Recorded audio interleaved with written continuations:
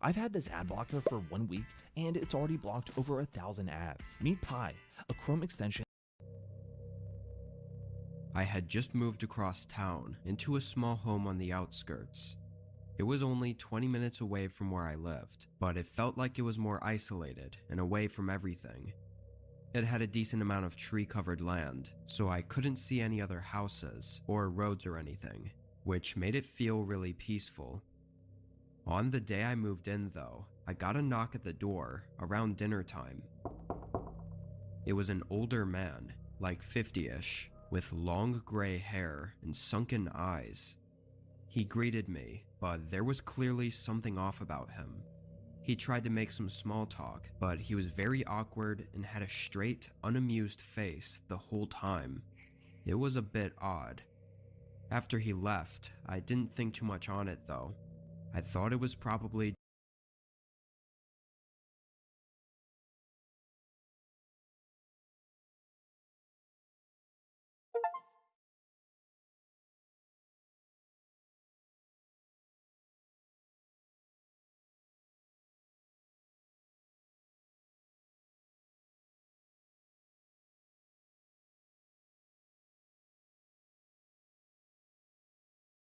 This is a pretty disturbing story, and while I began to tell it, I could feel goosebumps on my skin.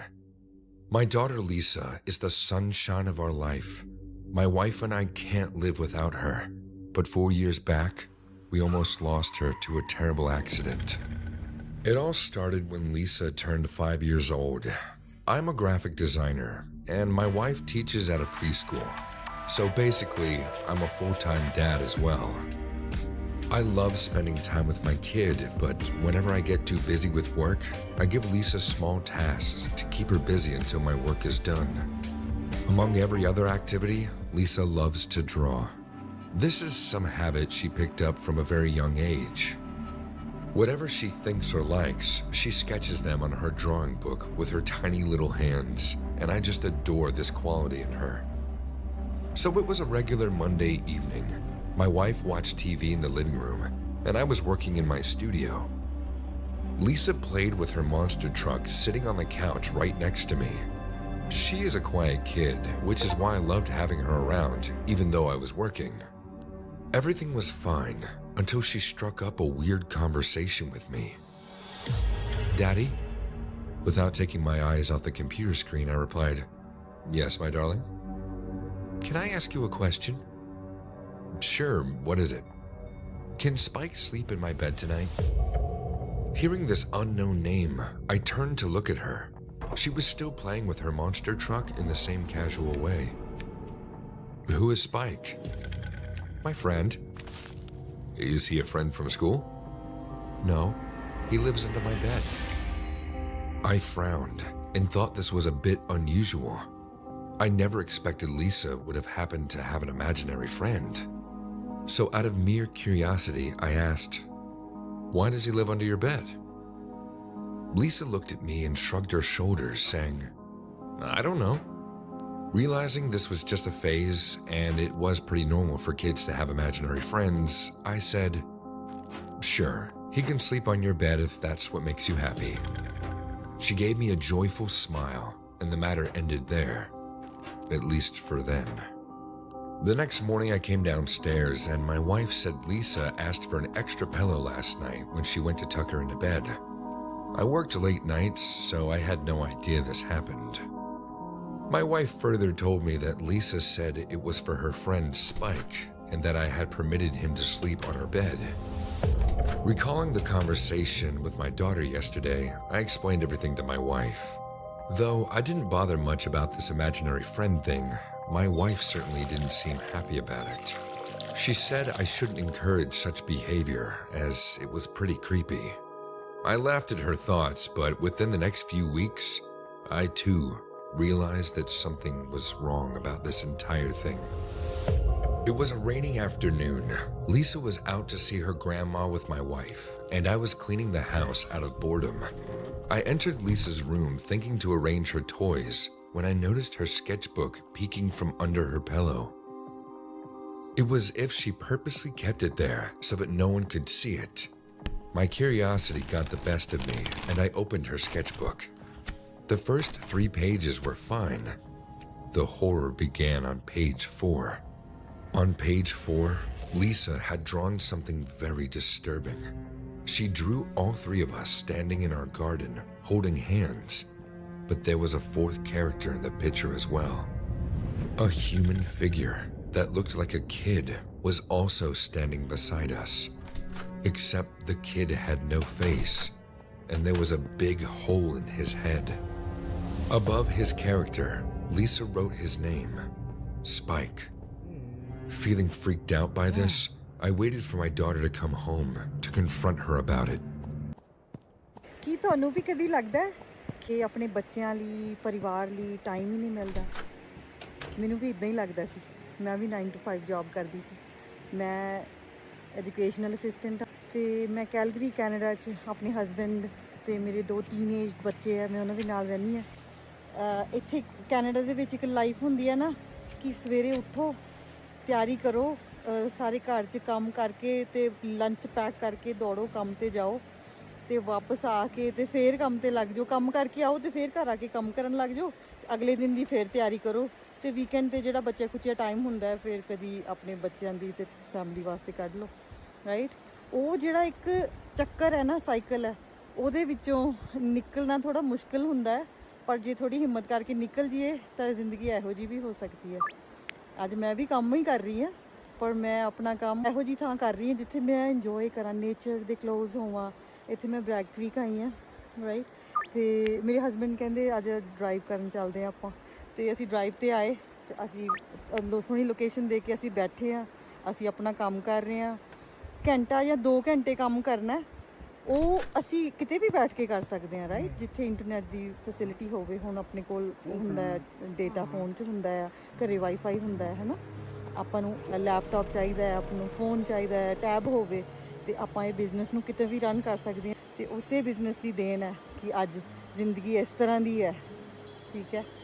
ਤੇ ਮੇਰੇ husband ਜਦੋਂ ਮੈਂ business ਸ਼ੁਰੂ ਕੀਤਾ, ਥੋੜ੍ਹੇ ਜਿਹੇ ਉਹਨਾਂ ਨੂੰ ਸ਼ੱਕ ਸੀ ਕਿ ਪਤਾ ਨਹੀਂ ਕੋਈ ਆਪਾਂ ਨੂੰ ਸਕੈਮ ਨਾ ਕਰ ਦੇਵੇ। ਜਿੱਦਾਂ ਹੁੰਦਾ ਨਹੀਂ, ਕੇਅਰ ਕਰਦੇ ਆ ਆਪਣੀ ਫੈਮਿਲੀ, ਜਿਹੜੇ ਜਿਹਦੇ ਦਿਮਾਗ 'ਚ ਆਉਂਦਾ ਨਾ ਕਿ ਕੋਈ ਸਕੈਮ ਨਾ ਕਰੇ, ਆਪਾਂ ਨੂੰ ਆਪਣੀ ਲਵਡ ਵਨਸ ਨੂੰ ਬਚਾਉਣਾ ਚਾਹੁੰਦੇ ਹੁੰਦੇ ਆ। ਮੈਨੂੰ ਬੜਾ ਰੋਕਿਆ ਇਹਨਾਂ ਨੇ, ਤੂੰ ਨਾ ਕਰ, ਪੈਸੇ ਵੀ ਖਰਾਬ ਕਰੇਂਗੀ ਆਪਣਾ, ਤੂੰ ਟਾਈਮ ਵੀ ਖਰਾਬ ਕਰੇਂਗੀ, ਹੁਣ ਜੌਬ ਦਾ ਵੀ ਨੁਕਸਾਨ ਹੋਊਗਾ, ਨਾ ਕਰ। ਮੈਂ ਕਿਹਾ ਨਹੀਂ, ਆਪਾਂ ਇੱਕ ਵਾਰੀ ਟਰਾਈ ਕਰਦੇ ਹਾਂ। ਅਸੀਂ ਕੀਤਾ, ਇਹਨਾਂ ਨੂੰ ਵੀ ਵਧੀਆ ਲੱਗਿਆ ਤੇ ਅੱਜ ਮੇਰੇ ਹਸਬੈਂਡ ਨੂੰ ਟ੍ਰੇਨ ਕਰ ਰਹੀ ਹਾਂ ਮੈਂ। ਹੀ ਇਜ਼ ਆਲਸੋ ਵਰਕਿੰਗ ਯਾ। ਤੇ ਇਹ 18 ਸਾਲ ਤੋਂ ਉੱਪਰ ਜਿਨ੍ਹਾਂ ਦੀ ਉਮਰ ਹੈ ਉਹ ਇਹ ਬਿਜ਼ਨਸ ਕਰ ਸਕਦੇ। ਇਹਦੇ ਵਿੱਚ ਇਸ ਤਰ੍ਹਾਂ ਹੈ ਕਿ ਤੁਸੀਂ ਕੁਛ ਵੀ ਸੈੱਲ ਨਹੀਂ ਕਰਨਾ, ਵੇਚਣਾ ਨਹੀਂ ਗਾ ਕਿਸੇ ਨੂੰ ਜਾ ਕੇ। ਜਿਵੇਂ ਕਹਿੰਦੇ ਆ ਨਾ ਕਿ ਤੁਸੀਂ ਫੋਨ ਕਰਕੇ ਆਪਣੇ ਉਹਨਾਂ ਨੂੰ ਦੱਸੋ, ਹਰ ਇੱਕ ਨੂੰ ਜਿਹਨੂੰ ਤੁਸੀਂ ਦੇਖਦੇ ਹੋ ਉਹਦੇ ਵਿੱਚ ਤੁਹਾਨੂੰ ਇੱਕ ਬਾਇਰ ਦਿਖਦਾ, ਉਸ ਤਰ੍ਹਾਂ ਦਾ ਬਿਜ਼ਨਸ ਨਹੀਂ ਹੈ। ਤੁਸੀਂ ਕਿਸੇ ਫਰੈਂਡ ਨੂੰ ਜਾਂ ਕਿਸੇ ਫੈਮਿਲੀ ਮੈਂਬਰ ਨੂੰ ਮਿਲੇ ਨਾ ਤੇ ਬਸ ਤੁਹਾਡੇ ਦਿਮਾਗ 'ਚ ਬਿਜ਼ਨਸ ਚੱਲਦਾ ਹੁੰਦਾ ਵੀ ਇਹਨਾਂ ਨੂੰ ਕੋਈ ਚੀਜ਼ ਕਿੱਦਾਂ ਵੇਚੀ ਜਾਵੇ, ਉਹ ਕੰਮ ਨਹੀਂ ਗਾ ਇੱਥੇ ਆਪਾਂ ਕਰਨਾ ਹੈਗਾ। ਇੱਥੇ ਆਪਾਂ ਸਿਰਫ ਲੋਕਾਂ ਦੀ ਹੈਲਪ ਕਰਨੀ ਹੈ, ਬਿਜ਼ਨਸ ਮਾਡਲ ਇੰਟਰੋਡਿਊਸ ਕਰਨਾ ਲੋਕਾਂ ਨੂੰ। ਇੱਕ ਤਾਂ ਜਿੱਦਾਂ ਇੱਕ ਨਾ MLM ਵਰਗੇ ਬਿਜ਼ਨਸਿਸ ਹੁੰਦੇ ਆ, ਜਿੱਦਾਂ ਮੈਂ ਨਾਮ ਨਹੀਂ ਲਊਂਗੀ ਕਿਉਂਕਿ ਉਹਨਾਂ ਦੇ ਬਿਜ਼ਨਸ ਹੈ, ਰਾਈਟ। ਉਹ ਉਹਨਾਂ ਲਈ ਚੰਗਾ ਹੈ and we appreciate that if somebody is getting a benefit from that. But ਜਿਹੜਾ ਸਾਡਾ ਬਿਜ਼ਨਸ ਹੈ ਇਹ ਪੂਰਾ ਗਵਰਨਮੈਂਟ ਟੈਕਸ ਬਿਜ਼ਨਸ ਹੈ। ਜਿਸ ਤਰ੍ਹਾਂ ਤੁਸੀਂ T4 ਮਿਲਦੀ ਹੈ ਆਪਾਂ ਨੂੰ ਐਂਡ ਆਫ ਦਾ ਈਅਰ, ਤੇ ਅਸੀਂ ਟੈਕਸਿਸ ਭਰਦੇ ਹਾਂ, ਠੀਕ ਹੈ। ਇਹਦੇ ਵਿੱਚ ਤੁਹਾਨੂੰ ਸਪੋਰਟ ਬਹੁਤ, ਕਮਿਊਨਿਟੀ ਬਹੁਤ ਜ਼ਿਆਦਾ ਅੱਛੀ ਹੈ, ਜਿਹਦੇ ਵਿੱਚ ਤੁਹਾਨੂੰ 24 ਘੰਟੇ ਟ੍ਰੇਨਿੰਗ ਦੀ ਐਕਸੈਸ ਹੁੰਦੀ ਹੈ, ਠੀਕ ਹੈ। ਉਹ ਟ੍ਰੇਨਿੰਗ ਜਿਸ ਤਰ੍ਹਾਂ When she came home, I showed her the drawing and asked, "Is this your friend Spike?"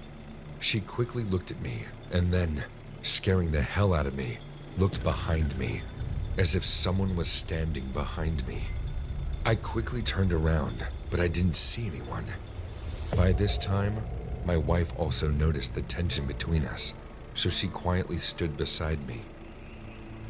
"What is there, Lisa?" "Nothing." "You didn't answer my question. Is this your friend Spike?"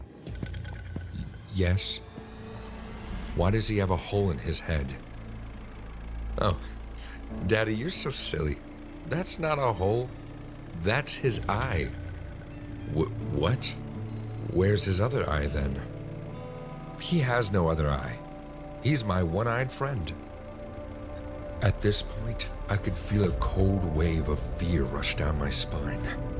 My wife and I exchanged a fearful look, and then I crouched down to Lisa's level. I didn't want to come out strong because kids can be very impressionable in moments like these.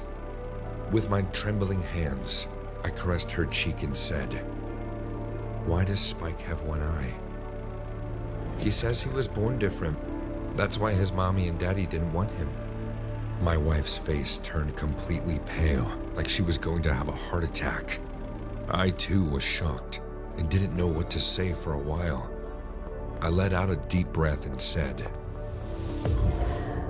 "What else did Spike tell you?" "He said you and mommy want a little brother for me, and once he comes, you will not want me anymore." Now this is where I almost shat my pants. Last night, my wife and I did have a conversation about trying for a boy so that Lisa could have a sibling. But there's no way Lisa could know about it.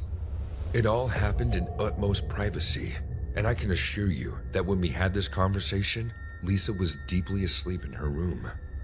My wife almost burst out into tears, and I immediately hugged Lisa, saying, No, that's never going to happen. Mommy and I will always love you the same way we do now. I don't know where you're thinking all this, darling. You know Spike is not real, right? He's just in your mind. You won't even remember him once you grow up. This is all just a..." Before I could finish, the light bulb in our living room burst with a bang, shattering broken glass everywhere. We were so stunned by this unexpected event that we all froze like statues. That night, we all slept in our room, and I decided to stay with my parents, taking my family away for a while. It was around 2:15 in the morning when I heard a weeping sound coming from a close distance.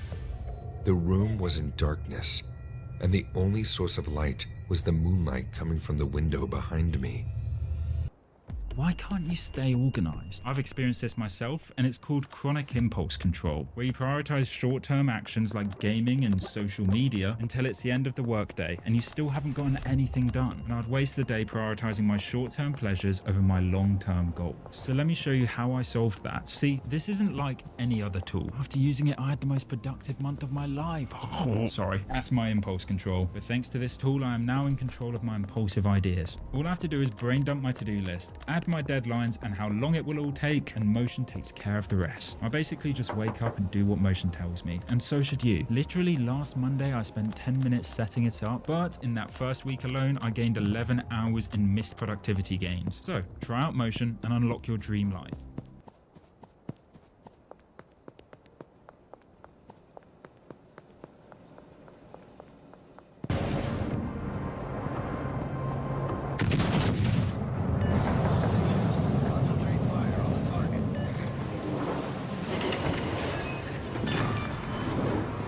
Battleship sunk.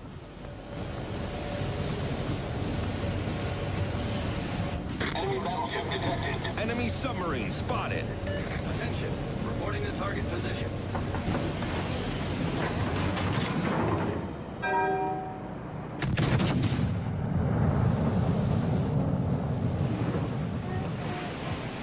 Enemy heavily damaged.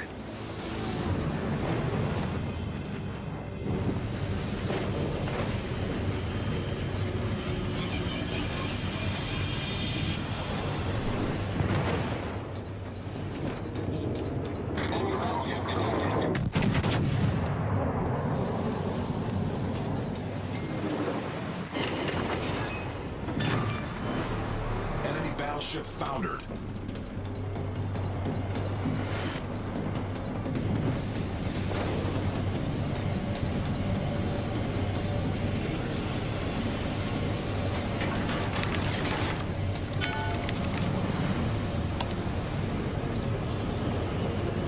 I need intelligence data.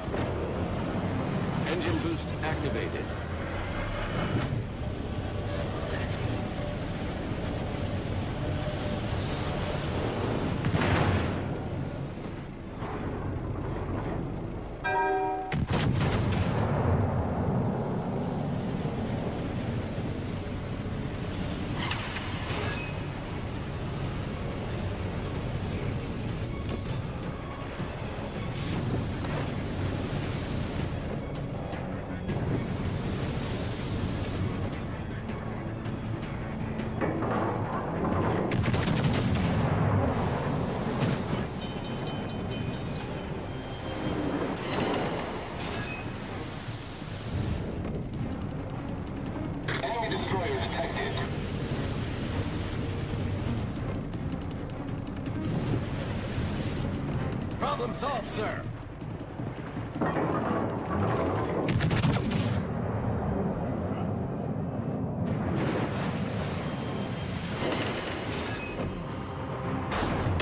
The ship is on fire.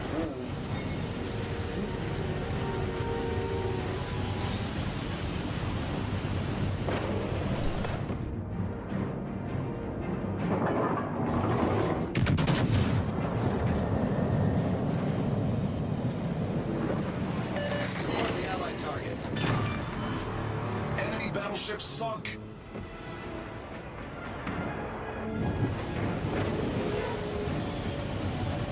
All stations, reporting the position of a strategic target. Enlisting support.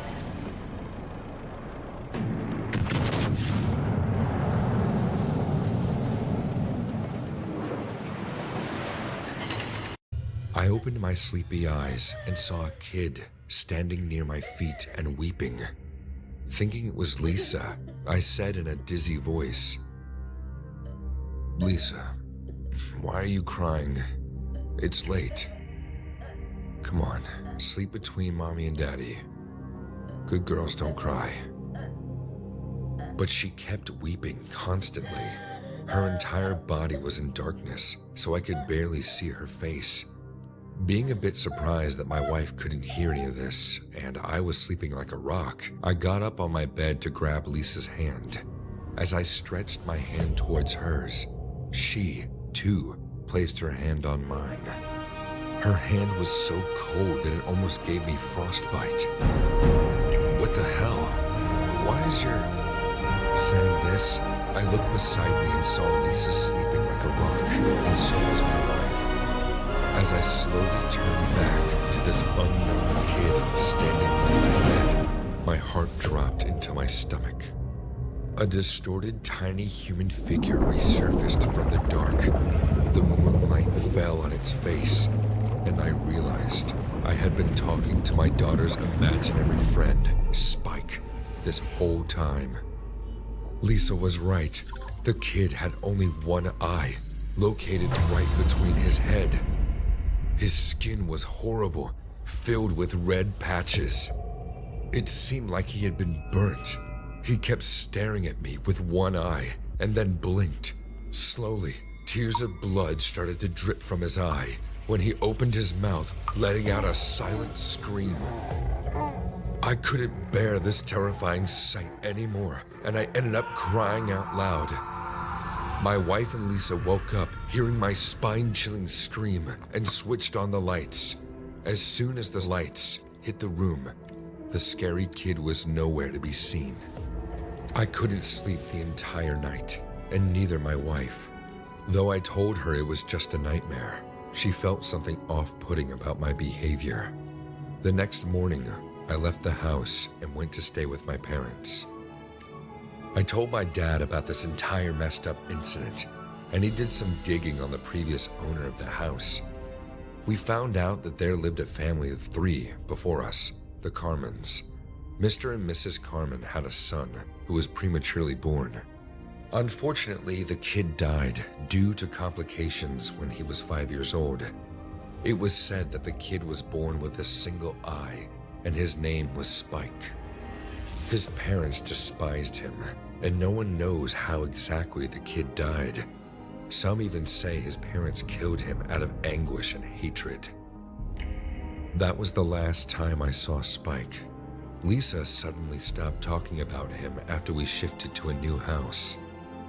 If you ask me, I feel really bad for that poor kid. If anyone deserved to die, it was his horrible parents, that's for sure. We drilled a little too deep. The truth lies hidden.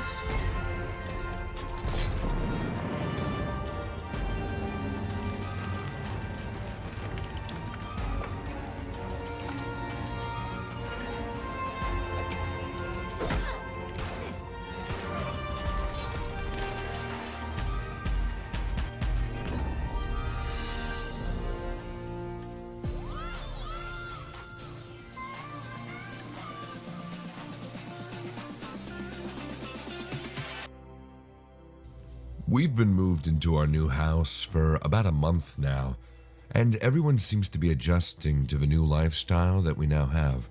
My wife has found a new job, which she enjoys, making several new friends there. My son, Noah, has also settled in well at his new school. His teacher, Mrs. Cavill, was a younger woman, around 30, who Noah seemed to really like. He would always come home and tell my wife and me all about the fun he had at school and the fun lessons that Mrs. Cavill would teach. I had only met her once when I dropped Noah off at school on the first day, and as far as I could tell, she was a very nice lady. Every night, Noah would come home with a different homework that he would have to complete before school the next day. I'm not a massive fan of homework, but it seemed like Mrs. Cavill always set simple tasks that could easily be completed in a night. Jurassic World. One night for homework, This Noah had to ask a is where our parent what they story did for work begins. and ask 3 questions about their Scientific job. breakthrough And another night, he had to research their favorite animals. So nature did what it does and unleashed chaos. This time, we were deeper into the illusion of control, and the chaos brought something much worse. And for a moment, we remembered how precious life is. But time has a funny way of softening our memory of what it's like to lose control. And ambition. Ambition is a persistent thing. For the dinosaurs left behind, time was becoming immaterial. From miracles of science to assets destined for exploitation. Perhaps it's time to reflect on the true nature of nature. An endless cycle with one goal: survival. And this means that dinosaurs and humanity have to find a way to work out their differences.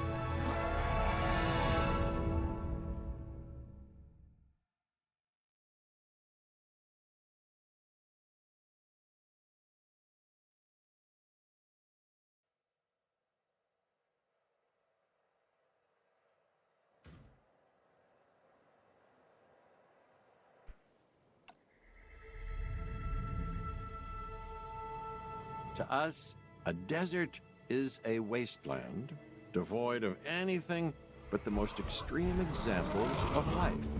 But creatures once thrived in these lands hundreds of millions of years ago.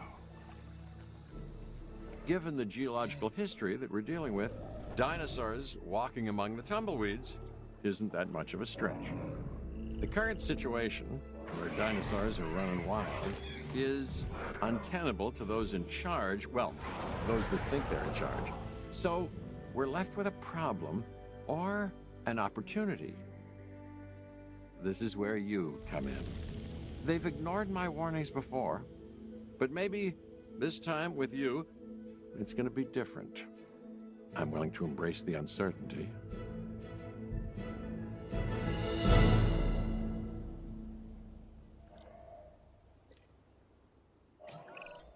Okay, I guess an introduction is in order. I'm Cabot Finch, Assistant Director of the U.S. Department of Fish and Wildlife.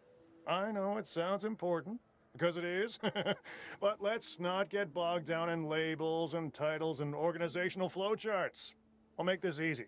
You work for me. See, nothing to it. You'll be working with the experts. This is Claire Deering and Owen Grady. And yes, we have first-hand experience with the dinosaurs. I'm the former operations manager at Jurassic World. Owen and I actually helped build the park. And unfortunately, we were there to witness its destruction. And this is Owen. He works with velociraptors.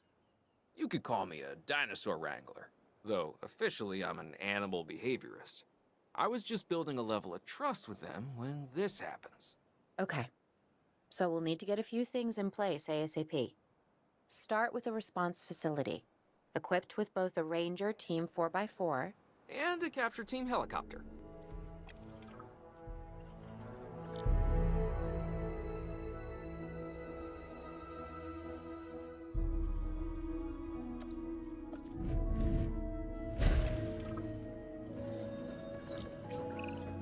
We are making excellent progress, so let's stay focused. Next step, building a backup generator. Then feeding the energy it creates to the response facility. And also make sure the building is connected to the PATH network. It only does us good if it's operational.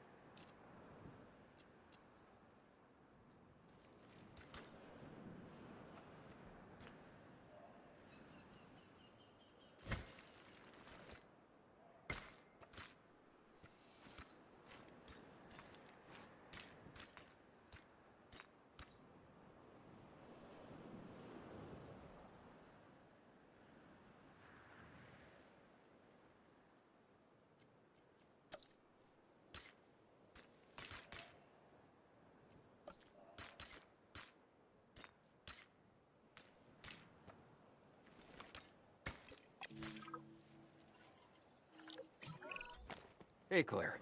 We may have trouble tracking this dinosaur from the ground, and even more trouble if we're lucky enough to find it. Then the sensible thing is to take a capture team helicopter.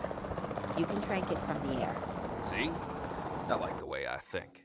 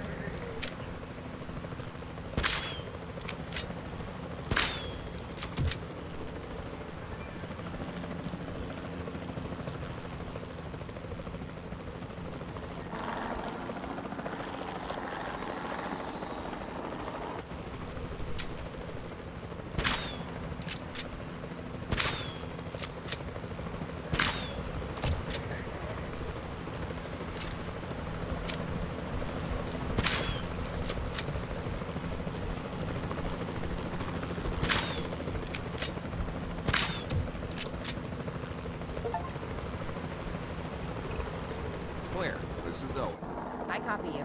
We have it. Capture successful. I knew you'd do it. Never had a doubt. Really? Well, maybe one or two.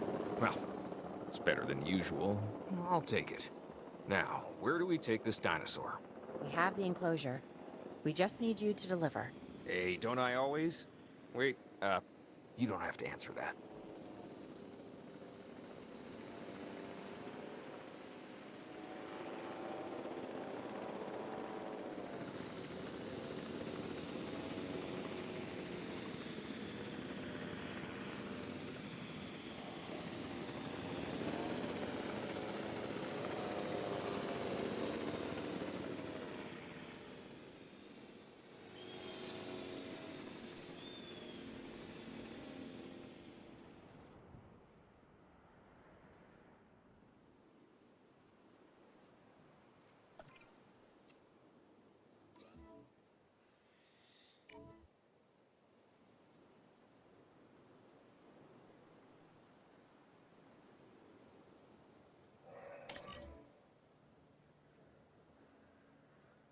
Asset to be collected.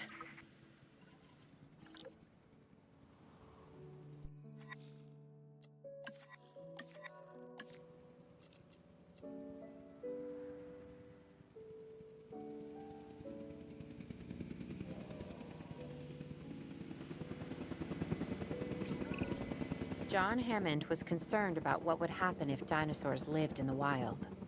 It adds a whole new level of challenge, and perhaps opportunity.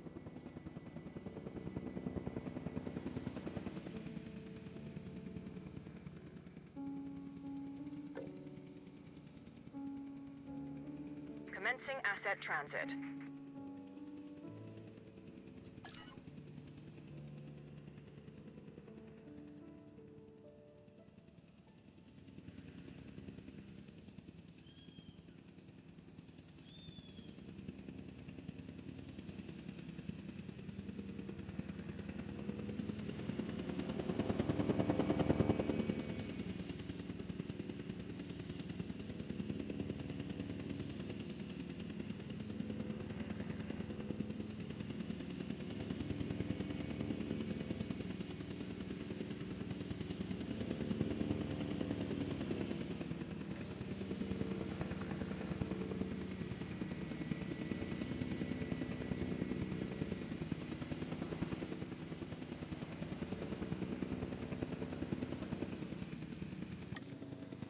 Asset has been transported. Whew, I instantly recognize this dinosaur. Kinda hard to forget once you've been trapped in a room with one. We couldn't save that baryonyx, but we can certainly help this one.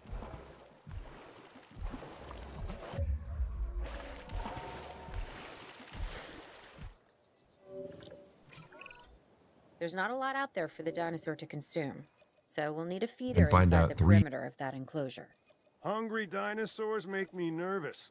Can't disagree with you there.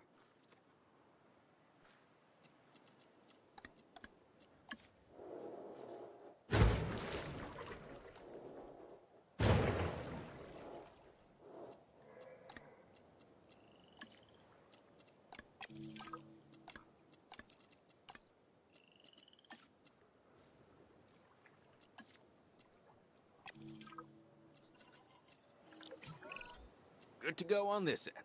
Copy. Okay. We need to get a full assessment of the dinosaur's health. Utilize a ranger team vehicle. Owen will help you get a status of the animal's overall welfare. Then we can plan our next move. We really need that? A plan? I mean, I've always been more of a just make it up as I go kind of guy. Tell you what, if this doesn't work, we'll try your way. That sort of sounds like a plan.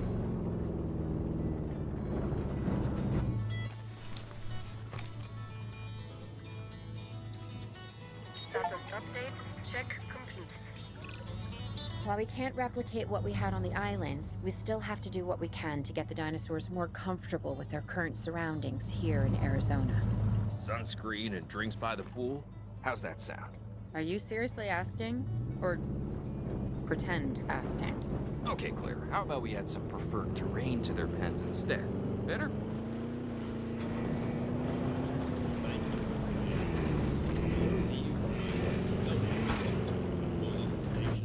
Well, why not stay for a while? Come on.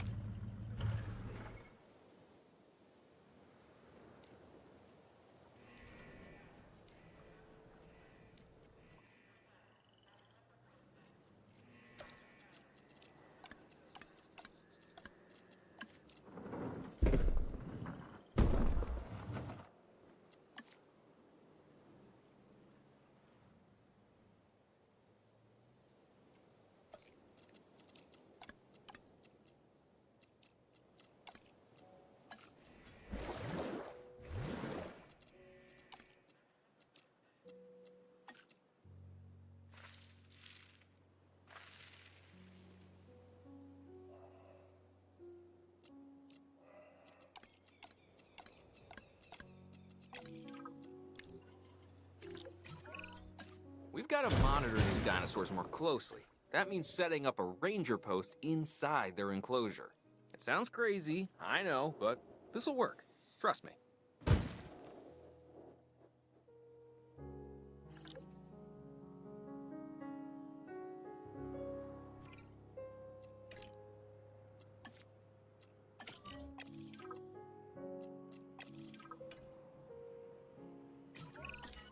I'm getting reports of dinosaurs running freely around the facility, Claire. The reports may be accurate, but they don't paint a complete picture of our current status. Angry dinosaurs on the loose. What am I missing? You're not angry. You're simply acting on instincts. The more threatened the dinosaurs feel, the more hostile they'll become. Especially if they sense survival is at stake. But it is. Both theirs and ours. Yeah, but only we know that. Now, anyway. We'll start by tranquilizing one of the dinosaurs from the helicopter, and then have a transport team bring it back to the facility. Great. Do it. Asset hit.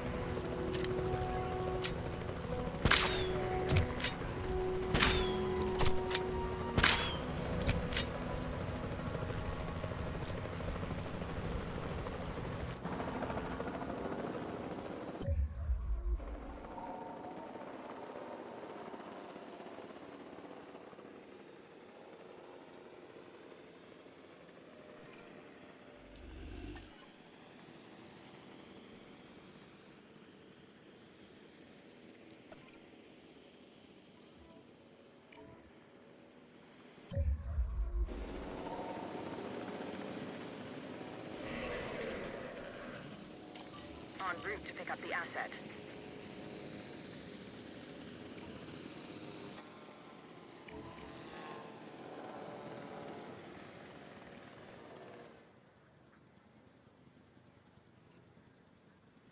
Asset transportation underway.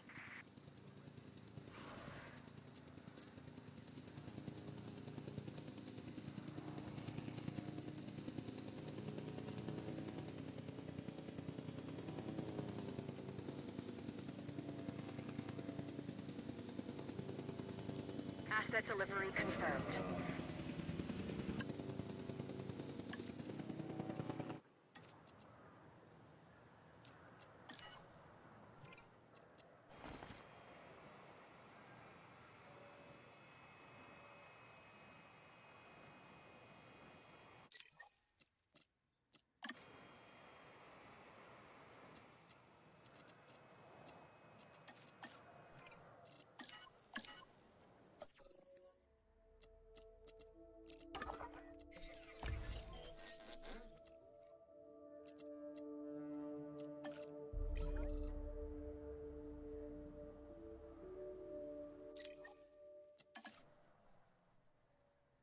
Interesting facts about them.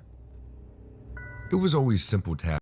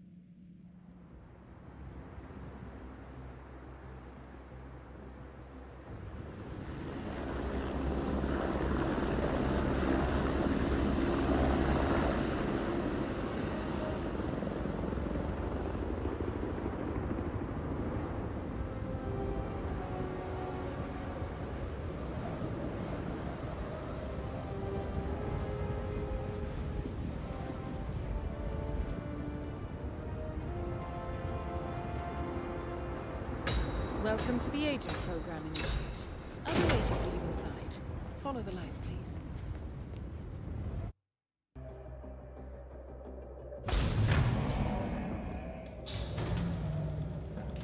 Majestic, isn't it?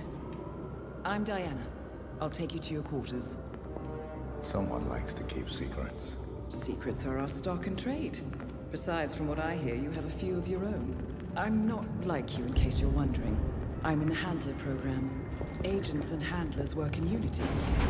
You know the expression, know your enemy? Well, that part is my job. Knowing your enemy is only half the victory. I know. You also need to know yourself. I'm working on it. I read your case file. Impressive work.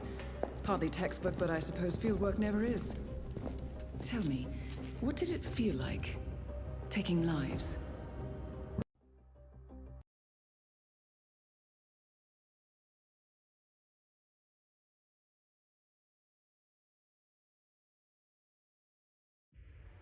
Welcome to Advanced Mission Training. This operation originally took place in Sydney. The target was Calvin Ritter, infamous cat burglar, also known as the Sparrow. You will need... As previous tests have established, you exhibit an unusual level of enhanced sensory perception. Use your instinct now to sense the position and movement of people around you and identify your target. That mechanic is in your way. Sneak up and subdue him quietly.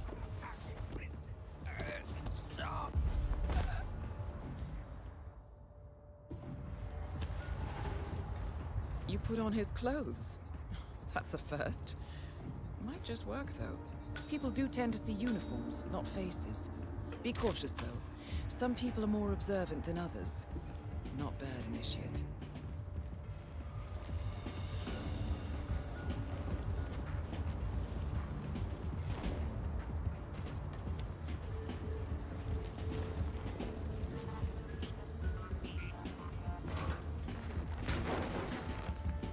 Right. They won't find him anytime soon.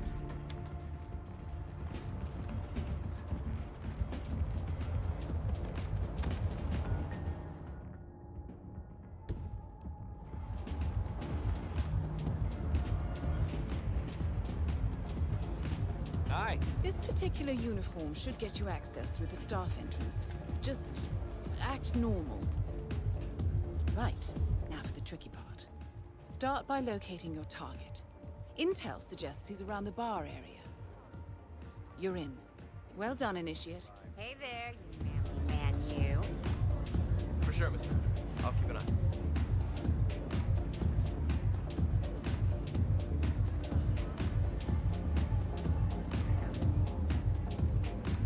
Hello there. No, sir. To be expected. Ritter's private deck is off limits for mechanics. If assimilation is the name of your game, you'll need a better disguise. What's that? What are you... Well, that's gonna leave a mark. Good thing we have insurance. Okay. Unlike mechanics, the cabin crew is allowed upstairs access. I see what you're getting at. Very unorthodox. I like it. Welcome. Mr. Ritter's expecting. What'll it be? Just fruit juice. Yacht crew. Impressive. The target's private deck. Now we're getting somewhere. Ah, but according to Intel, Ritter is another enforcer who picks his own cabin crew. So tread carefully. You're the finest beast the world has ever seen, but things are changing. This is the universe's way of telling you to quit. Get out of the game, or they This Sparrow.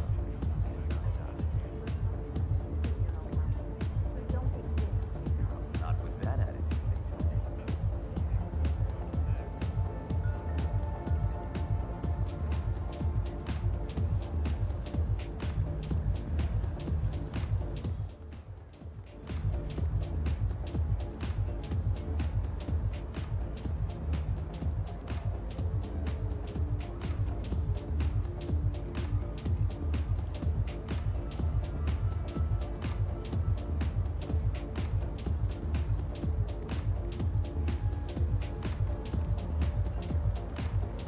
Target will spot you if you get too close. To eavesdrop on his conversation, try and find a way to blend in. Back already? Buddy, making us look bad. Chew your food, why don't you? Blending in, I see. Well done, Initiate. So good of you to fly down. Can I offer you a drink? Oh, no thank you. No. before 6. My wife is very insistent about that rule. My sympathies. So, excellent timing. I just had the computer set up in my office. Shall we? Yes, please. Lead the way. Nice impression. If we win, you can fix me a drink. Anyway, sounds like Ritter is about to have a private meeting with the gentleman in white. This could be useful. Nice day for it, isn't it?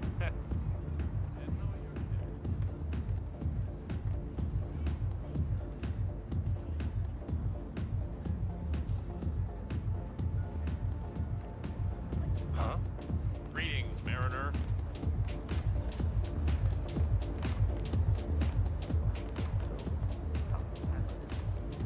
Most impressive. People get what they pay for, Mr. Northbone, and you paid for the best. Here, I'll pull the files for you.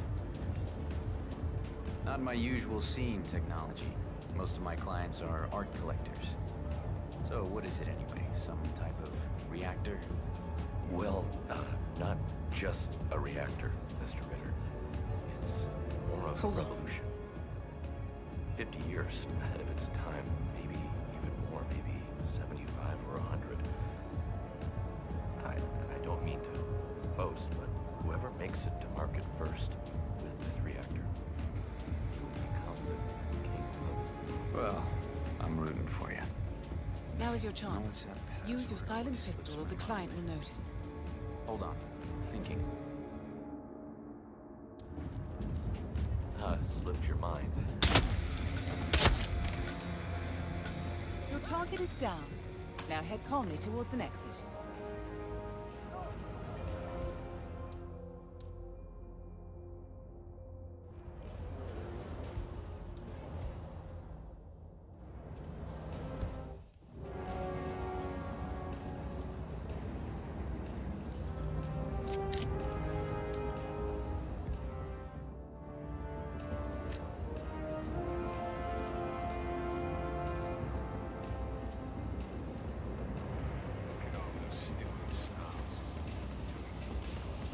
The red car marks your exfiltration point. Simply push the button and you're in the clear.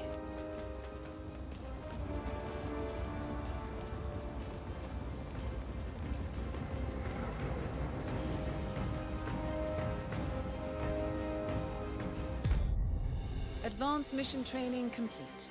And may I say, elegantly done, Initiate. I guess my hunch was right about you. I look forward to the final test.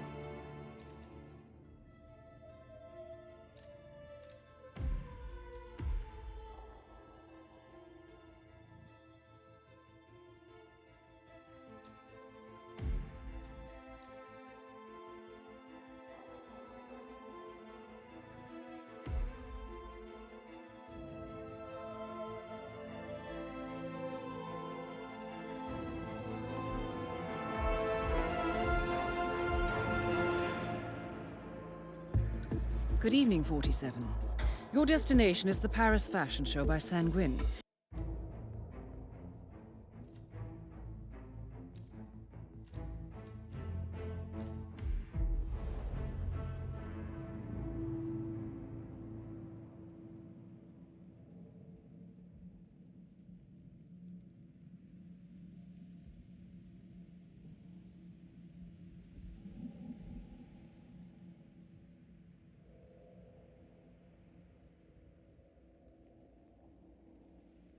Welcome to Paris 47.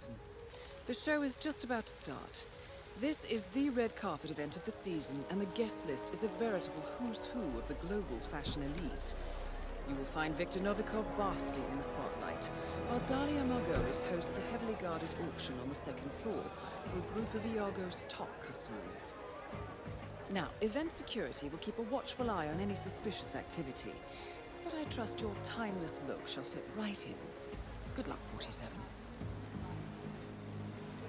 And impossible to ignore.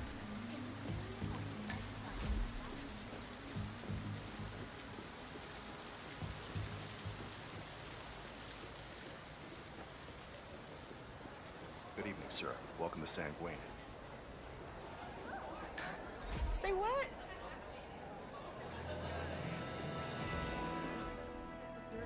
That is Viktor Novikov, head of Sanguine and ringleader of Iago. Quite the resume.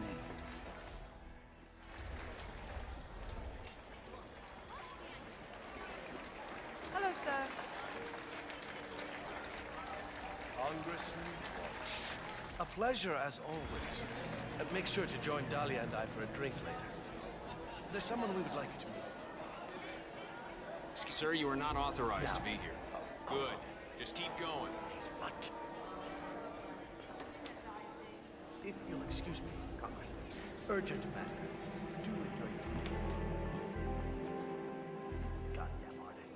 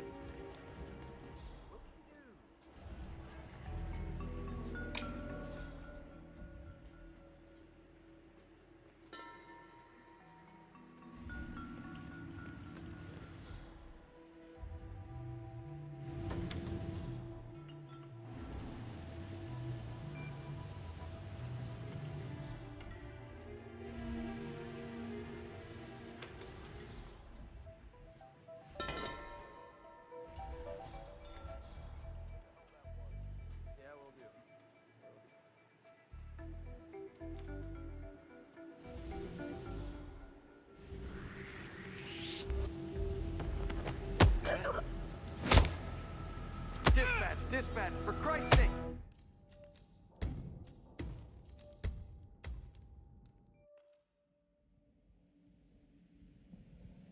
Welcome to Paris 47.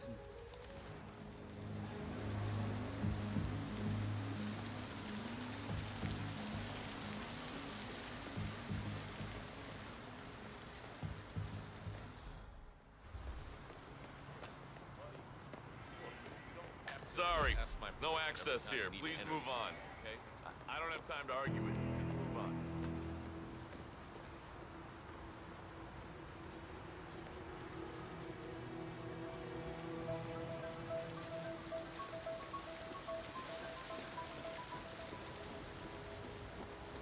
Welcome, sir. Enjoy the show. You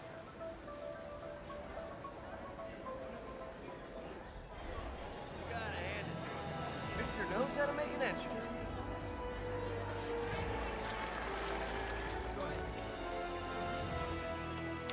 Man, I wish I had that jaw. Stop, you look fine. I know I look fine, but he's like a Greek god or something, you know? I can't believe he's actually here, you know, like in the same room Nice as looking us. tuxedo. Helmut Wrong Kruger's party, been though. my role You're not model coming through since here. college. You need to go back. You can't come through here. Come on, chop chop.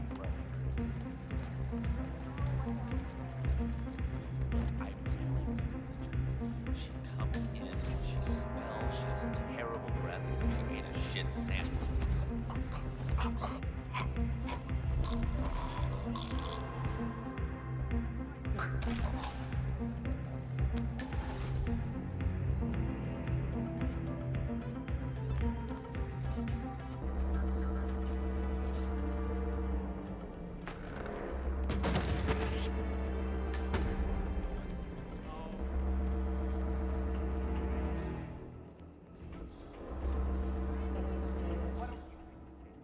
You all know how much we love you. Don't be assholes. Whether you like it or not, you are the star of this show. Because I do Back off a little, buddy. Start not freaking me out.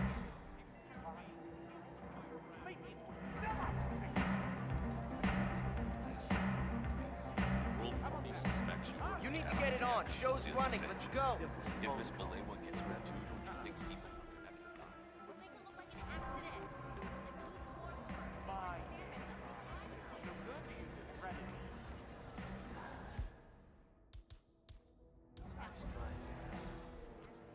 Very clever. But I don't need what? Now get on that stage. Hey, you hear me? Think we might have some disturbance.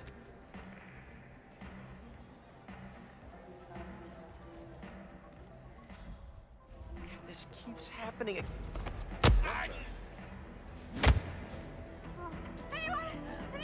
I'm too fast for you. Honey. Please, Where are they? help! We're all Horrible! good. I see. What's freaked out? Someone is in some serious trouble. Let me handle this.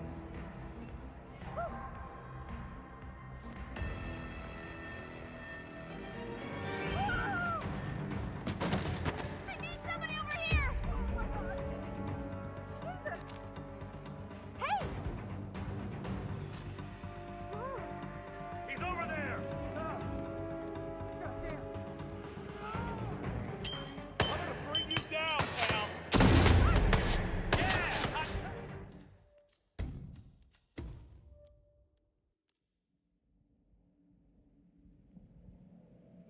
Welcome to.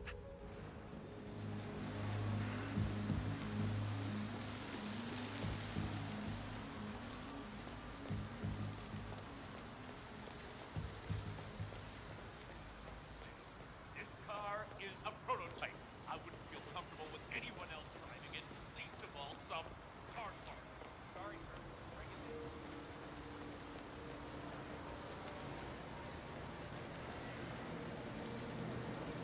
in. Step right in, sir. Enjoy your evening. Oh, you gotta hand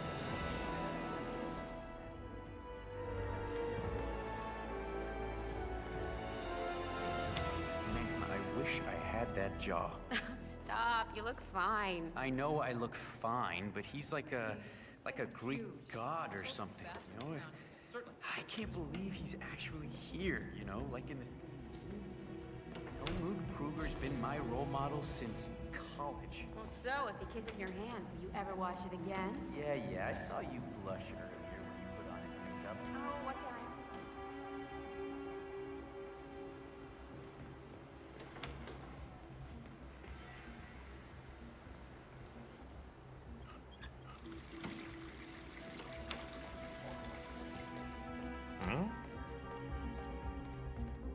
Oh, wow. Speaking of, that guy looks a lot like Helmut Kruger. Huh.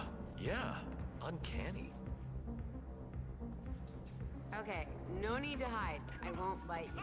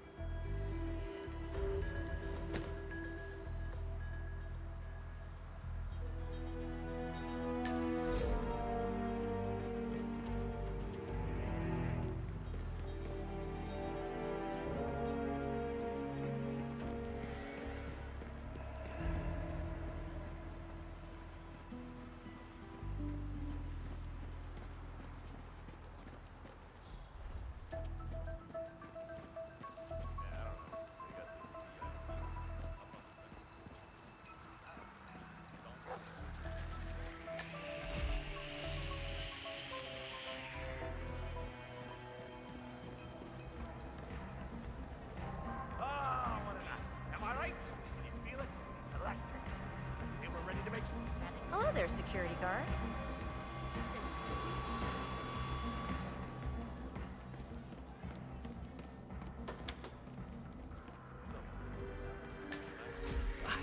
I'm not sure I know you, sir. Oh, this creep can't be a pal of yours, right? You. Yeah, you.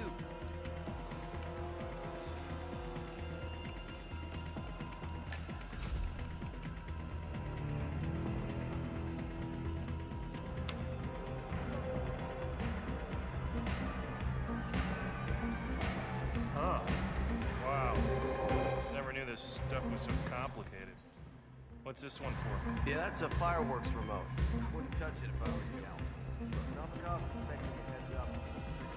I keep racking my brain hard. I just can't figure it out. What? How they...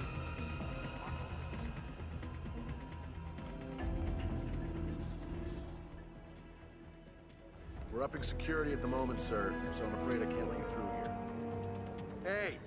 Leave when you're told to leave, okay?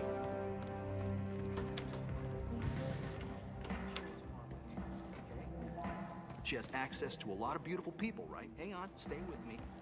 What if she's using the models to infiltrate the power elite and spy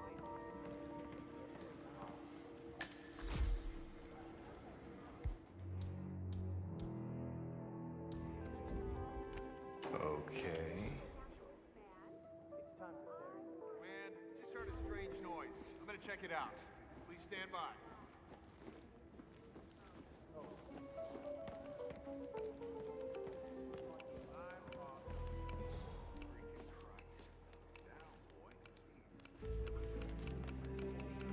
tell you, that woman is smarter than you and I and everyone we know put together.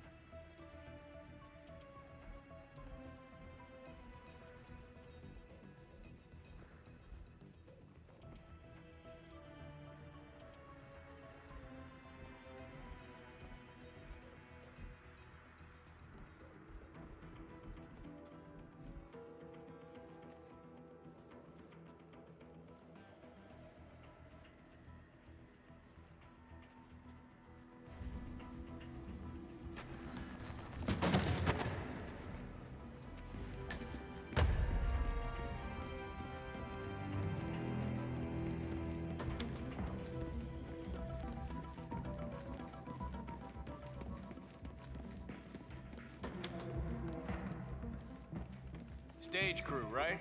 How you doing?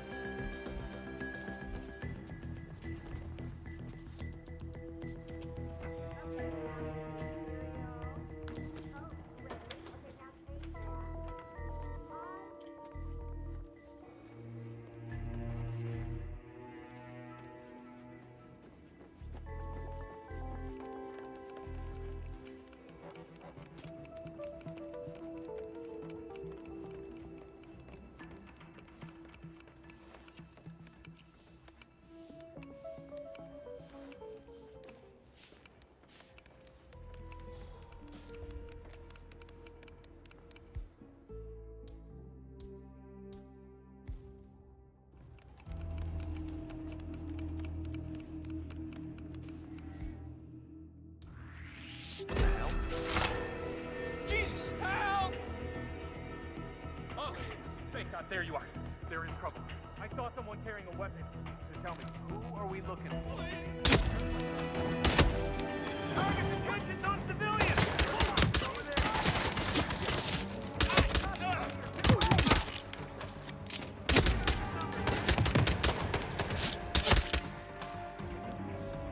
Contact! Get cover!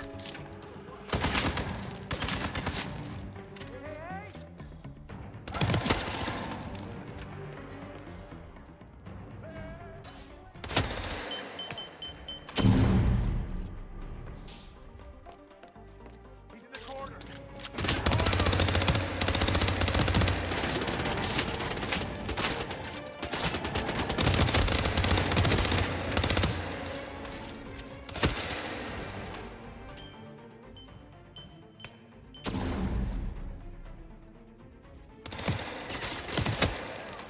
Down! Oh God, man, don't die, man, don't die!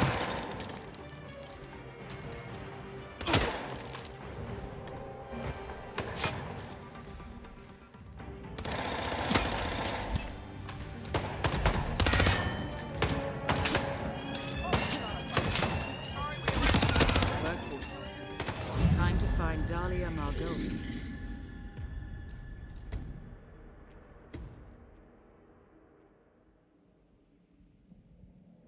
Welcome to Paris, 47.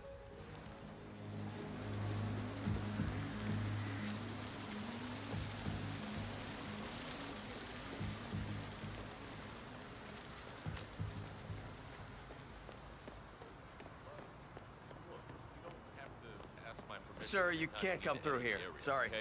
Please Staff move on. tonight are free to access the entire ground floor of the palace.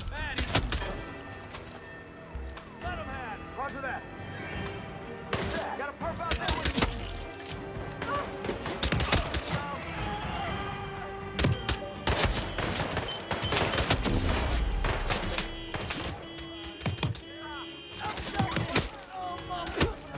Hello?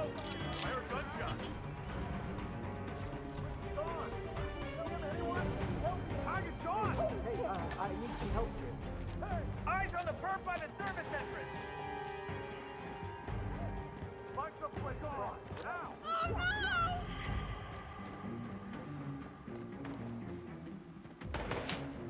Hey, calm down.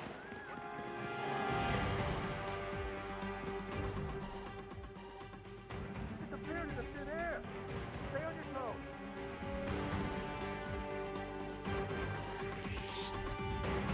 Shit, he's right there!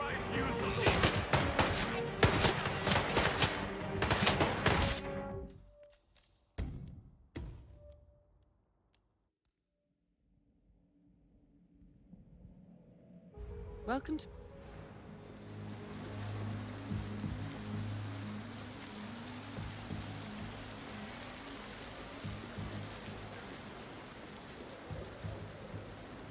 Good evening, sir. Welcome to San Queen.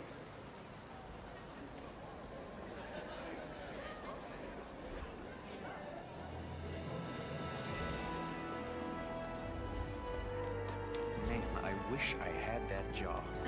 Stop. Fine. I know I look fine, but he's like a Greek god or something. I can't believe he's actually here, you know, like in the same room as us. Helmut Kru... Why are you trying to hide?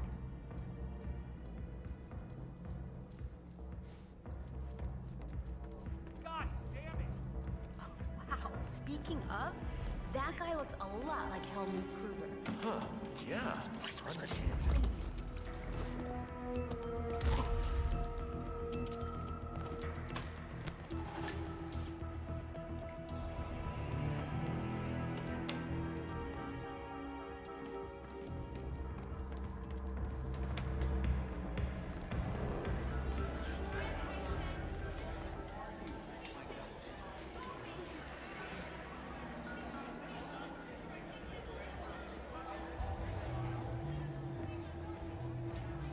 Never enough security, right?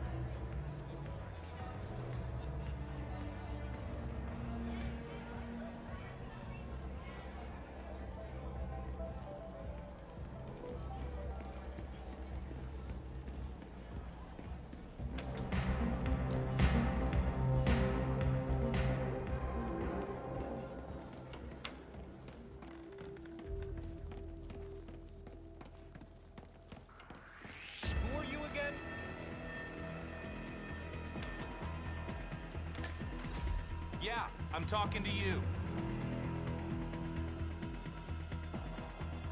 You don't want it.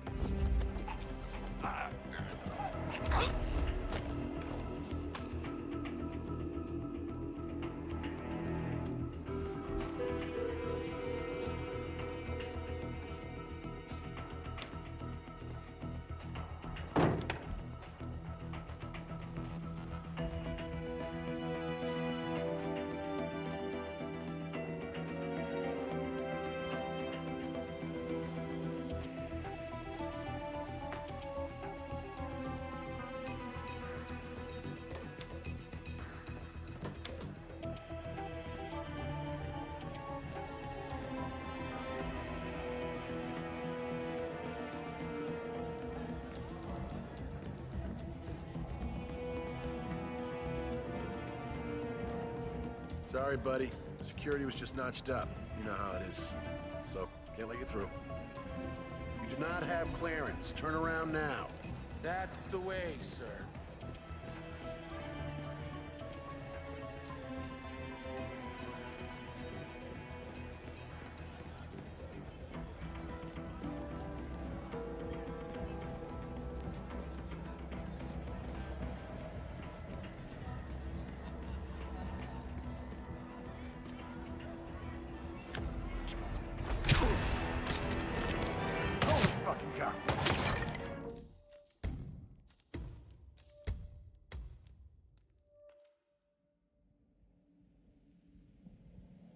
Welcome to Paris, 47.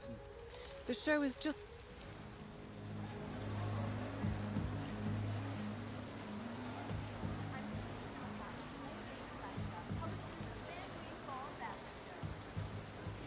Structure is a perfect metaphor for Sanguine owner Viktor Novikov's business philosophy. Make it big, bold, and impossible to ignore.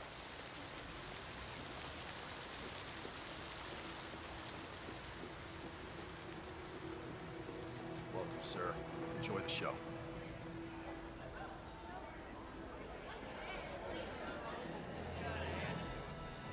Look! Look, there he is. Look, Daniel, she's nice. I don't know. They're so thin looking. Slim, Daniel, not thin. Sir, this is a restricted area. You're gonna have to move away. Thank you. Glad we speak the same language.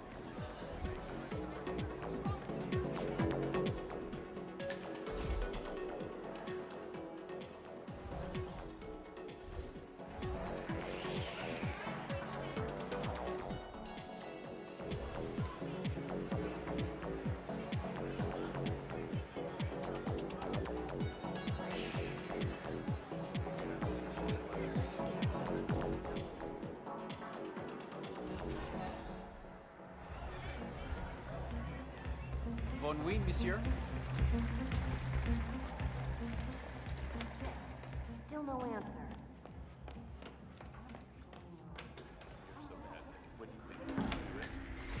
Weird.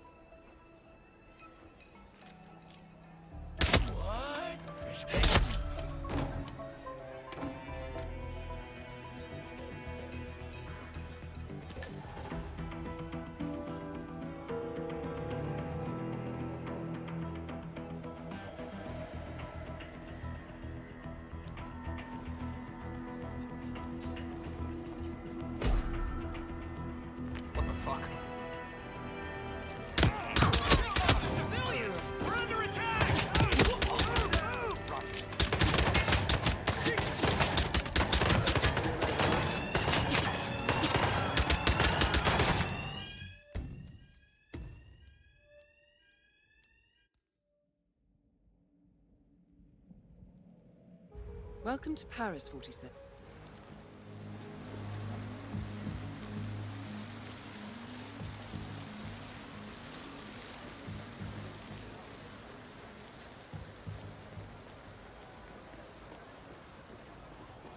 Oh, come on. Sir, you cannot enter these premises. Wait up. Man, I wish I had that job. Stop, you look fine. I know I look fine, but he's like a Greek god or something. I can't believe he's actually here, you know, like in the same room as us. Helmut Kruger's been my role model since college. Well, so if he kisses your hand, will you ever watch it again? Yeah, I saw you.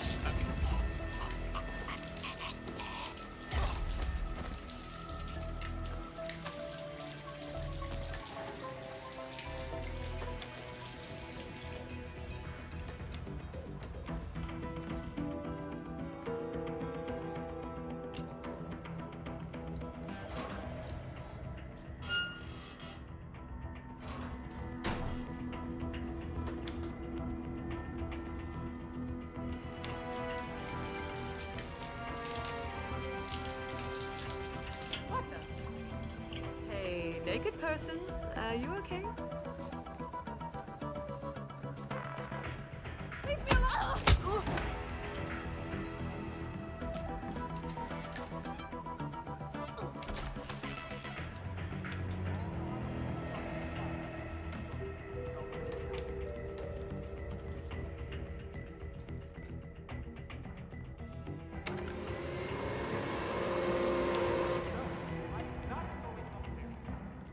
Wow, speaking of, that guy looks a lot like You're already Helmut looking Kruger. hella tight Huh, today. yeah. Keeping it real, what? What's up with you, big guy? You are seriously testing my patience. My name on this. No good to use this red. Hey, stop! Please! Really stop! That's some kind of lame-o to sit out. Fucking stop! Flank his ass! Come on, go! He's over there! He's trying to disguise himself! Sucker! He's gonna get behind me! Stay low! Yes, I see that.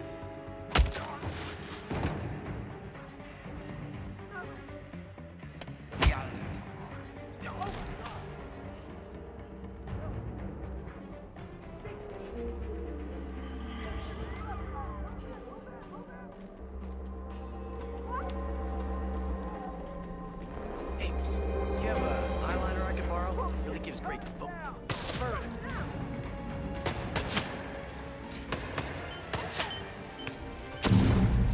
Hang on the wire! Sharp, gentlemen!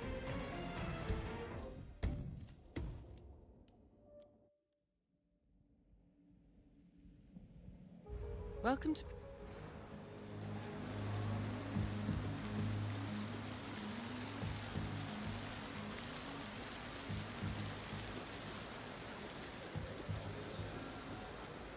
Step right in, sir.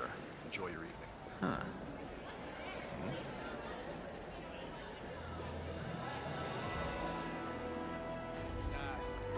Man, I wish I had that job. Stop, you look fine. I know I look fine, but he's like a Greek god or something.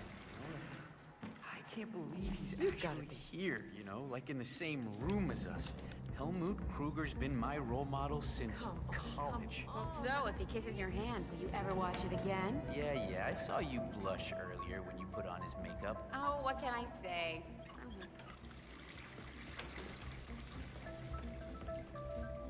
No.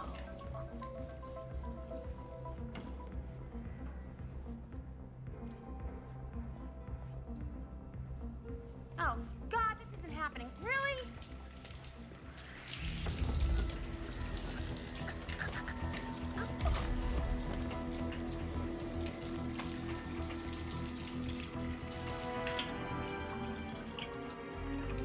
Whoa! Hello? Are you okay? Oh!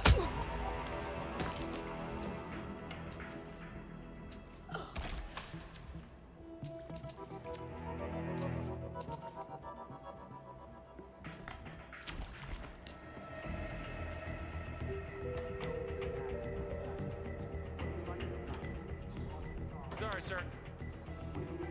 What are you sneaking around for? Oh, jeez.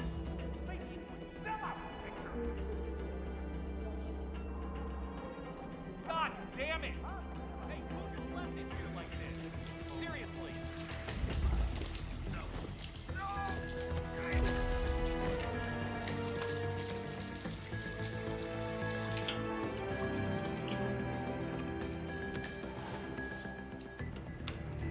But I don't.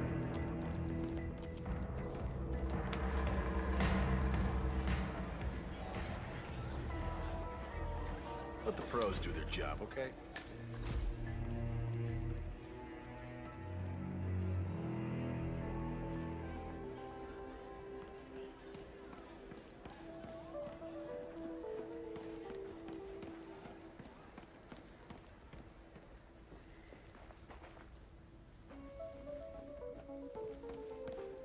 Let me know if I can be of help.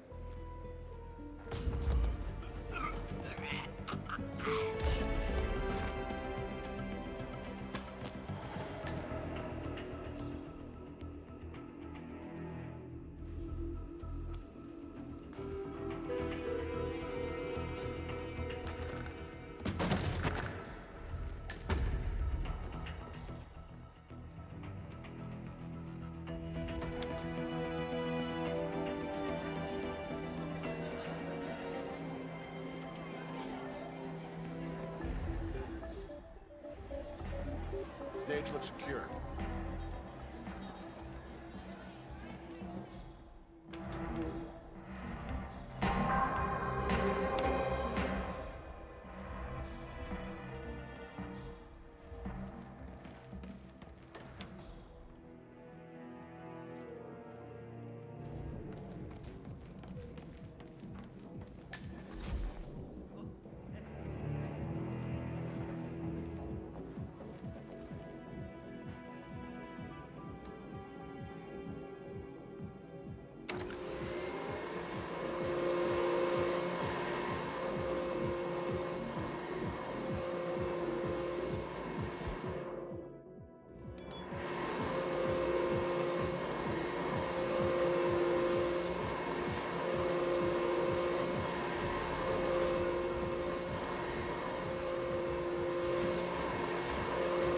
System shut down.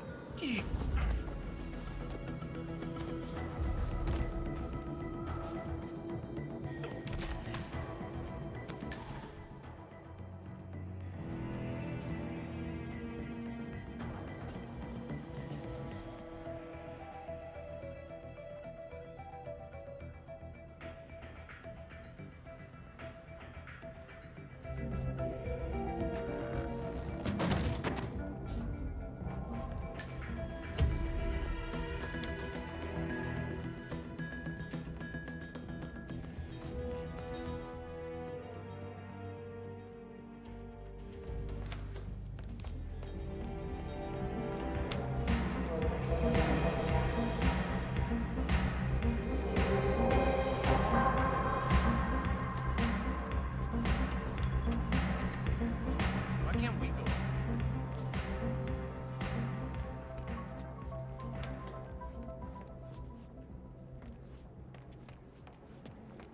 Sorry, we can't let anyone through without doing a security check first.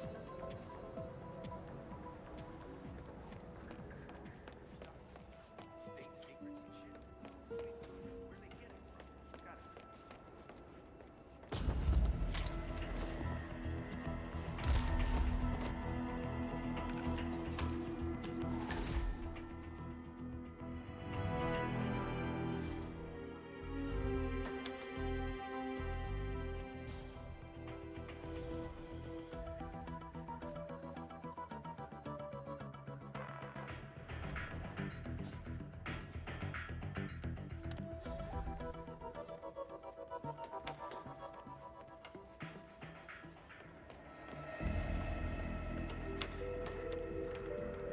Come on, chest out, chin up.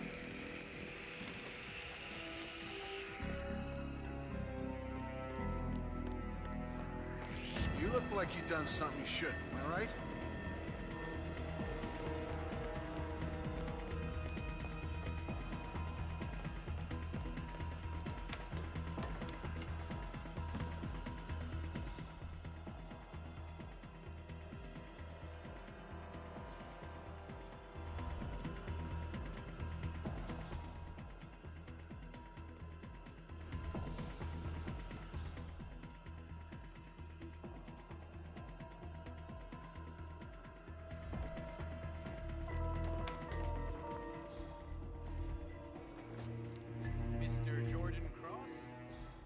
That is Dahlia Margolis, supermodel turned spy master. Prince Poe, how is your father? He is the sun and the moon, Miss Margolis. He does not complain. There's an item coming up. You might find it interesting. Jacqueline. A certain list. Courtesy Yes, of MI6. I'm at the auction. I see. Thank you for the information. The less you know, the better. I've been meaning to ask you. Plausible How deniability do and you all that. Let's just all see this, if I all give these Margolis secrets? the Chinese What is your trick?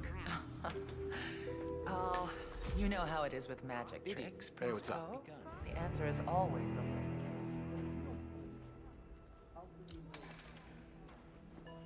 You don't. You just have to ask yourself whether the benefits I provide outweigh the damage I might inflict. What does Cross want in return? Guys is Republican as college football and evil. Switch sides now.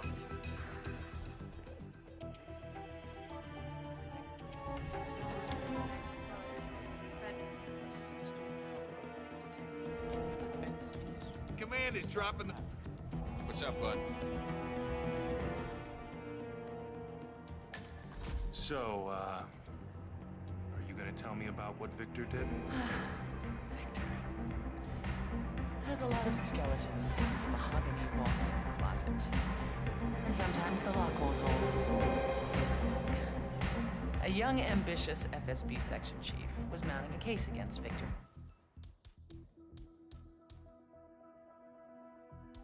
For past crimes. He got close. Too close. So Victor, failing for once to bribe or threaten his way out of trouble, made a deal with an assassin. Someone with...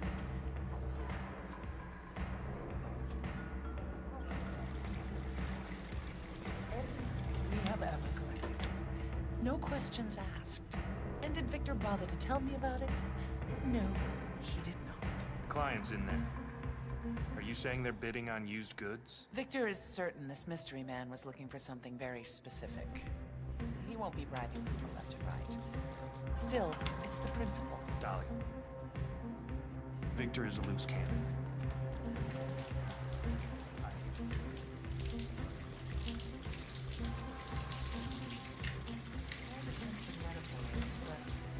Thought has crossed my mind. Dahlia, Camille is in position at the fashion show. So, who's the mark? Julian Wakefield, the actor. Camille is just his type. She's got that Ada Lockheed. You gotta be. Oh, damn it.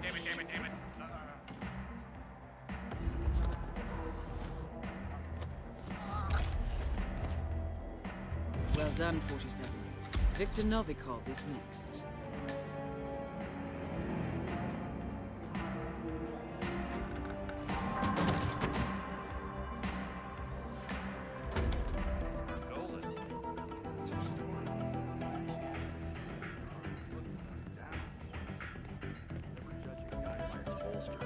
Tell you, that woman is... Hey, you there. Yeah, you, fishy fella.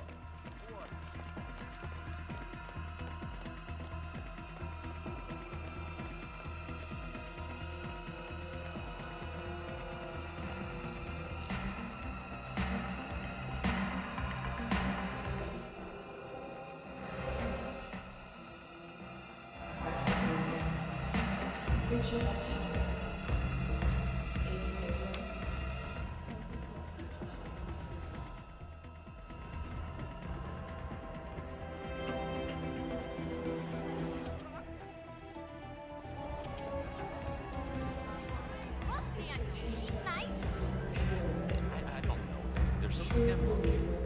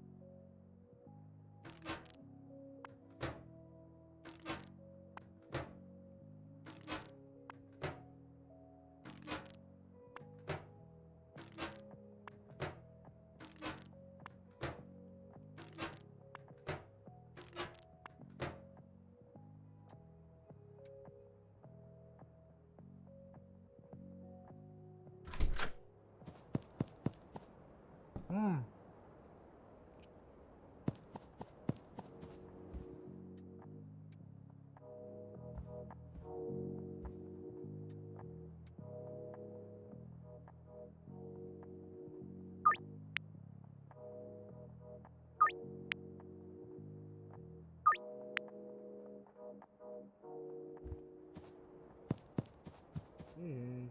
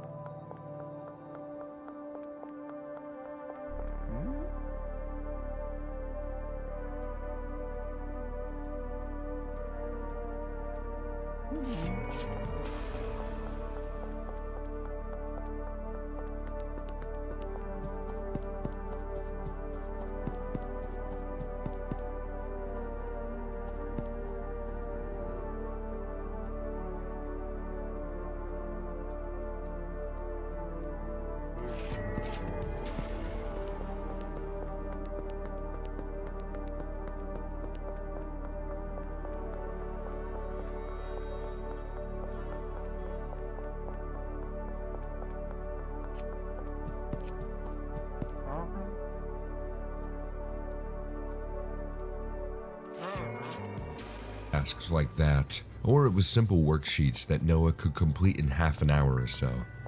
Every night, I would ask Noah what his homework was for the night, and then I would help him if he needed help. That's when I noticed the task becoming a little bit strange. One night, in Noah's third week of being in the new class, he came home looking upset. When he entered the kitchen, I asked him what was wrong, and he told me that everything was okay. I then asked him what the homework was for the night, and he said that he didn't have any. This was surprising because he always had some sort of homework task every single night. He had been in Miss Cavill's class, so it was strange that suddenly he didn't. Noah left the kitchen and went into his room, shutting the door behind him. He didn't usually close the door, but I thought he must have wanted some privacy. I could tell, though, that something was wrong, but he didn't want to say to me. Noah spent most of the night in his room, apart from dinner, when my wife and I told him he had to sit at the dinner table with us. He seemed to be in a better mood during dinner, and was pretty talkative and making jokes like he usually did. After dinner, though, he went back to his room and closed the door. We decided to let him stay in there a while, but after an hour or two, I went to see and tell him that it was time for bed. I walked down to his room, opened the door, and when I looked inside, I saw that he had already fallen asleep over his workbook. I quietly walk over to him to gently wake him up and move him to his bed. But that's when I saw the homework task that was set for the night. The title that was written in Noah's workbook was, "Would I miss my parents if I no longer lived with them?" Hello world, wake me up to another good morning, time to go. Got that smile. Gone pretty fast.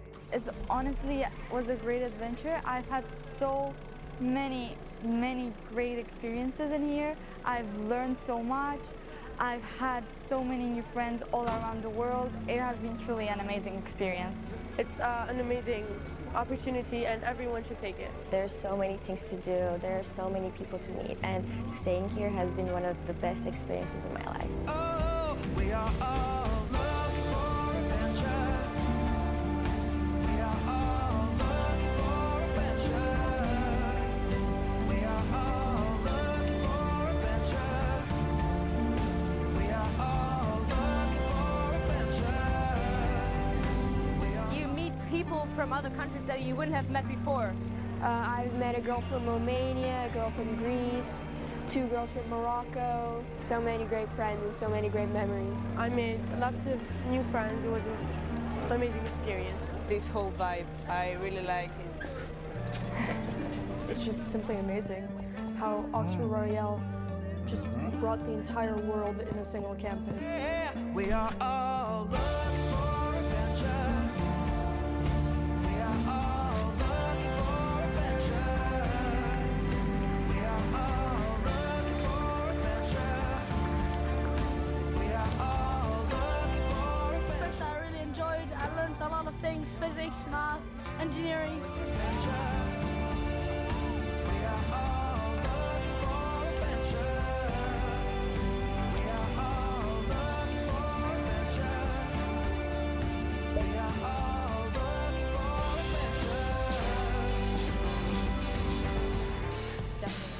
You have to, like, it's life-changing. Like, I was not like getting emotional, but I definitely was getting emotional over just, like, at the end of the first week, I was like, wow. Like, I didn't even know that I could make this many friends, like, have this much of an experience. Honestly, learned so much. Like, I've learned way more than I think I've, like, ever have about the whole world, like, just in this 1 week. That, like, when the 1 week was over, I was like, oh my gosh, like, I don't know if I can take this all in, there's so much. So I've enjoyed it, and I would tell them to definitely, please come. And come with me too if you want. Like, I'd do it again, 100%. Meant to be free.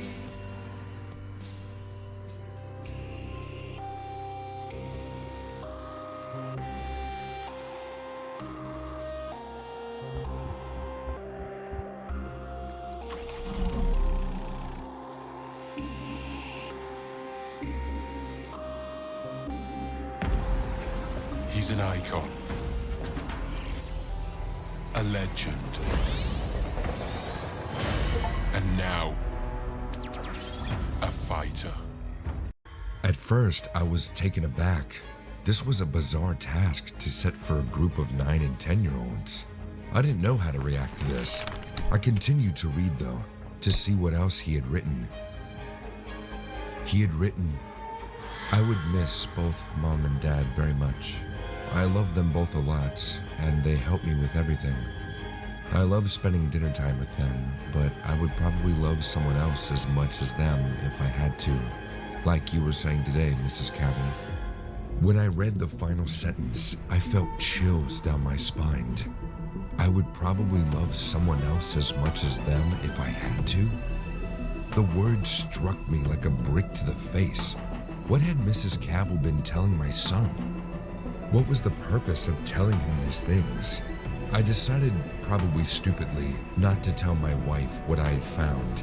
She would worry, and she probably had a right to worry, but I didn't want to concern her. I decided to confront Mrs. Cavill tomorrow and ask her about the strange homework task. The next day, I took Noah to school like I usually did, except I walked with him to class this time. I saw Mrs. Cavill alone in the classroom. She greeted me with a smile as I entered the classroom. "Hey, how are you?" she said as I entered the classroom. "How is Noah settling in?" I answered that he was settling in well, but I did have 1 or 2 concerns. She asked what they were, and so I explained. "I was just curious about the homework that you set yesterday. The one about how much they would miss their parents. I'm just concerned because it's a very strange and confronting thing to ask a group of 3rd graders. I also noticed that Noah wrote that he might have to love someone else if he had to, like you told him. I would really like you to explain that." I told her quite bluntly. "Oh, that," she replied as she let out a slight laugh. "Yesterday I was teaching about how parents love and protect their kids, but also how that there are also other people that would be there to help them if they needed it." I wasn't satisfied with this answer and was about to question her further when suddenly a large group of children entered the classroom. They were all walking in 2 rows. They all greeted Mrs. Cavill one by one. They seemed very well behaved, almost too well behaved. I then saw Noah take a seat next to one of the students who was staring at the front of the classroom with their arms crossed. Suddenly, Noah's behavior changed. He sat up a bit straighter and his eyes widened as he began staring like the rest of the class. I looked around and noticed that all the students were staring at the same spot. All their eyes were pointed at Mrs. Cavill. Something didn't feel right. but I blew it off as this is probably some sort of morning routine they had. I left, still with concerns about the homework, but I decided to wait and see if any other strange homework would be set before taking the matter further. I decided that I would pick Noah up from school though, so I left work a little bit early and drove over to the school. The school bell rang, and soon all the students were dismissed and started to come out of the school gate. Most of the kids came running and screaming out of the gate, apart from Mrs. Cavill's class. They all walked out in a line, walking in time. This disturbed me. I had never seen a group of students so well behaved, especially even after the school bell had rung. Noah walked over to the car and hopped in. He didn't say anything and sat in his seat, staring straight forward. I asked him if he was okay, and he just replied with the word yes. I drove him home in silence, and when we got home and inside, Noah went straight into his room and closed the door. I knew something was definitely wrong, but I didn't know what. I decided to leave him alone until my wife got home, and I would tell her everything that had been going on. She got home about half an hour later, and I sat her down and explained everything. She sat and listened, and started to look more and more worried with every word I said. Maybe I should go talk to him. He might like that, she said once I had finished explaining everything. I agreed, so she went into his room, and I waited out in the living room for them to finish talking to each other. 15 minutes later, Noah walked out of his room and into the living room. He was holding a small workbook and he said, "Can you help me with my homework, Dad?" Of course. Come, show me what you need help with," I replied. He held out the notebook and I took it out of his hands and read the homework task for tonight. Written on the top line of the page was one task. Research the best way to inject your parents with anesthetic. I was barely finished reading the first sentence when I felt the sharp pain in my neck, and I looked down and saw the needle sticking out the side of my neck. Noah was holding the other end of the needle, a blank stare on his face. Everything started to go black, and the last thing I remember was seeing Noah staring down at me as I laid on the floor. I don't know how long I was out, but I was awoken by my wife screaming and crying. I woke up startled, and she continued to scream. "He's gone! Noah's gone!" she kept screaming. I looked up at her, and the first thing I saw was the small pinprick on the side of her neck. She had been injected too. I didn't know what to do, but I knew I had to find my son. I tried my best to get up, but I think the drug hadn't properly worn off yet, because I still couldn't move properly. I could move my arms, so I managed to get my phone out of my pocket and dial the police. I explained to them what happened, and they said that they would send officers out and they would begin to look for Noah. I then noticed that it was already 9 in the morning, so I decided to ring the school and see if Noah had gone there. I dialed, and a lady answered the phone. I asked if she had seen Noah from Mrs. Cavill's class. "No, I'm very sorry, but we haven't seen him today. In fact, we haven't seen anyone from Mrs. Cavill's class today. They're all absent." Which is very odd because Mrs. Cavill hasn't shown up for work either today, the lady on the phone said. I hung up and sat in silence for a moment. My wife had heard what the lady said, so she also just sat there in total silence. That was all 3 weeks ago, and Noah is still missing, along with Mrs. Cavill and the rest of his classmates. All the parents of the kids in Noah's class have the same story. They were injected with something by their own children, and when they woke up, their child was gone. No one knows where they went, but we all had the same questions. Were they all together? Was Mrs. Cavill with them? Was this all planned? Why were all the students acting so strange in the day leading up to this? Were they hypnotized or drugged? Or maybe something even more sinister was happening.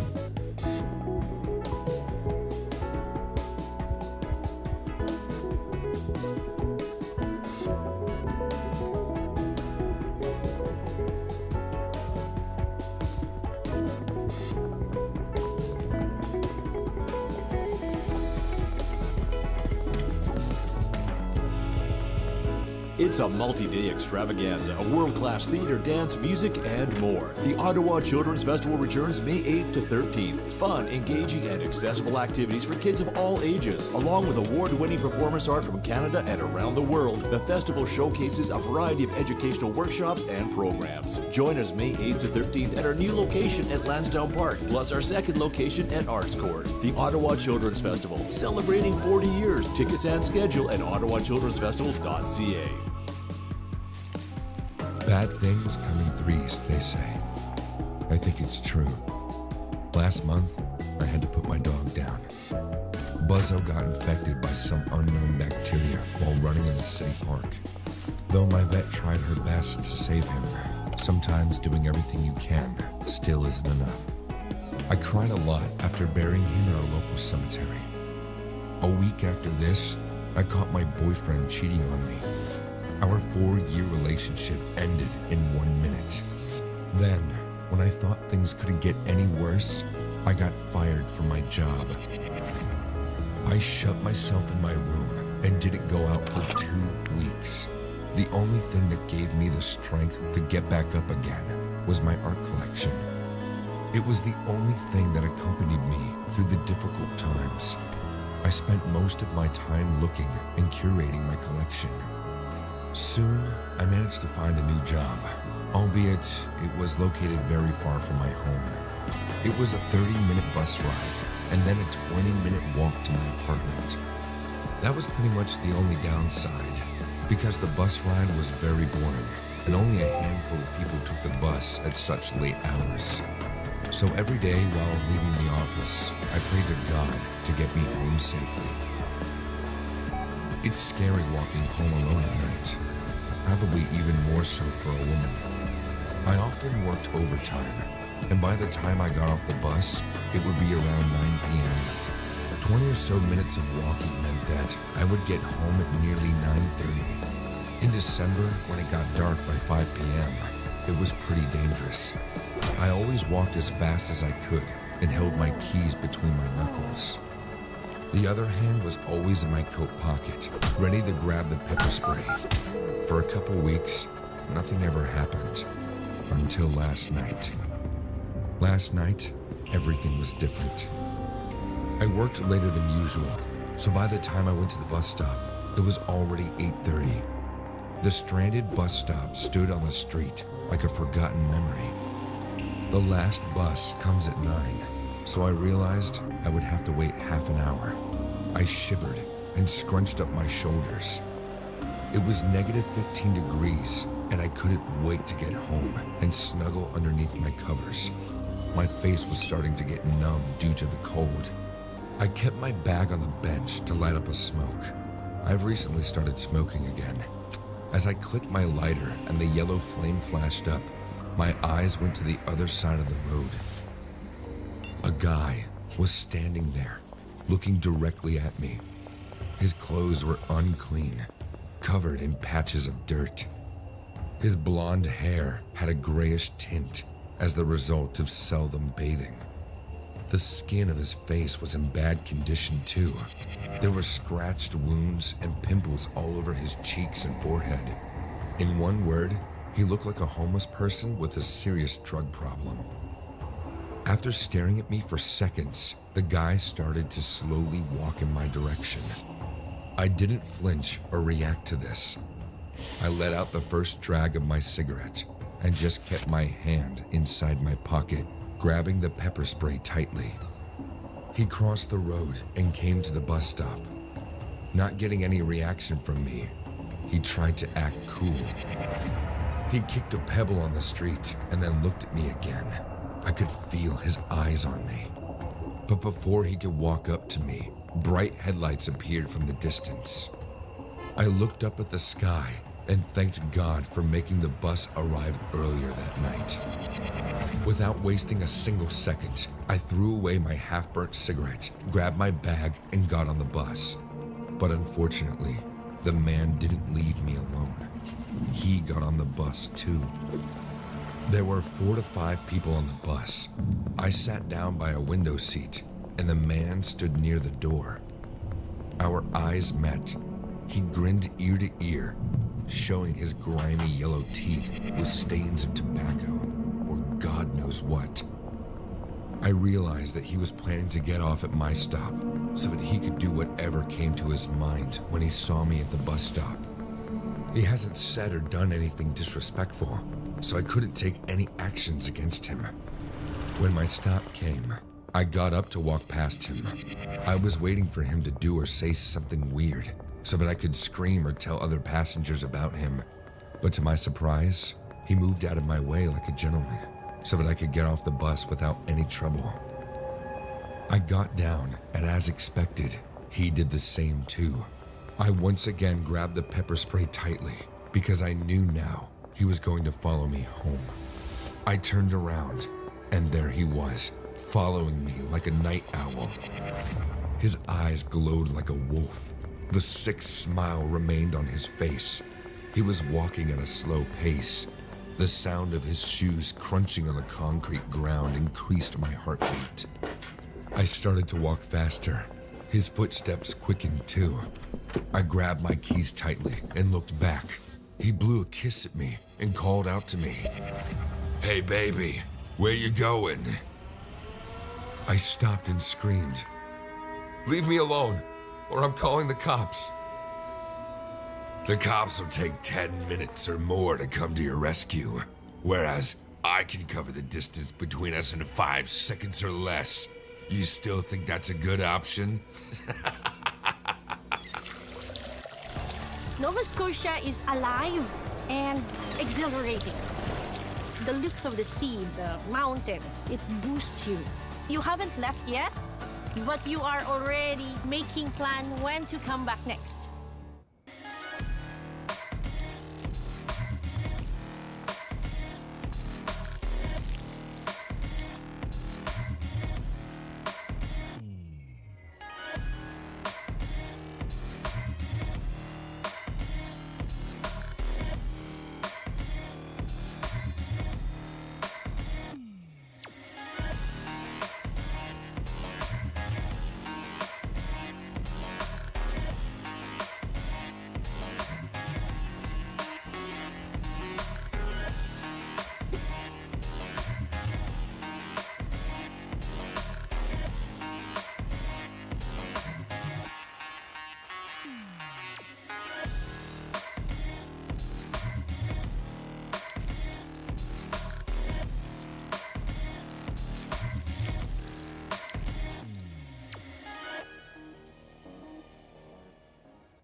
I started running. I knew he was going to follow me, and I couldn't let him follow me home. Gasping for breath, I blindly turned into a smaller side street. The streetlights started flickering violently, matching the rhythm of my heartbeat. Shit! It was a dead end. I was trapped. I turned around and faced him. The streetlights stopped flickering and stayed on. As he walked closer to me, I saw his face more clearly. He had a bad odor like a goat. His blue eyes sparkled, and he gazed at me hungrily. He smiled creepily and spat on his palm, then wiped the saliva all over his face like he was applying sun cream. I slowly put the keys in my pocket and tightened my grip on the pepper spray. He started walking closer to me and said in his cold, spine-chilling voice, "I told you it wouldn't take more than 5 seconds. So what now, little birdie? Are you planning to fly away?" I took a step back, and he let out a demonic laugh. "I love the fear in your eyes. It will feel nice to tear your clothes apart and enjoy what's underneath." He grasped my shoulders and pulled me closer to him. "Are you ready, my love?" I took out the pepper spray and aimed at his eyes. In a second, he fell on the floor screaming in excruciating pain, and I let out a sigh of relief. Now, I can finish my business in peace. When he laid on the ground writhing in pain, I took out my last and final weapon, a blank syringe. I filled it with air and then pushed it on the exact spot around his neck, which will make his heart collapse in no time. This is how I hunt my victims. It's safe and easy. Once his movement stopped forever, I took out his eyes. This was going to be an extraordinary addition to my collection. Oh, I forgot to tell you. I love collecting human body parts that remind me of an incident. Like his eyes will remind me of this night, I have prepared a jar full of chemical solutions. I will keep his eyes in there, right beside my boyfriend's heart.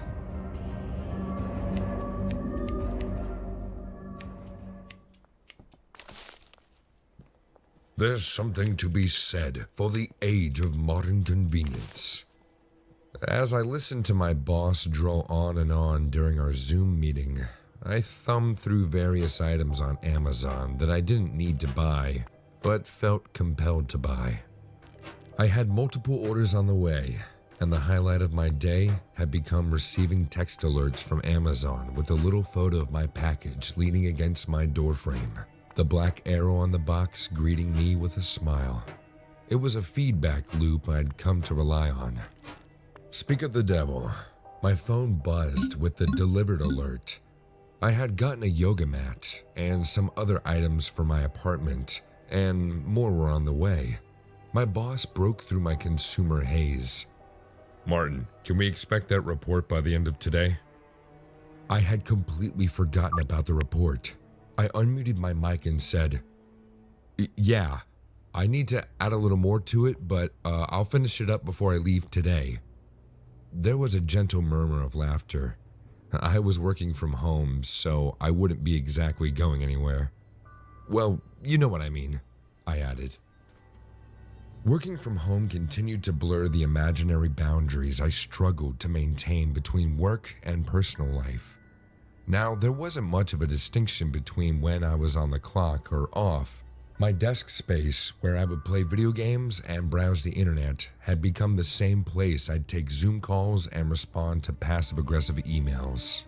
Thankfully, I had a work laptop that helped me mentally separate these activities, but I knew I would be working late, far past when the office would typically close. After all, I was already home, wasn't I? The end of the workday didn't exist anymore. I muted my cell phone and forgot all about the package waiting by the door for me. I finished cobbling together my report by 10 p.m., and by that point, my brain was so shot that I decided just to watch some TV and go to bed early. It wasn't until I grabbed my phone to charge it that I noticed that I had received 6 notifications from Amazon. I swiped to expand the text. They were all for the same package, which had already been delivered. Confused, I thumbed over to the track package screen and noticed that multiple pictures had been taken from the same package and sent as updates. The light in the background of the photos had faded, and by the time the last photo was sent, it was dark out, and my porch light was illuminating the package below.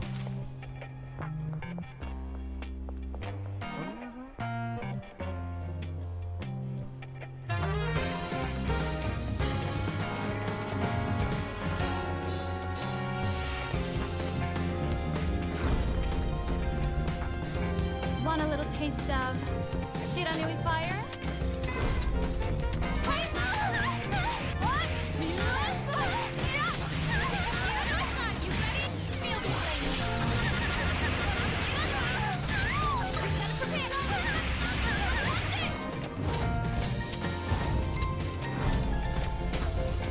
Feel the flames of the Shinobi clan! Ode on the light, Akatsumi! Fatal Fury, City of the Wolves.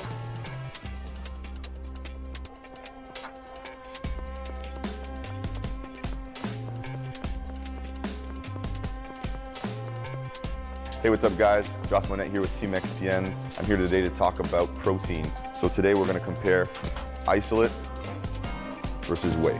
All right guys, so both products are sourced from dairy products. The big difference is really the filtration process. So the isolate is actually a faster digestive protein and the whey. What the? I whispered. I couldn't fathom why the delivery person would keep swinging by my door to let me know that my package was still sitting there. I hadn't noticed before, but by the last photo, the package was oriented differently, as if the delivery person had nudged it closer to the door. I didn't know whether to feel impressed or creeped out by the delivery person's dedication. I did live in a large apartment complex, and it wasn't unusual to see Amazon trucks coming and going at all hours of the day. But I never received more than one notification that a package had been delivered, let alone multiple photos of the same delivery. I quickly explained to myself that people were probably ordering more things than usual during the cold winter months, so Amazon had been more vigilant about packages being stolen from doorsteps and went heavy on the notifications so they didn't have to worry about resending stolen or missing packages. It didn't explain everything, but it did make enough sense for the time being. I peeked out the window by the side of my front door. It was dark out, and I couldn't see much at all. I opened the door and found the corridor empty like a graveyard. No one was there. I uttered to myself, "Bloody freak," and closed the door. I plugged my phone in so it could charge and slid into bed. I must have been almost dreaming when a text alert on my phone woke me up. I reached over to my nightstand and felt a pang in my chest as I looked at my phone. It was another text from Amazon. When I thumbed over to what had been delivered, it wouldn't say. The field had been rendered blank, but I could see a picture of a yellow mailer envelope leaning against my door. The photo quality was low grade, but the package looked a bit dirty for some reason. I was beyond perplexed. I had never received an update in the middle of the night before, and couldn't believe that was standard Amazon procedure. Maybe the delivery guy was legitimately high. Reluctantly, I got out of bed and walked to my door. Just for safety, I looked through the peephole and again saw no one on either side. After a few seconds, I opened the door, found the muddy envelope lying on the floor. I picked it up and pulled the crooked flap open to look inside. The hallway light above my head caught the glint of something, and I could tell that it was at least dark in color. I turned the envelope upside down and let whatever was inside tumble out into my palm. I took a closer look and violently recoiled as I understood what I was seeing.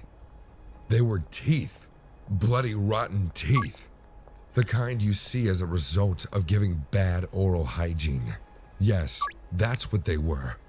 The envelope was full of them. So many, in fact, that I doubt that they came all from one mouth. What I had mistaken as mud on the envelope was dried blood. I stifled the urge to vomit and grabbed my phone to call the police when my eyes went to the end of the long corridor. A man stood at the end while staring at me with huge, ferocious eyes. His eyes were glassy blue and could stare into your soul. He shouted at me saying, "Do you know how much hard work it takes to deliver packages door to door? Listen, dude.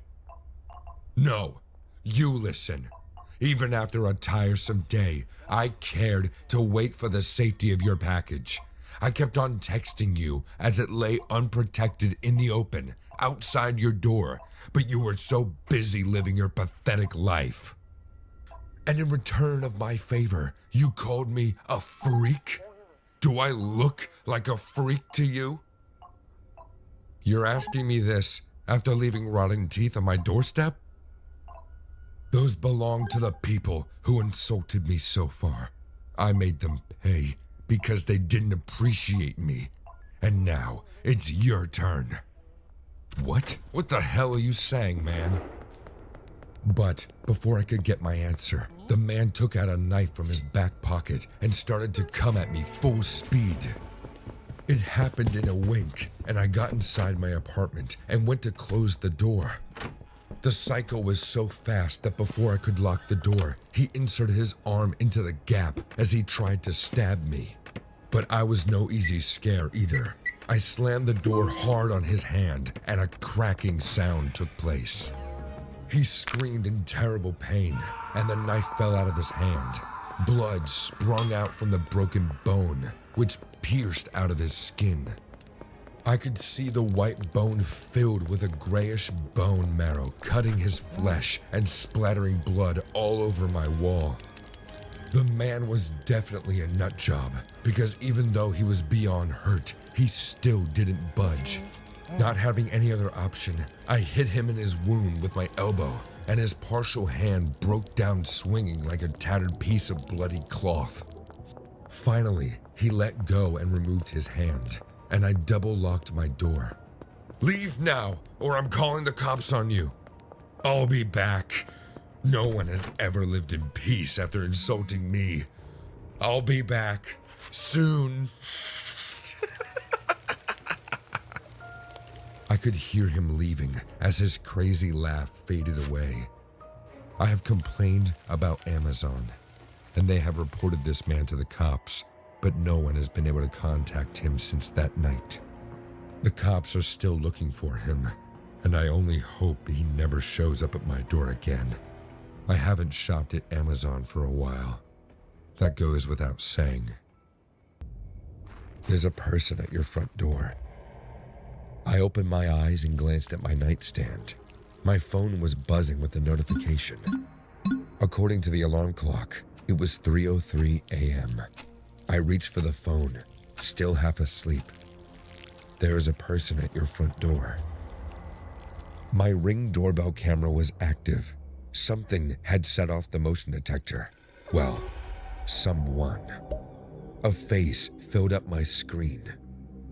I didn't recognize the man.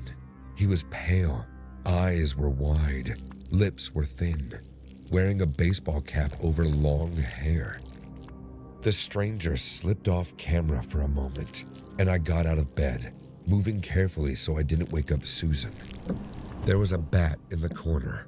I grabbed that and a flashlight from the nightstand, then headed downstairs. I heard a scraping sound from the other side of the front door. Taking a deep breath, I held the bat close.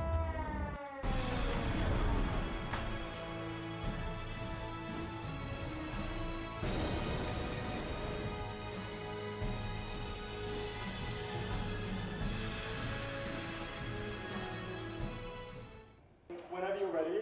Okay, good. Cool.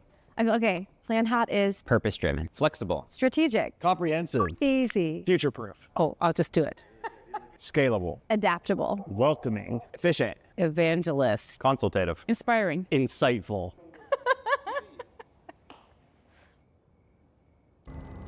"What are you doing out there?" I called out. The sound stopped. There was a long silence. I became excruciatingly aware that I left my phone upstairs. "Just a delivery," the man responded eventually. "Amazon." "It's 3 in the morning. Sorry to disturb you." I heard footsteps, then an engine starting. I peeked out of the window. I saw a brown delivery truck pull out of the shared parking lot between our townhouses. After a few minutes, I opened the door, and there was a white Amazon package with the familiar smiling logo. I brought the box inside, then locked and deadbolted the door. This package wasn't for me. It was the wrong name and wrong address. What the hell kind of Amazon guy makes deliveries in the middle of the night? I asked myself, shaking the box. I decided to put it back in the mail the next morning so it could be on its way to the right address. The same Amazon truck drove through the neighborhood a dozen times over the next week. I saw the driver making his rounds at all hours of the day. He wore the same jeans and faded hoodie constantly. The man was thin, a little on the short side, and he walked with a manic energy to his step. I'd never seen a delivery driver so excited to be on his route. He seemed to be most active late at night. More than once, I'd peek out of the window to see him standing close to the neighbor's door, fidgeting, then dropping a package roughly on the welcome mat. The first murders took place the next weekend. "Terry, come over here," Susan called from the living room. I was in the kitchen making us dinner. My wife mentioned for me to join her at the window. I noticed the red and blue flashing lights before I reached her. There were 3 police cars in our parking lot, as well as an ambulance. Uninformed officers swarmed around the townhouse, directly across from our own. While we stood staring, paramedics wheeled out a stretcher carrying a black body bag. A second team followed with another gurney. On this one held one of our screaming, twitching neighbors. "Jesus," Susan whispered. "Is that Mrs. McCourt?" It was hard to tell from a distance, that with our view blocked by the cops, but the woman on the stretcher looked an awful lot like her elderly neighbor. Her blanket was covered in red stains. Something had torn up her face and neck, ripping her cheeks open to the bone. The skin hung in wet flaps. While I couldn't be too sure, it appeared like one of her eyes was gone, leaving nothing but a raw socket. "Do you think it was an animal attack?" Susan asked. "I don't know. Can you ask your brother?" I sighed. You know he doesn't like talking about ongoing cases. It could get him into trouble with his captain. He doesn't need to give you all the gruesome details. Just ask him if the police know what happened. If it was animals, a dog, or something else. I'll ask. I promised. It wasn't an animal attack. My brother filled me in on as much as he could. "I thought about you and Susie when I heard the call come in. Tommy told me over the phone. When I heard the address, I knew it was right by you. Awful. Brutal stuff, man. They found the husband tied up on the kitchen floor. He'd been stabbed a dozen times, and then his throat slit so deep, his head nearly came off. The wife was alive when the officers got there, but she was a mess. Somebody had been cutting on her for hours, even took one of her eyes out." "Good Lord," I whispered. How is she doing?" "I'm afraid she died at the hospital. There was nothing they could do to help her. Too much blood loss." I heard my brother hesitate. "Look, with this being so close to you, I gotta ask, did you see anything at all? Anything suspicious?" "According to our timeline, whatever psycho did this probably broke into their house in the early morning and really took his time. There were no signs of a forced entry, so we think they might have been someone the victim knew. Do you know if the McCourts had any enemies or disgruntled family members? Troubled friends?" No, Tommy, sorry. We didn't know the couple that well." "All right. Well, if you think someone targeted the event, I don't doubt there's any danger for you or Susan. But keep an eye out for anything suspicious, just in case, okay?" "Sure, Tommy." The second I hung up, a face floated up to my mind. The thin Amazon driver in the hoodie and the ball cap. I shook my head. Amazon drivers were everywhere. Who could be less suspicious? The next murder happened at the townhouse, only 2 doors down from ours. It was a few days after the McCourts died. I woke up to the sound of sirens. This time, instead of watching from the window, I went downstairs and stood on my porch. The parking lot was full of police. An officer started heading towards me immediately, notepad in one hand and a flashlight in the other. It was dark outside, even with the glow of the street lamps. Before the officer brought me back into my house to take a statement, I got a good look at the neighbor's house through their window. I wish I hadn't. The living room was one big, slick bloodstain. Our neighbors were 3 college students sharing the townhouse. 2 guys and a girl, I think. It might have been a couple and their friend. They were nice. We always exchanged good mornings when I was out walking the dogs. All 3 seemed like good kids. Somebody had decapitated the trio and swapped their heads around, then duct taped them back on different bodies. Their stomachs were sliced open, with the inside bits pulled out and left on the rug in wet purple-gray piles. I just made it downstairs into the bathroom before I threw up. We don't like using the term serial killer this early in an investigation, Tommy told me when I called him the next morning. But I understand that it's alarming for you all.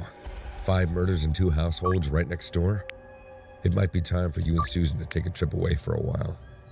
I was looking out of my window at the parking lot. There was crime scene tape right next door, and more of the yellow and black tape across the lot at the McCourt's place. But that wasn't what had my attention. There was a familiar brown delivery truck parked a few spaces down at another townhouse. I watched the driver standing at the person's door, lingering far longer than he needed to. He dropped the package carelessly on the porch and practically skipped back to his truck. Do you remember when you asked me to report anything suspicious? I asked Tommy while I reached for a pen. There's a license plate I think you should run. I jotted the number down of the truck as it drove out of the parking lot. The driver and I made eye contact before I left. He smiled and tossed me a little wave. They found the driver with his truck parked near a local McDonald's later that afternoon. Tommy filled me in on the details the next day. It was bad, Terry. The worst I'd ever seen, my brother told me, staring down into his coffee cup. You saved some lives by noticing the Amazon driver. Except the man really wasn't a driver for the company. His name was Alfred Ward. It looks like he murdered the actual driver and stole the truck about 3 weeks ago.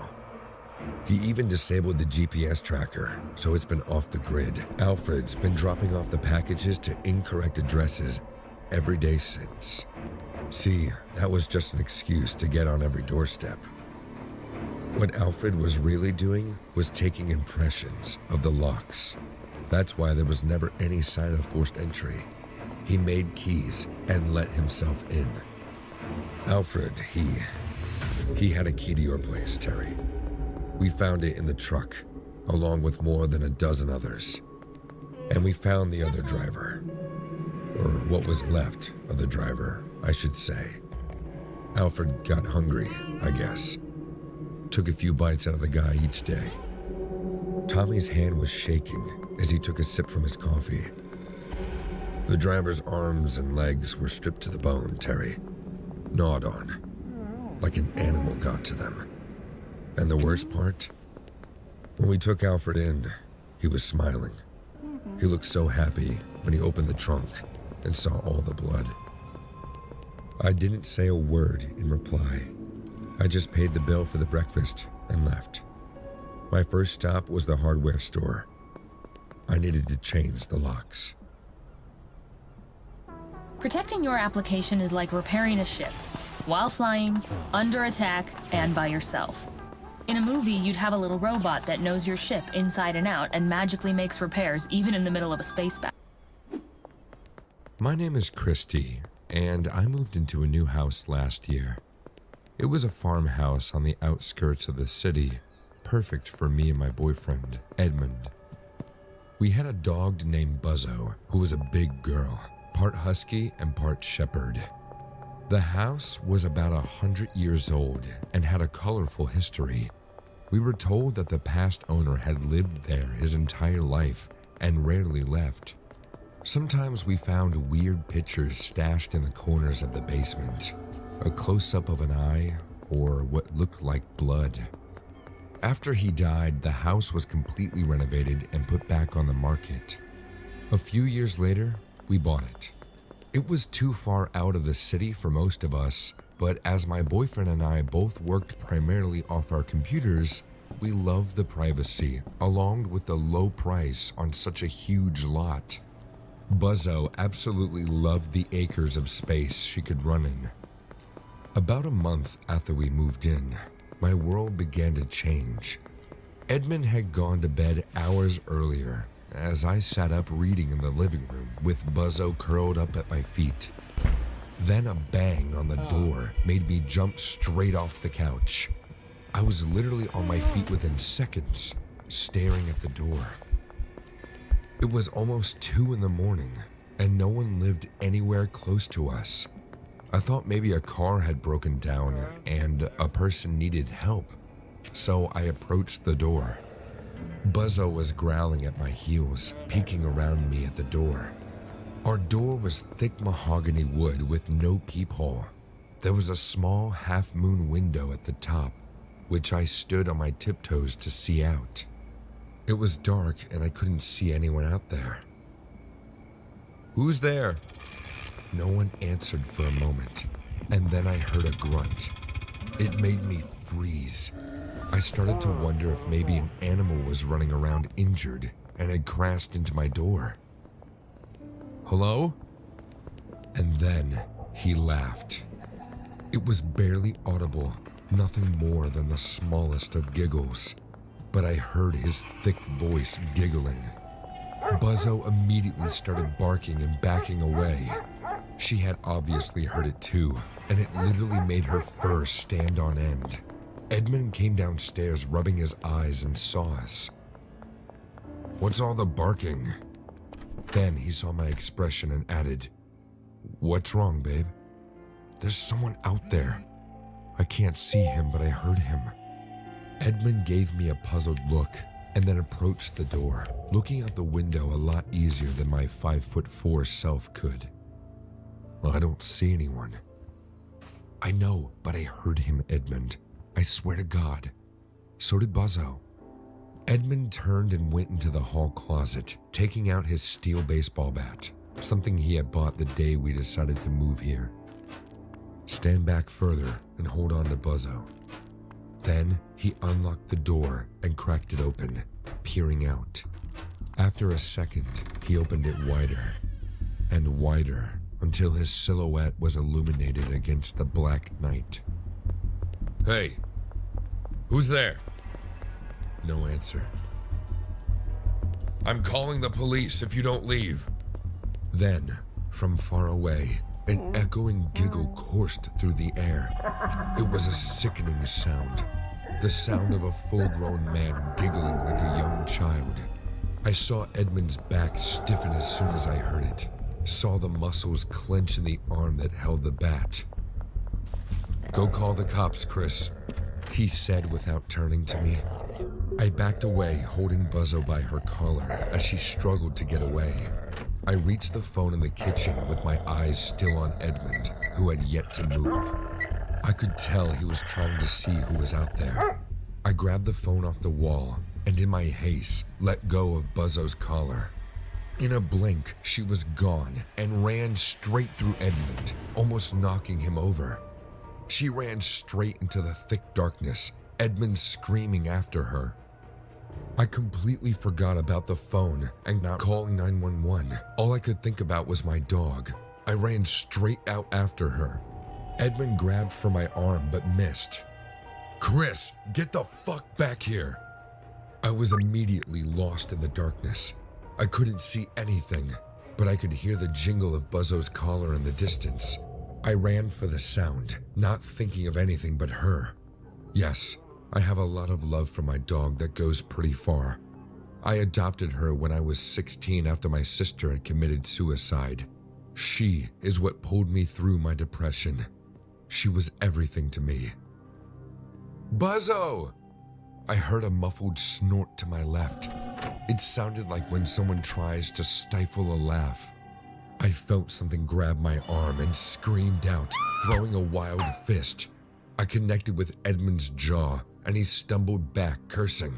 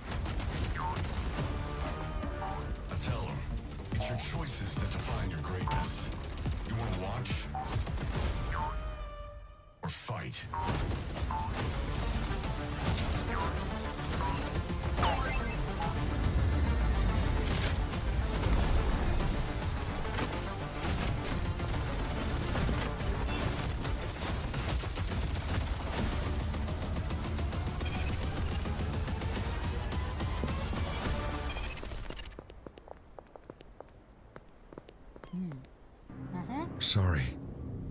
Nice swing. He mumbled, fidgeting his jaw back and forth.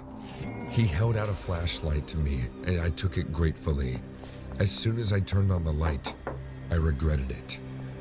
The light reflected into the eyes of something that I wish I had never seen. It was a man, if you want to call it that. He was on the ground, his legs dragging behind him, and his head lifted towards us with a wide grin. His eyes reflected maliciously at us as he snorted again and began to pull himself quickly towards us. We both stood in shock. He was almost at our ankles when a snarling rang through the air, and the man, the thing, was torn backwards quickly. He was tossed from side to side like a rag doll, and I pointed my light up to see Buzzo with a mouthful of blood and a cloth. I called her to me, and we all took off running towards the house, leaving that thing as far behind us as we could. When we got back into our house, I inspected Buzzo. Her mouth was full of wet, warm blood. I hoped none was her own. There were shards of cloth in her mouth that looked like denim, and there was some flesh that I gagged over as I tried to remove it from her teeth. We didn't sleep well that night. All three of us huddled on the couch under one blanket, staring at the door, waiting to hear the sounds of laughter. The next morning, I called our realtor and told him a different version of the story. I said an old man was pestering us all night, and he looked injured, and I wanted more information about the previous owner. Did he have friends that were not right in the head that could be trying to visit him? Our realtor told us that he would come over with more information. This is when everything truly changed. Our realtor brought a folder with him and a pale expression. It was the first time he had looked further into the previous owner's records. The man's name was Stanley Ronald. He was never married and had no children. He had been ordered to seek medical help at a younger age to battle sociopath-type problems, including cutting himself and killing small animals. When his parents died, he was 24. He never left the farmhouse he was born into. In layman's terms, it said that Stanley had started to show more gruesome self-inflicted wounds, including gouging large pieces of skin out and eating them. He would take a vegetable peeler to his arm and peel long pieces of skin off and would slurp them like spaghetti. He refused to be treated and removed himself from the ward. This was all years ago, remember, and things were not as strictly enforced. Stanley lived out his days alone in his house. One day, a person who was lost in the area came to his house to use the phone and was hit with a disgusting odor. The smell of rotting flesh filled the house. The person called the police, who broke into the house. On the floor were the decomposing remains of what was left of Stanley's legs. Both legs looked like they had been cleanly severed right below the knee. And both legs had the flesh chewed off almost to the bone. The police thought that foul play was present and that someone had murdered Stanley and animals had got to his legs. They didn't know that Stanley had loved the taste of his own flesh. They didn't know that Stanley was a sociopath. What they did know was that Stanley's body was unattainable. They never found the rest of him. They assured that he had been murdered and closed the case quickly since he had no family or friends to care about his loss. Stanley was never seen again until that night he dragged himself giggling to our porch, happy to meet the new guests in his house, happy for the smell of young skin. You hear the uneven footsteps first. Drag, click, drag, click. That's how you know she's behind you. The heel is broken off of her left shoe as she drags it across the ground with every step, a sharp contrast to the steady click of her intact heel. Help me, she whispers. And that's when you realize The limping woman is behind you. My friend Stefan and I were having lunch at school when he kept on saying this rubbish. It was said that she was a teacher at an elementary school some decades ago, young, beautiful, and the victim of a terrible murder. She had been walking home to the house she shared with her parents one night after school when she realized she was being followed. She sped up, and so did her pursuer, until both were running down this dark country lane with only open farmland on either side. Her heel broke and her ankle snapped as she fell, and her pursuer became her murderer. It was a slow, torturous affair that left her beaten and covered in stab wounds. And when her killer was done, he just left her to bleed out beside the road. She wasn't found until the next morning, and by then, all anyone could do was search for the person responsible.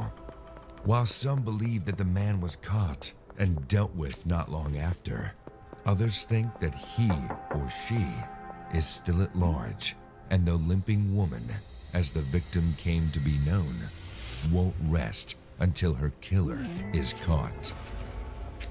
Sorry to ruin your groove. Isn't that the worst? What if I told you that there was a way for you to skip ads like this forever? This is Pi, and if it sounds familiar to you, it's probably because you've seen their ads everywhere, especially this one. It's a free Chrome extension that blocks ads basically everywhere else you go online. And no, it's not one of those sketchy ad blockers that like steals your data and installs malware. They even have a rewards program that pays you to see ads. Like they're literally throwing pity money at us for having to scroll through ads. So nice of them. Okay, let me show you how. So I'm searching for headphones and oop, there's an ad. Didn't even know it was an ad, but I made money off it. And you know what's crazy is that in the time that you've taken to sit here and watch this ad, you could have already installed Pi and been on your way. So download Pi today. It's free.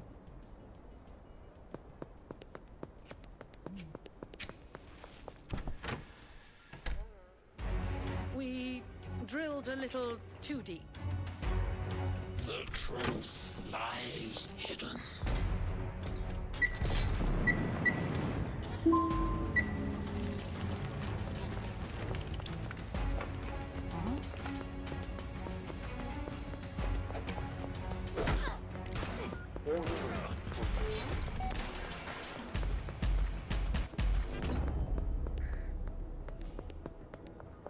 I was always skeptical about this story. I said to Stefan when he brought up that a friend of a friend of a friend had met the limping woman during lunch at school one day. It's true. The guy was out at the old highway a couple nights ago and saw her. Stefan insisted stubbornly over our sandwiches. If he saw her, wouldn't he be dead? Also, I thought you weren't supposed to turn around. Heard her. Whatever, you know what I mean, Ryan? Sure, I said with a roll of my eyes. It always frustrated Stefan that I didn't share his willingness to believe the unbelievable. So how did he get away? He said the words, duh. What words? It is said that her last words were, "My mom's waiting for me at home," before the killer murdered her. So if you come across her, you have to say that without turning back, and the ghost of the limping woman will let you go. What bullshit. You don't believe this. Everyone believes this, because it's a true story. Before I could argue with him more on this, recess got over. We headed to our class, and as we entered, we received a surprise. Instead of our cranky history teacher, Mr. Peterson, there was standing a beautiful woman in her late 30s near the chalkboard. We all got seated, and the woman introduced herself as Miss Marianne Clare, our new substitute teacher. Your teacher, Mr. Peterson, had to go away for a while due to some personal reasons, so I'll be covering him. Shall we start? Boys in our class seem to get more interested now. Miss Clare was teaching us the history of our town when Stefan asked, do you know about the urban legend of this town? I expected Miss Clare to shut him up for asking such a stupid question, but she didn't do that. She paused and gazed at the entire class for a second and then said, "You mean the story of the limping woman?" All the students exchanged an awkward look, but Miss Clare didn't mind. "How many of you believe in that story?" Almost everyone raised their hands except me. Seeing me giving a mocking smile, Miss Claire looked at me and said, "You, what's your name?" Ryan. "So, you don't believe in this story, Ryan?" "Obviously not. It's just another made-up scary story. I mean, there's no proof that it happened." "Do you know the woman upon who this legend is based used to be a teacher at this school?" "What?" "Yes, I heard her name was Hannah." "So you mean she does exist?" "All I can say is those who have tried to look for her never came back empty-handed. In fact, some of them never came back." An eerie silence echoed in the class as everyone got the chills hearing Miss Claire. On our way home, Stefan again brought up this topic of the limping woman. "I told you it's true." "No, it's not." "Then how come Miss Claire believes in it too? Didn't she say that the woman used to be a teacher in our school?" "She is nuts, just like you all." "Fine. Let's go to the spot tonight and see if it's a story or the truth. I have heard that she only goes after people who don't believe in her." I didn't like the way that Stefan said that. I knew he was trying to spook me out, so I replied with an irritating tone. "Whatever it is, no.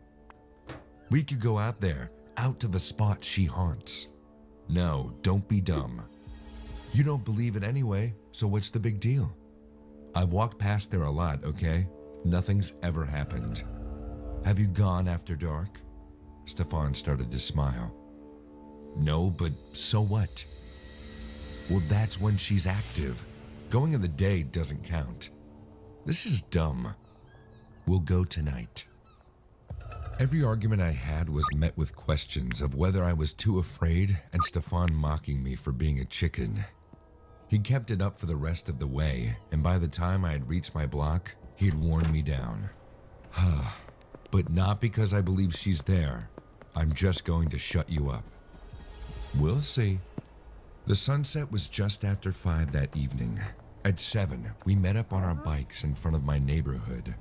We had 2 hours to ride out to the farm where the limping woman was said to haunt and get back before curfew. We paddled hard and fast, leaving behind the glow from windows and street lamps until the darkness swallowed up the world around us. With only moonlight to guide us, we wove our way across town and passed into the outskirts where the insects were louder, the stars were brighter, and you felt invisible eyes watching you from the dark. It was not hard to feel entirely exposed out on that old road, where the flat fields rolled off into the distance on either side.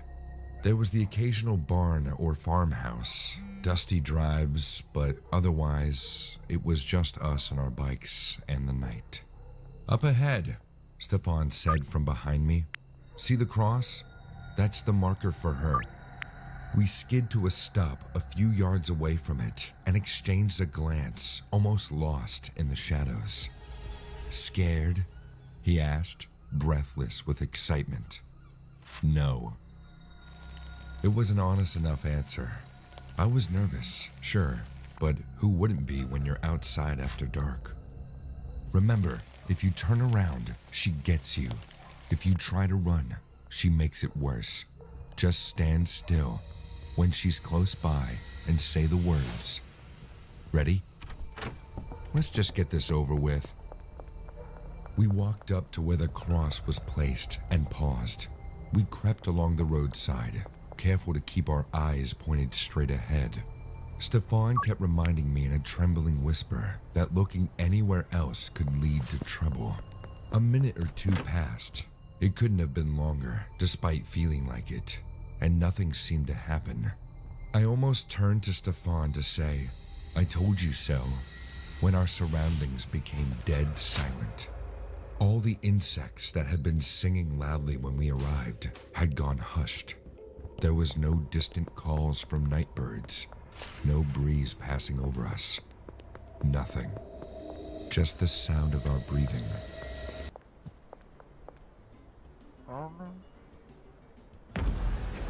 He's an icon. a legend. And now, a fighter.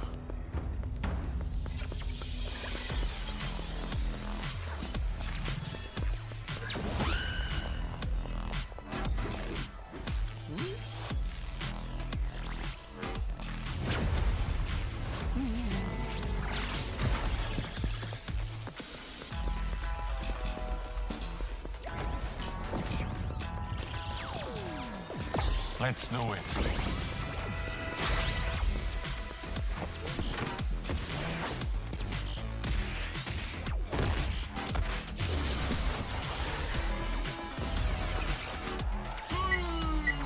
That was fun.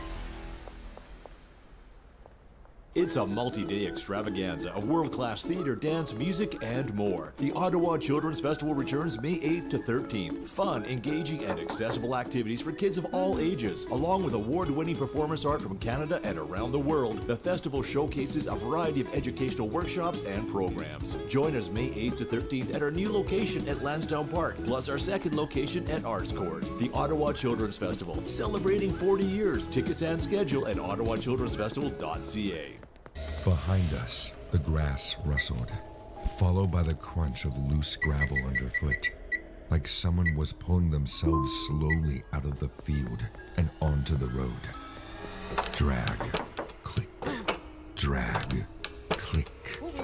Every hair on my body stood up at once. From somewhere over my shoulder, a woman started to sob softly. Help me. Stefan and I looked at each other. It was enough to tell from our faces that we were hearing this catastrophe. But she only comes for those who don't believe in her. But I believe in her. What the hell is happening? The unmistakable sound of someone inching towards us, slowly, painfully, crying out with each step. Please, she begged. I'm hurt, and he's still out there. Being terrorized with fear, we both turned around, and what we saw made our hearts jump into our throats. Our substitute teacher, Miss Claire, was standing at some distance. There was burning anger in her wide, scary eyes. She was holding a huge knife in her hand. You know, the people of this town told you this story a bit wrong.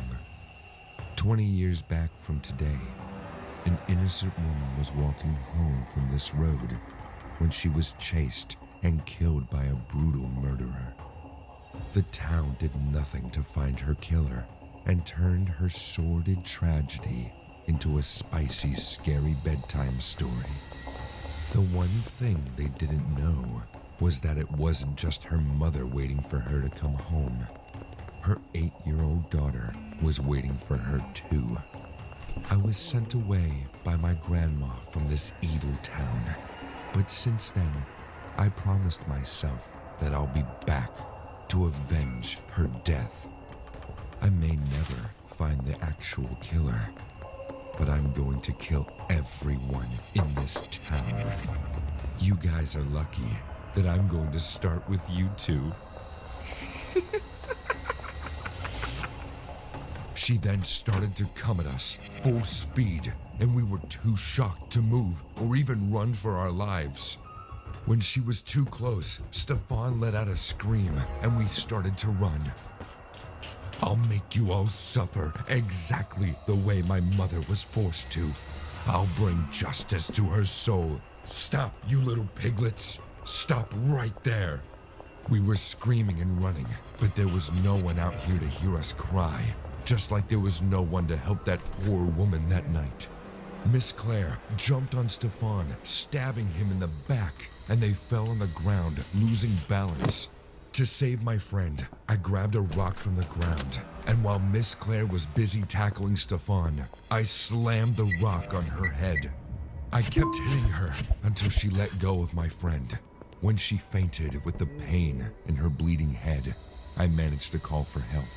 The people from the farmhouse nearby called the cops, and Stefan was taken to the hospital. Miss Claire was also sent to the local hospital, where she went into a coma from her injury. The town now knows the dark side of this once entitled urban legend, but I still fear what will happen if Miss Claire ever escapes after waking up. ਕੀ ਤੁਹਾਨੂੰ ਵੀ ਕਦੀ ਲੱਗਦਾ ਹੈ ਕਿ ਆਪਣੇ ਬੱਚਿਆਂ ਲਈ ਪਰਿਵਾਰ ਲਈ ਟਾਈਮ ਹੀ ਨਹੀਂ ਮਿਲਦਾ?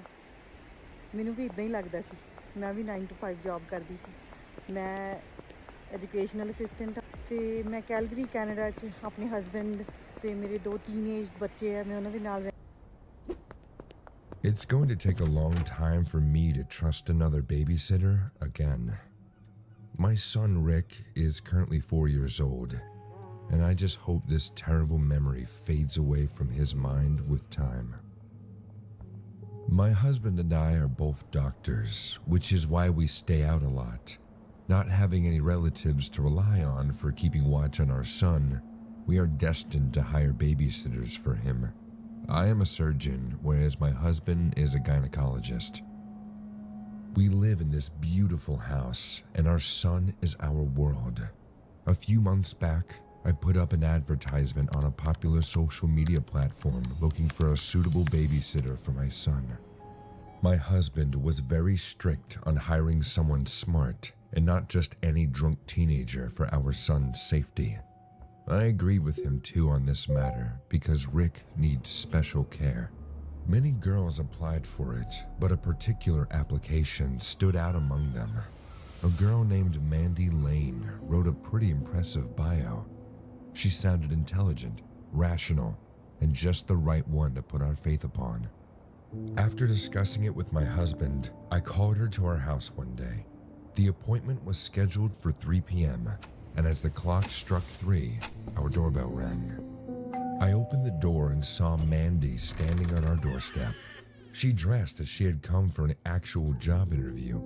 I liked that she was taking things so seriously. I invited her in. Needless to say, she was brilliant at the interview. She said that she is studying for her college degree, and this babysitting job will give her enough time to focus on her studies without worrying about money. I liked her honesty, and since that day, Mandy became Rick's permanent babysitter. Whenever we needed someone to watch over our son, she was our only choice. Mandy was very organized. She used her tasks with great care and hardly gave us a scope to complain. Slowly, a strong sense of trust built up between us. One day, I came home early from work. As I stepped in, I found the house in complete darkness. It wasn't supposed to be like this. I called out for Mandy, but she too didn't reply. Getting freaked out, I rushed to Rick's room. I opened the door and saw Rick was sleeping in Mandy's lap like a newborn while she sang him a lullaby. Her eyes were wide, and a wicked smile was all over her face as she watched my son sleep. Mandy, what is going on? Shh, you will wake him up. She completely ignored my presence and then placed sleeping Rick on the bed. We came out of his room and she smiled at me as if nothing happened. She then switched on all the house lights, and I was stunned to see her perfectly calm behavior. Why was my son sleeping on your lap? He's not a newborn. Relax, Mrs. Claire. He's just a kid. He fell asleep while listening to stories, and I didn't want to wake him. No matter how weird it felt to me, there was nothing I could say to Mandy. When my husband came home and I explained the incident to him, he too took it quite lightly. But since that day, a lot of things have started to take a weird turn. I was cleaning Rick's room when I found a photograph under his pillow.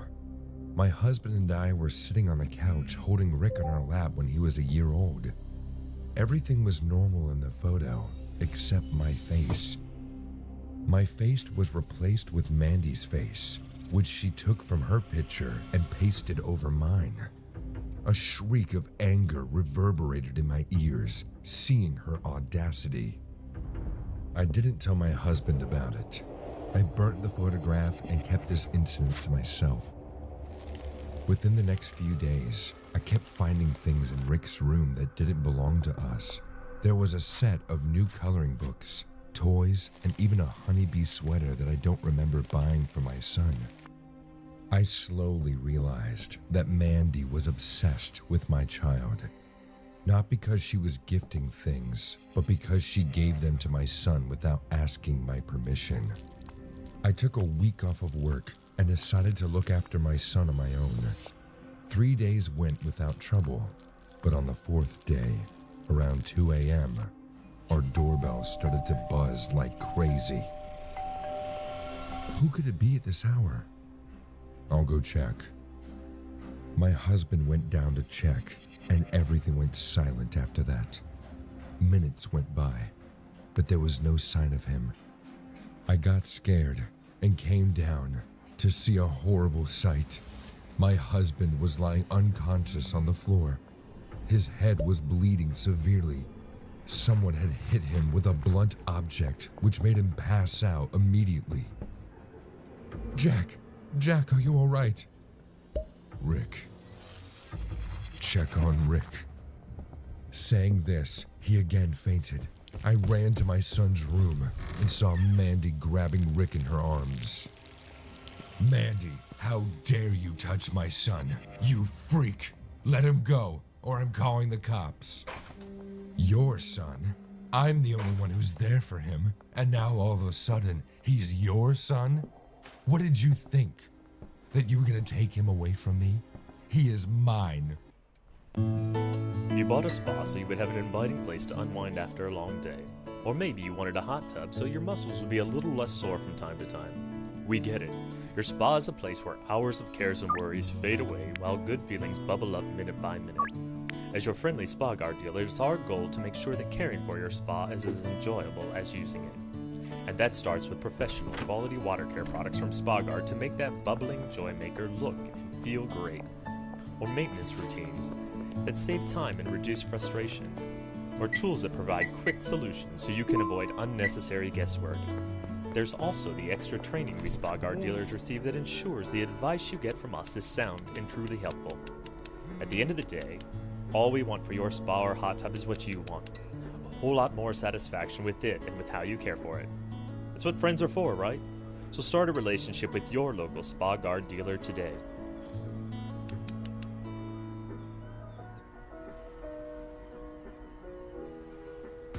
Oh, I'm gonna be cheesy because Nova Scotia is somebody I would love to date. Nova Scotia is somebody I would swipe right. Romance, history. Nova Scotia is something to go back to. Mandy, calm down. Let's just talk it out like adults.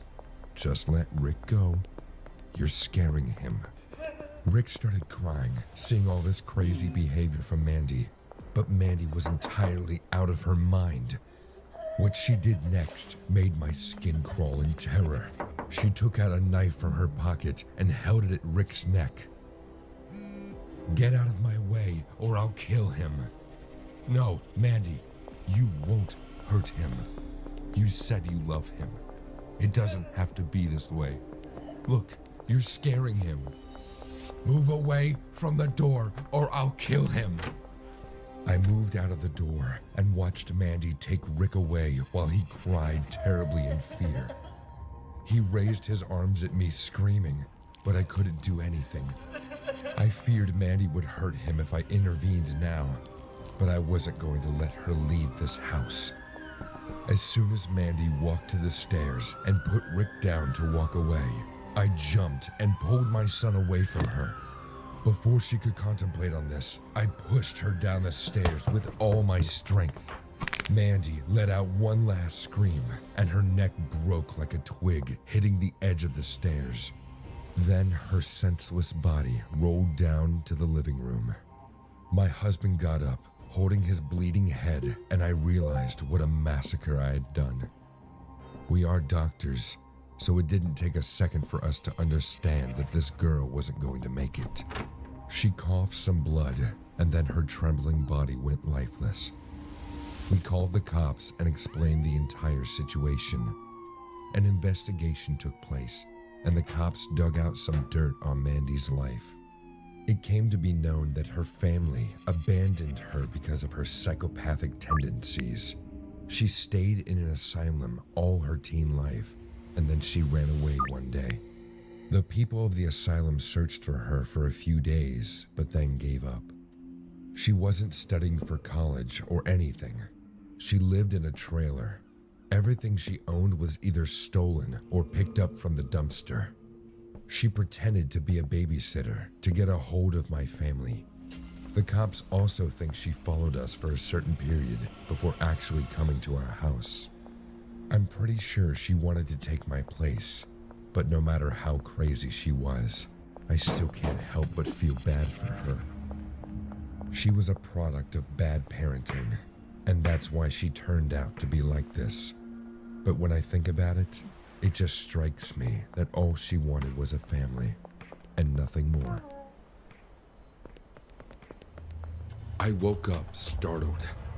I looked around my room to see what had woken me. I then saw a silhouette of a person in my doorway. The person walked in. I then realized it was my son, Eddie. He was walking up to my bed in his blue Buzz Lightyear pajamas. He then looked up at me and asked, "Daddy, can we go to Chuck E. Cheese?" I glanced over to my alarm clock and saw that the time was 3:48 a.m. "Eddie, why are you asking to go to Chuck E. Cheese at 3 o'clock in the morning? Don't you know me and your mother have to go to work?" "Sorry, Daddy, for waking you, but I really want to go to Chuck E. Cheese." "Eddie, please get out of my room. I need to sleep." "But Daddy..." "Eddie, get out of my room or else we're never going to Chuck E. Cheese." He didn't say a word as he walked away back to his room. I laid my head down on my pillow and tried to get some sleep. A week after that night, Emily, my wife, and I decided to take Eddie to Chuck E. Cheese. When we picked up Eddie from school, the first thing he asked was, "Mommy, Daddy, can we go to Chuck E. Cheese today?" We both replied yes, and he was ecstatic. "Thank you, thank you, thank you, thank you. I love you so much." Emily and I smiled at each other. The drive took about 15 minutes, and when we arrived, Eddie practically leapt and ran out towards the restaurant. We had to run to catch up to him, and by the time we had unbuckled our seatbelts and got out of the car, Eddie was already at the front door, waiting for us to come. As I looked up, I saw the sign read, "Where a kid can be a kid." We got inside. Eddie ran off to play arcade games while Emily went to get some food. I was sitting at a table and watching the creepy robots on the stage. I mean, why would a kid even like something like that? How the hell would a kid find enjoyment in a creepy, rusty old robot? Emily joined me with some pepperoni pizzas and sodas, and I began to chat with her. About a half hour later, we called Eddie over to eat. He came rushing over and started chomping down on his pizza and sucking down his drink. It was as if he was a hungry lion that hadn't eaten in weeks. After he was done, a voice came from the stage. I turned and saw that the animatronics were now singing, and Eddie ran over to the front of the stage and was intently watching the robots with joy in his eyes. I noticed that he was watching Chucky the most. Shortly after the show began, Emily went to the bathroom and I watched Eddie. I mean, I didn't have to be staring at him for every second of the day because he was 8 years old. He could handle himself.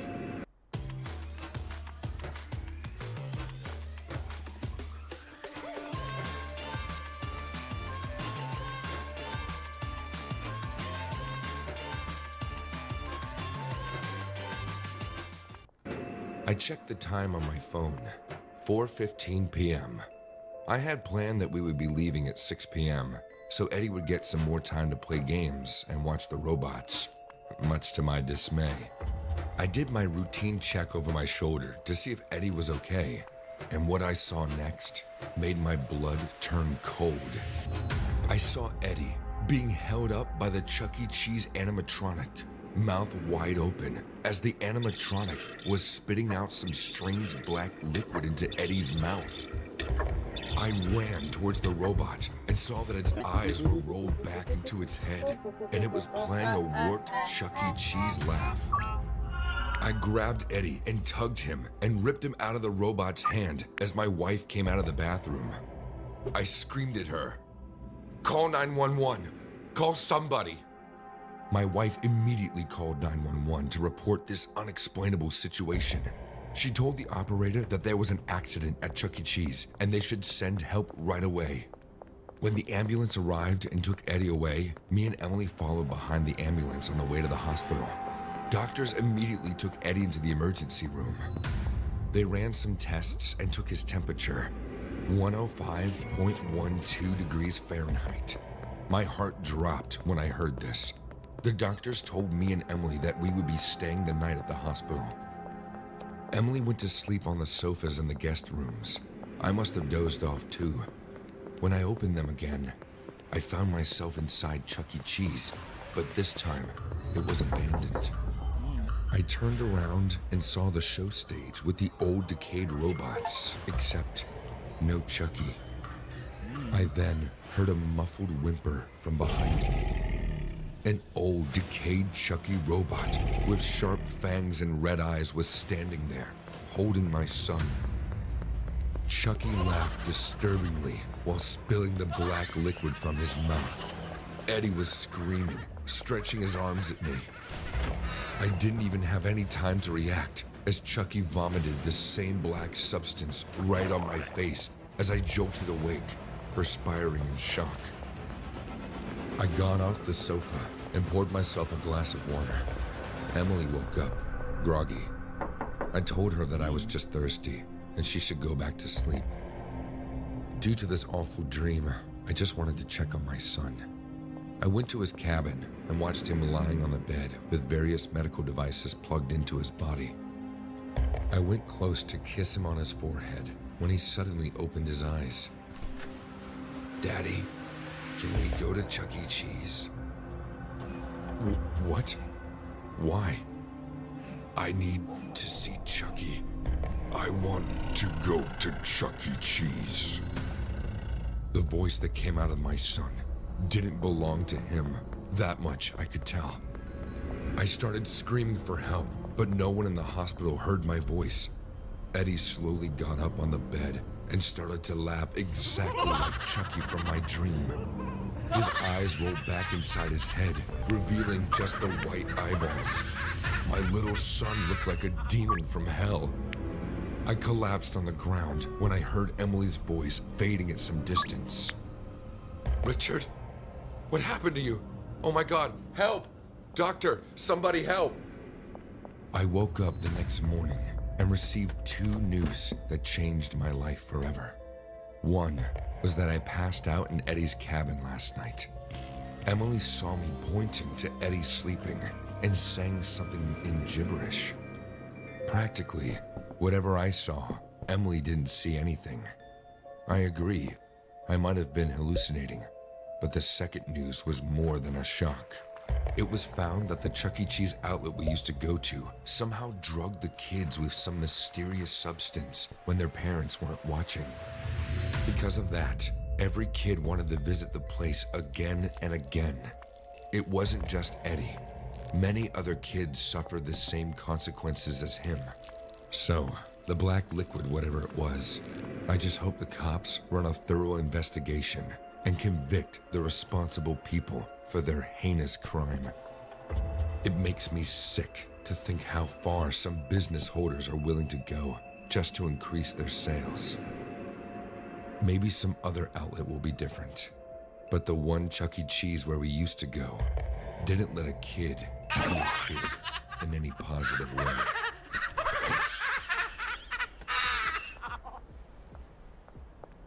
My daughter Anna was very energetic and bubbly. She was my precious little girl, and now she's gone. I've kept this story to myself for years. The only other people who have ever heard it are the police, who did absolutely nothing. It all started the first weekend of December 2010. My beautiful 6-year-old Anna was more than excited to be going down to our local park. She would ride her cycle all over the park and laugh in pure joy. I sat on a bench and watched my darling daughter grow up every day, bit by bit. The city park was adjacent to the woods nearby. The fences separating the park from those woods were broken out of poor maintenance. I always kept an eye on Anna so that she didn't go into the woods. Whenever I would see her going near the fences, I would say, "Baby, don't go into the woods. Stay inside the fences." At Chewy, find a variety of irresistible food they'll love.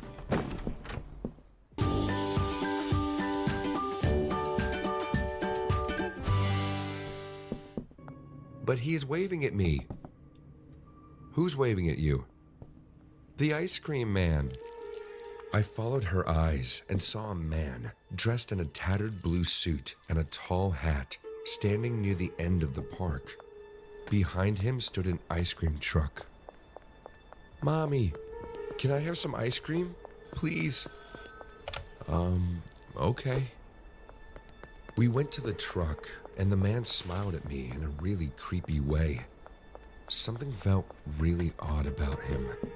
A foul smell came from him every time the wind blew from his clothes. It seemed like he hadn't bathed in months, and everything about him was so unclean. I pondered on the thought of buying food from an unclean vendor like this, and that makes two for my child. "Hello, little angel. What ice cream can I get you?" "A strawberry cone." "You have very good taste. And what about you, darling?" I was already disgusted by his appearance, and after he addressed me as darling, I couldn't stand him anymore. "Anna, let's go. I'll buy you ice cream some other day." But why?" "Because I said so." I grabbed my daughter's hand and turned around to walk away when the man spoke to me. "What's wrong with my ice creams?" "Nothing. I just don't want my kid getting diarrhea." "You think you can insult me and get away with it?" The way he said this, it seemed like a threat, but I wasn't in a mood to tolerate his shit. I gave him a cold, firm look and said, "Listen, you freak, just stay away from my daughter, or I'll call the cops." Hearing about the cops, he got into his truck and drove away. Feeling a sigh of relief, seeing him take off, I came back to the bench. Anna was very upset with me, but I knew I did what I needed at the moment. After a while, we decided to head home. I was walking on the sidewalks while Anna paddled ahead of me. We were close to our house when I heard a soft jingle behind us. Turning around, my legs froze on the ground. It was the same man, following us in his ice cream truck. I didn't want to scare my daughter, so I told her I'd give her a popsicle if she reached home before me. Being the sweet kid she was, she drove her cycle full speed while I started to run. As soon as we got home, I opened the door and told Anna to get in. She went inside to wash her hands while I stood near the entrance to watch what the man did next. He stopped his truck right in front of my gate and yelled, "You can't be there for her all the time, you know." Saying this, he took out a brown bag and threw it at my porch. The bag busted open, and a disgusting stench spread all over the air. There was a brown substance inside. My porch got dirty, and I was shocked to see the audacity of this man. What a jerk. I don't want to detail further how I cleaned all that, but I was terrified like hell. I reported the incident to the cops, but they couldn't locate the guy, regardless of me giving them a description of him and the truck. Later that night, it took me a lifetime to fall asleep after that experience, but it didn't last long when I finally did.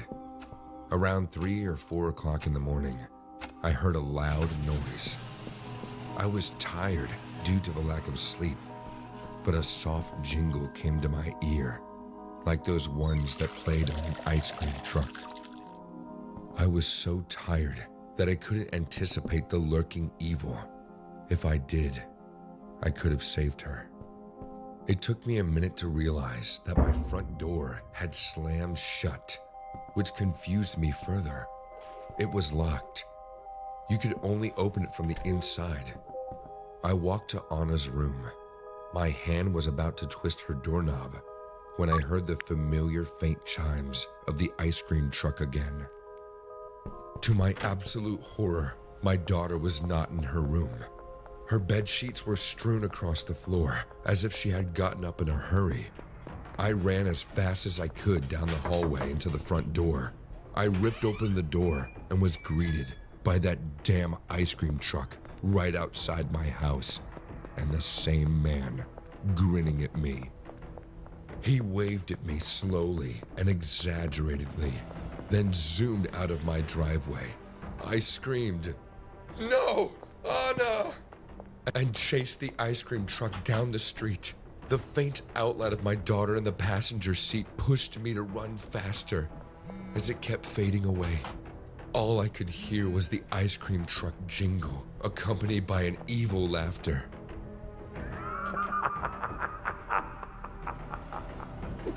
The truck made a final turn, and I followed it, turning onto Cavell Avenue. But there was no truck to be seen, no music to be heard, nothing. I fell onto the pavement, screaming Anna's name and sobbing. I wasn't thinking straight.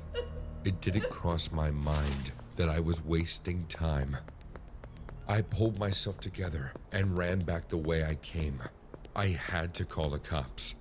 I was hyperventilating, sobbing, and felt as though I was on the urge of fainting. I ran around my entire house searching for my wallet. It was nowhere to be seen. Finally, I found my wallet, and I couldn't believe I hadn't put it together. My purse was outside in the driveway, precisely where the truck had been. Anna was not taken from her room. The man hadn't broken in.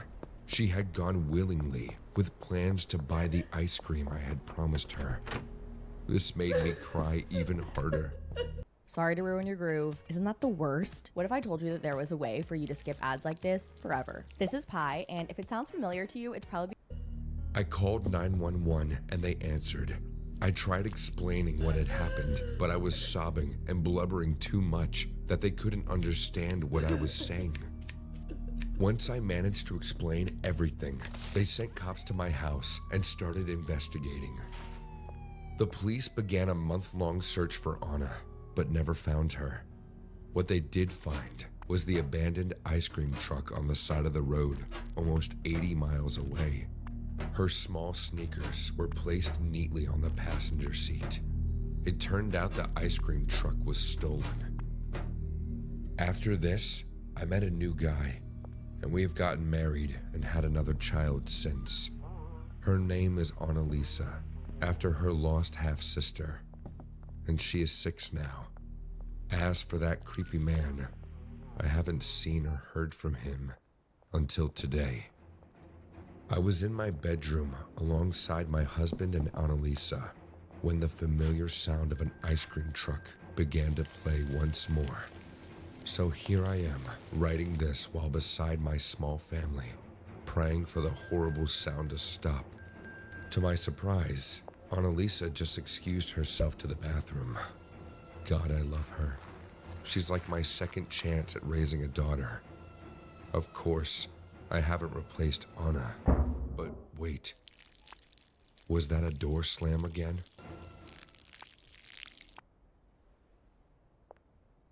Keeping a promise is about more than just saying the words and then following through. I cannot respect nor understand the mentality behind breaking a promise. I'm not one to ever break a promise, and this is doubly true for something as sacred as a wedding vow. When I was 15, I went to the movies with my friends Brian and Jacob to see National Lampoon's Class Reunion. During the interval, I came out to refill my popcorn. It was the end of October, and I remember walking into the lobby just as another movie was letting out. It was then I noticed Lynn standing amidst the crowd. I walked over and introduced myself to my longtime crush, who eventually became my wife, Lynn. On our wedding day, my heart busted in joy when she walked down the aisle. She never looked so beautiful. We both vowed to make our lives joyful, but the feeling didn't last once we went on our honeymoon. Lynn and I both enjoy long rides, so instead of going to a popular honeymoon destination, we decided to drive to the coast and rent a yacht to sail on the sea for a week. It was quite romantic, and we were looking forward to it. But on the day of our journey, we got a flat tire and ended up in huge traffic. Our plan got jeopardized, and when we reached the coast, the daylight was gone. Lynn was frustrated, and so was I, that we couldn't enjoy the sunset with a glass of champagne as we planned. Anyways, we dropped off our car at the coast parking and got onto the yacht. Once the sailing started, all of our complaints and annoyance faded away. The serene waters, the cool breeze, the starry night sky made us fall in love over and over again. I turned off the engine and the yacht floated in the slowly moving waters. Lynn turned on some romantic music and we started to dance. The moon was shining bright and we were in dreamland. We got completely lost in each other's arms when a sudden jerk broke our concentration. The boat floated and hit the shore. I looked and found ourselves standing in front of a small, distant island that was once linked to the main coastline. Look, we've come so far. Lynn pointed out at the city lights far away. I kissed her on the forehead and said, "Yes, we have." She blushed to realize my undertone. "I think I should start the engine and go back. We better anchor close to the coast. In the morning, we will start sailing again." She agreed with me. I was heading back to the engine when a spine-chilling scream numbed our ears. It was the scream of a man writhing in pain. What was that? I don't know. It's coming from the island. We should leave. I better start the engine. But didn't you hear the scream? I think someone's in trouble. Lynn, we are not getting off at this unknown island at any cost.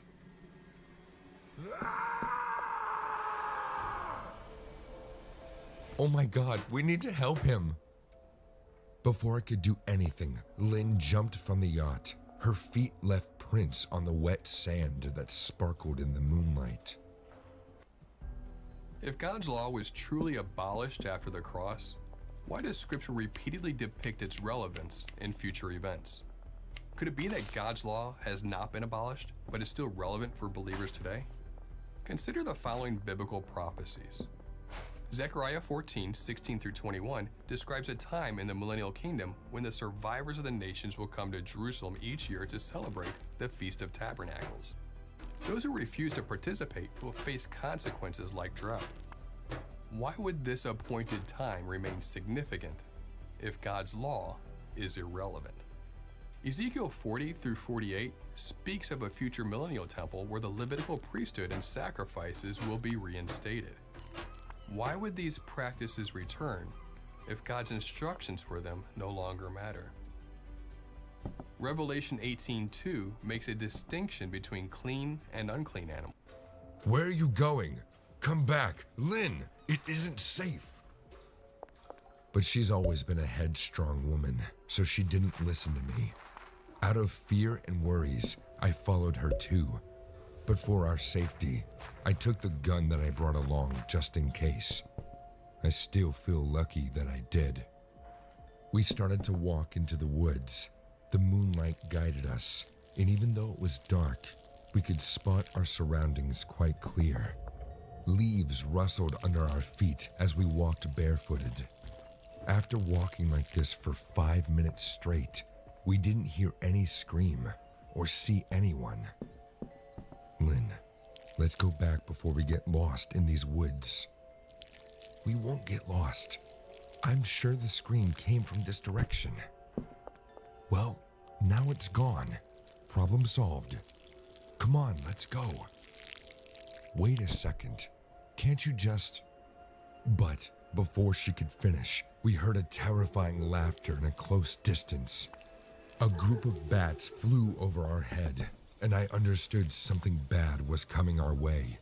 The laughter grew louder, as if a group of madmen were laughing their hearts out. We slowly tiptoed following the sound and saw flames behind some trees. As we ducked down to peek from the bushes, a horrifying scene unfolded right in front of our eyes.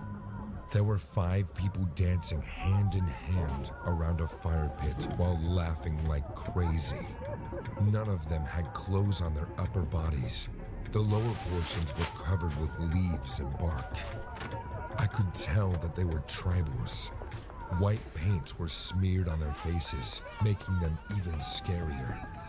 They had long, filthy nails like animals. After circling the fire 3 times, they stopped and threw their hands at the sky, cheering.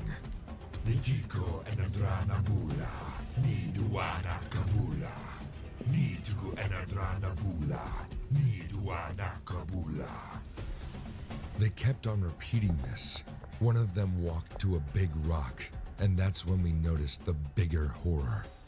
Upon that big rock lay a body of a man whose head was decapitated. He was wearing casual clothes, which hints he too was traveling by this area, like us. The tribal guy dragged his body and placed it near the fire. Another member of the group then picked up something and held it high in the sky while screaming those same lines. Nitiko enadra nabula, ni dua nakabula. As the fire illuminated his hands, I could see what he was holding. It was the severed head that once belonged to the body lying on the ground. He opened his mouth and let the dripping blood fall onto his tongue from the head. He then licked his lips like he had tasted the heavens and threw the head inside the fire. Lynn and I watched all this in dead silence. We knew that if we made any sound, we would end up like that dead guy. After destroying the man's head into the fire, the group lunged onto his body like a pack of hungry wolves and started to tear his flesh with their sharp nails, using them like claws. The sound of flesh tearing and then getting chomped by these freaks made me nauseous. Lynn couldn't take the sight anymore and she screamed in fear. As soon as she did that, we realized we'd have to run for our lives. The blood-soaked human-like animals immediately looked at us and their eyes dazzled. They smelt the air and started to drool like they just found more food. Lynn, we have to go now. We got up and started to run to the shore. The pack of cannibals chased us while making horrific sounds. They were howling and laughing while running behind us. I knew that if they caught us, we wouldn't stand a chance. I turned back and saw they were immensely tall and excessively strong. They were like a lost race of human beings on whom the theory of evolution didn't work. I fired onto the closest one, and he fell on the ground, holding his chest. I took training classes when I got this gun, so my aim was bullseye. I thought the rest of the group was gonna chase us even more fiercely, knowing that we shot one of their members. But what happened next still gives me nightmares. The rest of them stopped, seeing the blood coming out of their very own cannibal brother. But instead of helping him, they all lunged at his chest. They started to eat one of their own without any hesitation. Their distraction gave us a second chance at life. We hopped onto the yacht while the group devoured their 5th mate. I started the engine right away and, picking full speed, drove the yacht to the coast.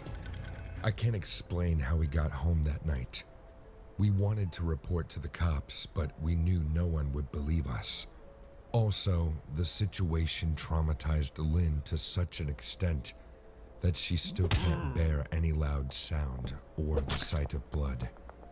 I searched online about the phrase that they were chanting that night. As per my research, they were speaking Fijian, which happened to be the language of the Fiji tribe. They were known to be a cannibalistic tribe, but no one found traces in years. So the phrase, Nitiko enadra nabula, nidua na kabula, meant, for the life of the flesh is in the blood. Whenever you're ready. Okay, good. Cool. Okay, Plan Hat is Purpose-driven. Flexible. strategic, Comprehensive. easy, Future-proof. oh, I'll just do it, Scalable. adaptable. My wife and I play a scavenger hunt game on every anniversary. This has become like a tradition now. 15 years of marriage has lost 90% of the spark. But till today, we've been holding on to this facade of finding fake treasure. None of us admits, but we both know we do this to pretend like a happy couple so that we don't end up getting a divorce. At least that's my reason. Similarly, this year on the 23rd of January, Martha woke me up with a big smile that I hadn't seen in a while. Past few months, things were even worse between us. We were always fighting, and I spent more time at the office than at home. Hence, I got surprised to see her standing near the bed with a big smile, like she had something big planned for me. I saw she was wearing a blue dress that she used to wear when we met. The dress still fits her fine, and it had been a long time since we came close to each other. Taking this one opportunity, I got up and walked to her. I caressed her cheek and said, "Happy anniversary. You look beautiful. You should dress like this more." She hugged me and said, "Maybe then I'll finally be able to have your attention." I realized that she was trying too hard to be excited for our anniversary. I didn't say anything and went straight to the bathroom. I knew that's how she was gonna be all day, poking and taunting me with lots of sugar coating just to point out what a bad husband I am. Enough is enough, I thought to myself while splashing water on my face. Anyways, this is a fucked up marriage. A change of plans immediately kicked in. I came out and made a call to my office. Hearing me talking to my secretary, Martha walked in and said, "Are you planning to go to work? Even today?" Well, who are we kidding, darling? What do you mean? We both know things aren't the same anymore. Then what's the point of spending time this evening, like a must-have ritual, while pretending to be a happy couple? Don't be silly. We always play scavenger hunt. You know how much I love giving you surprises. I'll prepare the clues for the quest. Be home at 7:30 p.m. sharp. Be home by then if you change your mind. Her calm behavior, even after I spit some bitter truth, shocked me. I wasn't expecting that. I thought she would scream and make a scene for announcing our marriage's expiry date. I might have asked her what was going on, but I was too irritated to continue any conversation with her. I got ready and went downstairs to have some breakfast. Martha made all my favorites, and I was spellbound to see how much effort she was putting into making our broken marriage work. I ate whatever I could, and she sat opposite to me and watched me with a blank gaze. When her wide, staring eyes started to creep me out, I said, "Do you want to tell me something?" "No, I just want to show you something. That'll only happen if you come home for the treasure hunt. The treasure I have planned for you will be one of a kind." After finishing my breakfast, I drove away, taking my car. Martha stood on the house porch and watched me fade away. The entire ride, I couldn't help but think how weirdly she was behaving. When I reached the office, I saw Diane sitting in my office with a cup of tea. These days, she's the only person who understands me. We have formed a connection, It started with one late night overtime, and now we are running into this illicit affair hiding from everyone's eyes. I went close to Diane and smiled. She said, "You shouldn't be at work today. It's your anniversary after all. Please, don't start again." Why? Did something happen?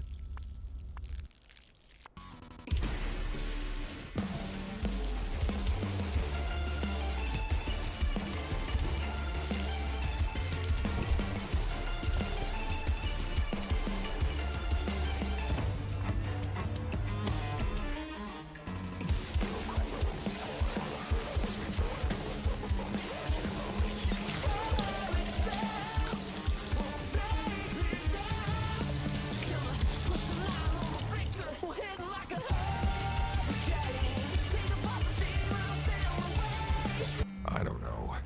Martha was acting pretty weird in the morning.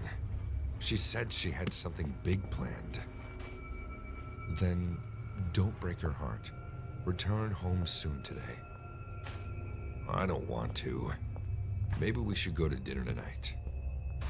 I know how wrong it is to cheat on Martha. I decided to put a stop to this dual life.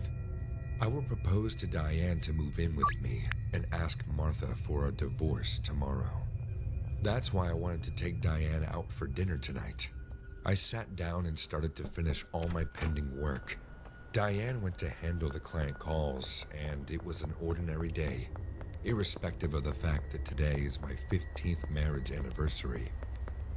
After 2 miscarriages and big fights, Martha and I grew apart. But I don't know why she's not ready to accept the truth that there's nothing between us. Maybe she still loves me, but it's time to come out before we reach the peak of toxicity. I worked like crazy the entire day just to forget how miserable my life had become. Around 7 p.m., I was all set to leave for dinner with Diane. I called her, but she didn't pick up. I went to her desk and found it empty. I wondered if maybe she had gone to the ladies' room when I saw a sticky note on her desk. It read, "Got an urgent. Have to cancel the plan tonight." I became upset again because I was really looking forward to spending some time with her. Thinking of what to do next, I began with the hard path.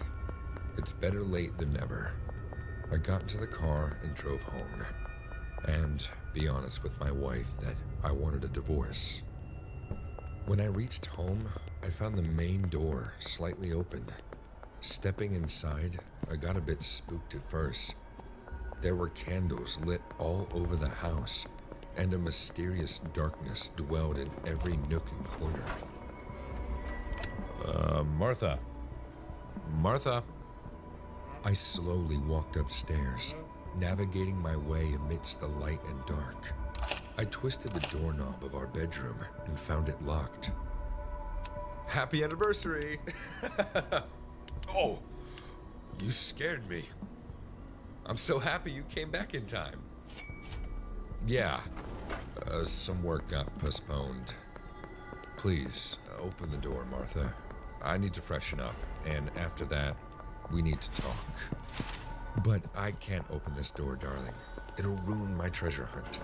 The treasure is on the other side of the door. I wanted to say right then and there that I was not interested in her treasure hunt, and neither wanted a life with her. But I somehow controlled myself. Martha made me freshen up in the guest room and said to come for our special anniversary dinner. I thought I would hurt her anyway today, so why not tag along for a bit before slamming the hard reality on Martha? We sat for dinner, and I could see a big plate kept on the table with a metal lid on it. That's it? Only one dish? I was expecting her to go overboard this time. Martha poured me a glass of wine and said, "I made special steak with sauteed veggies tonight." Saying this, she opened the lid and served the biggest steak on my plate. We both started to eat quietly. Although I was eating like I usually do, Martha took every bite while staring at me with a big grin. "How do you like the meat?" Yeah, it's very juicy. Where did you buy it from?" A shop near your office. Oh, really? I see. What's the name of the shop? You'll find out soon. She held my hand, and I could feel her tight grasp on my finger. Her sharp, long nails almost pierced my skin as she grabbed my hand too tight.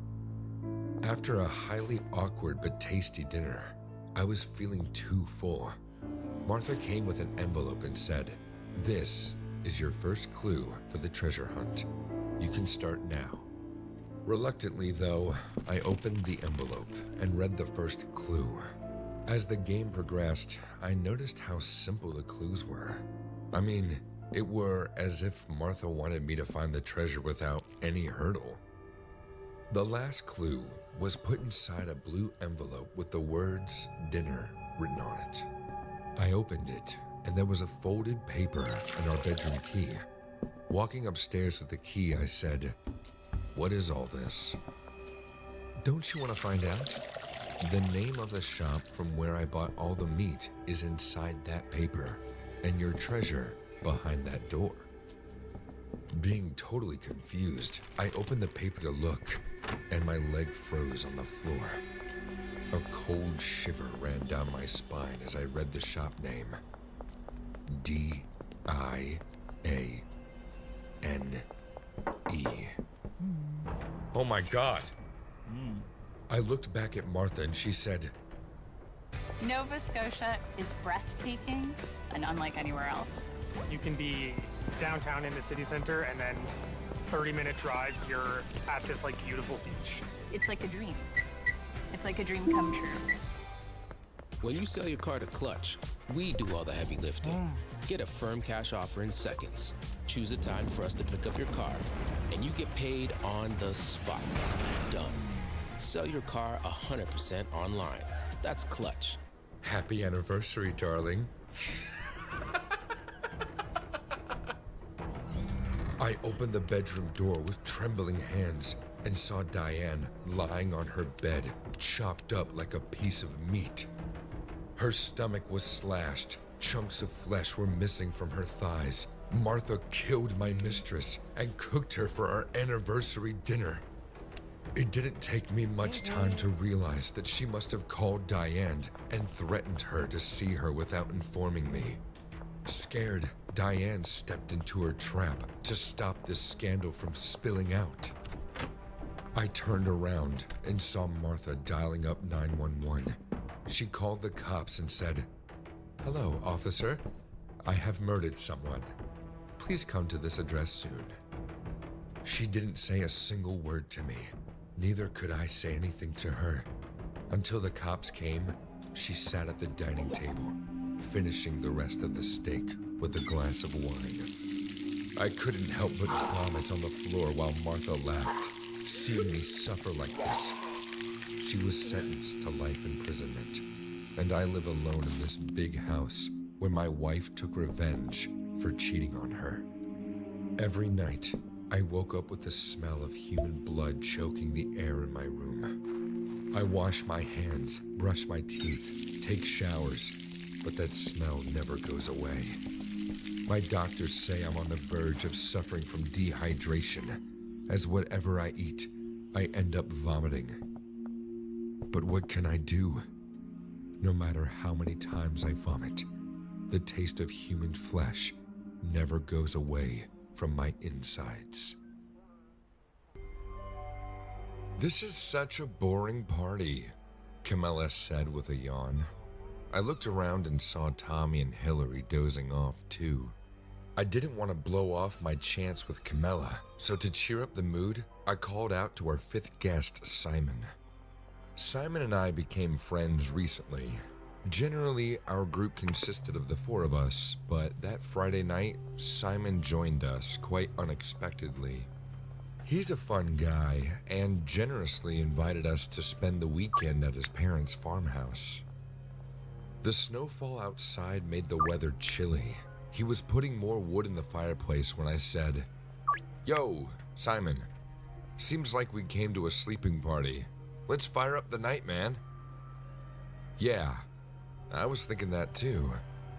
He sat down to the big armchair and said, "I think we should play something."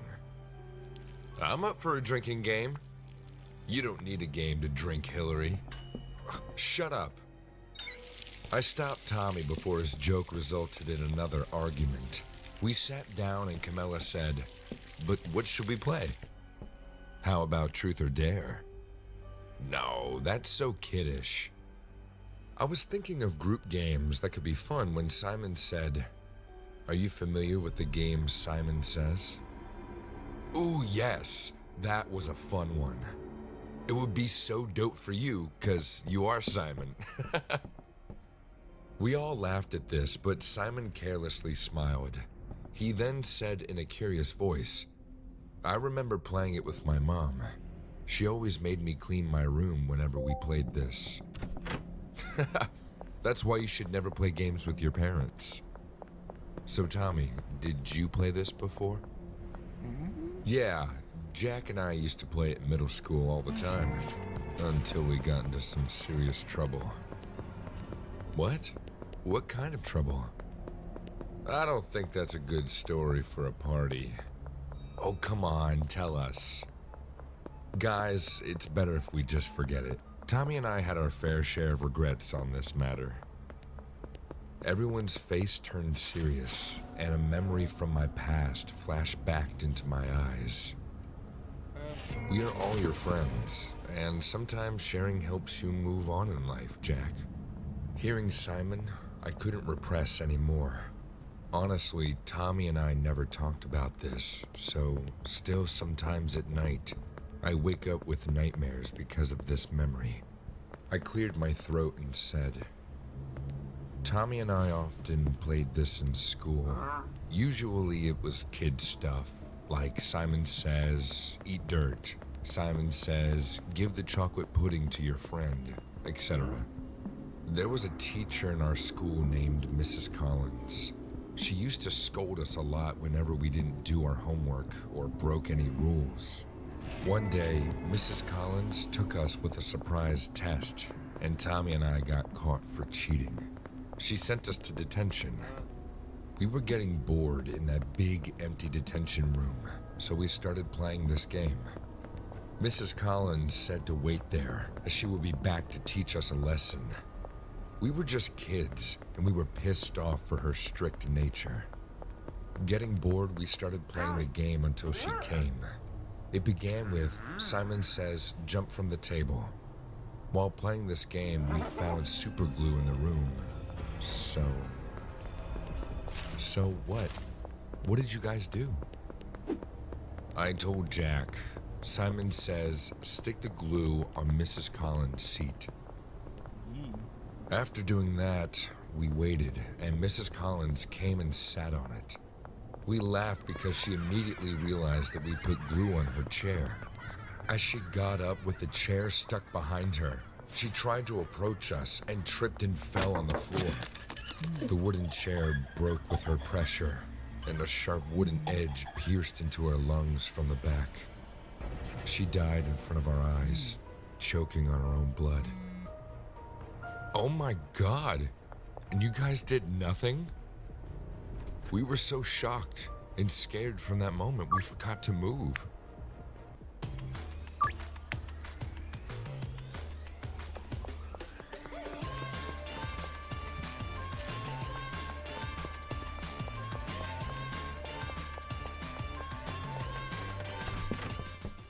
But then we called the principal, and our parents came too.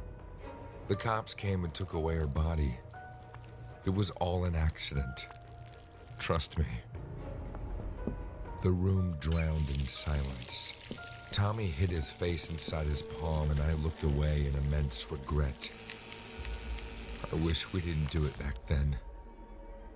Well, like you said, it was all an accident. I'll get more wine, then we can start the game. It's okay, Jack. Don't think about it. I smiled sadly as Camilla consoled me. Tommy started loitering in the room nervously. I could see the discomfort on his face.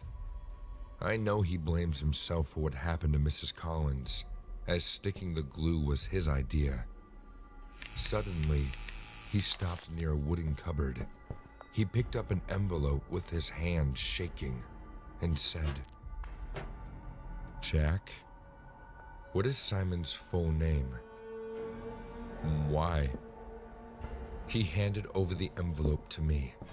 It looked like a tax document from last year. On the surface, it was written, "To Simon Collins." The hair at the back of my neck stood up. Hillary and Camilla exchanged a horrified look, and we heard Simon's voice from behind. "Shall we begin the game, boys?" So, Mrs. Collins, she was my mother, whose horrible death got ruled out as an accident. Why? Because her murderers were 2 young kids? And what about me? I was a kid too. I grew up without a mother. My dad turned into an alcoholic after she passed away. Our lives got ruined. And it was all because of you two. He raised his left hand, and I saw that he was holding a gun. He pointed it at Tommy and said, "So, Jack," Simon says, "slap your friend hard on his cheek." "Simon, please. You don't have to do this, okay?" Simon says, "Slap your friend." I looked at Tommy, and he was sobbing already. Not having any other option, I slapped him hard.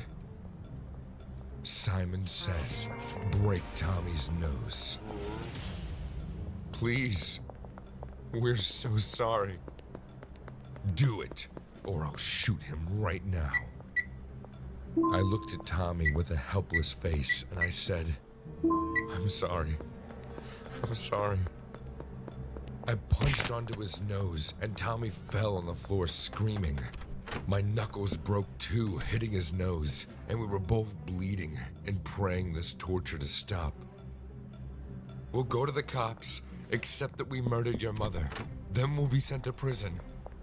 We'd do it if that's what you want, Simon. Just let us go. Nothing you two will bring her back." Simon says, "Jump out the window." "What?" "Do it, Jack, or your friend dies." It was a 2-story house. Jumping from the window won't kill me, but it will surely injure me, or even paralyze me if I broke the wrong bone. With shaking feet, I walked up to the window. I heard Tommy scream, "Kill me! Just kill me! Jack, stop! You don't have to jump! Shoot me, Simon! Let's just finish this once and for all." Right then, Camilla jumped onto Simon, making the gun slip from his hand. I didn't wait for a single second and grabbed it. Before he could get up, I poured all 6 bullets right into his chest, and he never got up again. Everyone stood like a statue for a minute straight, and then Tommy broke the silence. What now? What do we do now?" "We'll bury him in his garden." And now here we are, digging up a big hole in Simon's garden. Thankfully, there's no other house nearby. Hillary and Camilla are helping Tommy as my hands are still shaking. I just hope this is the end, because none of us will ever play Simon Says again. Back when I was a kid, I remember spending a lot of time alone. My dad was some sort of consultant for an oil firm, always traveling the world. As such, he spent a little time at home, creating a distant rift between us. My mom was more present, but even she had to spend several days and nights away, leaving me to my own devices. How do you keep track of orders and inventory? The old way? Are you using spreadsheets? Are you using scribbles and sticky notes? Are you using a wing and a prayer? There's a better way. Introducing SKU IQ. With our software, you spend 50% less time on inventory. Connect your point of sale and e-commerce system for real-time data sync with automatic updates. As orders come in from either side, your inventory will automatically adjust. Plus, you can push products to other systems instantly to eliminate double data entry. Backed by an award-winning support team. Sell your way with SKU IQ and connect your point of sale and e-commerce. Get started with a free trial at www.skuiq.com.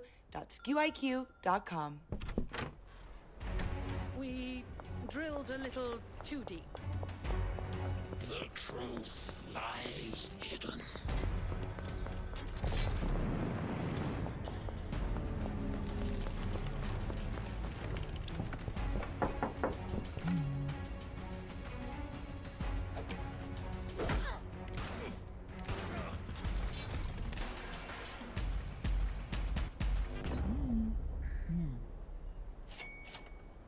Though I always insisted that I was old enough to survive on my own, my parents forced a local babysitter on me.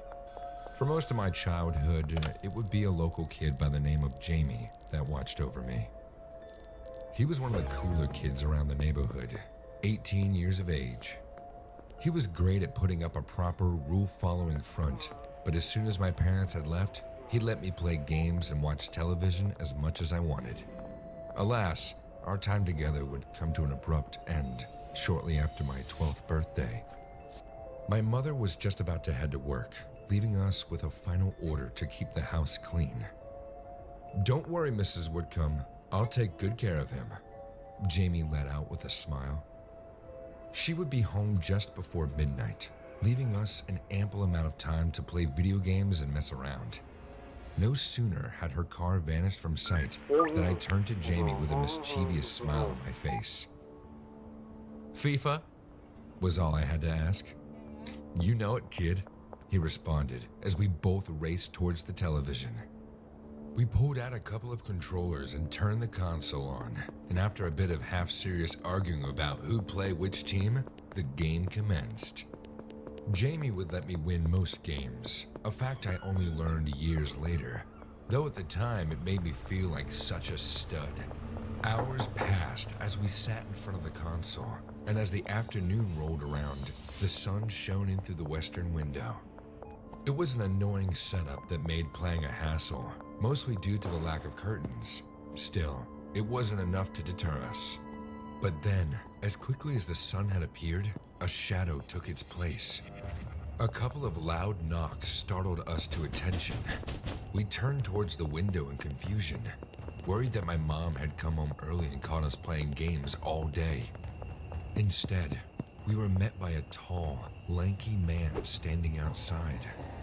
Just the mere sight of him awakened an instinctive feeling of fear within me, with his pale, emotionless face and unblinking eyes. He didn't even seem to acknowledge us. He just stared at the television, fixated on the game. Even his odd and frightening appearance wasn't enough to faze Jamie, who ran up to the window and confronted him. "What the hell are you doing?" Jamie asked. He just ignored Jamie, still focused on the paused game. "Hey, weirdo, what do you want?" Jamie pressed on. "I play too?" he asked. "I could." He spoke in broken sentences, clearly missing a few screws up there.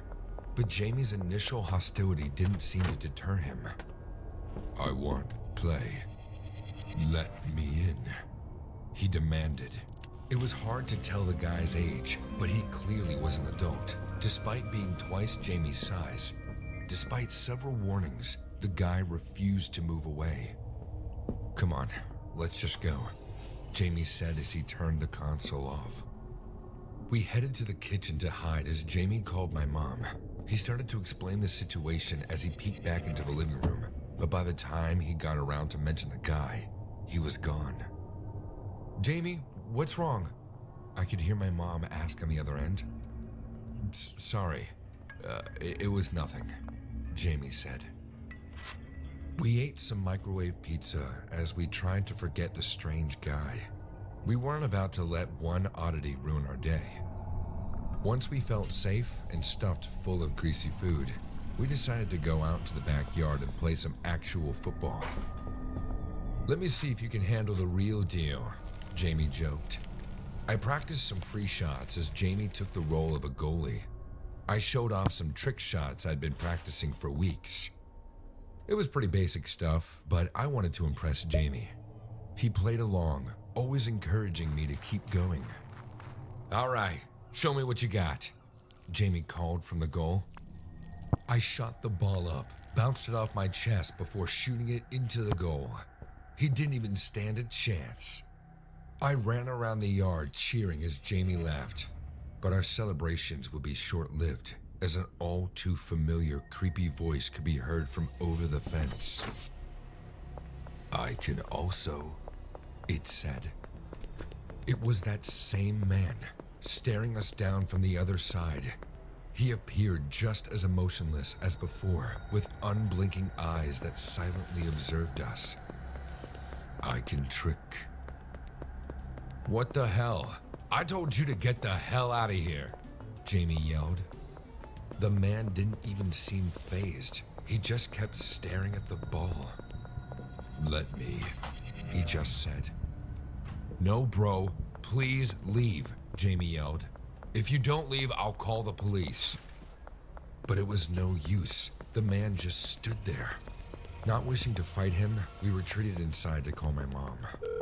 It rang for well over a minute before she finally answered, surprised and worried that we'd elected to contact her twice in one day. "Jamie, is everything all right?" she asked with worry in her voice. "There's a strange guy here refusing to leave. I think he's sick. Should I call the police?" "Did he try to get inside?" Mom asked. "Nah, he's just staring," Jamie explained. "Just make sure the doors are locked. Don't talk to him.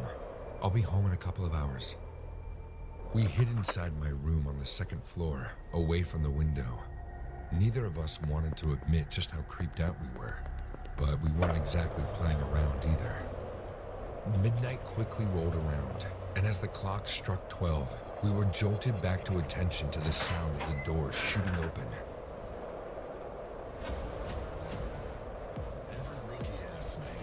What makes a great hunter? I tell them, it's your choices that define your greatness. You want to watch? Or fight?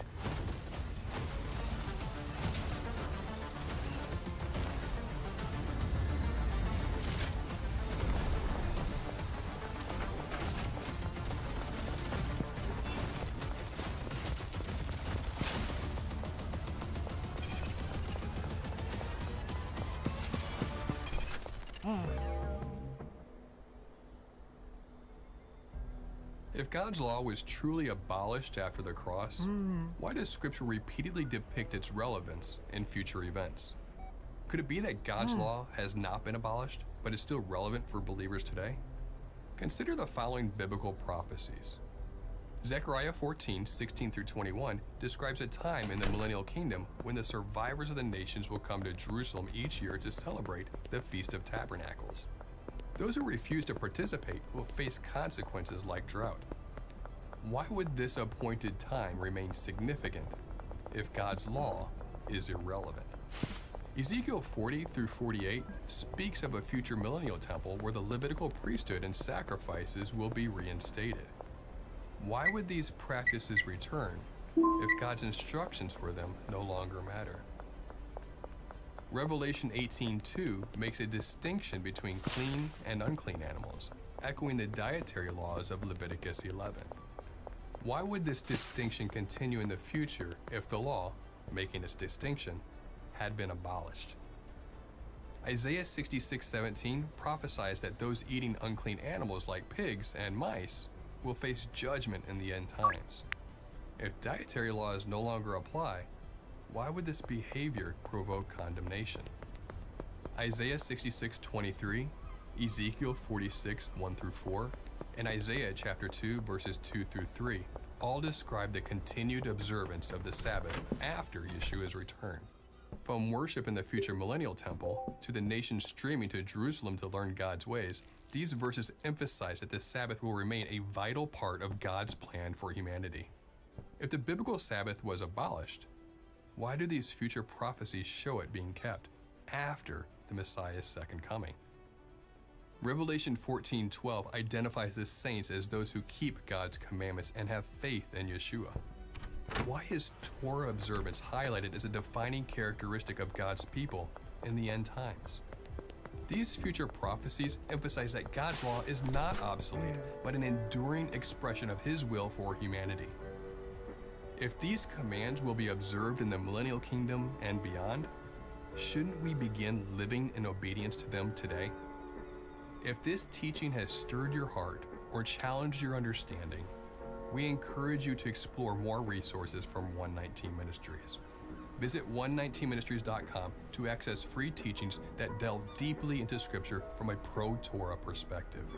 You can also join us on YouTube, where we regularly post videos unpacking biblical truths and helping believers grow in their walk with Messiah Yeshua. Don't forget to subscribe and share with others seeking the truth of God's Word. And as always, remember to test everything. Shalom.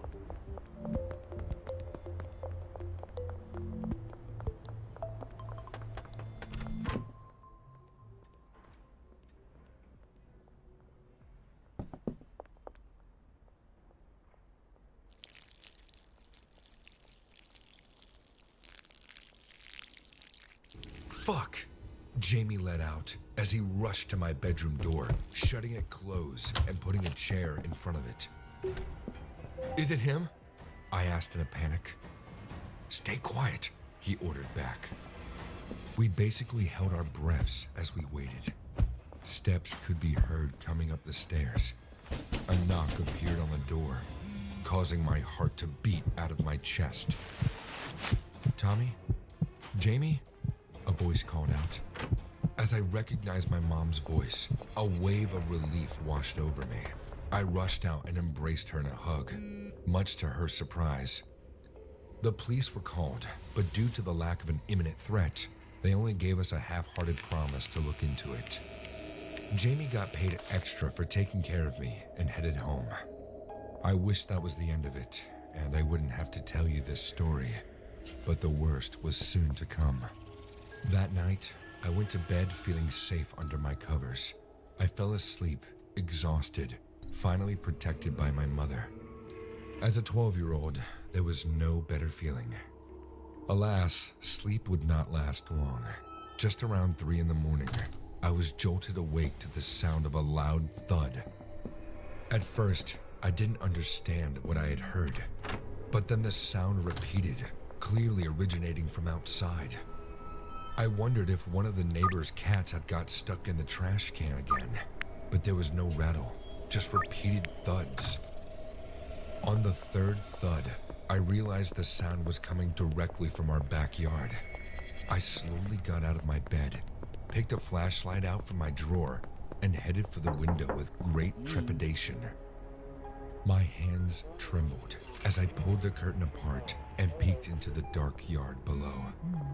A large silhouette appeared to be playing with a ball, attempting and failing to perform tricks. Each kick created one of those thuds that had awoken me. I turned the flashlight on and shone the light at the figure, but before I could even figure out what I was seeing, its haunting voice sent shivers down my spine. See? I play good too, the figure said. It was the same man from before. He picked the oddly shaped ball up and gave me a crooked smile. Play, was all he asked. Ontario Dairy Farmers help set the table for everybody, every day.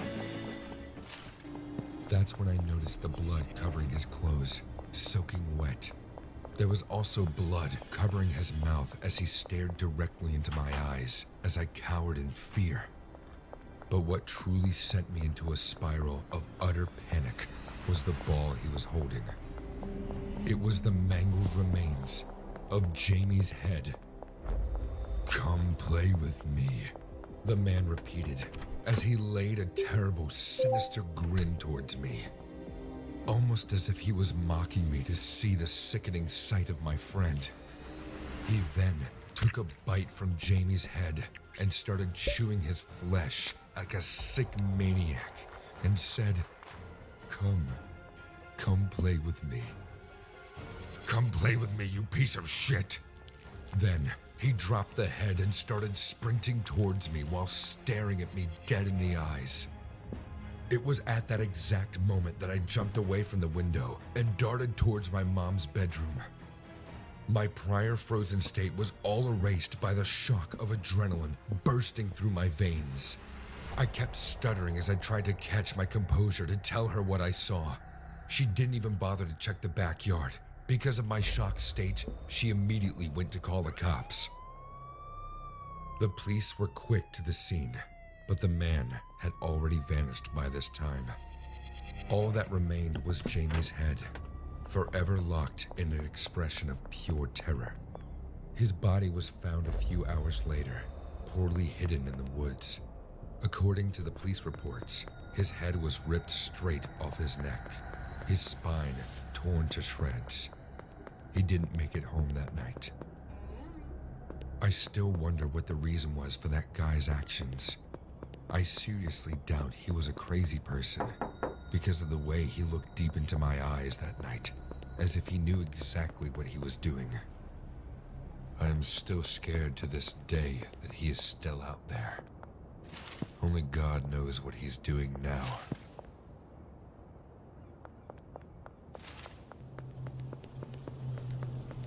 Back in the 80s, my Aunt Kay was in her early 20s. This was before she married my uncle, and when she would drive long distances back and forth between her parents and my uncle's to visit. It was a transitional period for them. He had just graduated, she hadn't moved out yet to be with him. It was a long drive across several states, through the desert, which took her hours. This desolate highway would have stretches of road that lasted hundreds of miles, where you quite often wouldn't see another driver, let alone a gas station. So Aunt Kay set out and began one of these journeys. A couple of hours into the drive, she noticed a dark vehicle slowly catching up to her. She barely noticed as she continued to sing along with the radio until the vehicle got aggressively close. She turned off the music and looked into her rearview mirror, seeing the vehicle flash its brights and a hand pointing at her car and motioning to pull over. Alarmed, she quickly slowed and began to look for a good place to pull off the road, to see what must be wrong with her car. The second she began to pull off the road, she said she felt and heard as clear as day, "Don't pull over." Then again, stronger, "Don't pull over." Call it God, intuition, or just a gut feeling, but a jolt of adrenaline and fear shot through Aunt Kay's body as she hit the gas and peeled back out into the highway. Heart pumping, she silently asked herself what the hell that was, as she saw the vehicle peel out behind her. The dark vehicle continued to closely follow, and motioning to her to pull over. Fear and confusion set in as she began to question what was going on. Why was the driver motioning for her to pull over?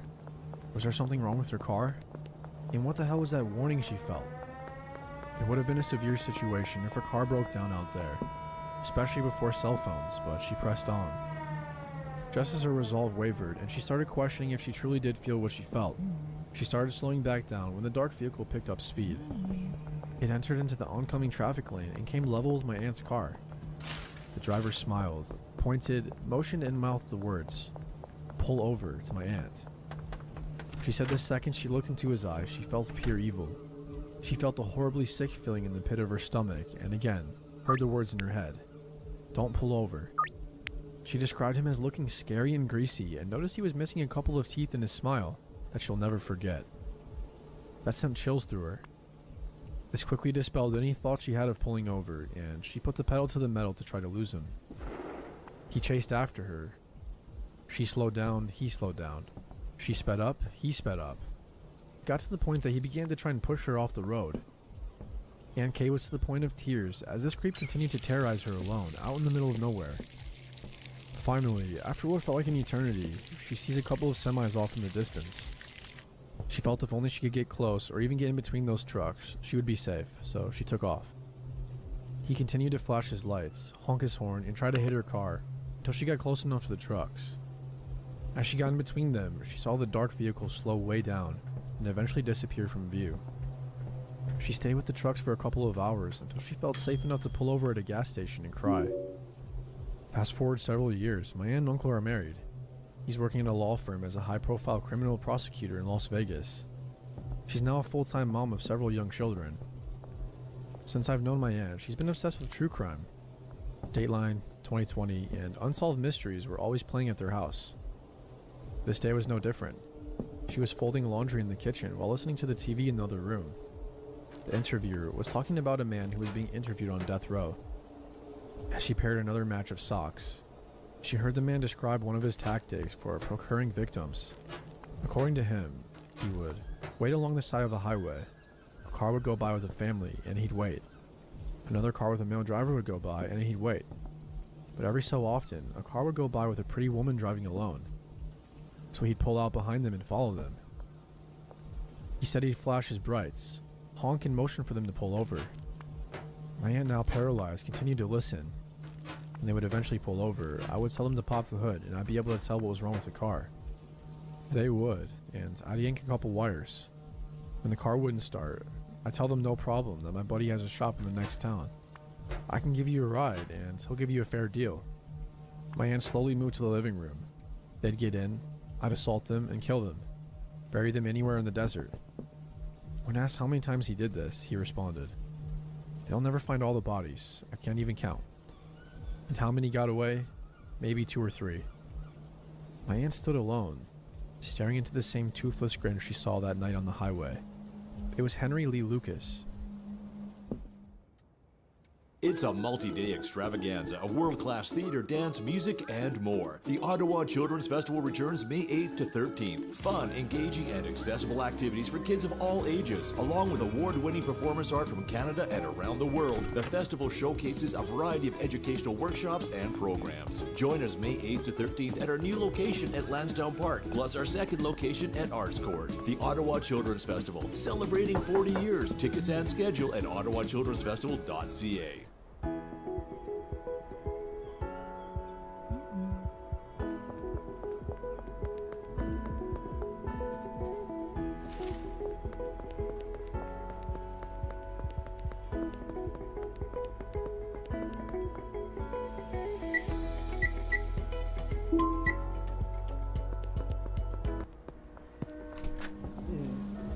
It was a hot summer day. I had gone for a hike and got seriously lost, which is another story. Suffice it to say that I had hiked through trackless wilderness for mile after mile, and even when I found a road, I was so far from a car I didn't know which direction to go.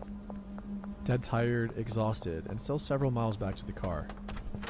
Finally, I was on the way home late in the afternoon, on a hot, sunny summer day after many hours lost in the mountains and woods. It was about 15 miles to home, and I live out in the country. As I started into the drive, I saw an overweight, out-of-shape fellow hitchhiking in the direction I was going.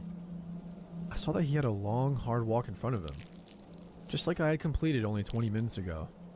Of course, I felt sorry for the fellow having a similar ordeal as I just had, and so I stopped and motioned for him to get in. I did not realize my ordeals for the day were not over yet. As he opened the door, he gave me a look and we exchanged a greeting as he squeezed into the front seat. He was going to a spot off of the highway, on the way to my house, and off we went, engaging in light conversation. I glanced down at his side and I noticed he had a prosthetic arm, made of a hard, heavy ballistic plastic with a metal hook for grasping instead of a hand. From the conversation, he was an out-of-work construction heavy equipment operator whose house was undergoing a bank foreclosure. He was basically squatting illegally on his own property, probably hitching around during the day to avoid the sheriff evicting him and coming back in the evening to let himself into the basement. So basically, a homeless vagrant and a transient that still had a physical address. This didn't raise any red flags with me at the time, though maybe it should have. I have a repertoire of interesting stories I like to tell. I dusted one off and told him a yarn or two to pass the miles and be friendly, as it makes the ride easier. He listened politely, and I found he liked to talk a little bit himself. My tales must have encouraged him because he began to tell me a very strange tale of his own. He began to relate to me that years ago, during what he claimed was one of the worst blizzards of the century, in his words, a woman had a bad accident on the US route that went past his house. He said that she was badly injured from the accident and bleeding to death. His story continued, and he mentioned that the weather was so bad that the road was undrivable, but as a construction operator, he had a backhoe. He said that he loaded the injured woman into the bucket of the backhoe and drove her 30 miles through the freezing cold, in blizzard, to a major medical center and delivered her to the ER. That was a pretty odd tale, I thought. I am pretty street smart, having seen a lot of the world, and some of the more dangerous places in it. I believe that he had changed up the story somewhat to protect the guilty. He wanted to share his story, but disguise his role or what had really happened. In other words, I believe his story contained a kernel of truth, but he had changed a few details. I am pretty quick to spot inconsistencies, and also can analyze just as quickly. It comes with the street smarts, I guess, another word for the survival instinct. What I think is true is that a woman who was fatally injured, perhaps someone who had come to his door for help. I thought that she died, and I think he used the bucket loader to bury the body. The why and wherefore I could not guess at, but I had immediately gotten that impression. I didn't have much time to think about it, as the drive was coming to an end. It may seem weird to you that I came to that conclusion, but perhaps what follows will convince you. As he ended his story, we had come to the turn for his house. As I turned into the long driveway, he had just ended his story, now began to make improper propositions to me as to what he would like to have happen. I was a bit taken aback, but just simply told him politely that it was not my thing, and ended my conversation as we pulled up to his house, and he continued to insist. The problem was that he was not taking no for an answer. I realized that things were rapidly getting out of hand, but I am a cool customer when dealing with actual stress and danger. I like to think that I'm pretty hardcore, which discourages most potential malefactors, but not this guy, which shows just how dangerous he was. He wasn't getting out of the car, now that we were stopped, and he had his hard plastic arm, solid and heavy as a log, raised halfway between us, looking me straight in the eye and not saying anything. Having studied self-defense, I knew the deal. If I looked away or blinked, he would knock me out with the arm. He was formidable as well. He may have been fat, but he was a construction worker with large arms and muscles, from a life of heavy work. The weight was all to his advantage in any struggle. I knew the deal though, and I always had a plan in case a hitchhiker proved to be dangerous. I had my seatbelt on, and he didn't. The plan was to floor the car into his house at about 60 and put him through the windshield. Even if I was injured or unconscious myself, hopefully he would be worse. The idea was that the noise of a high-speed crash would bring neighbors to find out what happened, and I would also blare the horn. But I could see that if he went through the trouble of knocking me out for the purpose of assaulting me, that likely I would never wake up again. Someone this dangerous was not going to leave a witness that could put him in jail for the rest of his life. Likely, he was a career criminal, and this was not his first rodeo. The other secret, learned from martial arts, is to never look away and hold the gaze. Read the intent, then spontaneously block or deflect the initial attack. This guy could see from my eyes that he would have a real fight on his hands, that I was fully ready for a life or death combat. The situation ended when he opened the door and anticlimactically got out. I quickly backed out of the yard, spun the car around, giving him a departing glance, and headed out. Whew, I thought. That is the most dangerous motherfucker that I've ever encountered. I really should call the state police and tell them to keep an eye out on that scary bitch, because it'll only be a matter of time before he tries to kill somebody, and at least it will have a warning about him on their files. But, I thought, the police often don't seem to take me seriously, and he didn't do anything other than pose a threat. No actual assault. So what can I do? The real reason was now that the situation was over, I just wanted to forget about it. It had been a very long day after all. A police report would take up another hour of my dinner time, and I would have to deal with possibly skeptical or unhelpful authorities.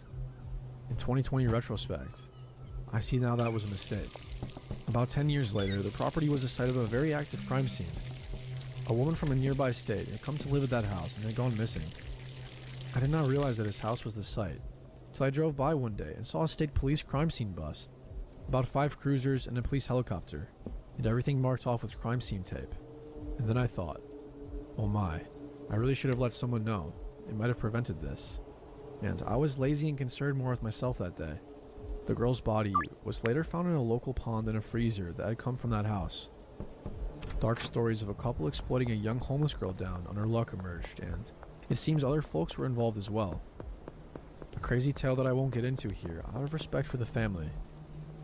I drove by a couple of days later, and the investigation was winding down, and only a cruiser or two were maintaining security. That is when I decided to call into the state police with a story about the backhoe that Captain Hook had told me. The next day, the crime scene was abuzz again. I suspect they were searching for other cadavers. Although the couple was never charged, they both remained in prison on other charges, the last I knew. The lesson for me was, see something, say something.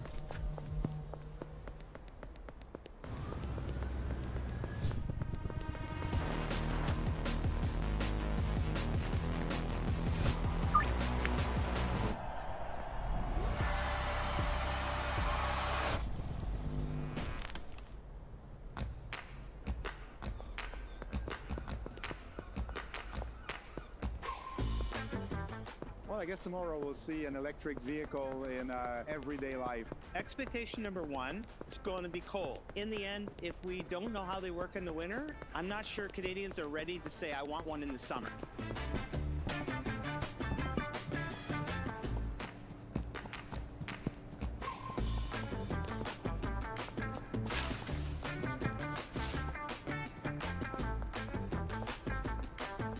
Everything went great until we hit about 6%, and then it kind of started to slow down, and it kept slowing down until we got all the way to 0.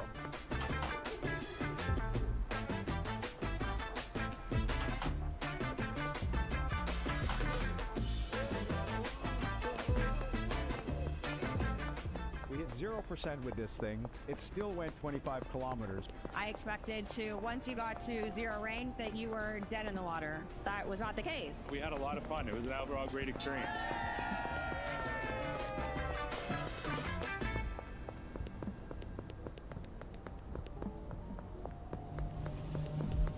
I-25 female had an experience about 4 days ago that I haven't been able to shake. I was dog sitting for my boyfriend while he was away on a backpacking trip. My boyfriend's home is in a semi-remote area at the bottom of a hill at the back of a few acres of property. He's right next to the highway, which has opposite to us a small rural neighborhood. It's both very sketchy and very safe, meaning that the community is so close, but people frequently keep to themselves. And there are lots of abandoned, dilapidated homes right next to a very well-kept homes. A pretty typical countryside neighborhood, so I really didn't feel unsafe agreeing to watch my boyfriend's property and his dog, Hennessy. Hennessy is a 115-pound, jet black American Bulldog, English Labrador mix. He's basically all muscle, and ever since my boyfriend and I began dating, he's become very protective of me and my dog Lottie. Lottie is a 57-pound poodle mix. I'm a dog groomer, so she's usually done up in pretty silly haircuts, with bows and everything. All of this is to say that one of my dogs is very intimidating, and the other is not. Because of his strength, however, I cannot walk Hennessy and Lottie at the same time on my own. And so I usually walk Lottie alone, and then go back and get Hennessy to walk him alone. We do about 30 minutes of walking each, and I like to take Hennessy after Lottie at night, because I feel safer with him as it gets later. This is important, because that was the case about 4 nights ago. I was about 3/4 of the way through my walk with Lottie when I got this really weird feeling that I was being watched. The hairs on the back of my neck stood up, and I looked around to see that about 30 feet or so back, there was a tall man in a hoodie standing next to an older rundown home. I instantly thought the hoodie was weird. I live in Northern California, and it's early August. It doesn't get colder than 87 degrees in the evening, especially when the sun was still setting, and it was at that time. I forced myself to brush it off, as I tend to be fairly paranoid due to my years of reading Let's Not Meet stories. As I kept walking, the sun kept setting, and the streets began to slowly get darker. I would glance back from time to time and notice that the man was keeping pace with me, not breaking that 30-odd foot distance. If I turned a corner, so did he. If I sped up, so did he. Finally, we reached the highway, and I crossed right before a car came speeding past, hoping that if the guy was following me, this would put some distance between him and myself, which it did. But that didn't stop him from continuing to follow me. I walked as fast as I could to the house, not wanting to turn around, but now being able to hear his footsteps in the gravel. At this point, Lottie had noticed him too and started to bark and growl. I forced her to keep moving and thankfully made it back inside the house, slamming and locking the door, hoping that was the end of it. Moments after I shut and locked the door, I felt someone trying to open it. The dogs heard this too and started barking because they always do when someone is at the door. There's no peephole on the door, but I can talk to whoever is on the other side. It's a pretty thin door. So I yelled out and asked who was there. Through the barking, I could hear a man's voice. "I love your dog. Can I meet her?" For some reason, the way he said it was so creepy. It was like there was nothing behind it. Kind of like he rehearsed the line or decided to say it beforehand. I yelled back, "No," and asked him to please go away. He paused for another second and then again said, "I love your dog. Can I meet her?" He starts trying the door handle again, this time pushing up against the door. By this point, Hennessy can tell something is wrong, and so can Lottie. The hair on the back of Hennessy's neck is standing up, and he's gnashing his teeth while growling. At that moment, I don't know what possessed me, but I threw Lottie into the bathroom behind me and grabbed Hennessy by the collar, keeping him close to the door with me. He's still barking and going crazy. I hear the man repeat that he wants to meet my dog, and I yelled out, "Leave." He paused and then slammed into my door. I saw the door move, and at that moment I unlocked the door and opened it just wide enough that Hennessy could get about halfway out. He's going bonkers at this point. My hand is starting to hurt from holding him back. I can hear his teeth clacking, and he ferociously chomps toward the man. Well, this dude was not expecting Hennessy. He stumbled back, almost falling over, and cursed as he scrambled to stay off the ground. He didn't even look at me, instead booked it up the hill as fast as he could and out of sight. I managed to pull Hennessy back in and called the cops to tell them what had happened. I never got a good look at the guy, and they basically told me there wasn't anything I could really do. But they did take my statement. They told me they'd contact me if anything ever came of it. I am so thankful for Hennessy. After all of that, I snuggled up with him and Lottie that night and cried because it all had hit me how terrifying it was. I literally went out the next day and bought him the biggest bone I could find from a pet store, nearly an hour away because he'd earned it. I also got Lottie something too. I don't know why this creep didn't get to him when I had 2 dogs barking inside. My assumption is that he didn't really realize he was hearing 2 barks, or assumed that if I had 2 dogs, they were both like my puffy poodle. That is to say, he wasn't afraid. I'm thankful that the guy didn't have a firearm, and looking back now, I probably should have just called the cops, kept my door closed. But I hope that maybe because he saw Hennessy, well, now I know not to come back and mess with us, because if he does, I'll let my big sweet boy rip his arm off. Work today is broken. We're all working in too many disconnected apps, and it's killing team productivity. But for the first time, there's a platform that fixes it by combining everything you need. Project management, team chat, and knowledge sharing in one place. And it's all powered by the world's most complete work AI. So you can find answers instantly, summarize meetings in seconds, and get work done faster. Introducing ClickUp, the everything app for work.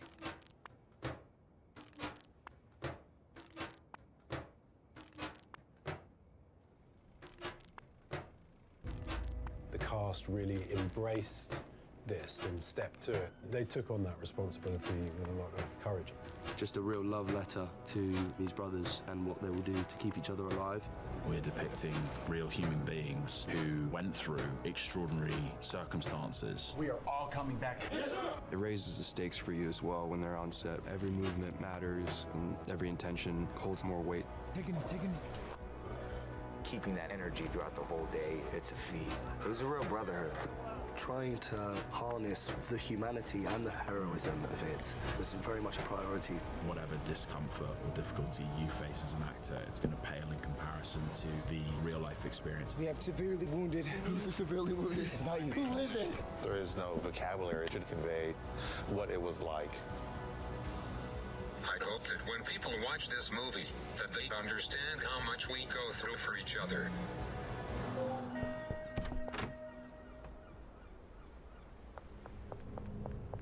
This happened several years ago. While it may not be as scary as some of the stories here, it was definitely one of the most terrifying, bizarre encounters I've ever had. I'm 33 and I live in the rural Midwest. I was born and raised in my hometown, and with the exception of a few months of living with my father on the East Coast, I've lived here my entire life. I've become pretty acquainted with the majority of the back roads in my area. One such road is an old highway that no longer has the traffic of days prior to the construction of the interstate that runs through the town. It's a long and winding road that offers gorgeous scenic views during the day and a quiet escape from the city at night. Along this road is a small lot with no more than 10 parking spaces, 2 picnic tables, and a single trash can.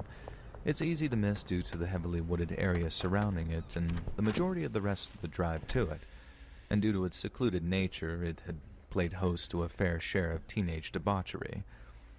I myself spent many a Friday night smoking away with my friends there. Needless to say, there were a lot of good memories attached to this place, and over the years, it's become one of my favorite spots to venture to when I need peace or solidarity. One night, about 5 years ago, my girlfriend and I are going through a rough patch. We had a big fight due to having to work early in the morning and her deciding to have a party full of her loud and intoxicated friends. And things escalated and I stormed out of the house and started driving towards my favorite spot. As soon as I was out of the city limits, I promptly cranked my angriest metal music and sped down the road, chain-smoking my menthols in an effort to calm down until I finally found the turnoff for the spot. I was happy to find no other cars in the lot, meaning that I wouldn't awkwardly stumble upon two lovers engaged in, the act. And I immediately jumped out of the car and sat down on one of the picnic tables, lit a cigarette, and stared at the stars. I sat there for several minutes until I decided to head back to the warmth of my car after hearing some rustling coming from the woods. Not wanting to become a chew toy for a coyote or an angry bobcat, I hustled back to my car and blared my music again, quickly forgetting the sounds that I had just heard. I decided to have one more smoke and then make my way home. I smoked it halfway through when, out of nowhere, I heard pounding coming from the passenger side of my car. I looked over to see a large hand beating against the window. I turned down my music that was still blasting, and as I did, I can hear a very angry voice shouting, "Open the door," while yanking on the door handle. Thankfully, my doors were locked, and after a few moments, the man disappeared from the passenger side, and then reappeared out of the driver's side window while screaming and cursing at me to open the door. He was now punching my window trying to get in. I was frozen, in a mix of confusion and fear, but eventually snapped out of it and threw the car in reverse. It was so dark that I didn't get a good look at the guy, except for a split second he was illuminated by my headlights. He had a black zip-up hoodie with the hood up, a dark gray t-shirt and a ball cap. He was a stocky guy and had to be well over 6 feet as he towered over my Sonata. The only distinguishing feature that I could make out was a very large, dark beard. And I noped out of there real quick. I floored it across the parking lot and back towards the highway. And that's when I heard it. A loud bang. It sounded like a gun. I slammed my foot on the pedal, took the first turn I could find, and once I was sure that no one was following me, I slowed down and realized that I was doing 90 on a gravel road. At the time, one of my best friends worked for a nearby gas station, so I made my way to tell him the whole story. We looked over my car thoroughly and found a couple of dents on top of the car and what looked like a boot print on my passenger door. We talked it over and ultimately decided to not call the police. It was a 20-minute drive to the location from the closest town. We were sure that the guy would most likely be gone by the time anyone got all the way out there. And yes, I realized that was probably ignorant of me in hindsight. I'm still baffled by this encounter. I don't know if this guy wanted to rob me, steal my car, or worse, but I'm glad that I made it home in one piece. Every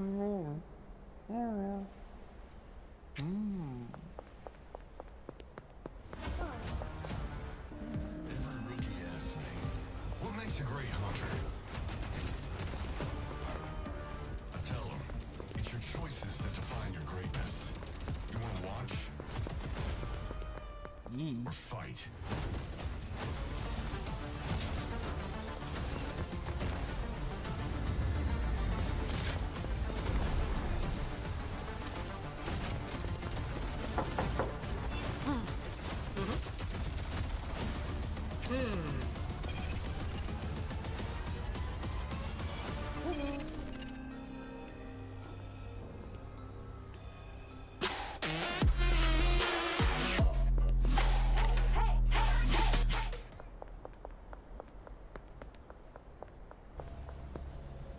I used to work for Domino's quite some years ago when I was 18.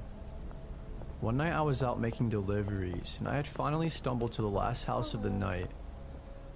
I was ready to get the night over with as it was getting late and I had school the next morning. The house was only a few miles from town, and maybe 6 or 7 miles from the Domino's that I worked at. But the property I was delivering to and the atmosphere around the area made me feel like I was in the boonies. When I pulled into the driveway, right away, I felt a shiver fly up my spine. I got this dysphoric-like feeling in my chest too. I just remember feeling very unpleasant. The driveway was a very long and narrow gravel driveway that stretched for probably a quarter mile. It looked like nothing short of a black hole from the end of the driveway before I pulled in. There were tons and tons of trees on both sides of the driveway, and the tree line on each side sat no more than 5 feet from the driveway, making it all the more eerie and dark. I sat at the end of the driveway for a brief moment as I was trying to get myself in check, because if I'm being honest, it was downright creepy and I was spooked. It didn't help that it was almost 10 o'clock at night and I kept hearing something before me in the trees. I realized that it was probably just some sort of animal, but still, it was an uncomfortable situation to be in for me. I remember hearing an owl whistling as well. It's hard to explain the way I felt. I just had such a bad feeling about the whole situation that lied ahead of me. But I had to deliver the pizza. There was no question about it. If I went back to my boss with the pizza and he found out that I didn't deliver it because I was scared, there is no doubt in my mind that he would have fired me. So I reminded myself that I was just overthinking and that everything was going to be okay. That all I had to do was drop the pizza off on the porch, as the customer already paid for it online, along with the tip. As I crept my way down the driveway and I got closer to the house, I saw a man sitting on the front porch, smoking a cigarette. The only light I could see that was coming from the house was the outside porch light, and the man was sitting directly under it. He hit his cigarette one last time and started walking over to me. As I was gathering his food and drinks, he had already made it to my car by the time I stepped out. "Hello, sir. How are you?" "I got here as quick as I could," I said. Then the man stared at me for what felt like way longer than he did, with a very irritated look on his face. He asked me why I was sitting at the end of his driveway for 5 minutes, and I sort of tripped over my words as he caught me off guard. At this point, he was standing directly in front of me and he ripped the pizza from my hands. Then he started complaining about how the pizza was cold. I was confused on how he knew I was sitting at the end of the driveway for a few minutes, as there is no way he could have saw me from the porch. Thinking about it now, I suppose he could have heard me, or maybe he had cameras that surveillance his property. But in the moment, I was thinking on my feet, and I didn't want to upset the customer further. I just really wanted to get out of there. So I told him that I had no clue what he was talking about. The look on his face became even more distraught when I said that, and he told me that he hates liars. Then I noticed someone who came from the inside of the house that was walking in our direction, and then 2 others who were walking from the backside of the house towards us as well. My adrenaline amped up to 1,000, and at this point, it was either fight or flight. I knew for a fact that something bad was going to happen if I didn't get out of there. I sat the rest of the food down, along with the 2-liter that he ordered, and I ran to the driver's side door so I could speed away and get the hell out of there. But as soon as I opened the car door, one of the guys grabbed my head and smashed it on the car window, and I fell to the ground. Then the man made me hand my wallet and phone over. They told me to get out of here and that if I told anybody, like the police, about what happened, that they would come for me and my family. They had my ID, so they knew where I lived, and that's just not something I wanted to risk. Luckily, I only had about $70 in my wallet. The rest of my money was in my bank account, so as soon as I got home, I asked to borrow my girlfriend's phone. I called the 24/7 hotline number to cancel all of my cards and report them stolen. That way they wouldn't be able to have access to my money. I got a new ID and everything was okay. For anyone reading this that does any sort of delivery driving, at night especially, please stay safe out there and listen to your gut no matter what. It might just save your life. Michael's lowest prices of the season sale is going on now. Get up to 60% off thousands of items, including spring floral and decor. Score supplies for less with amazing deals on wall frames, canvas, and more. And all yarn is on sale. Shop today. Sale ends soon. This is your sign. To be the 450. Because this winter, Canadian Blood Services needs 450 new donors a day to keep Canada's lifeline strong.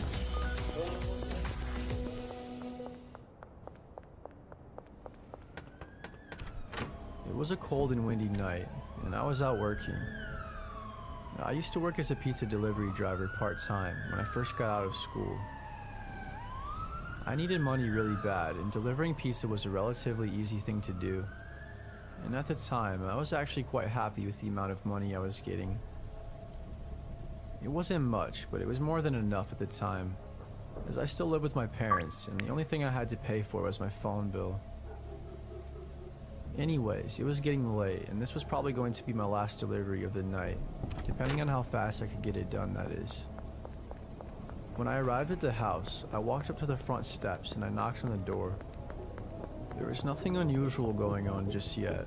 They had the main door wide open, with the screen door cracked open as well. I waited for about a solid minute, and I politely knocked again. This time, though, a little bit louder. I wanted to be sure that they heard me this time. I heard music playing in the background, so I was thinking that they probably just didn't hear me. I waited for another minute or so, but still, nobody came to the door. I knocked 2 more times with about a minute between each time, and still, no answer. I was in shock, as this wasn't something that happened to me frequently. Usually when I arrived at a house and I knocked on the door, the customer would be there in less than a minute. Just as I was about to knock for the last time, I noticed a piece of paper that had been stuck in between the door. I decided to grab it and read it. The piece of paper said, "Please deliver the pizza to the back door and knock loud and hard," with a smiley face on it. Right away, I picked that up as a red flag, but at the same time, I convinced myself I was overthinking. I almost just left the pizza on their front porch, but I didn't want them calling and complaining to the store about it being cold when they finally found the pizza. What the hell, I'll just do it. At that point, I had been waiting for almost 10 minutes, and I was genuinely starting to get irritated. As I made my way around the house, the closer I got to the back door, the louder the music became, and that's when I noticed they were having a little campfire outside. However, there was nobody outside, so I slowly walked up the back patio steps, and I knocked on the door, sort of hard, just like the paper had said to do. As I waited for somebody to come to the door, I was growing more and more impatient. I was just about to say screw it and just leave the pizza on the deck and get the hell out of there. But out of nowhere, I heard a loud noise in the house, and briefly after that, I heard screaming from both a woman and a man. It sounded like they were getting into it with each other pretty bad, and I wasn't sure what to do. I waited for a few minutes, and the screaming continued. It was only getting worse as time went on, and I was really starting to get concerned. It really seemed like someone was getting hurt in there. More than likely, the man was physically assaulting the woman, and that's what it sounded like to me. Right as I was about to call the police, the man came running over to the back door, and he grabbed the pizza from me. And he also apologized to me and said that he was sorry for the wait. I told him it was no big deal, and I asked him if everything was okay. He was trying his best to act normal, but the way he gave me a response, and from what I was hearing a few minutes prior, I knew he was lying to my face, right through his teeth. "Look, man, here's $50. Please just accept my money and go. What's going on here is between me and her, and it's none of your concern." I then looked at him with a really unsettling look, and I told him that I didn't want his money, and I started walking away. Already knowing that in the back of my head, I was going to call the police when I got in my car. When I made it back to my car in the driveway, all of a sudden, out of nowhere, the woman came storming outside in my direction and started begging for help.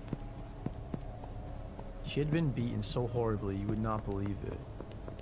Both of her eyes were so swelled up that you could barely even see her left eye at all. She was crying and she had bruises all over her body and she was bleeding from her nose and her stomach. She told me that he had sliced her stomach with a knife and that he threatened her with a gun. She said she managed to get away from him by hitting him in the head with a hammer. She then ran to the other side of my car and got in the passenger seat and told me to drive off. She was freaking out and screaming, telling me that we needed to leave before he came out there and killed us both. She was literally begging and screaming that I helped her get out of there. So we drove off and she called the police using my phone. I took her with me back to my work and my boss was very understanding after I told him the situation. I ended up quitting the very next day though, as it was just too much for me to cope with. I thought that I was better off looking for a different job, something that would be safer, you know. The woman who I rescued, Angela, called the police with my phone as soon as she got in the car, like I said. But by the time the cops arrived, Tom was dead. The man killed himself by shooting himself in the head. Tom had been abusing Angela for years, and she had no way of escaping it. She didn't have a phone or any friends in the area, and he had been keeping complete control over her for the past 2 years. Apparently she was pregnant, and Tom didn't want to be a father yet, and that's what started the argument in the first place. He most definitely tried to kill the baby, but to no avail. Angela and I now are good friends, and we have each other on Facebook.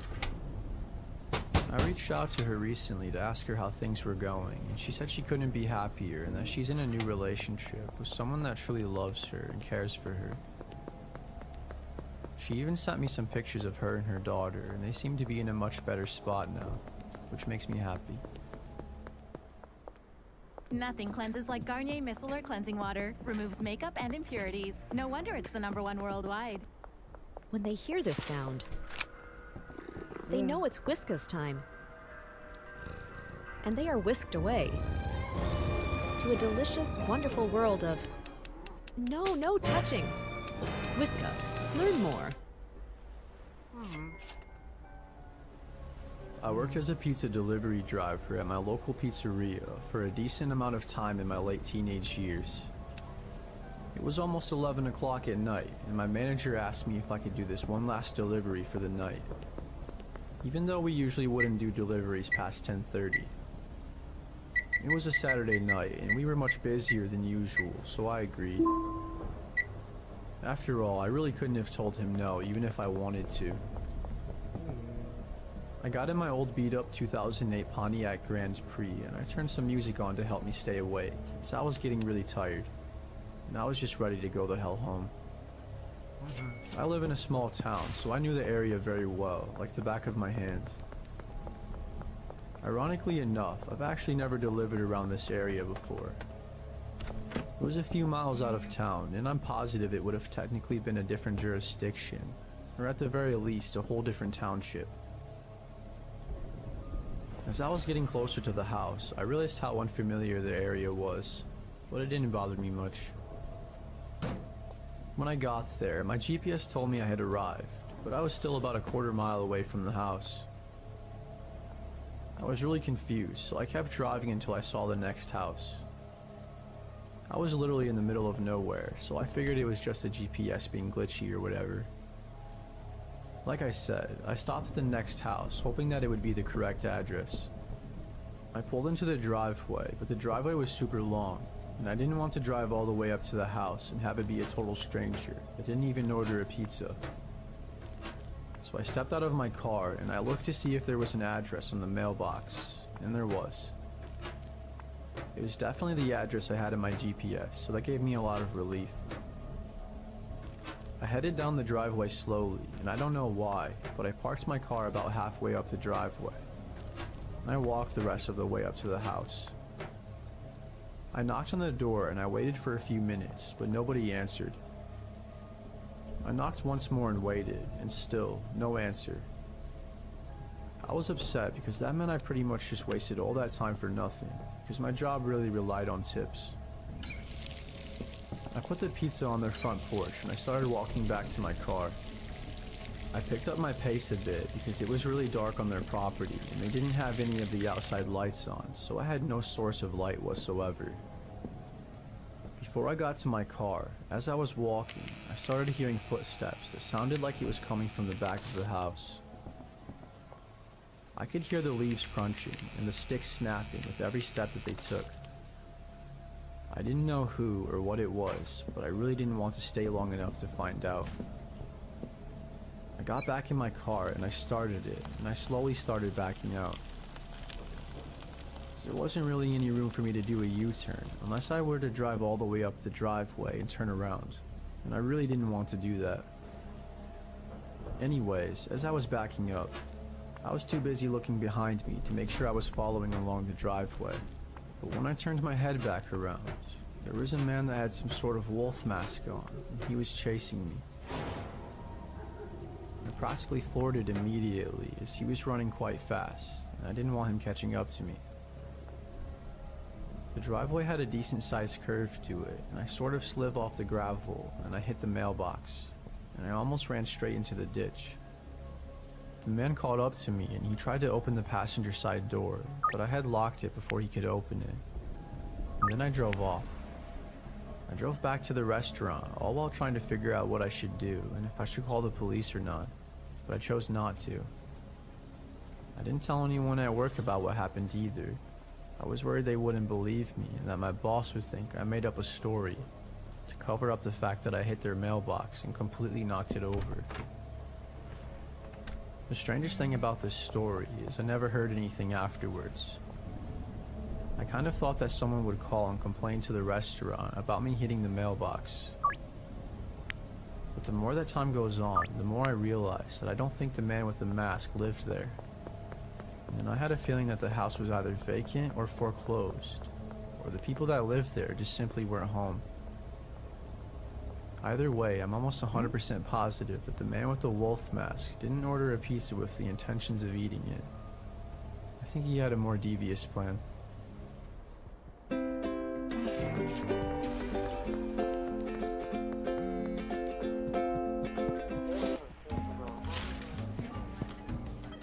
Get the new Apple Watch when you switch to RBC.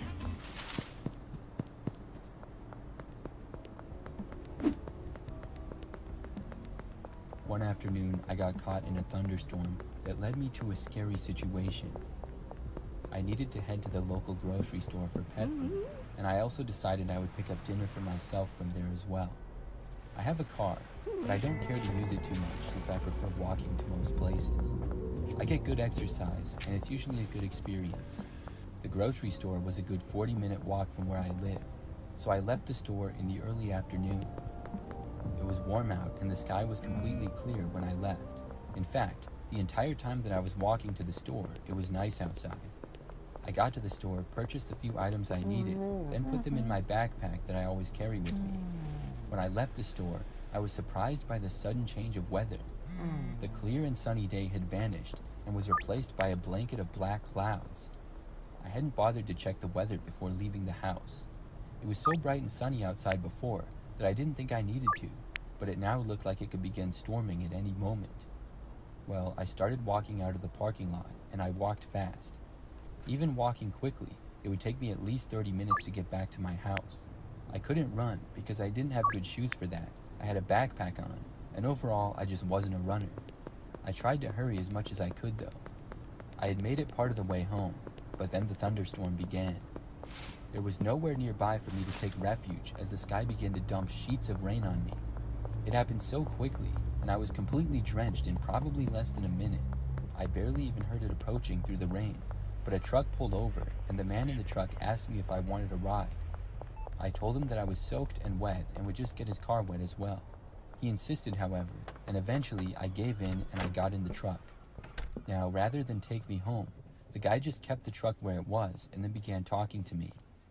He told me that he had seen me many times, walking up and down the main street, and had always wondered if I had a car. I told him that I did, and I just explained how I enjoyed walking, and I hadn't checked the weather for the day. Finally, he took off driving. Instead of turning into my neighborhood where I directed him to, though, he pulled into a truck stop. My first thought was that he needed to get gas or buy something, but he drove around and parked in the far back of the lot. I was about to ask him what was going on when he turned to me and abruptly said, "You know, you could take your clothes off and you wouldn't be so wet," as he placed his hand on my knee. I responded that I was fine and could change at home, asking what we were doing there and if he could please just bring me home. The man continued to stare at me and eventually said that we could just hang out for a while until the thunderstorm was over. I was feeling very uncomfortable. I had thought that this had been an act of someone being a good Samaritan, but it was clear to me now that it wasn't. I felt around for the door handle on my side, but I realized it wasn't there. I couldn't open the door and get away. The man pushed himself closer to me, and I had to find a way out of that terrifying situation. Instinctively, I did the only thing I could think of, and I punched him in the crotch as hard as I could. He screamed in agony, and that was my chance. It was disgusting, but I crawled over the guy. He kept trying to grab me, but I was able to crawl over him and open his door and get out of the truck. Slipping around on the wet pavement, I managed to run into the truck stop, even though I didn't have good running shoes. I alerted the cashier in the gas station to call the police. The guy drove off before the police got there, but they were able to pick him up later due to the description I gave them. Turns out the guy had been in jail several times for doing what he tried to do to me. Unfortunately, it wasn't enough to convict him just based on what I testified to, but I was able to get a restraining order on him. For a while afterward, it was difficult to walk out on the street. Every time a car passed by, out of the corner of my eye, I saw that truck, and I got afraid. Molly?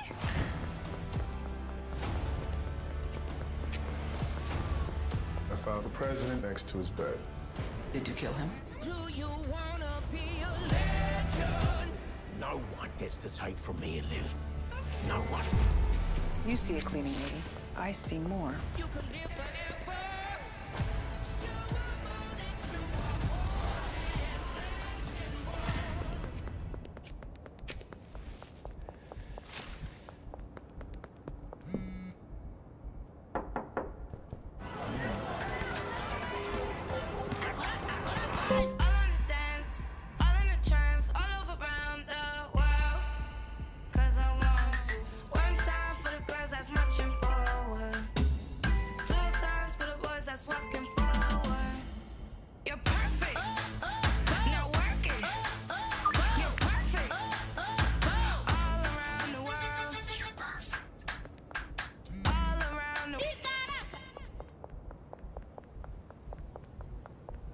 I get Chipotle quite often, and usually I go and order it at the restaurant. It's always pretty quick, and there's a Chipotle less than 10 minutes from my apartment. But a couple of months ago, I saw on the Chipotle app that I could get a free delivery. I can't remember why, but it was a limited time deal, so I decided to use it. It was a little bit later at night, maybe 9 p.m., and I had recently got home from work. Chipotle sounded great, so I ordered it and used the free delivery. After that, I went to take a shower and change. So when I was just about done in the shower, I heard a knock on the door and figured that the Chipotle was delivered. I finished showering and put my clothes on. Then I went to the door. After opening it and looking out into the hallway, I was expecting to see the food, but there was nothing there. So I went back and checked on my phone. I had no idea why else there would be a knocking on my door. Sure enough, it said that my order had in fact been delivered. This was very confusing to me. I went out and looked into the hallway again. There was definitely nothing there, and I had heard the knock on the door, so what else could it have been? I realized it was very possible somebody stole the food. If someone walking by in my hallway saw Chipotle sitting there and wanted it, they could have just took it. I called the Chipotle saying that I didn't get my order and thought that it was stolen. It was a little bit awkward, but they eventually ended up delivering another one to me. This time, I was right there at the door when it arrived. Still, I was very angry that somebody had stolen it the first time. I didn't think the people who lived in my building would do that. I mean, I knew a good number of my neighbors. I didn't know any of them really that great, but they all seemed nice. Well, after Chipotle, I went to bed. The next morning, when I left my apartment, I saw there was a note taped to the outside of my door. I took it off and read it. The note said, "Thanks for the Chipotle last night." And then there was a sort of creepy smile face on the note as well. I was disgusted when I read it. Whoever had stolen my food was now teasing me about it. I didn't know what could be done though. My apartment does not have security cameras in the hallways, and I didn't think there was any way of me being able to figure it out. I wasn't going to knock on every door and confront people about it, accusing them. So I ripped up the note and threw it away, and hoped that I would never have anything like that happen again. Well, after work that day, I cooked something at home. The next morning, I once again had another note on my door. This one said, "No food for me last night?" Once more, I was very angry. Whoever was doing this really had some nerve to keep putting notes on my door. I just threw this one in the trash as well. I went out into the hallway and looked around, but nobody was out. So fast forward to the very next night. I was at home by myself, and it was probably like 10 p.m. Out of nowhere, I heard a knocking at my door. I just had a feeling that it was the same person who had been messing with me. I mean, there was really no reason for somebody to be knocking on my door. When I heard the knocking, I happened to be in my kitchen, which is very close to the doorway. I walked right over to it and opened it up.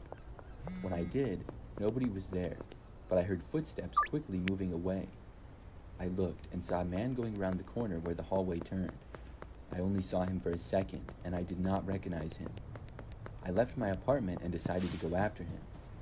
I went to the corner and saw him go into the stairwell. When he did, I went in after him. However, I kept my distance and was quiet. I do not think that he knew I was following him because I was a decent ways back. After making it to the stairs, he went up one floor and then into the hallway. When I opened up the door from the stairwell, I just barely saw him entering an apartment unit. I walked right over to it and then knocked on the door. At first, nobody answered. I figured that this guy would not answer the door, but I at least knew where he lived. I decided to knock again though, and surprisingly, this time the door opened up. But it was not the same guy. A woman was standing there. I did not know her, but I did recognize her and had seen her in the building before. She asked me what I wanted so late at night and seemed kind of annoyed. I asked her who the man was who had just entered the apartment, and she said it was her boyfriend. She said that he was staying with her for a couple of days. I told her that he stole my Chipotle several nights ago and was now messing with me. As I was saying this, I actually saw the guy walk by in the apartment behind her. He seemed to overhear and then walked over to us. The woman was starting to say that she had no idea what I was talking about and she was really confused, but the man interrupted the conversation and said that I was crazy and it never happened. I said that I had just seen him knock on my door and run away minutes earlier. The woman then seemed to question her boyfriend. I remember she said that he had just been gone for a minute and then asked him where he went.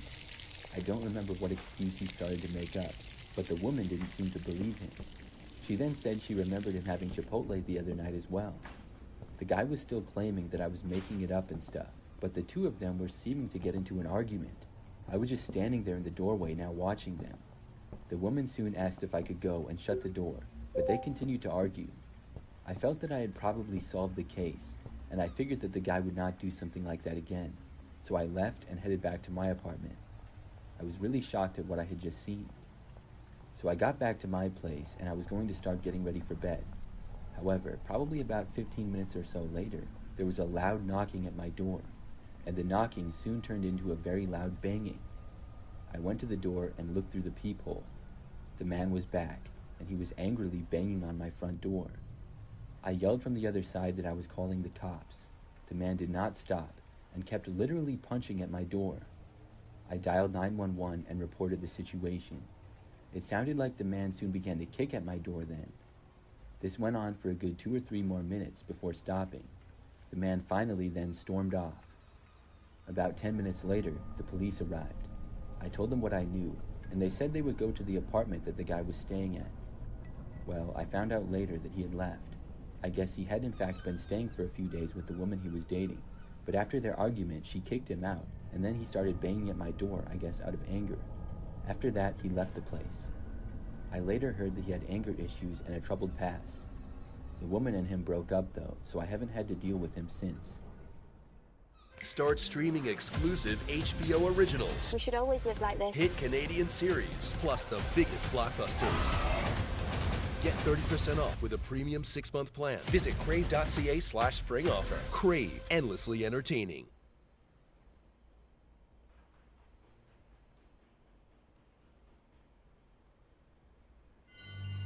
You found a place of complete focus. You ordered your thoughts and mastered your mind.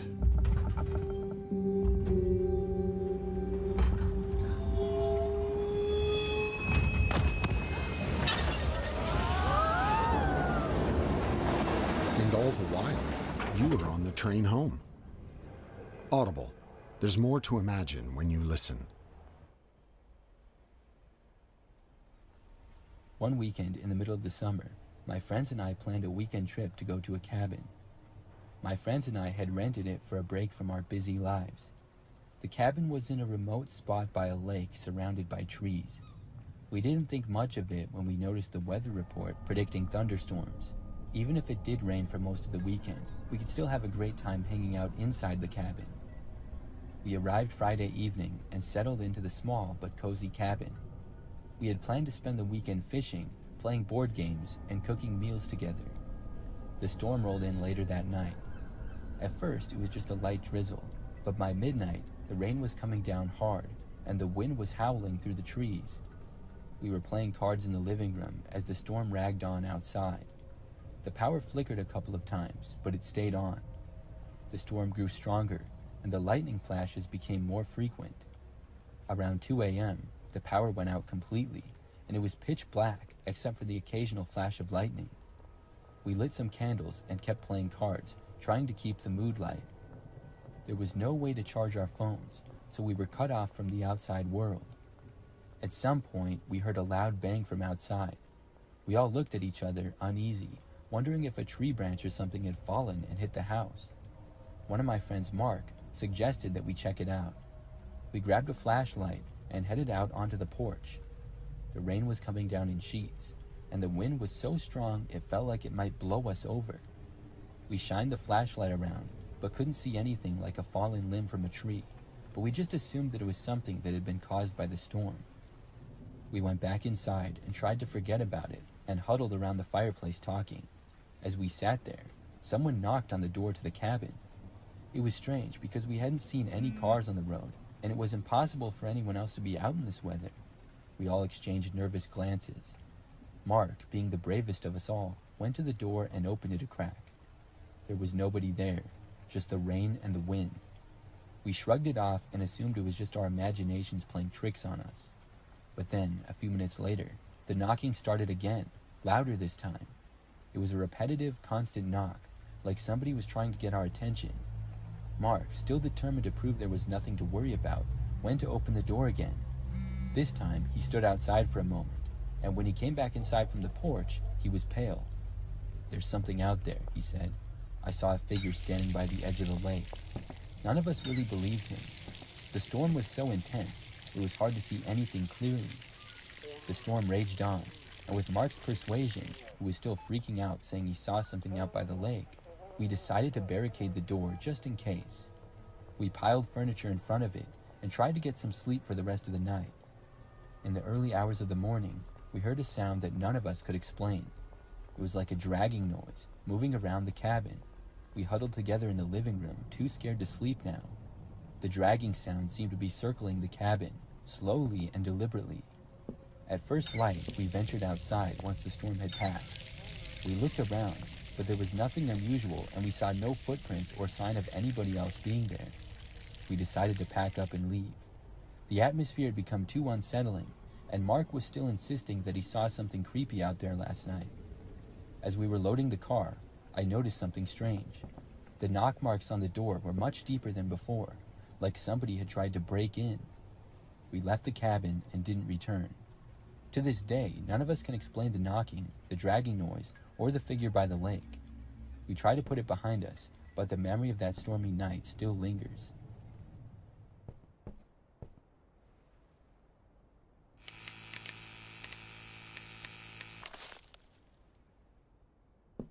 Michael's lowest prices of the season sale is going on now. Get up to 60% off thousands of items, including spring floral and decor. Score supplies for less with amazing deals on wall frames, canvas, and more. And all yarn is on sale. Shop today. Sale ends soon. Wish your cleanser could do more? Switch to Garnier Micellar Cleansing Water. Removes makeup and impurities. Zero residue. During the summer last year, I chose to not take any classes, and I got a job at a gas station right next to my college campus. I was sort of delusioned with school and wanted to make some money while I had time off. The gas station was one of the first places I tried applying to, and it turned out to be the last when they hired me on the spot. Thought it was a little weird, but I didn't question it. Unfortunately, they said they only wanted me for the night shift, which was from 11 p.m. to 7 a.m. I knew it would wreak havoc on my already messed up sleep schedule, but I decided to go for it and just see how it went. To my surprise, most of the time it wasn't that bad. The first few hours of the shift were pretty busy, and it would get crazy. Then it would always get really slow until about 5 in the morning, which gave me plenty of time to clean, stock the shelves, and chill out until the morning rush. Occasionally, somebody suspicious or problematic would wander in, but I never had anything get too out of hand. Well, that was of course until something did happen. It was a Thursday, which wasn't usually a busy night. I had a coworker until about midnight, then they went home and I was left alone. Time went by pretty fast, and before I knew it, it was almost 2 a.m. That's around the time a man walked in, and I immediately had a bad feeling about him. He had a shaved head and a bunch of tattoos of weird symbols, so I was pretty sure he was a skinhead. I noticed he had parked his dirty old lifted pickup truck in the handicap spot too. But I didn't want to get on his case about it, and I ended up getting called slurs because I looked Jewish to him. It was 1:58 when he walked in, and he spent a few minutes wandering around the store. In the end though, all he brought up to buy was a case of beer. However, by then it was 2:01. And my county has a law that says alcohol can't be purchased between 2 a.m. and 6 a.m. I told the man that, and politely and apologetically as I could, that he couldn't buy the beer. He immediately became agitated and went off on a rant about how it was a free country and that was a stupid law. I tried my best to reason with him, and I said that I was just trying to do my job, but this only made him start to criticize me like I was some kind of spineless pawn for my boss. That's when I asked him to leave if he was going to be that way. Then he suddenly changed his tone again, acting all chummy and saying it wasn't a big deal, and that I should bend the rules for just a few minutes, since it was before 2 when he walked in. I mean, he kind of did make a good point, so I eventually caved just so he would get out. I sold him the case of beer, and then of course, he asked for a pack of cigarettes to go with it. I let him have it as there was no rule against tobacco sales.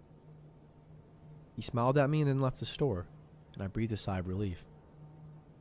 But that relief was short-lived, however. I thought he would get in his truck and leave, but instead, he opened the tailgate and sat down on the truck bed, cracked open a can of beer, and started drinking it. Now I had a feeling that this was far from over, and that was exactly the case. Because a few minutes later, another truck pulled up right next to his, and a couple of guys got out, both of them with shaved heads and tattoos. They stood around the back of the first guy's truck, just smoking and drinking. I knew I had to go out there and tell them that they couldn't loiter in front of the store, and that it was illegal to drink out in the open like that anyway, especially that close to a car. But I was a little scared already. They kept looking in the window at me, just smirking, as if they knew what I was thinking and they were challenging me to try it.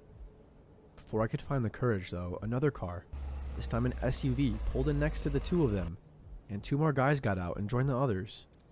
They were all a part of the same skinhead group without a doubt. My guess is they were coming from a bar that had just closed and didn't want to end the night yet. That was the most reasonable and most likely explanation, but my paranoid thoughts made me think they were about to get together and burn down the store, because the owner's wife was Mexican. And then the first guy came back into the store. He was drunker than before and all smiles, but then he came back to the register with another case of beer. I was about to tell him he definitely couldn't buy it that time, but before I could even open my mouth, he looked at me all smug and said, I really wouldn't want to disappoint him and all of his friends. I took that as a pretty solid threat, and I let him do what he wanted again. My hands were shaking, and I was dreading having to count change in front of him, but then he told me to keep the change like he was giving me some kind of big tip. He walked back outside, and all the skinheads cheered at the fresh case of beer. Apparently, they had worked together and finished all 24 cans of the previous one, and then I realized that they had been tossing the empty cans all over the ground and kicking them around. It felt like I was completely stuck with these pricks, and I knew I would get in trouble over it at best, or get literally ganged up on, and have any manner of horrible things done to me just for saying no to them. What normal person would see the meeting of a bunch of drunk skinheads smoking cheap cigarettes on top of their pickup trucks in front of a store in the middle of the night and still want to walk past them to get in? Pretty much nobody. Not a single person, except more of the skinheads. Finally, I couldn't take it anymore. I walked up and I locked the door so they couldn't get back in. Then I walked back in the office and called the police. Several minutes later, a cruiser showed up and told them to screw off. There was some shouting outside that I couldn't quite make out, but I was worried for a few minutes that things would escalate. Thankfully, they left without causing too much of a scene, but I have no idea how close it got. The cop waited for them to leave before doing so himself. Right before he got on his way, I came out and asked him to stay a while I cleaned up their mess, in case they decided to show up and kick my ass for ruining their little party. The next day, I unfortunately had to quit that job. There was nothing more terrifying to me than the thought of being stuck behind that register if those guys ever decided to come back. Still, I kind of get worried that one of them will see me around town and recognize me. Don't know what those people are all capable of. All I know is my town is full of dudes like that, and they're always causing problems.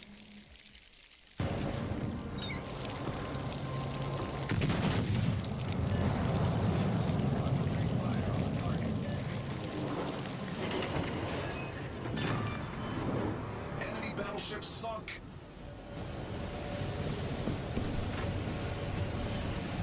Enemy battleship detected. Enemy submarine spotted. Attention. Reporting the target position.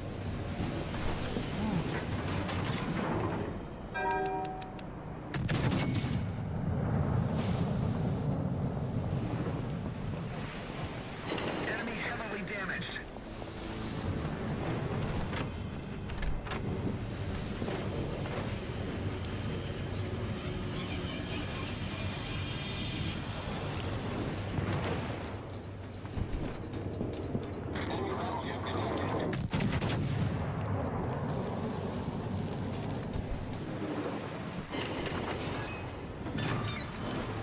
Enemy battleship foundered.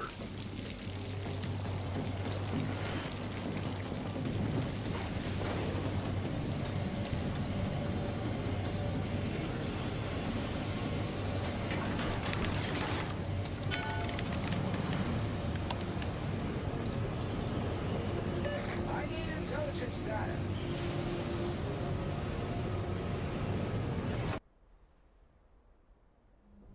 Years ago, I worked as a barista at a locally owned coffee shop that doubles as a popular venue for local artists and musicians to host all sorts of small-time gigs. Even today, it gets most of its business in the evenings during the open mics, and it stays open until 2 in the morning. However, when I worked there pre-2020, they were open 24/7 from Thursday to Sunday. For the most part, everyone that worked there hated the graveyard shift. It was easy hours, but the tips were abysmal, as barely anyone came in. As far as myself was considered, however, I didn't mind the lower pay. What I hated was being alone and running the only place that was still open for miles. The shop was in a good part of town, if not a little close to a bad part, but the fact of the matter is that there's really no such thing as a good side of town during these overnight hours. That is, if we're being completely honest. I was advised to never keep more than $50 in the drawer during the graveyard shift for a reason. I was always afraid that somebody would drag me into the back of the store, so every time I was scheduled for the overnight shift, I asked one of my male friends to come hang out with me. The one guy that would help me more than anyone else was named Nick. It usually turned out to be a good time. I made some money and I slipped him some beers under the table, and of course, I felt much more comfortable not being a woman on her own. Nick would work on his laptop while I was busy, and we would talk when things were slow. We had been friends for a while, but we became close after spending a lot of time together. It was always platonic, though. Nick was also friends with many of my coworkers, and lots of us joked that Nick knew so much about the coffee shop that he might as well work there himself. And he always laughed it off and said his career in photography was more important, which we always gave him a hard time for.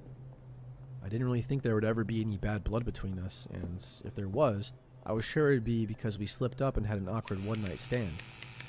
But then came a slow Saturday night in the summer of 2019.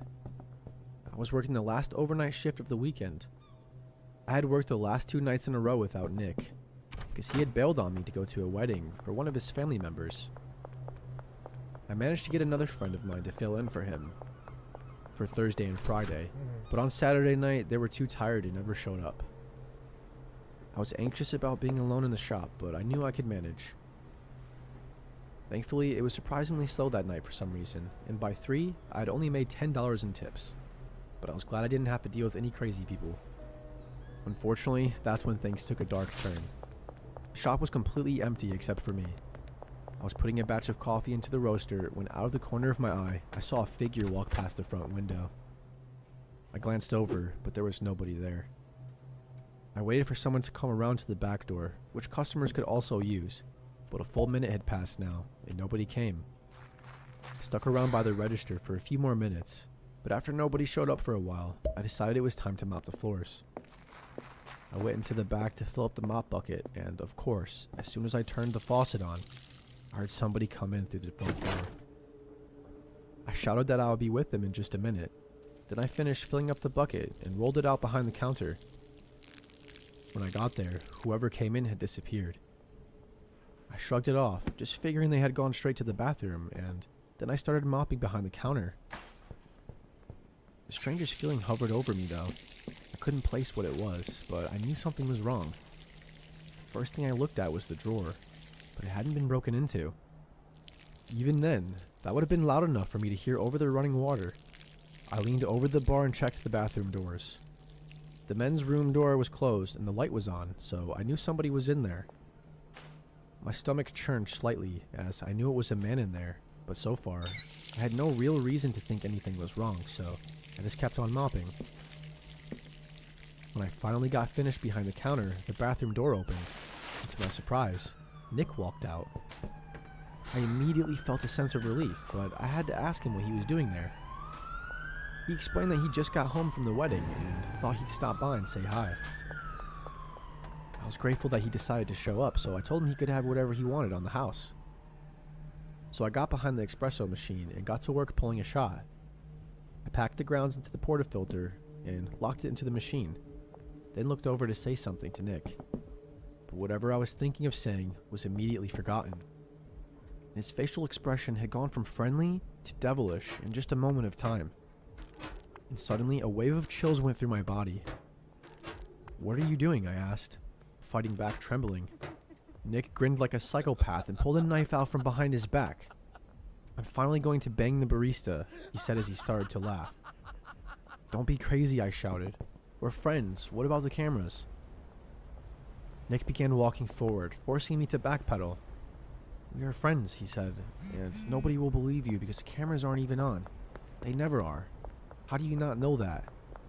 I knew at this point I was being pushed into the back of the shop, and my throat started to close up.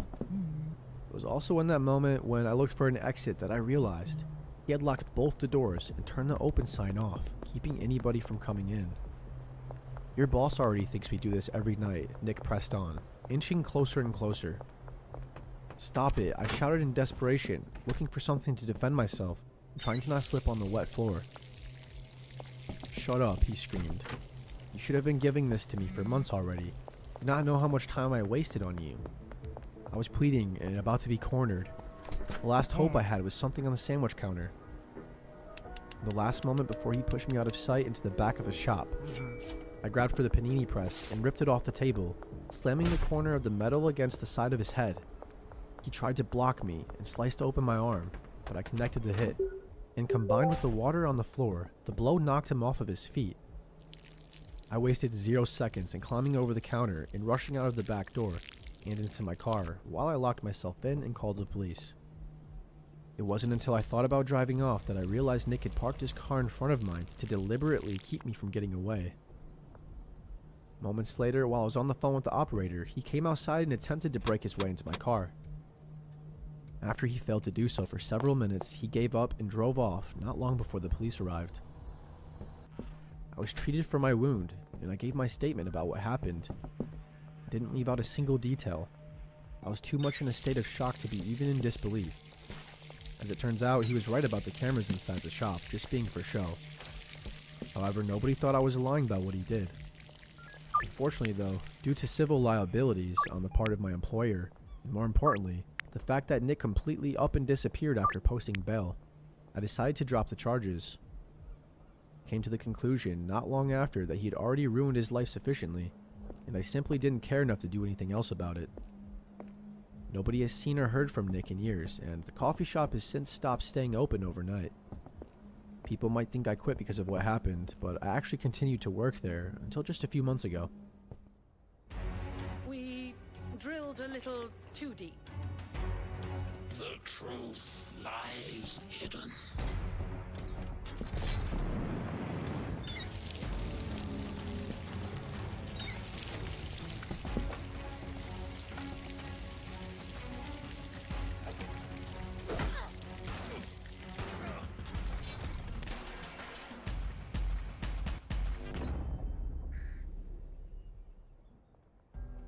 If God's law was truly abolished after the cross, why does Scripture repeatedly depict its relevance in future events? Could it be that God's law has not been abolished, but is still relevant for believers today? Consider the following biblical prophecies. Before I moved out of my hometown, I was working as a waiter at Waffle House. I chose to work the third shift because it had the best hourly pay and brought in pretty good tips, due to us being the only 24/7 diner in the entire town. It took me about a year to save up enough money though to rent a place in the city and get out of the middle of nowhere, but in that time I saw quite a few things that still stick with me to this day. By and large, most of the customers I had were truckers and other random people traveling on the interstate through the middle of the night. The town was just a stopover point, not a destination as much. The quote-unquote locals consisted of farmers and ranchers from the surrounding area, and anyone else like me worked in the fast food and hotel chains clustered around the interstate exit. The final and yet the most characteristic residents of that depressing cesspit of a town were the vagrants, hitchhikers, tweakers, and destitute opportunists that had been stranded with us. They could be stuck there from anywhere to a few days to several years, clinging to the parking lots and awnings that were the only meager shelter for dozens of miles in any direction, panhandling for whatever they could, until they got lucky enough to get a ride to somewhere else. Really, the only stressful part of my job was dealing with these people. In the beginning, I tried to be empathetic. After all, they are human. However, it didn't take long to end up like my usual coworker, the cook that had been there for 15 years and had seen just about everything. His name was Carl, and the only thing separating him from them was a steady position at the grill. Nobody ever got a chair thrown at them as far as I know, but Carl was prone to throwing turners and other utensils at anyone who got on his bad side. I usually followed his lead based on his body language. He knew who was trouble and who wasn't. However, even with Carl as a reliable backup, things sometimes got out of hand there. There was this one night that I'll never forget. I don't remember what day of the week it was, but all I know was that it had been unusually slow that night. It was around 4 o'clock in the morning when this guy walked in, and even I knew something was not right about him. He was wearing soiled clothes and a completely torn up jacket, covered head to toe in dust, and he was in a completely panicked state of mind. The weird thing was that he said nothing as he ran past us, clutching his right arm to his chest and immediately locking himself in the bathroom. Carl and I rolled our eyes at the same time. Here we go again, we thought. Although I think we both had a feeling this wasn't a regular hobo bathroom emergency, or a tweaker looking for a private place to do their thing. That's when I asked Carl, doesn't he kind of look familiar? He brushed it off at first, but then after a short conversation, we realized that he had been inside about 2 hours ago, desperately asking all the customers for rides, until eventually we had to kick him out for being a disturbance. It seemed he obviously hadn't had any luck on getting a ride, but something else had happened to him too. I became worried. If that guy needed help, it would be a while before an ambulance could get to him, and even longer for them to take him to a hospital. Carl told me to take care of it, so I ran the check for the only customer we had in the store at the time and got them on their way. When I took the bathroom keys and went to check on our stranger in distress, I knocked on the door pretty loud and asked if everything was okay. There was a pause. Then finally, a distraught voice answered me. I think I'm really hurt. I just need a ride. Suddenly I knew something was seriously wrong. The sound of his voice made the hairs on the back of my neck stand on end. I fumbled with the key ring as I told him I was about to open the door. "Sir, if you need help, I have to come in there," I shouted. "No," the stranger screamed. "You have to come get me." I stopped for a second, confused, but then I snapped out of it and shoved the key in the lock and turned it, then opened the door to a terrifying sight. The bathroom was empty. Completely empty. No injured man, no blood, no dust, just nothing. It was as clean as it had been since I last cleaned it, as if nobody had been in there at all. In fact, it even looked cleaner than that. "What's going on in there?" Carl shouted from the kitchen. I was just at a loss. I let the bathroom door close and I stepped back. I looked at Carl and told him the truth. "There's nobody in there," I said. "Don't give me that," Carl shouted. "See for yourself," I told him. And he did. He stormed over and barged through the bathroom door. I saw him go blank just like I did when he saw it. The impossible absence of a person. He turned around and looked inside the women's room too. But again, nothing. Nobody. In raw disbelief, we gathered ourselves behind the counter. We interrogated each other uselessly, thinking one of us must have let him slip by unnoticed. However, we both knew we had been on high alert since the second he came in. There was no way neither of us would have not noticed him leaving. In a fraction of a second, our conversation ended as we both saw the same thing out of the corner of our eyes. The stranger was somehow outside, looking at us through the window. He still had his right arm stuffed out of sight. But now, as we got more of an eyeful of his face than we ever wanted to, we saw that wasn't his only problem. His face was bloody, like he'd been hit with a brick. His nose was broken into, and lip was split and missing a piece, showing us his cracked and missing teeth. One of his eyes seemed completely swollen over, but the one that was open was gushing blood. Carl and I didn't move a muscle. We didn't even breathe for a second. After a few horrible seconds of realizing what was happening, I finally thought to call 911. But as soon as the idea occurred to me, the man started to move. He turned to the side and started to limp across the big front window. We watched him in silence. He made it all the way to the corner of the window, where it wrapped around to the other side. "What the hell?" I whispered, only for Carl to quickly shush me. It was at that moment I saw he had gone pale and wide-eyed, which only terrified me even more. Something about this man had gotten through Carl's defenses, and that meant we were not prepared. Before we could say anything else, we heard a crash from the back room. We both ran inside and searched for the source of the noise. It was coming from the walk-in freezer. Somebody was tearing things up and freaking out. Carl ran up there and threw open the door, and there he was. That guy. He had ripped open a box of burger patties and was clutching a handful of meat, pressing it to his right arm like an ice pack. When he saw us, he froze. The patties dropped from his hand and revealed the condition of his arm. His hand was stuck in a thumbs-up position, but his wrist had been snapped clean off, and his hand was dangling from the rest of his arm by a thread of skin.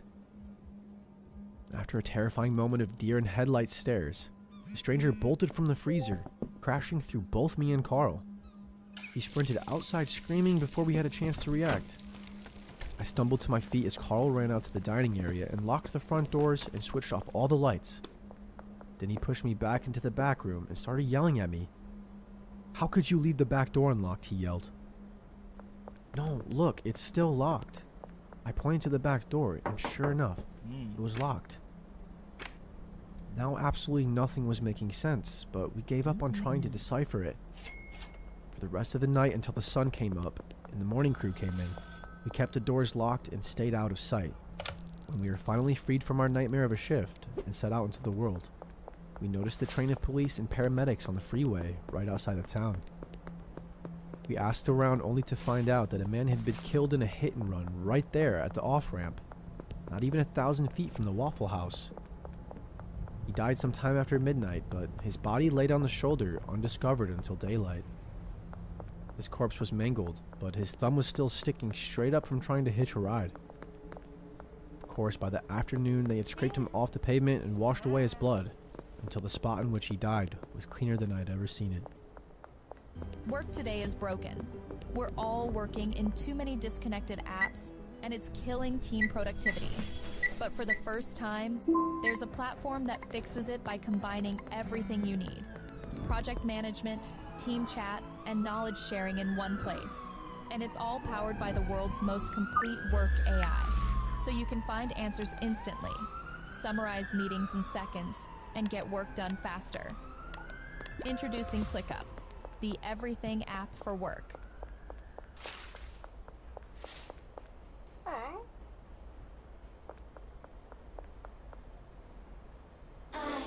First, they're sour. And then they're sweet. Sour Patch Kids. I used to work as a night clerk in a downtown condominium. The association had a lot of security concerns due to the way the building was constructed back in the late 60s. Both levels of the parking garage were accessible from street level, so there were a lot of possible entry points, many of which were located in blind spots of the security camera system. For that reason, I was required to make 2 rounds around the entire building during my shift to make sure no non-residents had found their way in. The most serious issue that we had was the occasional carjacking, but what I encountered most often was homeless people who had found their way into the garage and were huddling in some corner for a bit of shelter. Kicking them back out into the street was by far my least favorite part of the job, but I had to do it. After working there for several months, I knew all the spots that people liked to hide in. The building was very old and had undergone many renovations in its lifetime, which created a lot of nooks and crannies, unnecessary concrete protrusions, sealed off rooms, and hallways and stairs that led to nowhere. The creepiest spot in the whole building was so weird and potentially dangerous that I took a picture of it and I brought it up to management. On the first floor of the garage, there was a door that opened up to a corridor directly underneath the ramp, up to the second level of the garage. It was about 3 feet wide and ran about 20 to 30 feet, but it led to literally nowhere. At the end of it was a large water pipe with a valve, which was the only reason the space existed. But in the dark, with just a weak flashlight, that pipe seemed to take many other forms. What made it dangerous, however, was the lock on the door. There was no padlock or keyhole on either side, but on the outside was a large sliding bolt latch. There was only one way in or out, and it locked from the outside with no way to unlock it from the inside. Ever since I discovered the spot, I couldn't help but imagine how easy it would be for someone to get trapped in there. However, nothing I said to management made any difference. They were already aware of it and had no intention of doing anything about it. Unfortunately, that meant I would have to open the door and check on it every night, but I never stepped foot inside of it. I was way too scared of it. Things went on like that for months, and then one day, my worst fear was realized. It was about 3 in the morning, halfway through my shift. I was doing my rounds in the parking garage, and everything was normal. It was a slow Wednesday night. There hadn't been any problems or suspicious activity on the cameras, so I was far from on edge at the time. But then, in one moment, I was forced to go on alert. I heard the sound of a door slamming across the garage. I wasn't exactly sure where it was, so I walked over to investigate. My heart sank a bit when I saw that the door to the dead-end hallway was wide open. I looked around to see if anyone was in the garage, but I appeared to be alone. I shouted to intimidate anyone if they were hiding somewhere I couldn't see, but I got no response and nobody appeared. I was just worried that there was somebody hiding in the dead-end hallway, so I walked the rest of the way. I shined my flashlight down the hallway, and for a moment, I was relieved to see that nobody was in there. There was, however, an empty glass bottle about 10 feet inside. I sighed and rolled my eyes, thinking that somebody had been drinking in there, and they ran out in a hurry once they saw me snooping around, accidentally making noise as they rushed. It wouldn't have been that hard for somebody to climb up on the cars parked there, to get above the wall and hop the fence into the neighboring parking lot by the time I got there, since the garage was partially underground in that spot. In fact, that's how a lot of people get in, because the dead-end hallway happened to be in a prominent blind spot of the cameras. Unfortunately, I wasn't allowed to leave trash anywhere if I saw it, so I knew I had to pick up that bottle. Of course, I felt the anxiety bubbling up inside my gut just for knowing I had to walk a few steps inside that hallway. I almost didn't do it, but I rationalized myself into thinking there was no way somebody would pop out and lock me in. I took a deep breath and stepped inside, but right as I reached the bottle, the door slammed shut. I immediately ran back to the door, but by the time I got there, it was already locked. I started banging on the door and screaming for help, but there was nobody there. I felt like I was being buried alive, like I could barely breathe. If it weren't for my flashlight, I would have been in some deep trouble. I wouldn't have been able to see a thing. Once I realized I wasn't getting out anytime soon, I reached for my phone. To my utter heartbreak, however, there was no service at all. The walls were made of cinder blocks and the door was made of metal. Plus the entire 6-story building was on top of me. No matter what I tried, I couldn't call 911. There was absolutely nothing I could do. I was completely stuck. The only way I was getting out was if somebody opened the door from the outside. But it was 3 in the morning and it would be hours before anybody left for work in the morning. And during that time, whoever trapped me was doing whatever they pleased in the parking garage. I heard several car alarms go off, and I knew what was happening. Somehow, they all turned off after a few minutes. I kept banging on the door and shouting, but nobody came. After a while, if I'm being completely honest, I gave up that I would be free anytime soon, and I just focused on staying calm. I sat down against the wall and I turned off my flashlight to save the battery, but only after making sure I was completely alone. Every few minutes, I banged on the door a bunch of times. It took me like 2 hours, but finally I managed to get the attention of somebody going to work early in the morning. I thanked them as they let me out, but unfortunately, the next thing I had to do was call the cops, because I quickly noticed that a dozen cars had been broken into. There was broken glass all over the parking lot from all the windows that had been shattered. Whoever it was knew exactly what they were doing. They knew how to trap me in there, and they knew how to silence the alarms of the cars they were breaking into. We only have security guards on the weekends, and it left us vulnerable on a seemingly benign Wednesday. All in all, there were tens of thousands of dollars done in damages and theft, and I was fired from my job. Not like I would want to go back anyway. The culprit was never identified on the cameras, and was never caught. That's unexpected. But tracking your claim in the app is unexpectedly easy.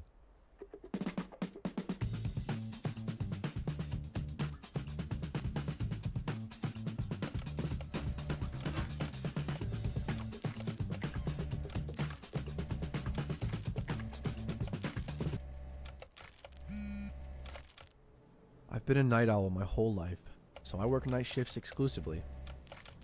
I really don't work well with other people, whether they're my coworkers or not, so I picked a job I could do completely on my own and became a nighttime janitor in my local school district after I graduated from high school myself. Schools have always had nightly cleaning as a part of health codes in most areas, but obviously in recent years it's become much more important. My first job was in a fairly large K-12. There were a couple of daytime custodians as well, but at the night, it was just me and one other person splitting the school down the middle. My coworkers and I barely ever interacted, which I appreciated a lot. Every single night, all the floors get mopped or vacuumed, every desk, table, and door handle is disinfected, and every toilet, urinal, and sink also gets cleaned.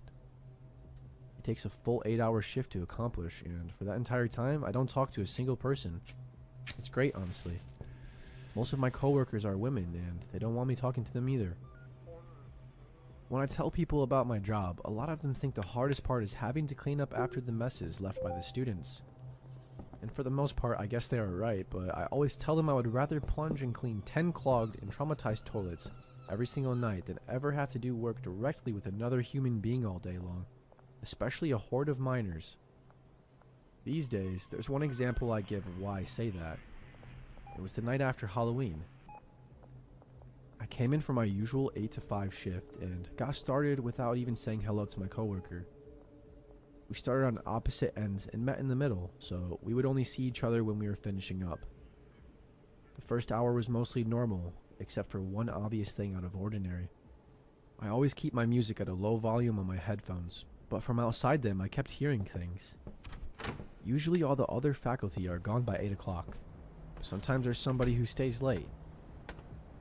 I couldn't decide what I was hearing through my music, but I wasn't in the mood to turn it off, so I just ignored it. A little while later, I took a break from mopping to change the water in the bucket. I was gone for about 5 minutes, but on my way back to where I stopped, I walked past one of the hallways I had just mopped. and noticed the wet floor sign had fallen over.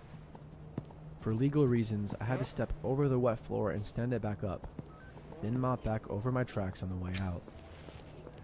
Annoyed, I walked over to it, but I froze for a moment when something else caught my eye. There was another set of tracks in the water, leading to and from the sign. They were little footprints, something a kid would make. After I stood the sign back up, I followed the tracks, knowing I would have to mop over those too. Basically redoing the whole hallway. The tracks ran all the way to the end where there was a flight of stairs up the second floor.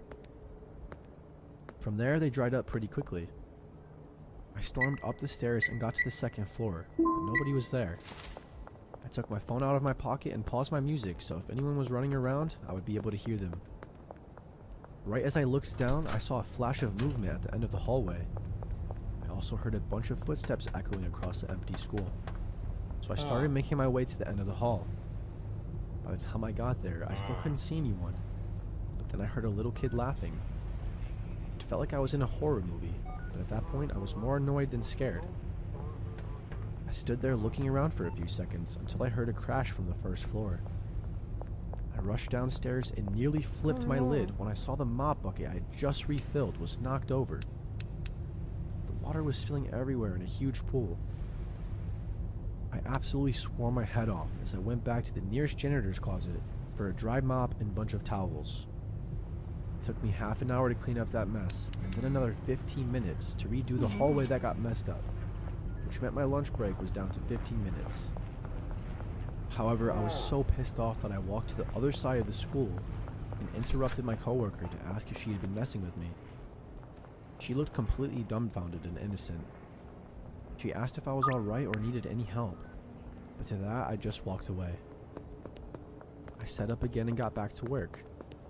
Another hour passed and I managed to make up some lost progress. I was angrily powering through it, debating in my head the whole time about what I should do. I thought about reporting it to the school, or maybe just calling the police myself, but in the end, I figured I would seem crazy to everyone, just like I did to my coworker.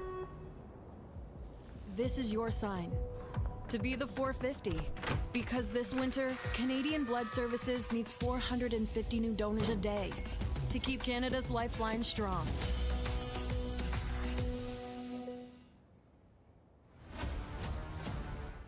Every rookie asks me, what makes a great hunter? I tell them, it's your choices that define your greatness. You want to watch? Or fight?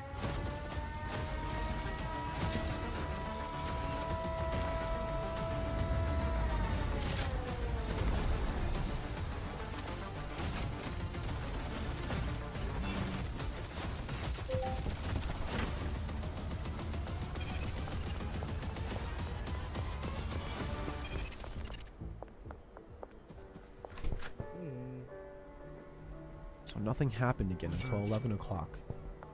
Out of nowhere, the light shut off in the whole school. It was pitch black for about 3 seconds, until the dim emergency lights turned on, and then everything had a reddish hue to it. It came as a shock to me, and to be honest, I was worried. I tried to tell myself it was a malfunction, or maybe some kids messing around, but my mind was going to all sorts of possibilities. I had keys to the electrical room, where the light switches were, and I was the closest to it, so I stopped what I was doing and marched over. I was pissed off about losing more time and missing out on my entire lunch break, but halfway there, something pushed those concerns out of my head. I heard the most blood-curdling scream of my life, the panic shriek of my coworker echoing endlessly. I stopped in my tracks, feeling like I had just been hit by an electric shock. Seconds later, I heard the sound of a door opening really loudly, like someone was ramming through it from the inside. I hoped it was my coworker escaping and not somebody else making their way into the school. I forced myself to keep going and finally made it to the electrical room. I was right outside the door, trying to find the right key, when I noticed that it was already cracked open. I pushed it open slowly, afraid of what I might see, and a shape appeared in front of me, standing unnaturally in the darkness. My blood ran cold. It could have been anyone. I gave up on trying to turn on the lights and instead reached over for my phone in my pocket. However, as soon as I moved, the figure bolted forward and slammed the door in my face. I cursed and then jumped back, stumbling until my back hit the wall behind me. Once I regained my balance, I started running. I wanted to leave, but for once in my life, I thought about the well-being of somebody else and ran to the other side of the school to find my coworker. After checking a few of her hallways, I finally found her mop bucket sitting alone in the middle of the floor, next to a bathroom. Without hesitation, I rushed over to it, hoping to not see any evidence that she had been hurt. Nothing seemed unusual except for the fact that she was nowhere to be found. I looked all around in the dim lighting, but as far as I could tell, I was alone. But not completely alone. The sound of a laughing child echoed in the distance again, striking fear into my chest. I clutched the handle of the mop for the lack of anything else to defend myself with, and I lifted it out of the bucket, holding the end of the handle out like a spear. I faced the direction of the laughter, looking down the hallway so intently I got tunnel vision. In a moment of sheer terror, someone whispered, "Hello," into my ear.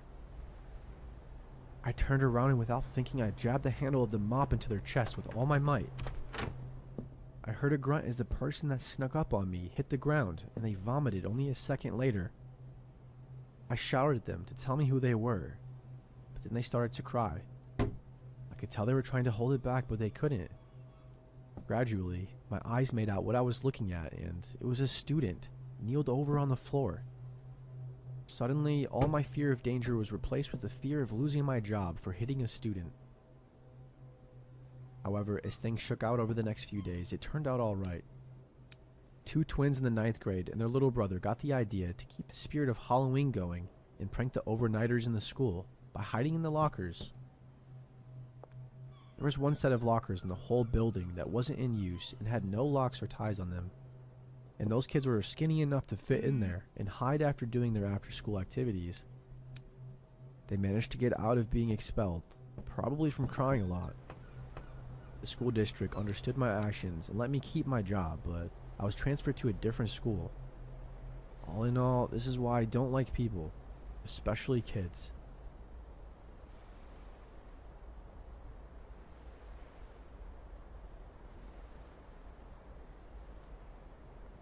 The 1% for the Planet model is accessible to businesses, credible for consumers, and impactful for people and the planet.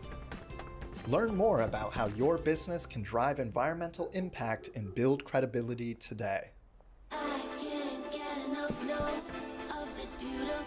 First, they're sour. And then they're sweet. Sour Patch Kids. Sour, sweet, gone.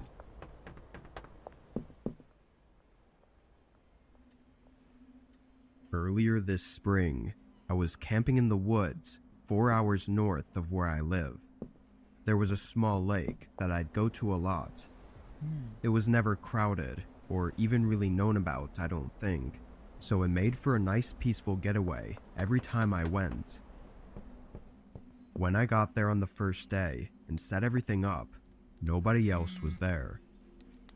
The lake wasn't too big and was surrounded by a grassy beach with the woods around it, so I could see pretty much all around the lake. Not too long after I arrived, I saw a man come out of the woods on the other side and set up a tent.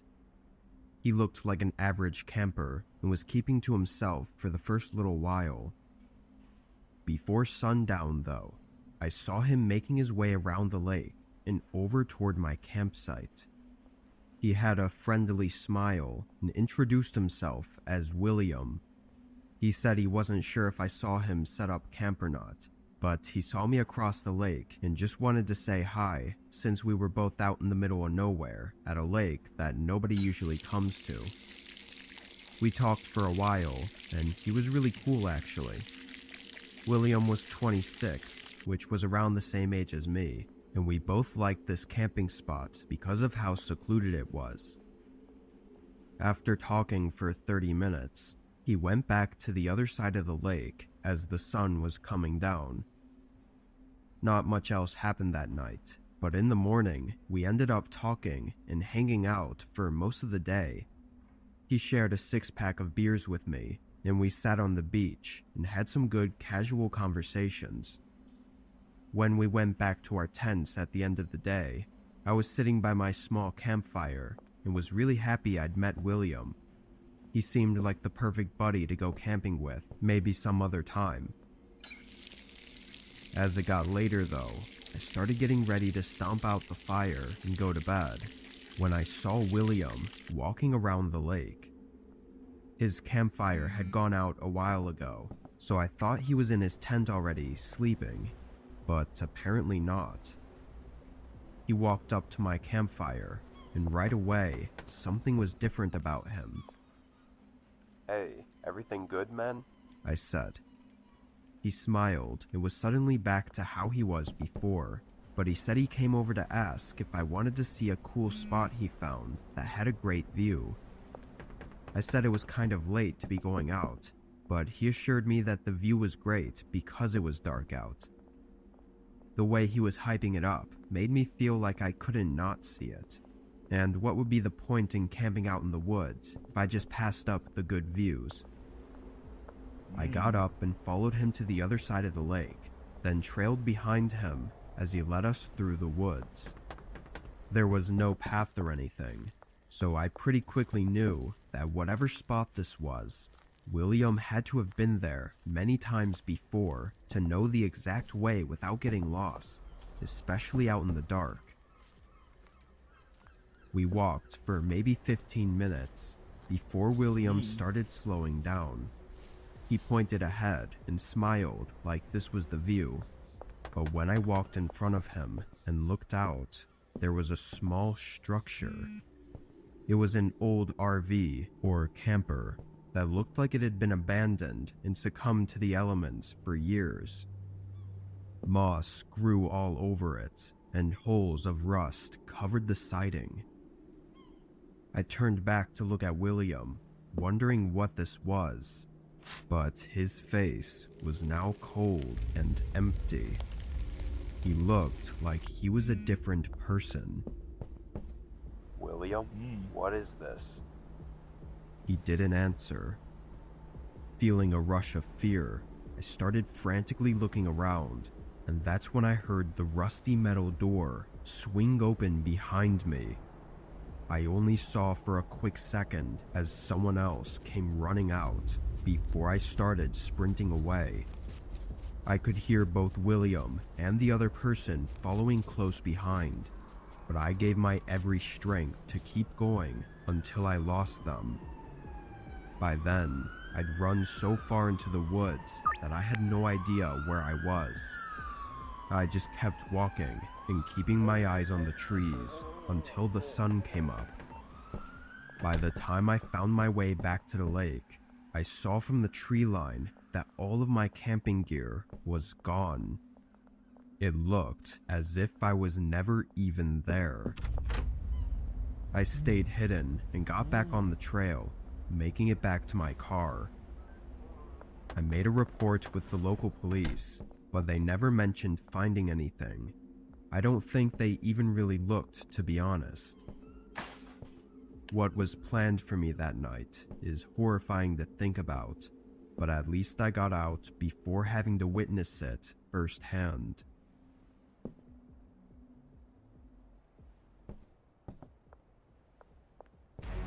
We drilled a little too deep. The truth lies hidden.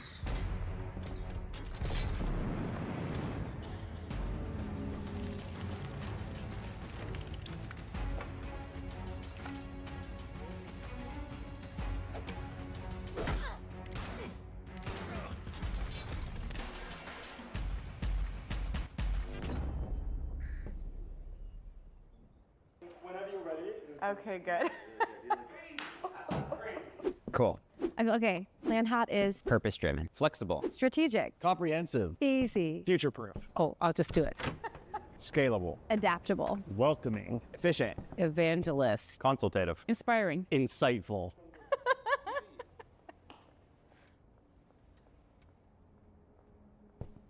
booked an Airbnb several weeks in advance in a town I'd never been to. A client I was meeting for work lived in the area, so I was only staying there for a day and then driving back home afterward. The drive was 3 hours, and when I pulled into the driveway and got out, the neighborhood it was in was very quiet. Most of the house's lights were off, and trees covered the lawns, blocking out most of the view. The only thing I really saw was a person walking down the road. They were far down, and nothing really looked off about it, but for some reason it just gave me a strange feeling. I went up and unlocked the door, going inside and situating myself. It was a very average house, nothing really special about it, but was great for what I needed it for. After making my rounds and checking the place out, I opened the front door to get my other bag from my car. As I stepped onto the porch though, I noticed someone standing in the road. It was the person I'd seen walking a few minutes ago, but they weren't walking anymore. They were just standing in the road and facing the Airbnb. As I started walking toward my car, they noticed me and started walking away. I kept my eye on them while I was out there, getting suspicious about whatever that was. They seemed to just keep walking though, continuing down the street. I went back inside and made sure it was all locked up, then opened the garage and pulled my car in, just to be safe. Throughout the next couple hours, I did a few checks outside to see if that guy was still walking around. I didn't see him anymore though, and having to get up early the next morning, I went to bed. I slept decently, waking up a few times during the night, but my alarm went off at 4 a.m. for me to finally get up.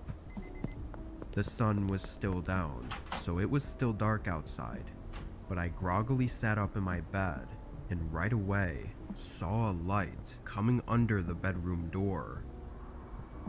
I didn't remember leaving any lights on, though I thought I somehow must have just overlooked a kitchen light or something. I got out of bed and walked up to the door, but just before I opened it, I heard something on the other side. It sounded like something moving around at the end of the hallway. I opened the door, seeing it was the living room light that was on, which I immediately knew I definitely would have turned off. The sound continued though, as I walked down the hallway and looked into the living room. A guy was in the corner, searching through one of my bags. He had a black hoodie and ripped up jeans, which was exactly what the person I saw walking around wearing. I only looked at them for a second before they turned around and faced me. He didn't look startled at all. It was almost like he was expecting me. He dropped the bag on the ground and yelled at me to stay where I was. He began making his way over, and I only had a split second to decide what to do. I turned and ran back to the room, slamming the door shut just before he caught up to me. He rammed into it and tried to kick the door down, then started messing with the lock on the other side. I thought quickly and opened a window, jumping out and running away. By the time I was able to get police there, the man wasn't in the house anymore. My bags were gone too, of course, and to make things more terrifying, the bedroom door was opened. He had picked the lock and gotten in, so if I had just stayed and hid in the bathroom or something, who knows what would have happened. Police seem to think there was more intent behind this man's actions, aside from just robbing me. So I pray he doesn't find me again.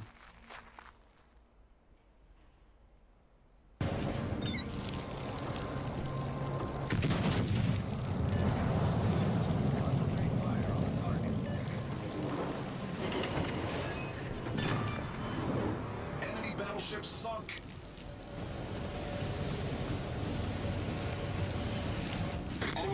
detected. Enemy submarine spotted. Attention, reporting the target.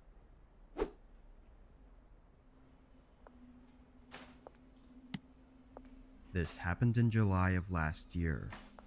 My house was having some pretty big problems, and I was left without any power for several days while it was getting repaired.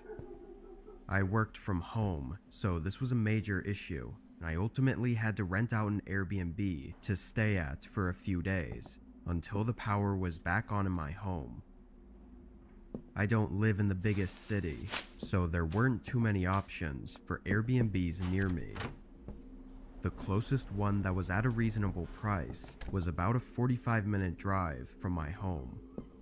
It was in an even smaller and secluded area of the city, which was often referred to as not the best section to live in. I was only staying for a few days though, so the amount I was saving was worth it. When I arrived, I went right inside and basically straight to bed, exhausted from everything going on with my house. In the morning, I got up early and started setting up my laptop and workspace. Just before I had to start work though, there was a knock at the door. I debated whether or not to open it because it wasn't even my house, but thinking it might be the host or something, I went up and checked who it was. On the porch was a man, maybe early 30s, and covered in tattoos. He didn't look like an Airbnb host, or even like a salesperson. Unsure why he was here, and not really wanting to know, I figured I'd leave it. I walked away from the door and back to the desk, finishing getting ready and starting work. I had some meetings and a lot of work to catch up on from my absence the last few days. I don't think I left the desk until 8 p.m., and even then, I was considering going back to work after going out and picking up dinner. Only a couple minutes after I got back and started eating though, another knock came at the door. I immediately got up and went to check who it was, and I wasn't surprised to see it was that same guy from before. What could he possibly want from me this late in the day though? I was actually more bothered than I was concerned. But again, I just walked away from the door and went back to eat my dinner. After 30 minutes, and around 10 p.m., I decided to work for at least another hour. I was tired, but the work had to get done, and I knew putting it off until tomorrow would just make me more stressed. I put my headphones in and tried to focus for the next hour. I got a lot done, and once I was satisfied, I finally closed my laptop for the night. I hadn't realized how dark it had gotten. I guess my laptop screen was the only light I had on. I went to the front and flicked on the light, and a chill instantly rushed through me. Going down the front hallway were faint but unmistakable shoe prints. Looking around, they were all over the place, even going right up behind the desk I was working at. Terrified, I slowly followed them down to the back door, which was cracked open. I don't even know how to describe what I was feeling. It was just pure horror. And only moments after this, footsteps started coming down the stairs. They were slow and careful, but when they got to the bottom, a man peered out into the hallway and looked directly at me. It was that same man, easily distinguishable with all the tattoos and everything, and he looked surprised to see me walking around. But that surprise quickly turned into rage. His face had no emotions other than irritation and anger. I was going to try to say something, but no words came out, and as my heart started pounding in my chest, I turned right back around and sprinted out the back door. I ran through the backyard and into some trees far behind the houses. I sat behind a tree and pulled my phone out, starting to dial 911, but quickly closed it when I heard footsteps running toward me. I didn't expect them to follow me, but luckily they passed by without seeing me and continued to run out into the dark. Once I got in contact with police, I went back to the Airbnb and waited for them. I gave a detailed description of the man, and they actually found him the next day. It was confirmed to be him by the tattoos I had noticed, and he'd actually broken into several homes in the days leading up, doing horrible things to those who lived in them. I don't know what he was planning to do to me, or why he seemed to have left me alone at first, but I can rest easy knowing he won't be able to do anything anymore.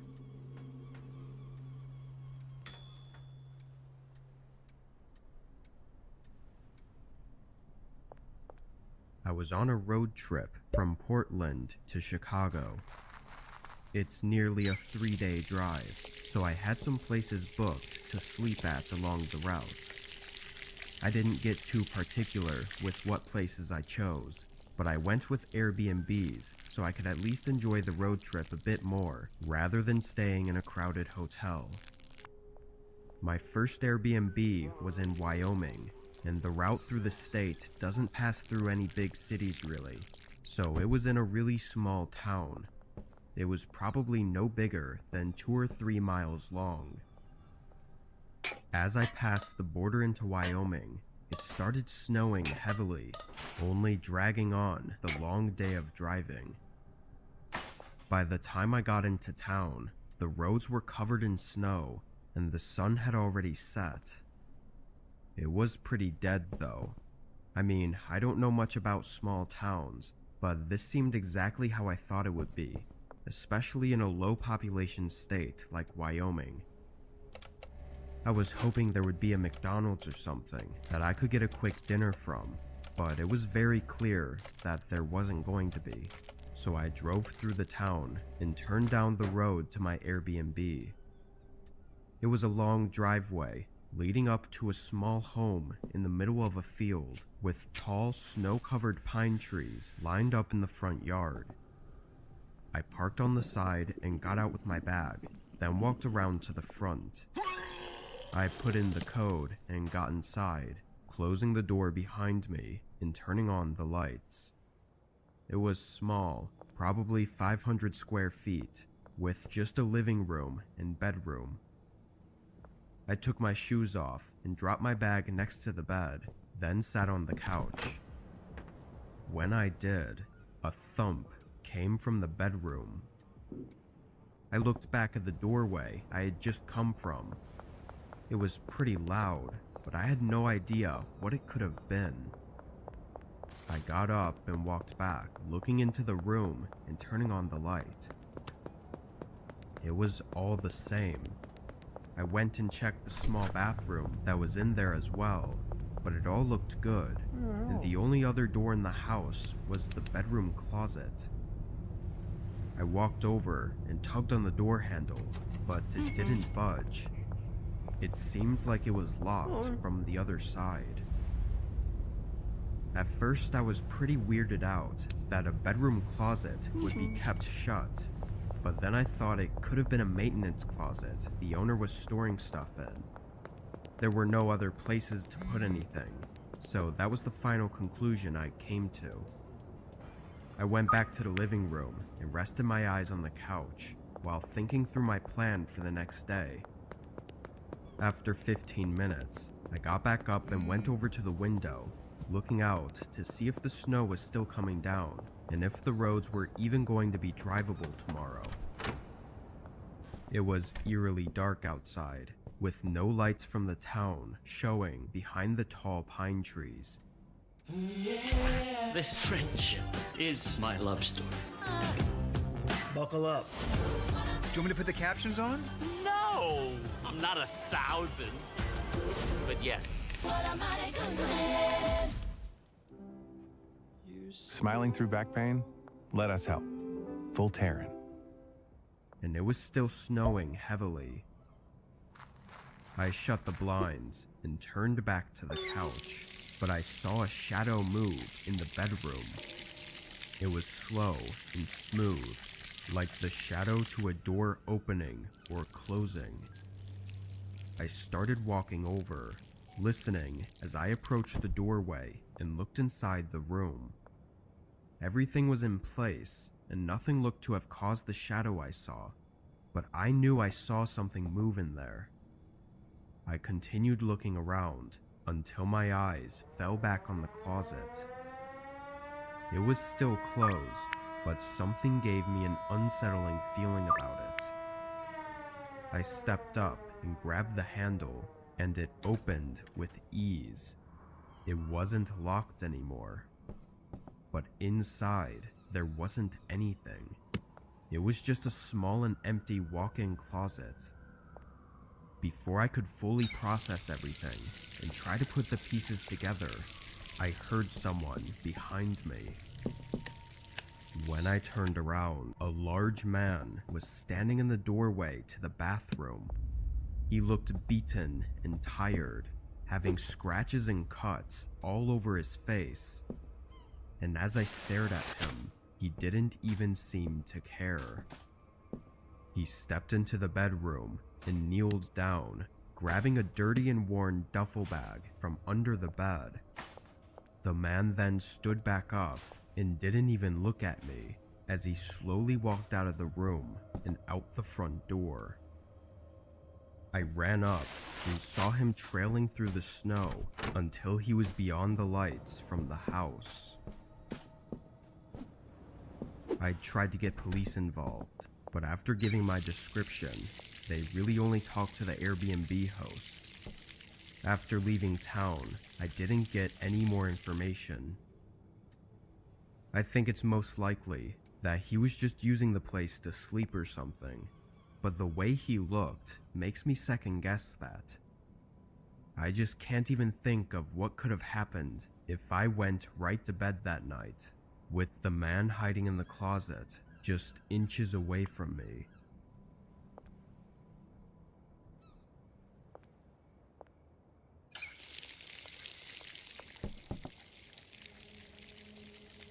I was backpacking through a route I'd found in the Cascades National Park. It was an out-and-back trail that typically takes 3 days one way and 3 days back. I didn't know too much about it, or how popular of a trail it was, but when doing these long backpacking routes, it usually doesn't matter, because you'll most likely not run into many people anyway. On my third day out though, I passed by one of the campsites and saw a man sitting by his tent. I took a break and we talked for a bit, where he mentioned he was staying there for the night and heading to the peak of the trail on the following day. I told him that that's where I was heading today, and that I'll probably see him when he gets there. I left shortly after, and got to what would be my campsite for the next 2 nights. The view was something I'd never experienced before, and made for a great rest day and peak of the trail. For that whole day, nobody passed through, and when it came to night, I was still the only one camping there. I thought back to that guy I'd met at the campsite a day behind me, who said he'd be reaching this trail peak on this day. He never showed up though. I thought he maybe decided to turn around for some reason, or just camp out for another day at the place he was already at. In the morning, I packed up and started back down the way I came, though I got a late start, so at the very least, I was hoping to make it to that same campsite the man was at. I was really sore for some reason too, which didn't help, and before I knew it, there was almost no daylight left. I put on my headlamp and continued on the trail, walking for another hour past sundown before I made it to the camp. The tent that the man had was still there, set up like he never left. Knowing his plans to continue hiking, and just knowing that staying at one camp for several days while backpacking is unusual, I called out, asking if he was okay. There was no response. I walked up a bit closer and said I just wanted to check in on him, but the flap on his tent was partially open and nobody was inside. I felt a lump in my throat, like my body knew something wasn't right. I stood and looked all around, not seeing a single sign of him anywhere, until I saw a glimmer in the distance. There was a faint light sitting still far out in the woods. I began walking up to it, going about 40 yards from the tents before I found the source. It was a headlamp laying on the ground like it had been accidentally left behind, and the light was so dim that it must have been nearly out of batteries. And it was just then that I noticed someone watching me. They were standing not too far, just 10 yards away, and clearly trying to not be seen. I knew in my gut that this wasn't the man from before, but I felt like I had to say or do something. Hello? Do you need help? They stood still and quiet. I'm sorry. I'll leave, I said shakily, then hurried back to the tent. Luckily, I hadn't unpacked anything yet, so I put my backpack on and started walking out of the campsite. As I did, the headlamp in the woods turned off.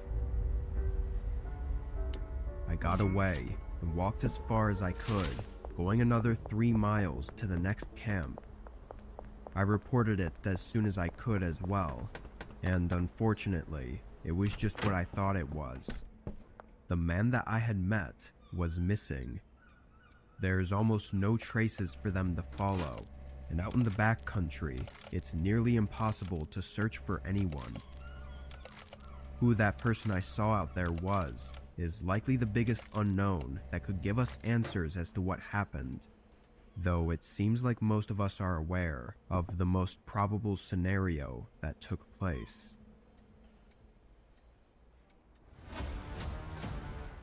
Every rookie asks me, what makes a great hunter? I tell them, it's your choices that define your greatness. You want to watch? Or fight?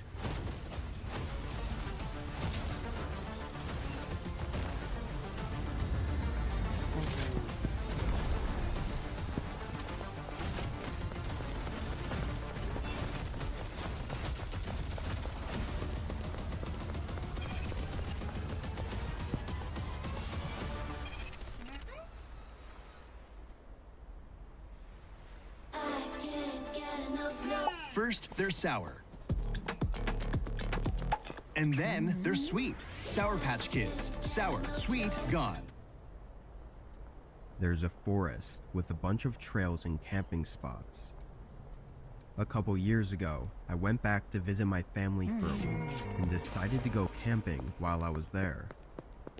The gear I had was very basic, but I wasn't trying to do anything crazy. I just wanted to find a good spot and camp for a night or two. I started on a somewhat random trail and followed it for a while. I knew most of the trails led to a pond that was a few miles into the forest, so I was expecting to end up there.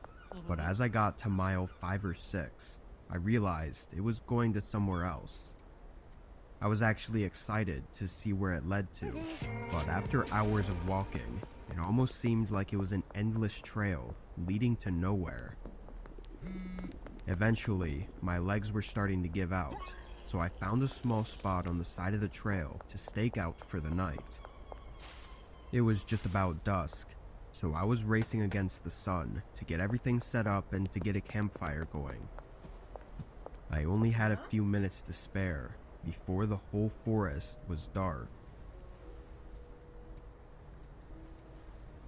The campfire lit up a decent distance around, but not enough for me to go out any more than 15 to 20 feet from the camp. I stayed sitting and boiled some water, making tea to calm down for the night. It was hard to tell the time, but an hour probably passed, and it was well into the night already when I heard someone coming down the trail. I didn't think it was a person at first, like maybe a bear or something, but as they got closer, I could tell that it was definitely a person. I listened as they walked down the trail and their figure became slightly visible in the light. I was just barely too far from the trail to be able to make out anything about them though. All I could see is that it was a tall person with a backpack. They didn't stop or anything. They just walked along the trail and past my campsite. As the sound of their footsteps faded out, I thought it was pretty strange that they weren't carrying a flashlight and were hiking well into the night.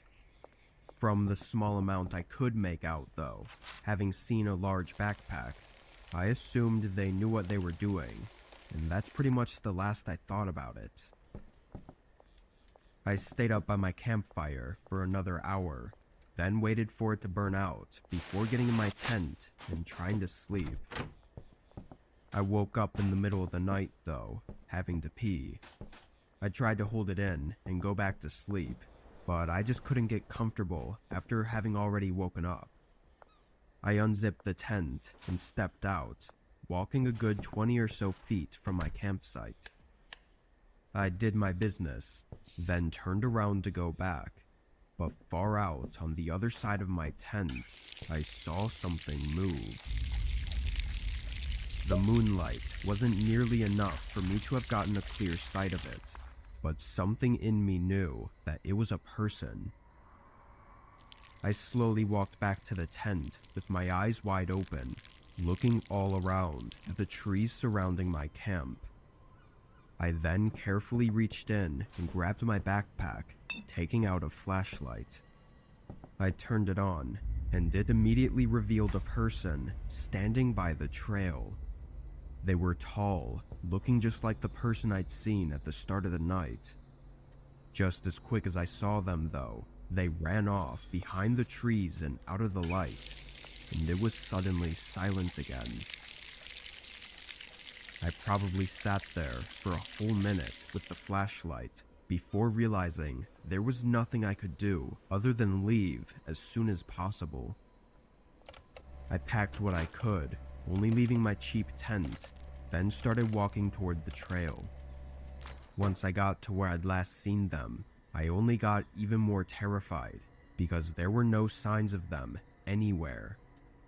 I didn't know if they were still watching me or even following me. I kept my flashlight on and walked on the trail, shining it all around at the trees as I cautiously made my way back.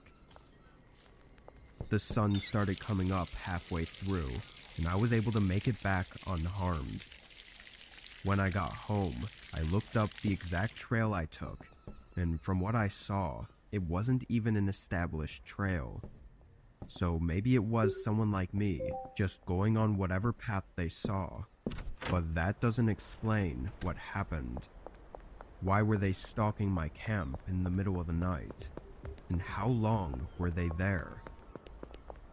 I think that night was more likely than not supposed to be my last, and the outcome of me leaving when I did was probably the only outcome where I'd get to leave.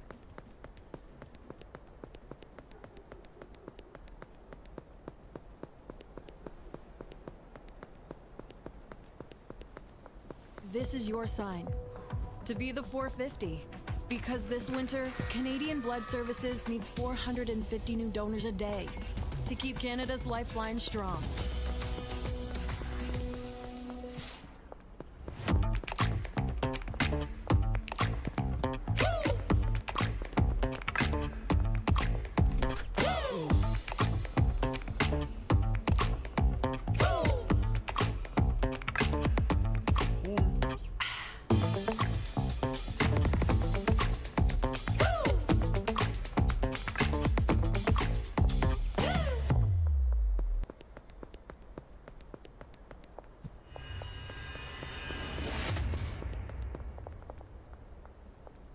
People tell me that I'm wasting my life working as a delivery driver for Domino's. But at 42 years old, I think most of my life had been wasted already. However, I honestly tend to disagree. I think my life is pretty good. My job is easy. I don't get lonely because of my dog who waits for me at home. I also have a lot of friends. I just only hang out with them in video game lobbies. I may not have a wife or a girlfriend, but I find the idea of having one tedious and time-consuming anyway. I can take care of my needs myself. I never felt like I missed out on anything. I had a pretty fun childhood. I just never really had a passion or a dream to chase. I just like to vibe at home and do the little things I like. I've had my current job for 15 years. While many pizza delivery jobs have been taken by stuff like Uber Eats, the Domino's I work at has held on to me since I've been there so long. I know one day I'll probably have to join my enemy and deliver stuff on a stupid app, but for now I like being the pizza guy. Unfortunately, something happened to me last week, and I feel the need to get it off my chest. In general, I'm familiar with the good and bad neighborhoods to deliver to. One night, I got an order to deliver to an area that I knew well for having a lot of rowdy teenagers. They like to prank the pizza delivery guy in various ways, although I didn't think anything of it at the time. I took the pair of pizzas and drove to the address. It was very dark out on the street. Apparently, someone had smashed out several street lights in front of the house.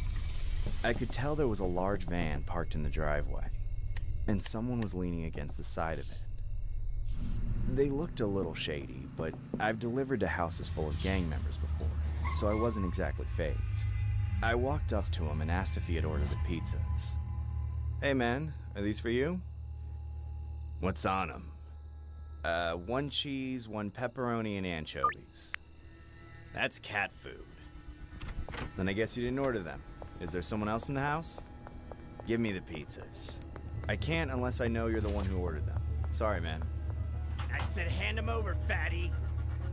That's when he brought out a switchblade and put it up to my face. I handed over the pizzas immediately. I didn't even take them out of the bag. I wasn't about to be stupid and lose my life over a couple pizzas. I started to back away and leave. But then things got worse. The back door of the van opened up. Then 3 other men jumped out and surrounded me. They were all holding knives up to me. Empty your pockets, piggy! Give us everything! Okay, but I don't have much, I swear! I turned out my pockets and gave them my phone and my wallet with $15 in cash tips in it. I'd left my keys in my car and kept it running like I usually do. It's a beat-up 20-year-old Ford, so it wasn't worth stealing. Unfortunately, the guys mugging me were disappointed about the low turnout. They closed in and kept pressing me to give up more, but I didn't have any more. Where's the rest? Don't try hiding anything from us. We know you got more money than that. I don't, I swear. I'm just a pizza delivery driver. Please, you gotta believe me. I'm not trying to be a hero. You got that right. Suddenly, one of them stabbed me in the stomach, and then it was a frenzy. I collapsed completely. They stabbed me repeatedly all over my stomach, chest, and back. They kicked me in the ribs and shouted horrible things at me. I thought it was going to last forever. I really thought it was over for me, that this was the last breath I would take. Thankfully, it stopped. One of the men got down and rifled through all my pockets and patted me down for anything else. But just like I told him, he didn't find a single thing. Swearing and disappointed, the 4 of them climbed into the van and sped off. After a moment spent waiting to bleed out, I got a sudden rush of adrenaline. I caught my breath and rose to my feet a second later. Then, without thinking, I got into my car and drove myself to the nearest hospital. I bled all over my car's interior on the way there. Then I parked in front of the entrance and fell out of my car. I was taken into the hospital where I survived, other than a few cracked ribs and of course all the major blood loss from being stabbed so many times. I didn't have any other injuries. Not a single vital organ, nerve, or major artery was damaged. Apparently, the pocket knives they stabbed me with were too short to get past all my body fat. It pays to be a lazy lard sometimes, I guess. I was discharged from the hospital a few days ago. I'm still healing, but I'm doing quite well under the circumstances. Once I can move around without opening my wounds, I plan to go back to work. Once I get my car detailed, obviously. My boss said he would understand if I didn't want to be a delivery driver anymore, but I'd much rather keep my job as long as I can. I've been robbed many times making deliveries, but that was the only time I ever feared for my life. The thing is, though, it was just a senseless crime. I don't want it to ruin my life. I'd prefer business as usual. As for the guys that attacked me, they've yet to be found. But then again, it hasn't exactly been long. I described them as young even though I couldn't see their faces well. They were probably the ones who broke the streetlights, and I bet they knew the house was vacant too. My guess is that they didn't even need the money. They just wanted to play pretend as criminals. Michael's lowest prices of the season sale is going on now. Get up to 60% off thousands of items, including spring floral and decor. Score supplies for less with amazing deals on wall frames, canvas, and more. And all yarn is on sale. Shop today, sale ends soon. Save when you subscribe to a Canada, US, Mexico phone plan from Public Mobile. During the summer between my junior and senior year of high school, I did some babysitting to earn money. The family I worked for lived down the street from my house, so it was really convenient. Both parents worked full-time and had 2 boys at home. The younger son was 9, and the older one was 12. The boys could be pretty hyper and didn't really clean up after themselves, but aside from that, they were pretty tame. My favorite part of babysitting, aside from the money, were their 3 adorable cats. They were really shy and hid in all sorts of unusual places. I would be tidying things up when a cat would pop out of nowhere and run away from me at top speed. I always found it funny, but I never fully considered why they were so skittish. One of the boys' favorite games to play together was Find the Cat or Catch the Cat. It was fun to watch them run around looking for the cats, but it made more work for me when they started tearing things up in the process. Of course, the cats didn't voluntarily participate, so I knew when one of the boys suddenly had a bunch of scratch marks on them that they had won the game. One day, the mother left me a note asking me to clean the dishes in the sink because she hadn't had the time for a few days. When I looked, the sink was literally overflowing with dishes onto every surface in the kitchen. I told the boys to entertain themselves for a while and got to work. They immediately started up a game of Catch the Cat. This time they were especially rowdy. I kept yelling at them to calm down before they broke something, but they didn't listen. It was really irritating, but I buckled down and finished the dishes. Once I was finally done, I went looking for them so I could get them to calm down or at least do something else less annoying. I was caught off guard by their behavior. They were running around laughing like little goblins, cheering about their success in the game. I kept stalking them around the house without any luck. Every time I caught one of them, they ran off. They almost tripped me several times. I had no idea what had gotten into them. This was by far the worst they had ever been. At one point, I walked by the laundry room and heard the dryer running. I stopped. I was certain that the washer and dryer hadn't been on when I first came to the house, and the mom hadn't mentioned anything about doing laundry or making sure the kids washed their dirty clothes while she was gone. Then, the older son appeared behind me out of thin air. I let out a small scream in surprise. Something about the way he was smiling was deeply unsettling. I couldn't place why I knew, but I could just tell that he had done something bad. So I asked him what was going on. Jason, why is the dryer running? Mom was doing the laundry before she left. Don't you remember? I know that's not true. She's been gone for hours, and you shouldn't lie. What are you drying? Why don't you go look? A chill ran down my spine.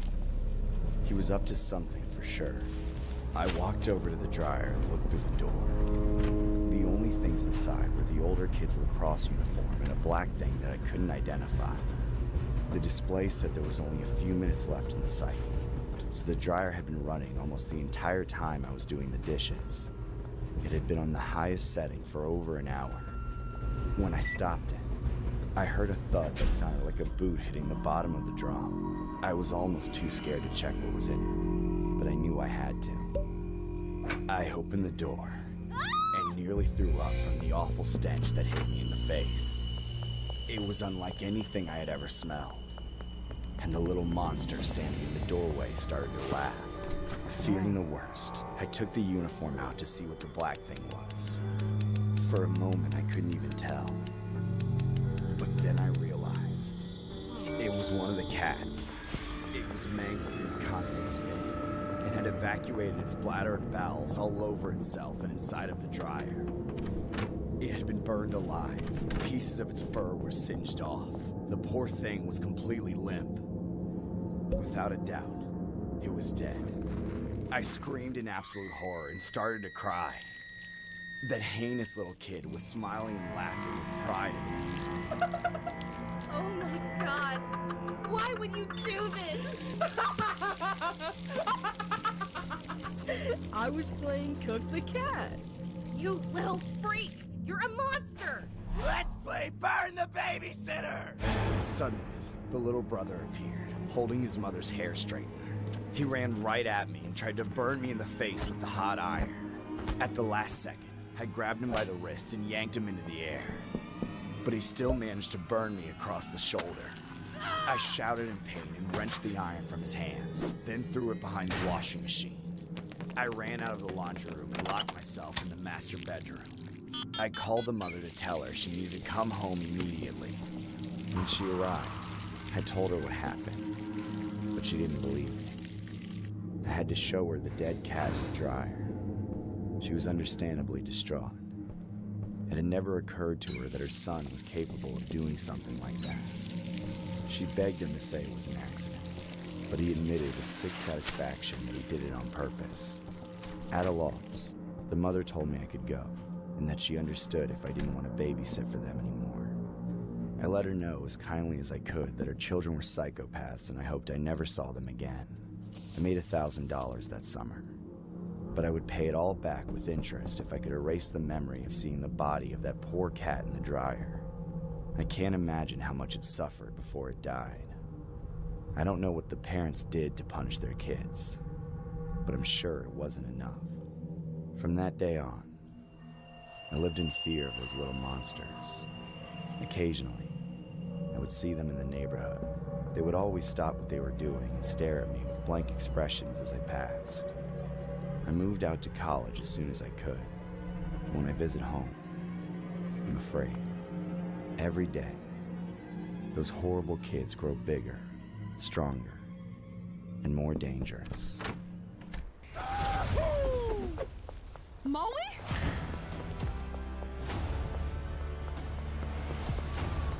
I found the president next to his bed. Did you kill him? Do you wanna be a legend?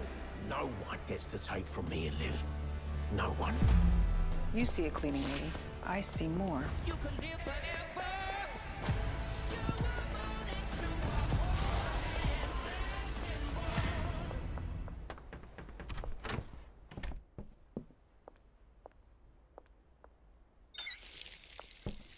This Easter, discover the irresistibly smooth texture of Lindor Mini Eggs. My older brother has 2 young daughters, 3 and 5 years old. It's nice to be an uncle to his kids. He usually works from home while his wife goes to the office, which kind of makes him a stay-at-home dad. But a few weeks ago, he got called into the office on short notice. What's more, he had scheduled to have some contractors come to the house that day to replace the water-damaged floor in the kids' bathroom. He asked me to babysit his kids, which was no problem for me. I'm already familiar with the girls. For the most part, they're easy to handle if they're fed, and if you let them watch their shows on their TV. They're not in school yet either, so there's no homework to make them do. After I made them breakfast, I sat down with them in the living room and turned on the TV. A little later, the contractors arrived. The boss of the company who knocked on the door was an older bald guy with a white beard. Something about him seemed strange. Earlier, I hadn't considered that the workers would be something to watch out for. But when I met the boss, I felt like I should keep an eye on them. Then, the boss did something that set off some alarms. He came over to the girls and started talking to them. I don't exactly remember what he said, but it didn't really matter. The girls blew him off because they were glued to the TV. The boss laughed it off. Then I led him and his workers upstairs to the kids' bathroom, which is right next to their bedroom. While we were talking about the work, I caught the boss glancing into the kids' bedroom a few times. I tried not to let it bother me, but he was the only one of the team who appeared concerned with it. The boss said the work would take all day. It seemed like a small bathroom to me, but I didn't know anything about it, so I accepted it. I went downstairs and sat with the girls again. Not long after, the work started. It was really loud, as I expected, but it took the girls off guard. They started getting fussy because they couldn't hear the TV, so I suggested they play with their dolls, but those were upstairs. I didn't want them going up there, so I went up to get them. To my surprise, the boss was in the girls' bedroom, looking around at stuff. It seemed suspicious that he wasn't working with his employees. What are you doing in here? Oh, I have to check if the water damage seeped through the wall into the bedroom. Right. Then you should check the master bathroom. It also shares a wall with the kids' bathroom. Of course, of course. I didn't know any better, so I assumed he was being truthful, but it still didn't sit right with me. Anyways, I grabbed the girls' dolls. I slowly fumbled around and lingered until the boss left the room. I made it back downstairs and gave the girls their dolls. They played around in the living room for a while, and then I made them some lunch around noon. After several hours of hearing the construction noises on top of their heads, the girls were totally over it, and on the verge of having simultaneous breakdowns.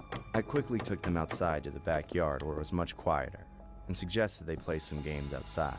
After a short discussion, they decided on playing fairies, which necessitated them wearing their fairy costumes, which were also upstairs. Again, I said I would take care of it. On my way up the steps, I passively wondered if I would catch the boss in the bedroom a second time. Lo and behold, that's exactly what happened.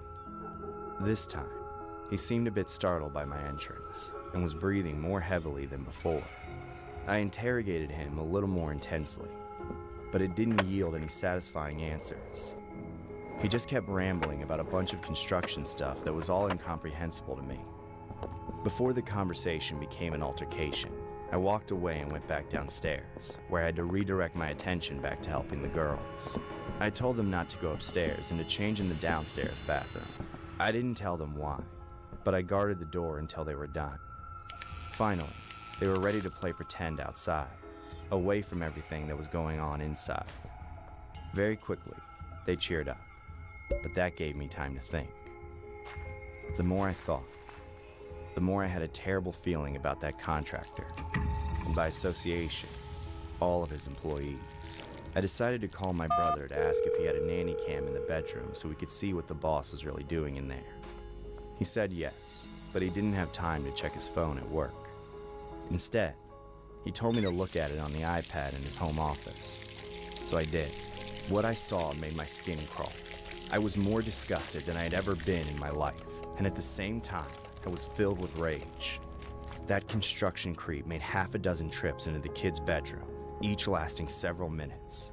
He rummaged through all the drawers in the dresser, rifled through the dirty clothes in the hamper, and even ran his hands all through the bed sheets. But the worst thing is what made me want to go upstairs and cave his skull in. He took a pair of one of the girls' dirty underwear.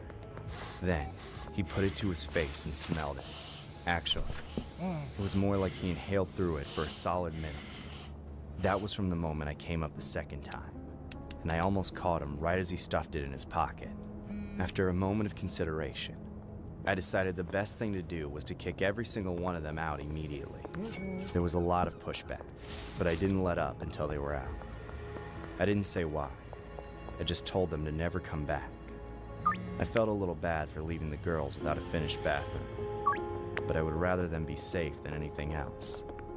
I called my brother back to say I needed to show him something as soon as I could. When he came home, I showed him the footage. He was incensed, furious, almost out of control. I've never seen him like that in my life. After he calmed down a bit, he called the police. At the current moment, he's working with the police and had just finished getting a different contractor to finish the work in the bathroom. I hope he gets that creep locked up. My first job was at a Walmart. I'd expected I'd last there for quite a few months, but one day, a customer yelled at me for having to wait in a not-so-long line. I left the next day because I took the insult quite personally. But as I grew older, I realized that the world is just never kind to people with no money. So I was hopping from one job to the other for some extra cash and benefits. After my grandma's death, I moved into her old apartment. I figured it'd be a good way to save on rent. I'm a high school dropout, so there wasn't much hope for me in high-paid jobs. The only experience I had was from working in general stores or shops. What is the biggest source of stress at your job? I'd say managing too many things at once. I feel like that's pretty common. Did you know that 36% of employees have reported their mental health suffering due to workplace demands? Oh wow, that's a high number. I did not know it was that high. Do you think you could be more productive at work if you had the right tools to help you out? Oh, absolutely. Okay, in that case, have you heard of Grammarly? I have heard of Grammarly. Did you know that Grammarly has features to boost your productivity and make your work life easier? To that extent, no. Yeah, so having Grammarly is like having an AI writing partner that helps you do things like summarizing emails so you can get through your inbox quicker and even suggesting responses to those emails. Isn't that awesome? That is pretty awesome. And with those responses, Grammarly can make your writing more clear and concise so you can be confident and get your time back from doing those small tasks. Plus, it's free to use, so you guys should check out Grammarly.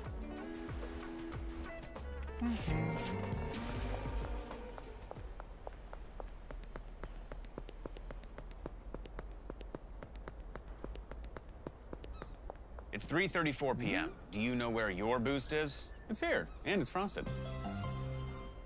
Shopping malls. When I was thinking of calling my old friend at Walmart, I saw a flyer stuck on a streetlight next to my apartment. It was a job advertisement from Domino's. They were looking for someone in customer service. The pay was good, and they promised to give free leftovers every other day. Free rent and free food. That could save me enough money monthly, I thought. So the next morning, I called the restaurant and fixed a meeting with its general manager.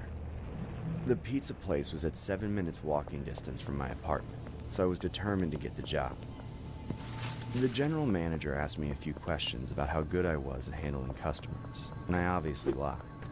I shouldn't have lied so much, but I desperately needed that job. The manager seemed satisfied with my answers and took me on a tour of the restaurant. The kitchen was at the back opening to a small backyard connecting to the sidewalks. There were 2 washrooms, one at the left and one at the right.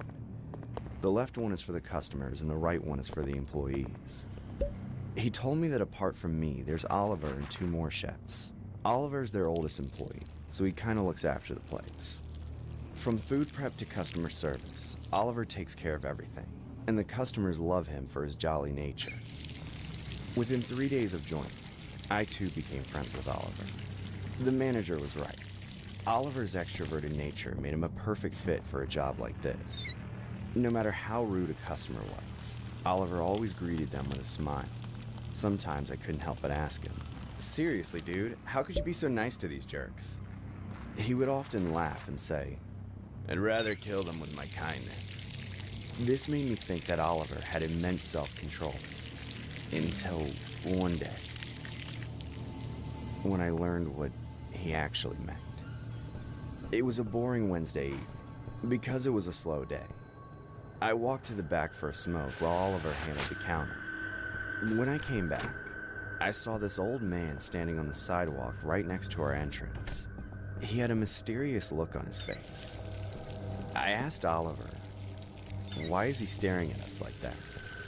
Oliver laughed and said, "Haven't you seen a junkie before?" After staring from outside for a minute straight, the man walked into the restaurant. His eyes were big and had lots of veins, which made his stare pretty frightening. He walked up to the counter and placed his hand on the surface. He had a weird haircut and was clean shaven. Welcome to Domino's. What would you like to order, sir?" He smirked at me and looked at the menu board above. Oliver was in the kitchen taking care of some deliveries, so it was just me and this man at the sitting area. He breathed very loudly, like he was trying to grab all the oxygen for himself. After spending quite some time eyeing the menu, the man asked me a weird question. "Is it safe to eat here?" I was really taken aback by this because Domino's has been quite a popular food chain for a long time. Thousands of people eat from here, and no one ever doubts our food. I assured him that we serve quality food. He ordered one large margarita pizza with no toppings. He emphasized very heavily not to add any toppings. I took his order to the kitchen and Oliver noticed my grumpy face. He asked me if anything was wrong and I told him about our new customer. Telling the chefs to prepare his order, Oliver and I came back to the counter. The man was eating salt from the salt shaker at the table. Man, what the heck is wrong with this guy? I whispered to Oliver. He didn't say anything. He just smiled. I realize he's more experienced than me, so customers like this don't bother him anymore. 10 minutes later, the chef rang the bell from the kitchen, letting us know the margarita was ready. I grabbed the pizza in a box and served it to the man's table. He looked at the pizza and then looked at my face. His eyes were wider than before. He was drooling from the corner of his mouth. I could tell he was hungry, but he didn't pick a single slice from the box. Is everything all right, sir? He murmured something in a low voice. I couldn't hear him clearly, but I was able to make out 2 words. Not safe. Suddenly, he stood up and turned his head at the counter. Oliver was taking some orders on the phone, so he didn't notice the man looking at him. What happened afterward happened so quickly that I was left speechless. The weird customer ran straight to the counter and grabbed Oliver by his uniform. He then pulled him from the other side of the counter and pinned him down on the floor. What are you doing? Oliver began to scream, but the man didn't explain anything. He just started kicking and punching Oliver like crazy. With every hit, he screamed, "Not safe! Not safe! Not safe!" I shouted for help and tried to separate the man from poor Oliver, but the man was in his beast mode. The chefs came out from the kitchen and somehow managed to pull the man away. Oliver was sent to the hospital with a swollen face and a bloody nose, and the man was taken into custody. When the cops interrogated him about why he did what he did, he showed them a video that he secretly recorded from the back window opening to our Domino's kitchen. In that video, there was Oliver and another former employee, and this is what they were doing. Here's Michael. Achoo! Cutting somebody's cheese stick. That big one.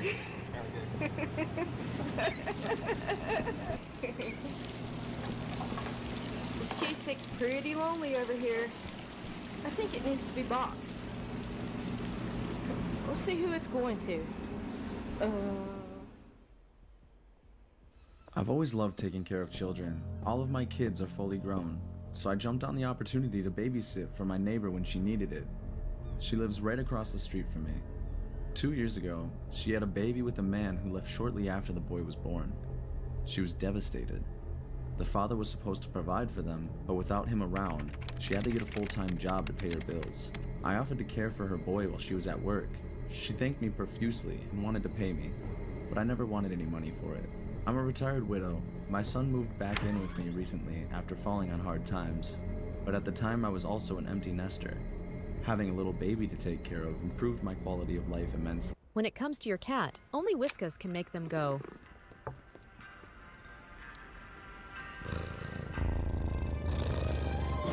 And take them to a place of happiness, joy, and plenty of Whiskas. For more. Step into Wix Studio and handle every part of your build from one platform. Map out your project with an AI-powered visual sitemap that generates site structures and wireframes in seconds, not days. When your client's on board, dive into design. Create freely, customizing even the smallest element. Use site styles to seamlessly extend the brand to every page and watch it adapt across breakpoints. Now, scale your creation. With a CMS, you can structure tons of data effortlessly, from repeaters to hundreds of dynamic pages. Business solutions are built in, so when clients want more functionality, you're ready to take them further. Plan faster, design freer, scale smarter. This is Wix Studio. I honestly don't have anything better to do, and I truly enjoyed it. The little boy's name is Tyler. I've come to love him like my own son. I watched him grow up, learn to walk and talk, and become one major troublemaker of a toddler. But he's a sweetheart. He calls me Nana. I love being called Mama, but I always secretly wanted to be called Nana, too. Today, Tyler's 2 years old, almost 3. A month ago, I was taking him for a walk, something we do every morning after breakfast. It helps him get some energy out. About a block away from the house, I saw a man standing crookedly at the corner. He looked homeless, and he was holding a can of some kind of spray. I assumed he was huffing it. I didn't want to get any closer to him, let alone take a stupid chance and try walking past him, so I turned around. Tyler was confused and a little upset that I was cutting the walk short. But I told him I'd explain why when we got home. As we turned the corner, I glanced over my shoulder and my heart sank. The man was now walking toward us. He was staggering, but he was moving quickly. At this point, Tyler started to fuss and tried to stop walking, so I picked him up and carried him the rest of the way home. We were only a few hundred feet away, but it felt like a mile. By the time I got up on the stoop, the man was right in front of the house. I rushed inside and slammed the door as fast as I could. But before I could lock it, the man barged into the house. The door hit me in the face and knocked me over. I managed to keep Tyler in my arms so he didn't get hurt, but I immediately had to toss him to the side because the man was coming straight for me. He got on top of me and pinned me down, then started hitting me in the face with the bottom of a spray can. I put up my hands to try and protect myself, but he just beat me right through them.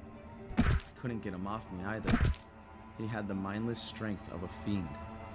Poor Tyler was watching the whole thing and started to cry. For a moment, the man stopped beating me. I thought for just a split second that God was using Tyler's screams to make the man realize what he was doing. I was wrong. He took a lighter out of his pocket and put it in front of the spray can, and then he lit it and sprayed right through it. In an instant, my face was engulfed in flames. The first burst of fire hit me straight in my open eyes. I screamed and tried to cover my hands with my face. Through the deafening sound of the fire in my ears, I heard Tyler wailing louder than he ever did. This angered the man attacking me. He stopped burning me, then stood up. I immediately tried to go after him and protect Tyler, but then he lifted up his foot and slammed it right down on my head. He stomped on my face 3 or 4 more times until I was barely conscious. I was blind and dazed, barely even capable of moving. I was unable to see what happened next, but I heard it crystal clear, and it haunts my dreams every single night. The man went over to Tyler, who was defenseless and terrified. Tyler was so shocked that he couldn't even run away. All he could do was scream and cry for help. And it sent the attacker into an even deeper rage. That sick, twisted demon burned Tyler's face. Tyler howled in pain. The demon didn't let up. He held that flamethrower on his face for 10 or 15 seconds. He only stopped because the can ran out. Shut the hell up! I'm tired of you screaming.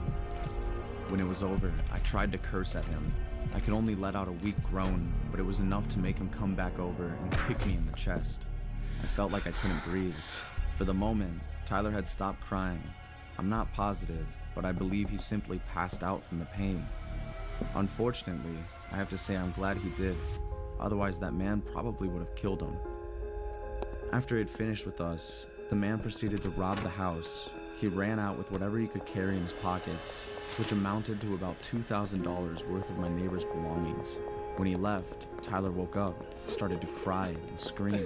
I finally calmed my breath and called for help.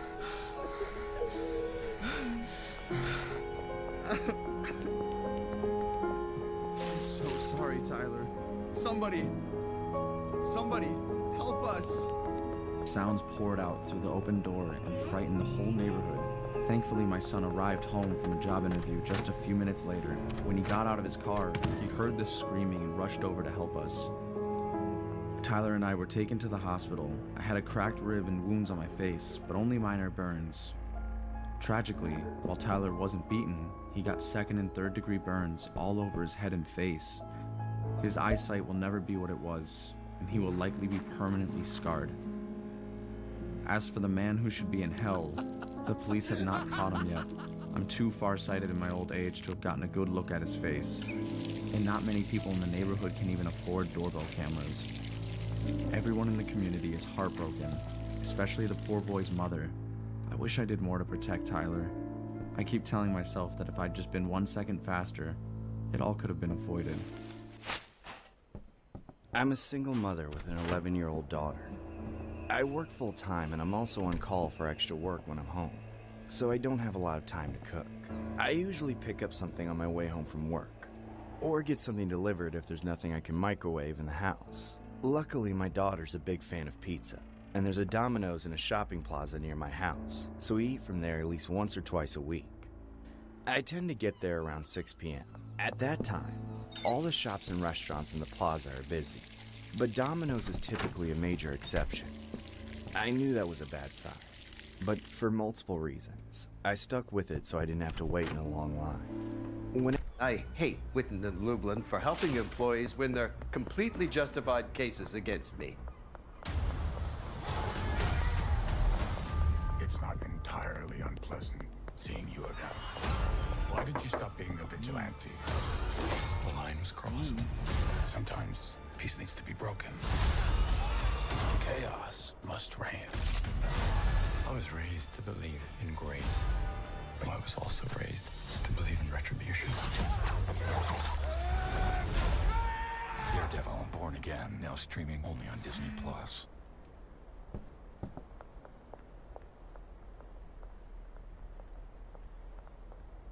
Whenever I go inside to order, I'm usually the only customer in there, and it always has the same workers because of how regular my schedule is.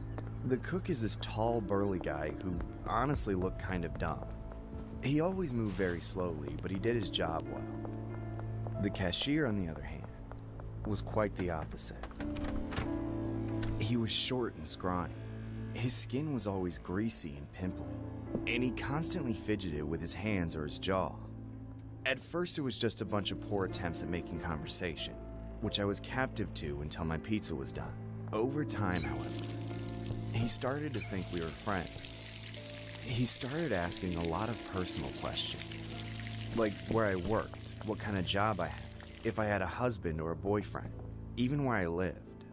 I always pushed through it and told him as little as possible. Unfortunately, he was extremely persistent. Every day I went back, he got pushier with me, and he would get angry when I didn't tell him what he wanted to hear. I started dreading picking up pizzas because of him. Unfortunately, the next nearest pizza place was far out of my way, and it was a much crappier chain. I couldn't just stop bringing pizzas home, though. My only other options were burger joints and Asian restaurants, neither of which my daughter cares for. So I kept dealing with the creepy cashier. On Valentine's Day, things came to a head. The cashier was extra smiley when I walked in. I smiled back and tried to place my usual order. The cashier completely ignored it and instead started talking to me. But this time he was clearly not going to take no for an answer. Can you just place my order, please? We can talk while he's making it. Where's the rush, babe? The pizza's not going anywhere. I'm just trying to get home soon, okay? I'm hungry and tired, and my daughter is waiting for me. Don't you want something nicer than pizza for Valentine's Day? No, I'm fine with pizza. Could you please place my order? Why are you selling yourself short? Let me take you to dinner somewhere fancy. You can have a few glasses of wine. Then we can go back to your place and I'll make your toes curl. A woman like you deserves to have her brain melted. Ew, just stop. You said you have a daughter, right? I'd like to see if your looks run in the family. God, you're such a freak. All I want from you is a large Hawaiian pizza. Stop playing hard to get. I know what you want better than you do. Goddamn ungrateful bimbo! Stop it! Just leave me alone! You know what? I just remembered. You don't have to be conscious! Suddenly, the cashier tried to grab me over the counter. I stepped back and prepared to run for my life. He started to climb on the counter, but then at the last second, the cook came up and put his hand on the cashier's shoulder. The cook didn't even say anything. He just shook his head. But somehow, that was enough to diffuse the cashier's rage. You're right, she's not worth it. He was very quiet after that. but I could see the anger in his eyes. He finally put the order in for my pizza. Then, after a few tense minutes of waiting, I was on my way. On the drive home, I promised myself I'd never go back to that Domino's. When I got home, my daughter and I wasted no time devouring the pizza.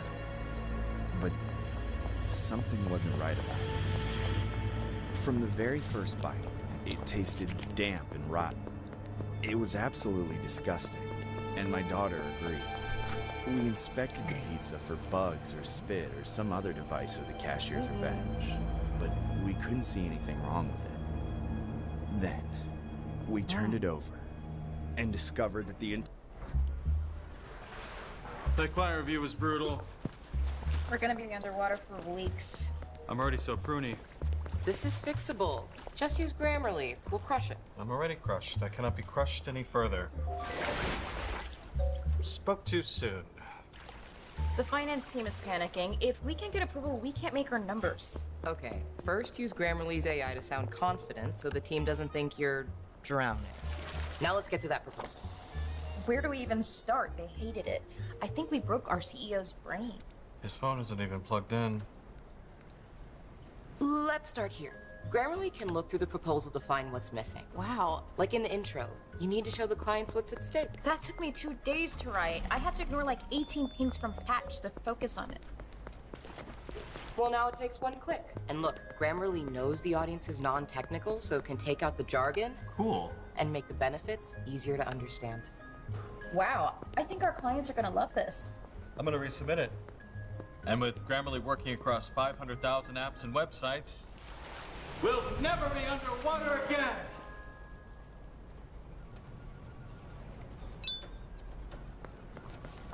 It's approved, tell the team. But hey, I think 8 exclamation marks might be overdoing it. Grammarly says 1 is enough. Well, I appreciate that, Grammarly, but this is an 8 exclamation situation. Dev, totes. Download Grammarly for free.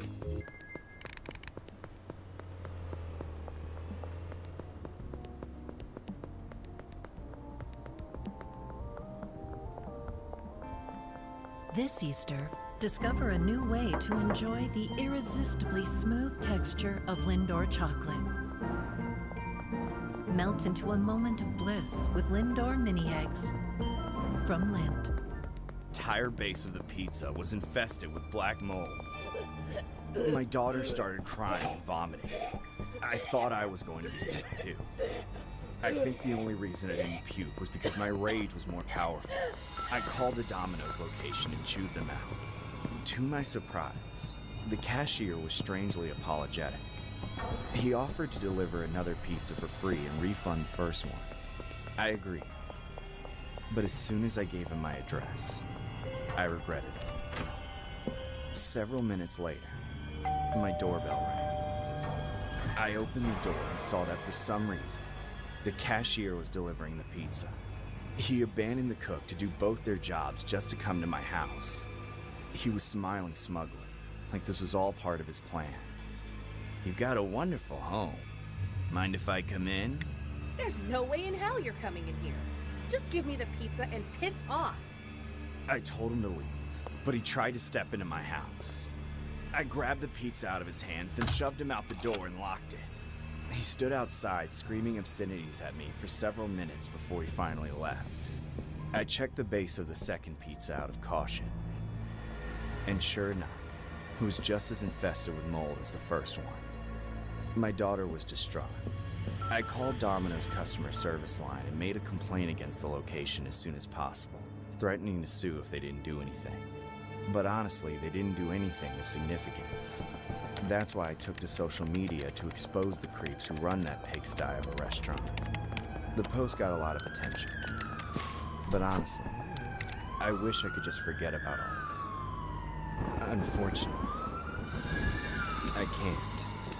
I gave that sicko my address. And every day, I worry that he's going to show up inside my house.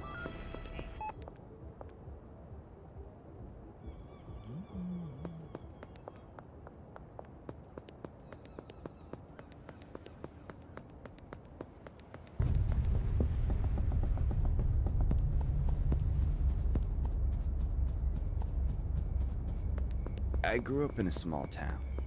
There weren't many attractions or places to go to and do stuff, so I was kind of starving for interesting things to do as a kid.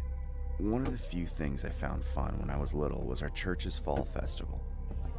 The festival was very popular, as our church was the biggest one in town and all the families showed up to celebrate every year. I remember almost always having a good time there.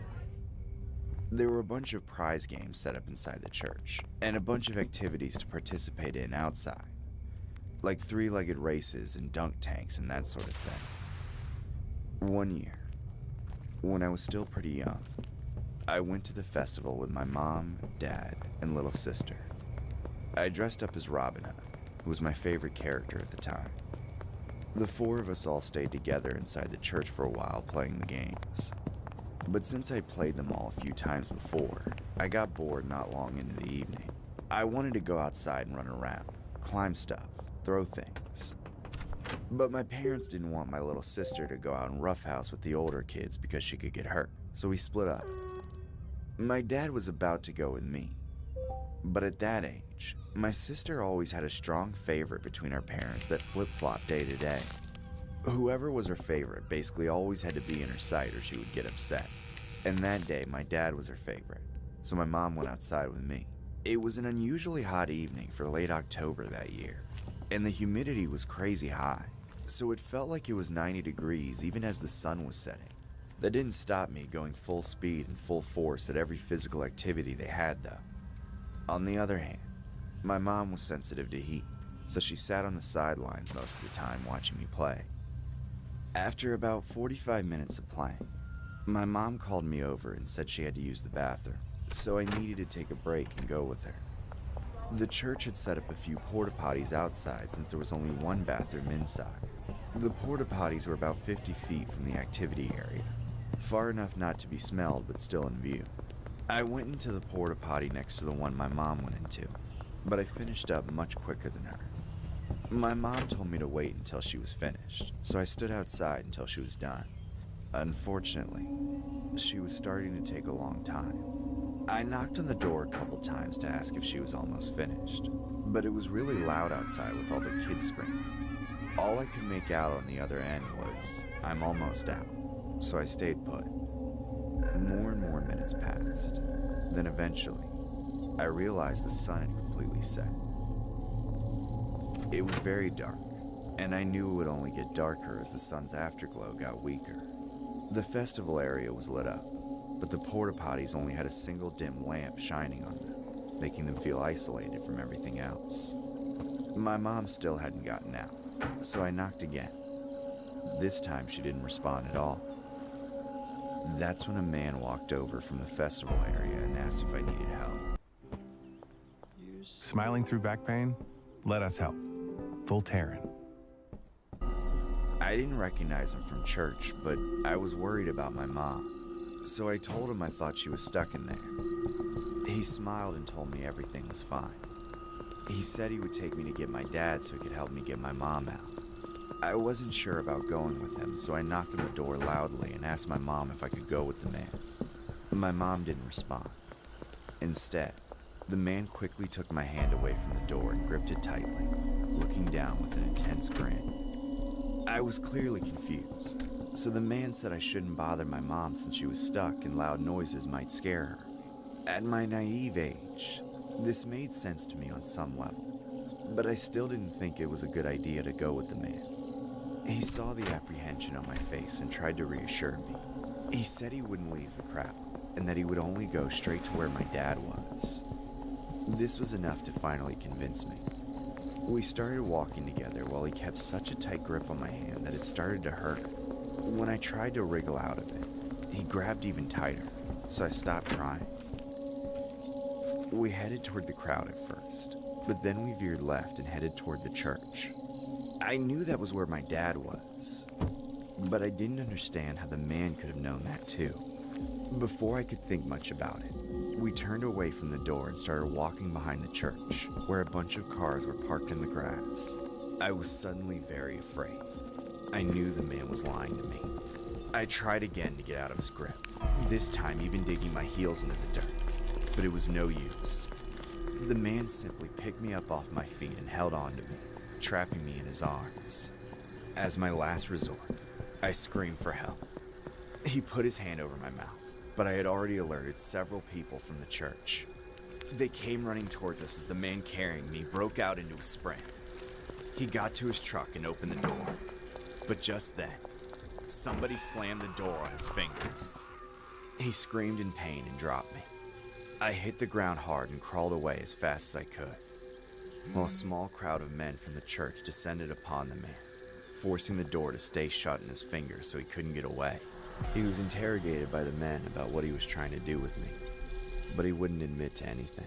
The sheriff was called to arrest him, but at some point, before they arrived, he managed to slip away. Everyone who saw his face confirmed that he was nobody from the church, and probably wasn't even from town. He just drove in one day with the intention of kidnapping a young boy. He hasn't been seen in our town since, that's for sure. As for my mom, she had a medical emergency in the porta potty and passed out. It was related to the heat and dehydration, combined with a disorder she already had that I didn't know about. The incident frightened me as a kid, but looking back on it now, feels even more terrifying, knowing what fate I narrowly avoided. I've been camping dozens of times in my life. I was a Boy Scout for several years, but my friends and I all quit to go camping on our own without the weird scoutmasters and annoying little kids. Fall was always our favorite time of the year for the weather. We had a pretty good system together, and were quite experienced.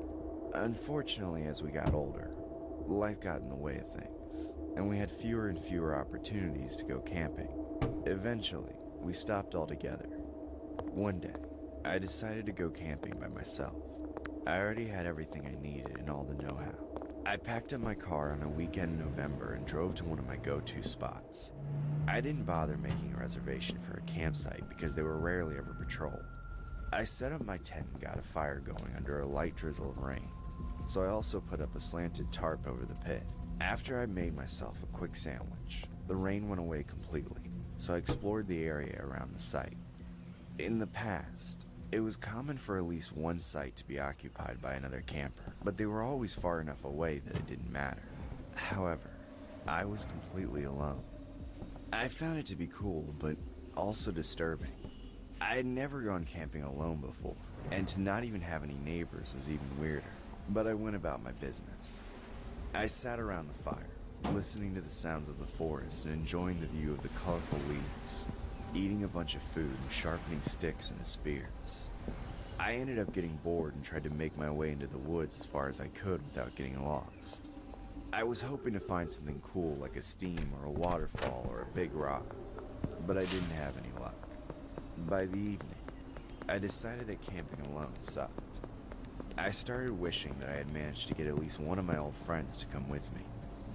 As darkness fell, all I could do was stare into the fire with nobody to talk to. It was more than just boring.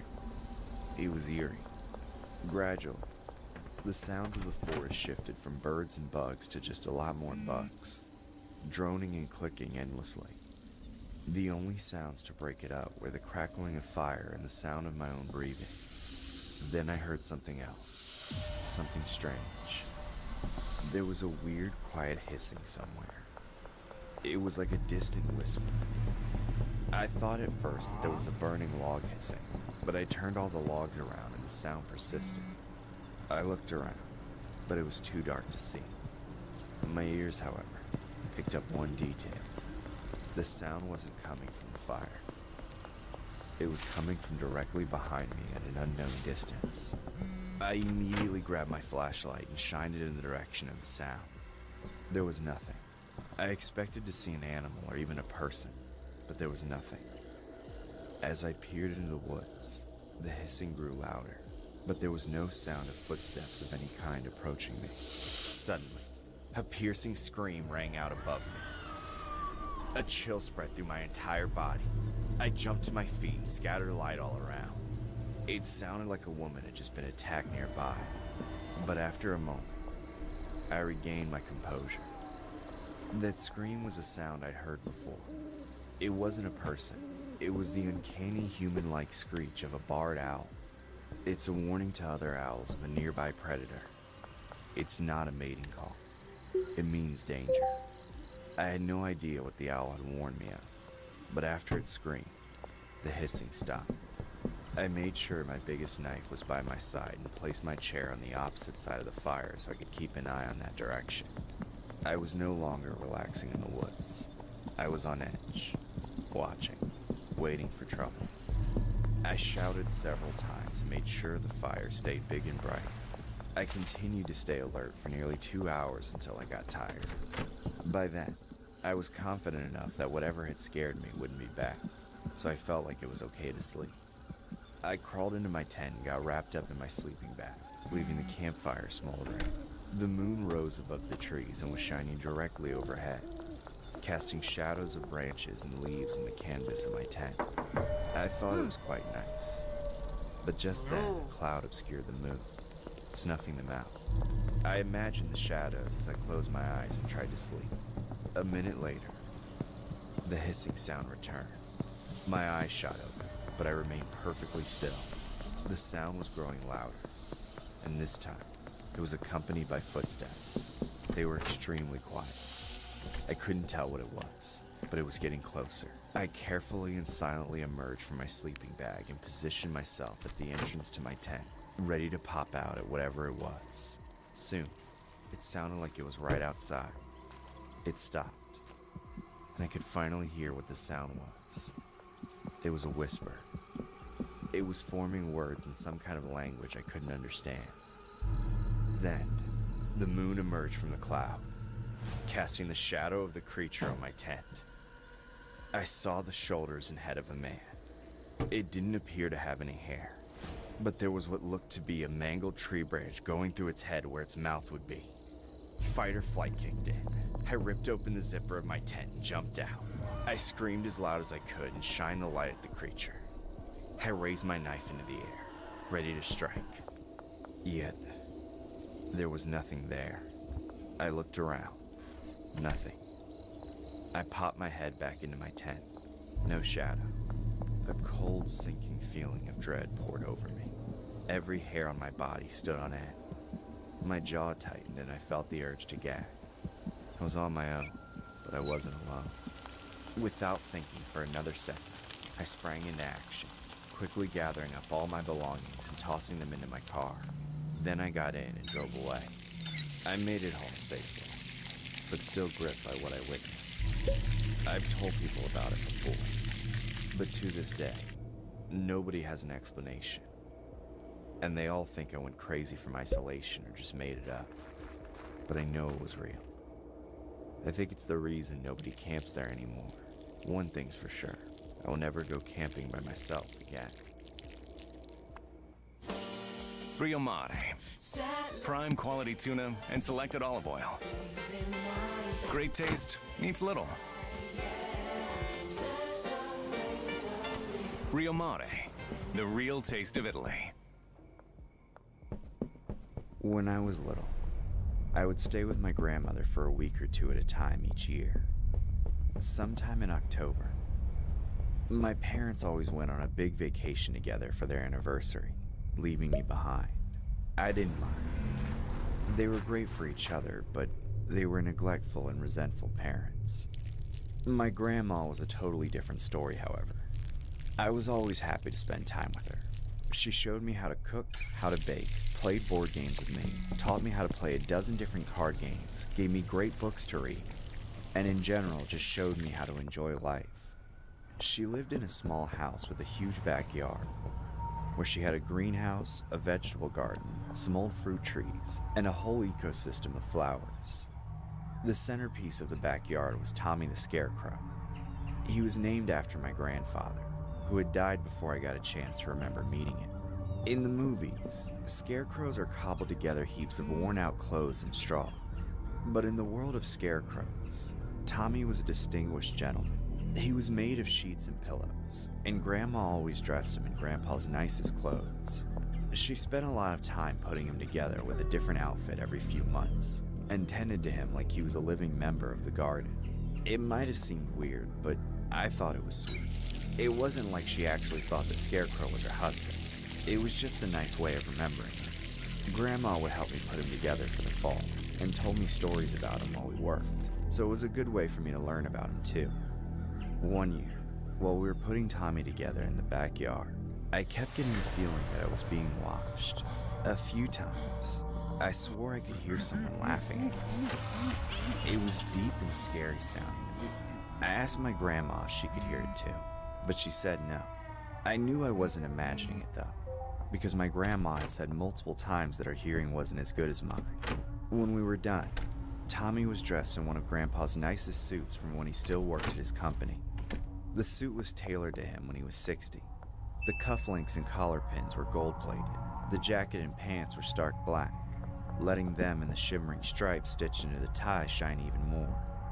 The white shirt may have yellowed over the years, but Tommy was still sharp, and no crow would ever dare go near him. We spent the rest of the day inside as it had gotten cold.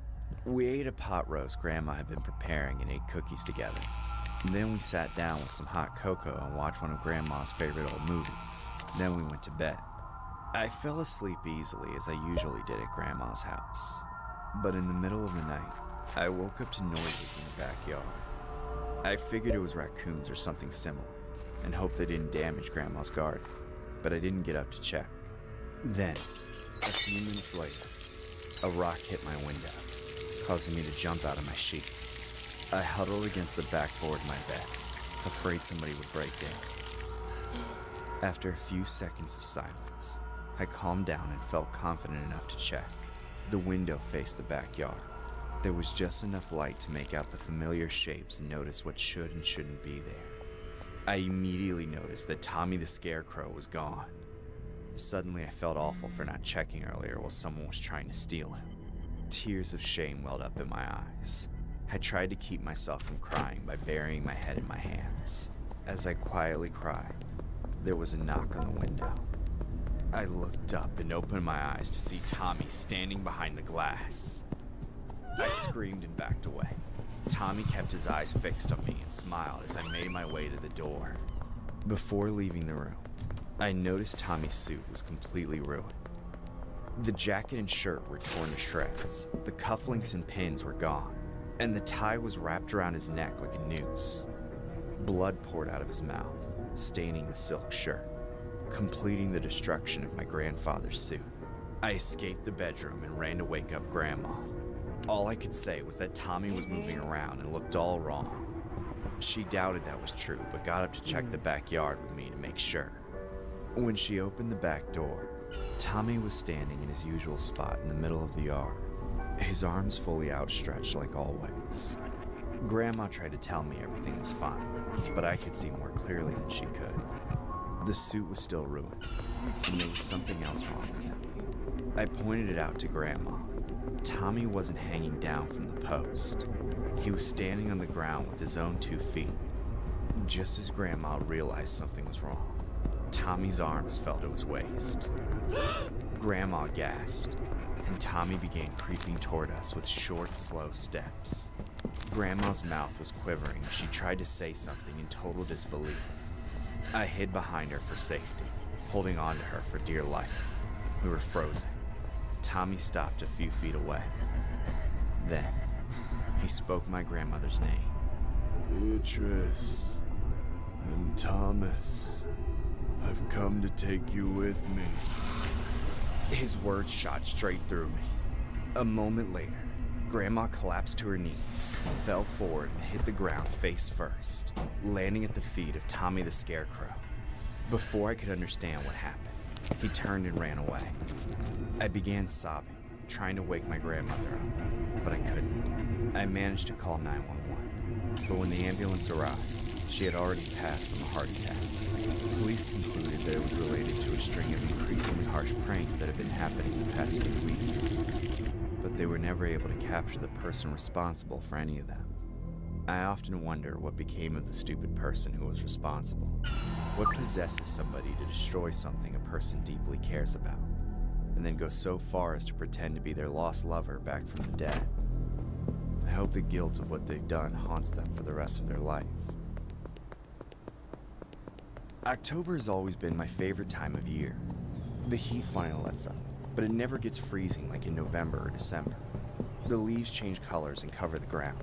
I get to celebrate my birthday and Halloween just a couple weeks apart, and September is finally over.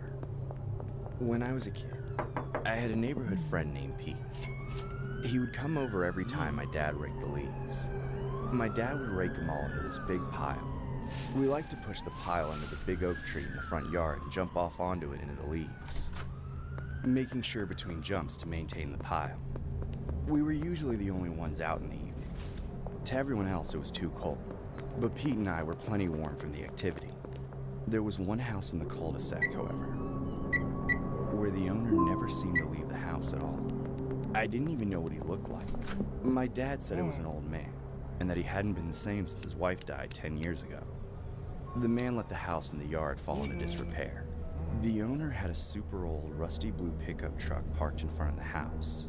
Nobody ever saw him drive it, but every week or so, I could see that it had been moved very slightly. I figured he preferred to go out and get what he needed outside in the middle of the night, when nobody was watching. Pete and I played in my front yard with that man's house in full view at the time. It never amounted to anything until one year when I was 12 years old. Pete was over, and we were horsing around in the giant pile of leaves. After about an hour, we got tired and went inside for a break. When we went back out, my dad asked us to take my dog outside to use the bathroom, so we started playing with the dog afterwards. We stood at the edges of the pile and called her. She ran up, but as soon as she stepped foot into it, she froze. We tried calling her back into playtime, but she was sniffing something that took all her focus. Then, she suddenly jumped out of the pile and started aggressively barking at me. Before we could heed her warning, an old man emerged from the center of the pile between us. We screamed in shock. The man reached out and pulled us up to his chest. We tried to get free, but the man was very strong. He was laughing and smiling, calling us his good old boys and holding on to us tightly. We interrogated him and made him tell us what he was doing. His response was chilling. He said he always loved to watch us play in my front yard from his house, which he pointed out to be the one in disrepair. He said this year he couldn't hold back his desire to play with us and be friends. I told him to never talk to me again. Then me and Pete headed inside. We told my dad what happened, but by then, the old man was already cowering in his house again. My dad said to call the police if the man ever showed up to our house again. I agreed wholeheartedly. That man was weird and smelled like piss. I never wanted to see him again. The rest of the night went fine. Pete and I stayed inside until his parents came to pick him up. The trouble started up again the next morning. It was a Monday, so I had to get up and go to school. When I left my house to walk to the bus stop, I made note that the creepy old man's truck was still in his driveway. I still felt weird about what happened, but I knew if I made it to school, I would stop thinking about it. I was about halfway to the bus stop when I heard the sound of a car coming up behind me. The sound of the engine was strange. It sounded like it was barely running. Plus, there didn't seem to be a muffler, so it was unreasonably loud. As it got closer to me, I heard the whine of worn-down brakes slowing down the car. I looked to my left as the old rusty blue pickup truck came into view and matched my speed. The old man was leaning over to roll down the passenger window, grinning wide. The blood from his nose had dried all over his mouth and chin, looking like charred skin against his pale face. He offered me a ride to school. I declined. To that, he made a weird, chummy face, suggesting the truth was that I wanted to skip school. If that were the case, then go home while no one was the wiser. Again, I declined. This made him frustrated. He got angry. He claimed that we would be perfect friends if I just got over my hang-ups. Then, he suddenly revved the engine and hopped the curb, cutting me off on the sidewalk. He climbed over the seats and opened the passenger door, but I turned around and ran away before he could grab me. This is your sign. To be the 450. Because this winter, Canadian Blood Services needs 450 new donors a day to keep Canada's lifeline strong. Join the 450 Challenge and get Canada's blood pumping.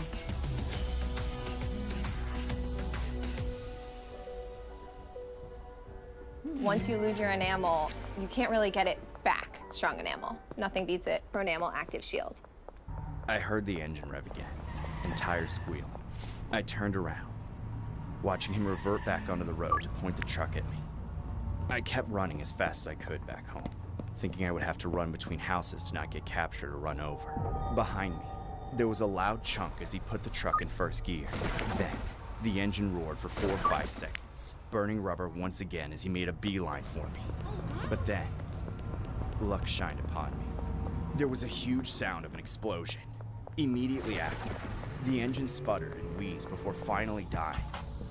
He had pushed his crappy truck too far and it gave out. I laughed, running home as I heard the man swearing his head off. When I was safe, I called the police. The man was found at his broken down truck, trying in vain to get it running again. He was arrested and his car was towed away. From that day on, I've never seen him since. I don't know what happened to him after he got arrested.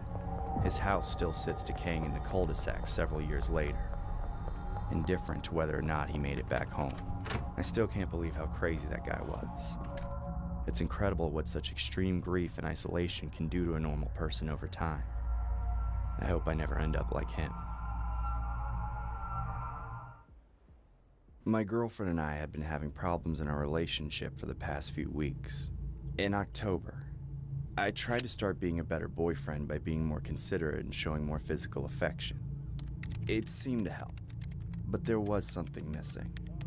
I asked her if there was anything else I could do, and she said I hadn't planned any dates for a long time. She was right, so I looked around online for fun things to do in the area. I knew my girlfriend was a big fan of fall, and the month of October specifically, so I centered my search around that. I decided we'd go to a pumpkin patch to pick out a couple pumpkins and maybe a few squashes. I remember that being a lot of fun as a kid, so I had a feeling it would help bring out some childlike wonder and warm memories. I floated the idea past my girlfriend and she jumped on it. The next day, we were in the car with a bunch of baskets, ready to take that pumpkin patch for everything it was worth. The farm was about a 2-hour drive from our apartment, but it wasn't bad. I could tell my girlfriend was very excited about the experience. On the way there, we passed by other pumpkin patches and apple orchards. I hadn't seen any of them on the map or noticed any advertisements for them. We decided to keep our course to the one we originally planned to go to. Unfortunately, when we arrived, there was nobody there. There was a big, beautiful patch behind the fence, but a sign on the gate said the patch was closed for the week as the entire family had caught the flu. I suggested we try one of the ones we saw earlier, so we got back on the road and stopped at the first sign of another pumpkin patch. The wooden road was so old it was almost unreadable. However, the gate was wide open and there was no sign warning against trespassers, so we drove down the dirt driveway. At the end of the road stood an old leaning shack. The piled remnants of a barn lay about 30 feet away. There were no signs that there had been any activity there for many years. Thick, tall grass obscured the sight from the highway, and tall fruit trees boasted brightly colored rewards. My girlfriend got creeped out and wanted to leave, but I had a feeling that this place might be a diamond in the rough. Over a broken fence stood a field of more grass, but it was much sparser than the rest of the property. I figured something else had to be growing there. I walked over and hopped the fence, discovering an expansive concealed pumpkin patch. Ever since the place had been apparently abandoned, the crops had grown wild. I called my girlfriend over and showed her the treasure. Her mood about the place changed instantly. For the next half hour, we quite literally frolicked through the wild field like children. For the first time in a while, I saw her smile with genuine joy. We filled our baskets quickly. There were lots of duds, but nobody else had even touched this spot, so we got the cream of the crop. It seemed like everything had gone perfectly. By then, the sun was setting quickly, so we wanted to get on our way home before it got to be too late. But when I tried to start the car, nothing happened. Confused and concerned, I hopped out and popped the hood to see if it was something I could fix. To my surprise, the battery was missing. I swore out of frustration, but that was the least of my worries. I knew I should be scared. Someone had done this while we were in the field, and I knew they were still around. But I tried to keep a brave face for my girlfriend. Just then, I looked up at my girlfriend who was sitting in the passenger seat. Right as the expression on her face turned to that of pure horror, I turned around and saw the figure of a man standing on the deck of the shack. In the last bit of daylight, I could see he was fat and filthy, wearing denim overalls over a dingy shirt. He looked to be well over 6 feet tall, and he was visibly angry. I immediately went to open the passenger door and pull my girlfriend out of the car and let her down the dirt driveway. As we fled, night quickly engulfed us. We ran for 2 or 3 minutes, navigating by moonlight alone. Then, I saw another figure of a man blocking our path. We stopped. This man was skinny, almost like a skeleton. We stopped. I looked back. The path was empty, but I knew it was a trap. It was far too dark to be able to tell if the second man was armed, so going forward wasn't an option either. Desperate, I took my girlfriend's hand and bolted off the road into the grass. It was about 5 feet tall, incredibly dense and abrasive. I slouched down to keep my head from being seen over the grass. We stayed silent and listened for the sound of cars on the highway, but we struggled against the thick vegetation. For a minute, I was convinced we were lost. But then, my girlfriend stopped, peeked her head up over the grass, then ran in a random direction. I followed her, but as we neared what I hoped to be our exit, I heard footsteps pounding through the grass behind us. Just before it seemed as though they were about to catch up, we were dumped out into the ditch beside the highway.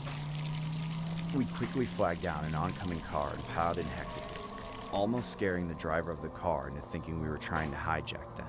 We told him to step on it, sending us far away from that horrible place. When we finally relaxed, the driver asked us what we were doing at that farm. We said we were only picking pumpkins, but he revealed to us that the 2 brothers who owned the farm had died several years ago. Nobody went near it. To this day, I wonder if what we saw were ghosts or something else. Maybe the brothers are still alive, luring victims into an open gate and silencing them.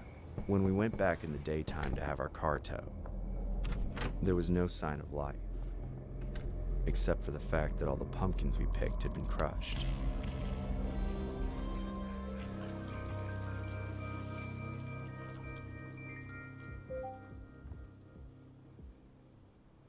Hello world, wake me up to another good morning, time to go.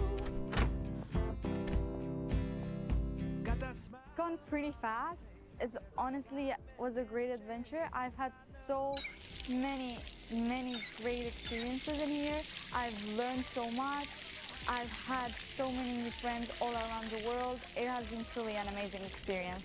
It's an amazing opportunity and everyone should take it. There's so many things to do. There are so many people to meet, and staying here has been one of the best experiences in my life. Oh, we are all looking for adventure. We are all looking for adventure. We are all looking for adventure. We are all looking for adventure. You meet people from other countries that you wouldn't have met before. I've met a girl from Romania, a girl from Greece, 2 girls from Morocco. So many great friends and so many great memories. I made lots of new friends. It was an amazing experience. This whole vibe, I really like it. It's just simply amazing how Oxford Royale just brought the entire world in a single campus. Yeah, we are all looking for adventure. We are all looking for adventure. We are all looking for adventure. We are all looking for adventure. First, I really enjoyed. I learned a lot of things: physics, math, engineering. We are all looking for adventure. We are all looking for adventure. We are all looking for adventure. Definitely do it. Like you have to. Like it's life changing. Like I was not like getting emotional, but I definitely was getting emotional over just like at the end of the first week. I was like, wow. Like I didn't even know that I could make this many friends, like have this much of an experience. Honestly, learned so much. Like I've learned way more than I think I've like ever have about the whole world, like just in this 1 week. That like when the 1 week was over, I was like, oh my gosh, like I don't know if I can take this all in. There's so much. So I've enjoyed it, and I would tell them to definitely, please come, and come with me too if you want. Like I'd do it again, 100%. Meant to be free.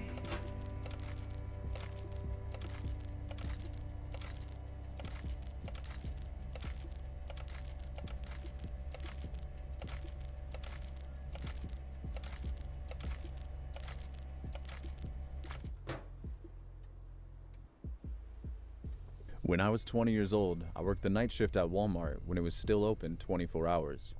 The majority of it was stocking shelves rather than dealing with customers.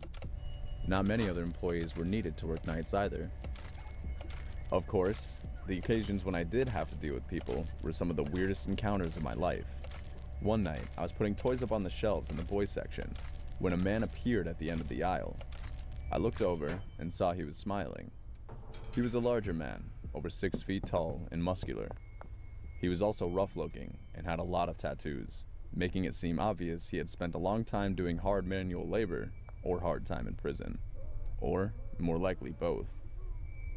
Either way, with me being on the shorter side and not being athletic, this guy dwarfed me. After we made eye contact, he commented on the toy box I was holding in my hand that I had meant to put on the shelf. It was a G.I. Joe action figure.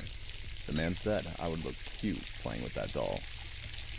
Taken aback, I asked him to repeat himself. The man laughed it off and moved on, but what he said next wasn't any better. He asked me where the lube was. I sighed and told him it was all the way on the other side of the store, near the pharmacy, by the condoms, which were next to the medicines. Unfortunately, I also had to tell him that the shelf with all the family planning type things was locked up, so I had to go with him and unlock it. Looking for the right coverage to protect your loved ones? Start with a teammate you can trust. Sun Life, the proud life insurance partner of the Toronto Raptors. EVE to me is basically freedom. It's a giant open universe where you can do whatever you want. You can have really relaxed, slow-paced stuff where you can take it easy.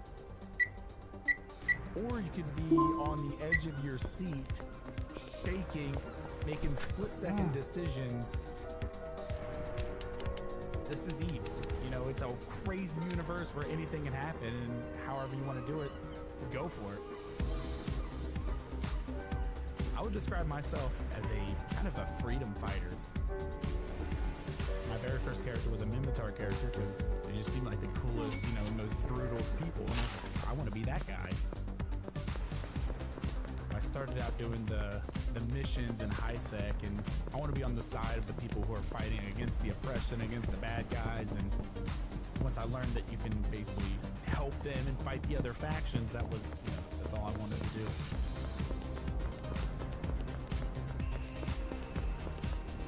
It's a very satisfying feeling, you know, starting out at the bottom and working my way up, getting to more advanced, you know, situations, bigger ships, bigger enemies, and all that kind of cool stuff.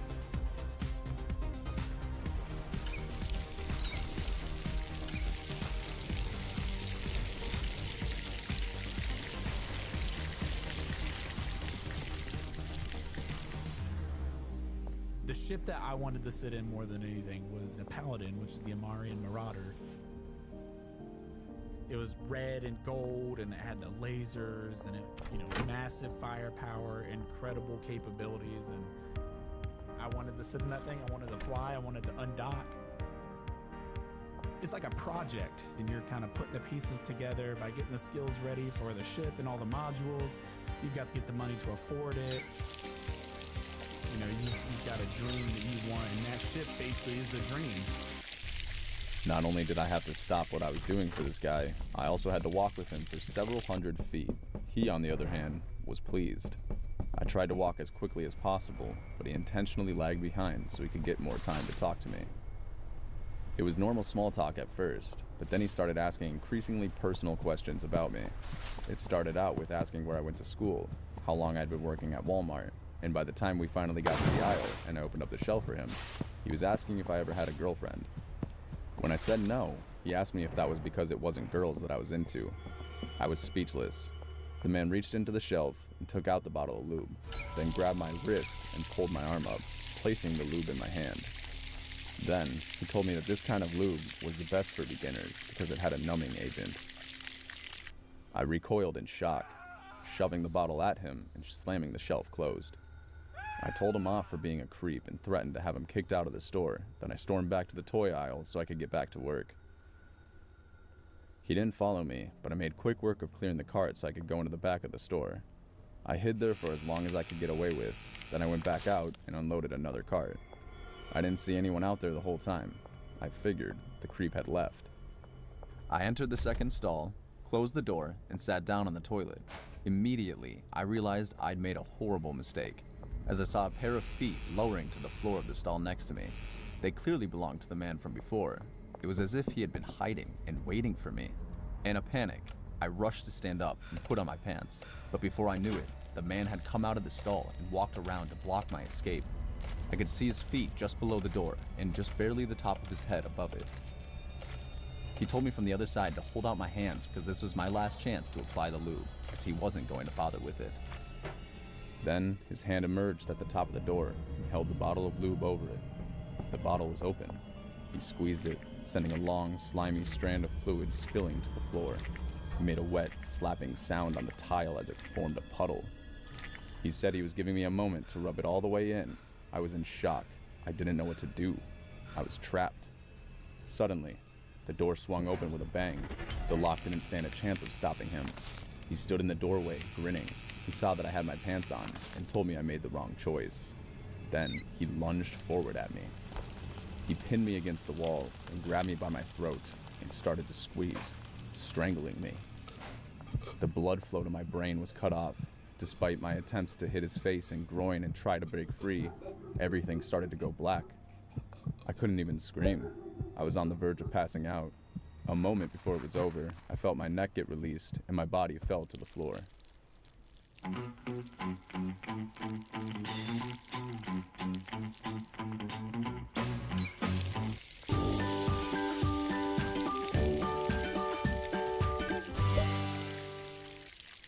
I don't know how long it took for me to fully wake back up, but when I did, I saw the man fighting with one of my coworkers.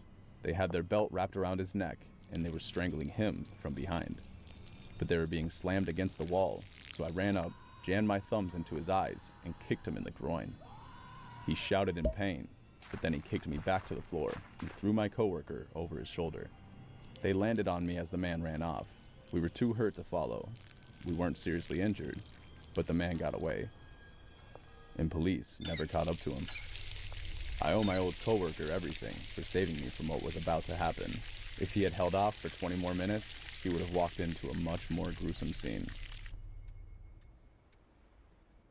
I grew up in a small town in the middle of nowhere that was like a tiny tumor on the artery that was Interstate 40. Naturally, this meant there weren't many jobs to choose from. By the time I was 18, I knew I wanted to move away, but I had no money, so I got the only job I could, the graveyard shift at the gas station. It was miserable hours and terrible pay, and there was pretty much nothing to do except keep the store open for late-night travelers. I worked there for about 6 months from 10 p.m. to 7 a.m., Monday through Saturday. It was monotonous and mind-numbing, and it was all I did. I was always too tired during the day and had become an antisocial hermit. I saved up money, little by little. I spent every hour there daydreaming about finally packing all my stuff into my truck and driving until I saw the ocean for the first time in my life.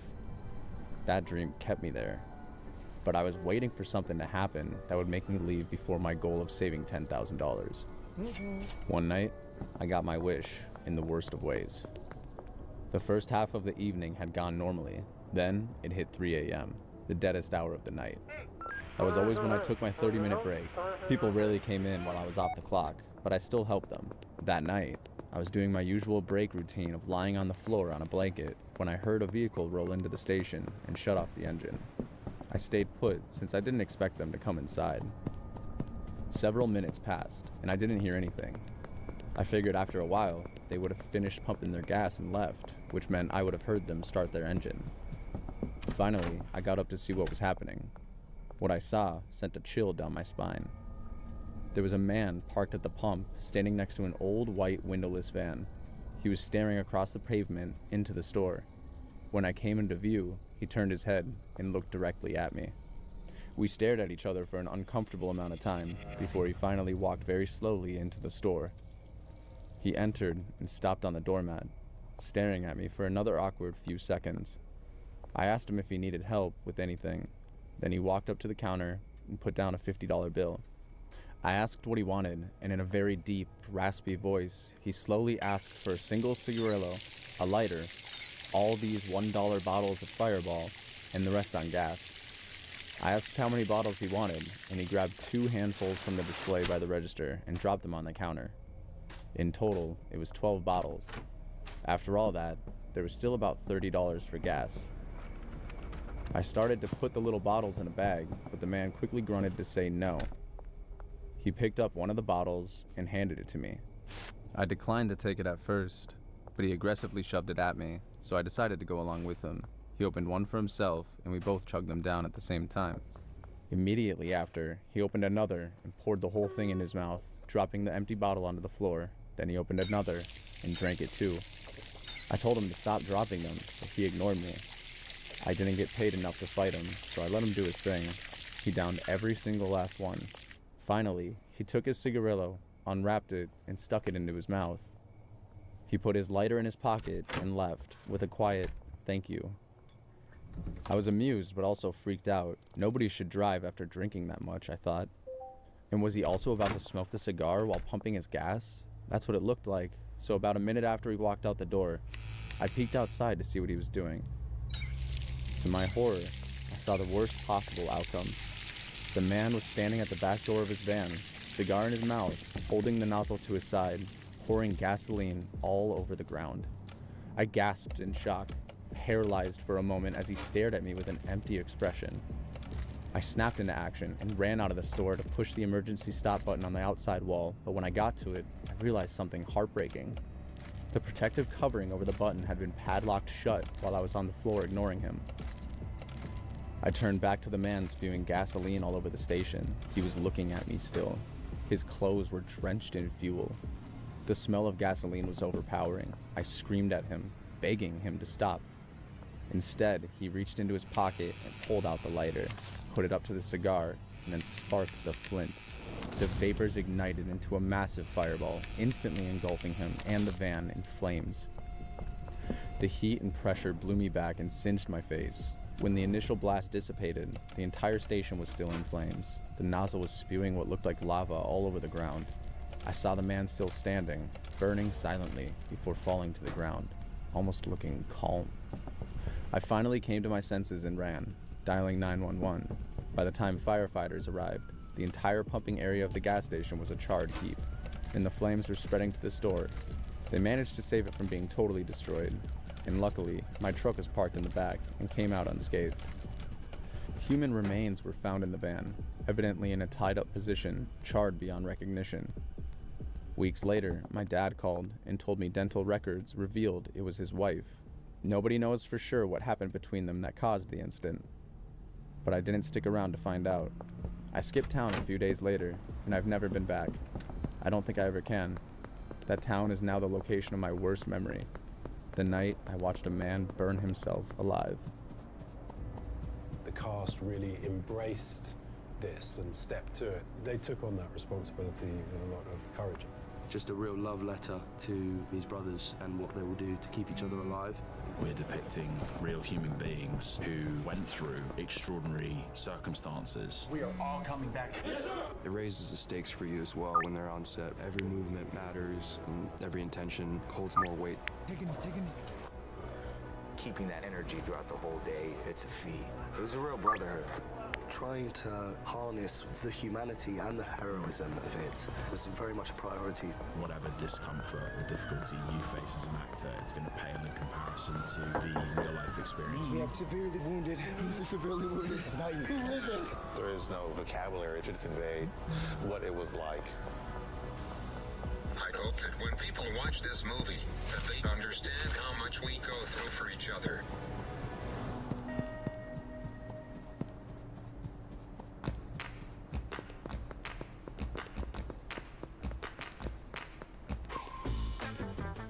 I guess tomorrow we'll see an electric vehicle in everyday life. Expectation number one, it's going to be cold. In the end, if we don't know how they work in the winter, I'm not sure Canadians are ready to say, I want one in the summer.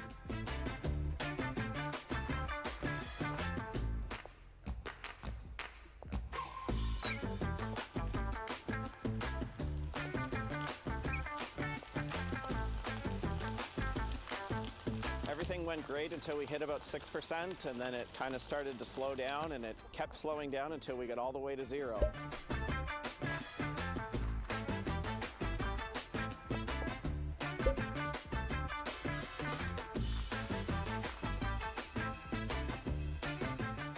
We hit 0% with this thing. It still went 25 kilometers. I expected to, once you got to 0 range, that you were dead in the water. That was not the case. We had a lot of fun. It was an overall great experience.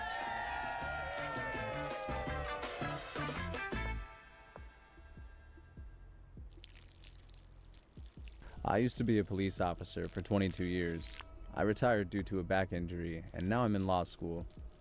My fellow students are often curious about my experience on the force. One thing they ask about is the scariest thing I went through on the job, and I always have the same answer. It was my first year as an officer. Back then, I was stuck on the graveyard shift. I had a partner, Kurt, who had a little more experience. We had a set neighborhood to patrol. We would drive up and down the blocks for about an hour. Then we would park and shut off the engine for a little while before getting back on the street. When there was a call, we answered it. When there was a drunk driver, we pulled them over. Sometimes stuff just happened right in front of us, and this was one of those times. Kurt and I were rolling down one of the more dangerous streets in the neighborhood when a woman came running out of an alleyway, screaming for help. She was waving her hands in the air, wearing dirty clothes, and had thin, greasy hair, so it seemed like she was living in that alley. Kurt parked the car up on the curb, and I got out to help the woman. She was completely hysterical, sobbing incoherently. By the time I calmed her down and asked what was wrong, Kurt was with us. She pointed back to the alleyway and screamed that her boyfriend was dying. She said it over and over, "He's dying, he's dying, he's dying." But she never said what he was dying from. She began at that moment to topple over onto me, hanging from my shoulders and still sobbing and screaming. Kurt told me to stay put with her while he checked out the alley. Then he walked off into the shadows while I was stuck with a wailing wreck of a woman. She was totally inconsolable. I tried to calm her down, but she was grabbing at my clothes, begging me to save her boyfriend. I kept pushing her away, telling her to stay put, but she kept getting in my personal space, putting me on edge and wearing my patience thin. I was over it quite quickly, so I hollered over to Kurt.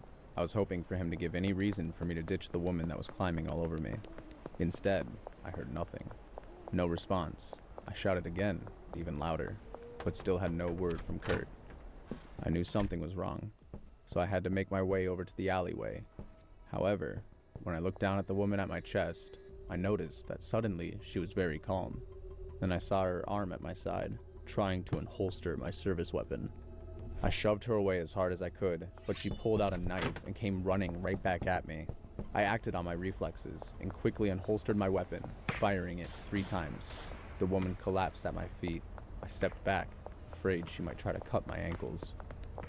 She was silent for a moment before she groaned in pain, gasped for air, and reached for her wounds, then passed out. I knew she would most likely die before the ambulance arrived, and I couldn't help her as I had to help Kurt, but I called in for backup and medical. Just after finishing my sentence to dispatch, the initial reflexive surge of numbness went away, and a wave of dread washed over me, chilling my blood to ice. I was alone. I had just killed a woman, and my partner was in dire need of help. If there was any hope of saving him, if he was even still alive, I had to enter that alley and confront the other perpetrator, or perpetrators, however many of them there were. I could wait for backup, but those few minutes might be the difference between Kurt living or dying. The weight and reality of the duty I swore myself to suddenly became crystal clear. I steeled myself and approached the entrance of the alleyway with my service weapon still drawn. It was a dead end. Light from the street illuminated the first 15 feet and cast my shadow into it, but after that, it was pitch black. I took out my flashlight with my left hand and positioned it right under my wrist. I could see to the end of the alley, but there was nobody in sight. There was a dumpster and a stack of cardboard boxes on one side. and a small shelter with a tarp on the other. I shouted into the alley, demanding whoever was in there come out with their hands up. Then a shot rang out. I heard it whiz by me, so I immediately took cover around the corner. My heart was pounding, and it felt like I couldn't breathe fast enough. I called for more much-needed backup, and as I was speaking, a figure sprinted out of the alleyway. For a moment, I didn't comprehend what I had just seen. Then I realized it was a man running away at top speed. I quickly dropped my radio and flashlight and aimed at him, but by then, he was already over 50 feet away and getting further every second. If I missed, the stray could go straight through someone's window, so I made the decision not to fire. Instead, I rushed into the alley to find Kurt. He was bleeding on the ground under the tarp, and his head was bleeding. He was alive and just beginning to regain consciousness. While helping him, I saw that his service weapon was missing. I realized it had been stolen and used against me. Kurt survived, but unfortunately, the woman I shot died, and the other perpetrator was never identified or caught. However, it's likely he was arrested for some other crime later. To this day, I count that night as the most terrifying and inexplicable experience I went through on the force. You would never think that two people would coordinate an ambush on a pair of police officers to attempt to steal their weapons, probably just to stick up a gas station, but with enough desperation and drug-addled thinking, people are capable of anything. I only hope that man didn't end up hurting anybody else, but I know it's a fool's hope. Under the Texas blazing sun, Hawaiian Falls Water Park buzzed with laughter and energy. Family and friends flocked to the slides, eager to escape the heat and enjoy the many rides it had to offer. My brother and I were enjoying the tidal waves when he pointed at another ride named Aquatube, located at the left corner of the water park. Look, Larry, I bet that'll be way more fun. What do you say, want to try? His shiny teeth flashed into a smile, and I knew we were going to try that ride. It's impossible to turn my brother around when he has his mind set on something. Ain't that too high, Bob? Bark, bark, bark, bark, bark.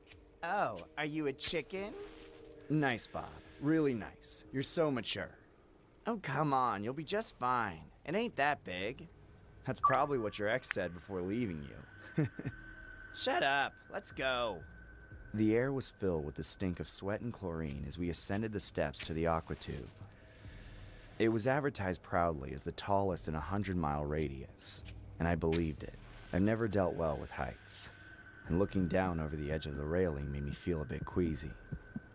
I wasn't sure how I was going to endure actually sliding down the attraction itself. Hey Larry, look, even those chicks are braver than you. Stop freaking yourself out, man. Just enjoy. As we walked up those never-ending stairs, my brother got busy flirting with the group of girls ahead of us. After what felt like hours of climbing, we reached the top. The round entrance of the slide yawned before us. It reminded me of the mouth of the shark from Jaws. Water rushed down the tube, creating a constant gentle roar that made it a little difficult to hear, and it was pitch dark inside the tube. One by one, the park patrons in front of us were guided by the bored-looking attendant into the slide, after which he'd start a stopwatch and look at it for about 30 seconds. I figured that was how he made sure that nobody bumped into each other on the way down. Eventually, our turn came with Bob going first. I was shaking, extremely nervous, and my brother could tell. He put a hand on my right shoulder and told me, "It's gonna be all right, Larry. I'll see you down at the bottom." His teeth sparkled once again from the basking sunlight as he smiled at me. He very confidently glided down the slide. I stood there, staring at the dark tube ready to gulp me like a prey. Move, will ya? We don't have all day. Yes. Excuse me. Has there been any accident in the slide so far? Boy, don't waste my time. If you're so damn scared, then go to the kids' pool. Came here to the water park for silly chit-chat. The attendant was growing impatient with me, and it was a do-or-die situation for me. I sat down while a stream of water flowed under me. Remember to stay still and keep your legs crossed. Enjoy. The grumpy middle-aged attendant pushed my shoulders down, and I started to slide down the dark tube. Now, Those who have been inside the aqua tube know how the ambience shifts in seconds once you go down. It's like all of a sudden, all the sounds of life die down, and all you're left with is the echoing splashing of water and trapped wind traveling through the hollow. My heart never pumped so fast. Ah! Bobby, I'm gonna kill you for this! Why did I even agree to this? Damn it! I slid like a leaf on a river, not knowing when I would meet the end. All I wanted was to see the sky. 30 seconds into the slide, something happened. So far, I kept my eyes closed out of fear. But then, I didn't feel myself moving anymore. Also, the stream of water that was supposed to help guide me down had stopped running. When I opened my eyes, I found myself in complete darkness. Bob? What's happening?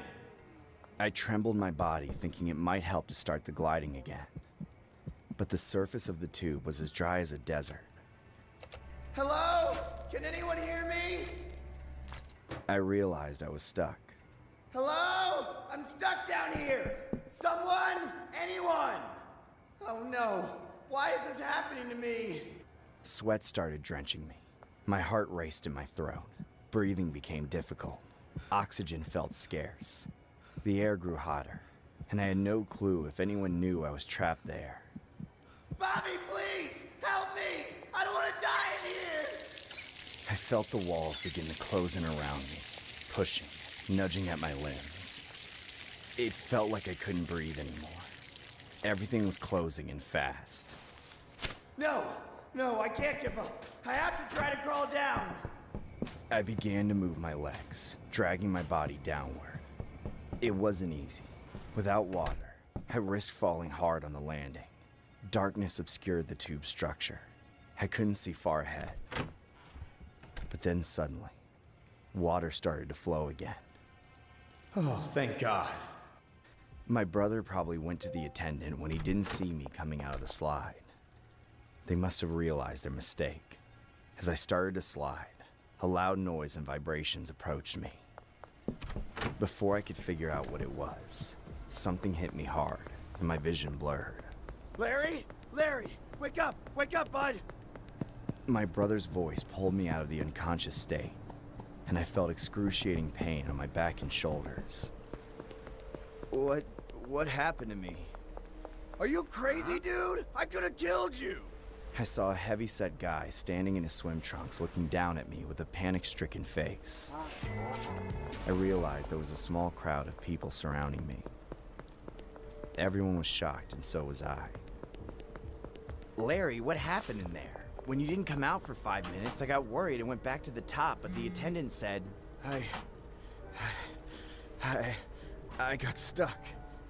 The water stopped running, and I almost died in there. Oh God, I think I'm gonna be sick.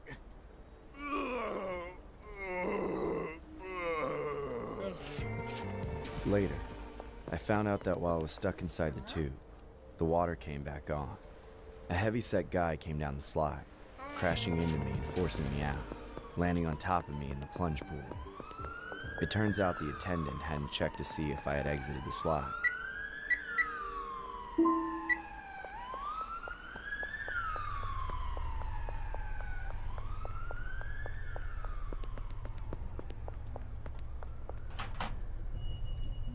When I was 14, I went on vacation with my parents and my uncle's family. My cousin Miles, who was 2 years younger than me, was my best friend. One weekend, our dads took us to a nearby water park while they enjoyed food and drinks at the cafe. Miles and I headed straight for the rides. We spent the day trying different slides and waiting in line for various attractions. Since I was older, my dad trusted me to look after both of us. We had done this before, so we didn't expect any trouble. Dude, let's try the splash pool. Sure, but if you pee in it, the water turns blue. I hope you know that. Shut up. I never pee in public pools. Oh? Then why do you smell so bad all the time? We were chatting and joking around, and I was teasing Miles like an older brother would. Suddenly, Two men who seemed to be in their 50s started laughing at something he said. We hadn't noticed them watching us before. We smiled at them briefly, then went back to our conversation. So, as I was saying, Mr. Smelly Cat, I will punch you if you call me that one more time. We were alone when we heard those men make some uncomfortable remarks. Oh, those bikinis are nice. Hey, girls. Girls, wanna come with us? Out of the corner of my eye, I saw one of the men grinning creepily at the other, as if they'd just cracked a big joke when two girls walked by, clearly creeping them out. One of the men even rubbed his hand on his chest in a creepy way. Someone should report them to security. Someone definitely will. Jerks. Miles cursed them a little too loudly, and I saw one of the men watching us as we walked away. I immediately noticed a lot of red flags, and knew it would only get worse if we gave them any more attention. For the next 15 minutes, we had fun jumping and splashing at each other in the pool. Our dads came over once and called us for ice cream. We said we'd be right there, but then Miles told me he needed to pee. He was scared the water would turn blue if he did it in the pool, so we got out and headed to the washroom. There were 4 washrooms located around the water park.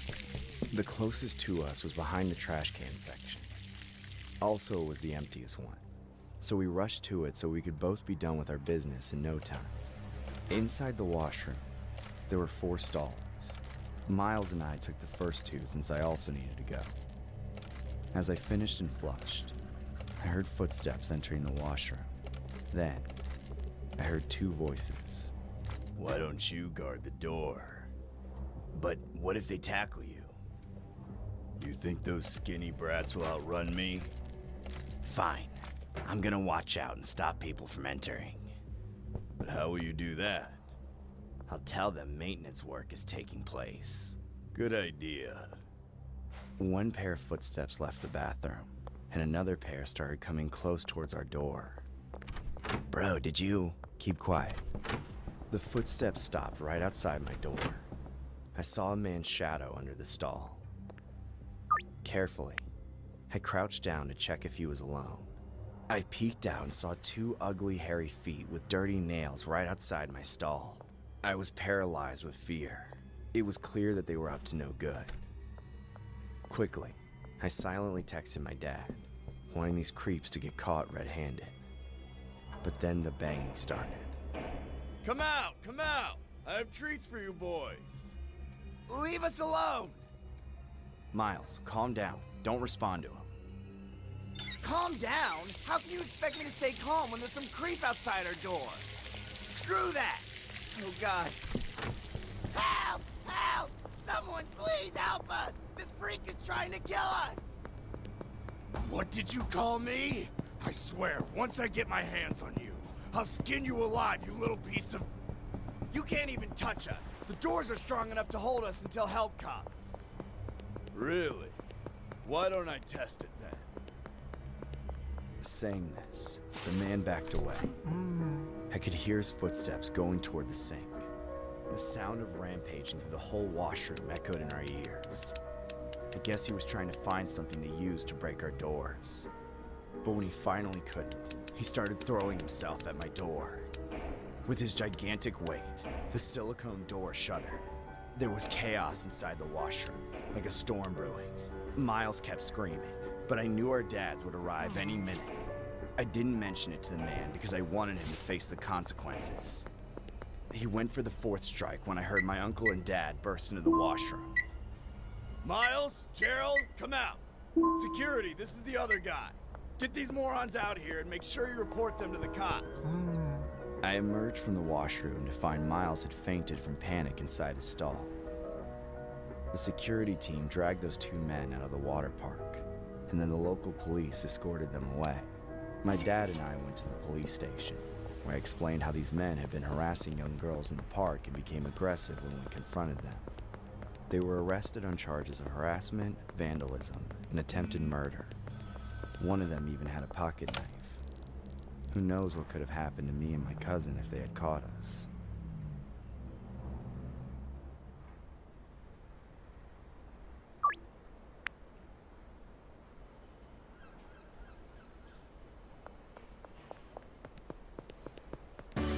Ontario dairy farmers help set the table for everybody, every day. I was at home for 3 days for a mini stay-at-home vacation from work. I live in a very rural area, about an hour from the city. Honestly, I hadn't really taken these days off for any particular reason. I guess I was just feeling like I needed a break. It was on my first day off as I stayed at home and watched TV, among doing some other small things around the house. Around dinner time, though, a knock came from the front door. I sat up from the couch and looked at the clock, seeing it was 7 p.m. It was strange for anyone to be at my house in general, but given the time as well, it was even more so. I walked up to the door and cracked it open. A man was on the doorstep, smiling at me. He looked like any other guy, no special features or anything. "What do you need?" I asked, looking around behind him and noticing no car or truck in my driveway. The man maintained his smile as he went through a whole scenario he was in just a few minutes ago. He said he was on the road that connected to my driveway when someone slammed into his car and drove off, leaving him stranded and having to come to me for help. The way he described it, and just from looking at him, things didn't seem to add up. My driveway was far from the road, and the chances he got into an accident right by the entrance was almost zero on such an empty road. I told him I'd call the police for him if he'd like, but the man declined. He said he wanted to borrow my phone to call his wife. It took me a few seconds to respond, because being unsure about the situation made me nervous to say no to him. I said I would call the police and that was it, but the man's smile went away as he said don't worry about it and walked away from the porch. I closed the door, then looked out the window as the man walked down the driveway and disappeared in the dark. After a moment, I called the police just to be safe. About 20 minutes later though, I got a call back from them saying there were no signs of any crashes on the road. I stayed up late that night, looking out the windows and just being overall a little bit uneasy. But once it got to around 12, I was too tired to stay up. I went upstairs to my bedroom and got ready, then got in bed and fell fast asleep. I remember waking up frantically, but not understanding why. Like maybe I'd heard something in my sleep, but didn't wake up fast enough to comprehend it. Looking over, it was about 3 a.m. I got up from my bed and walked over to the door so I could listen for any sounds in the rest of the house. It was mostly quiet, but I could hear a slight rustling sound from somewhere outside. I carefully walked down the stairs to check on it, thinking it was probably just a bush brushing against the house. But as I got to the downstairs hallway, I realized the sound was moving. It was going along the edge of the house and toward the front. I felt my heart start racing as I tried to reassure myself everything was okay. But then the rustling stopped, and only a moment later, there was a knock at the door. I stood still at the end of the hallway and stared at the front door, terrified of whoever was out there. After a few seconds, I moved away and up to a small window on the side of the house that had a view of the porch. Through the blinds, I could see two men, both in dark clothing, and both holding something in their hands. It looked like tools or weapons of some kind. My eyes widened in fear as I backed away and quietly walked back up to my room. More knocking echoed through the house as I called the police and locked myself in. As I stayed on the phone, the knocks turned into banging thuds, and I immediately knew it was what I feared. They were trying to break the door down.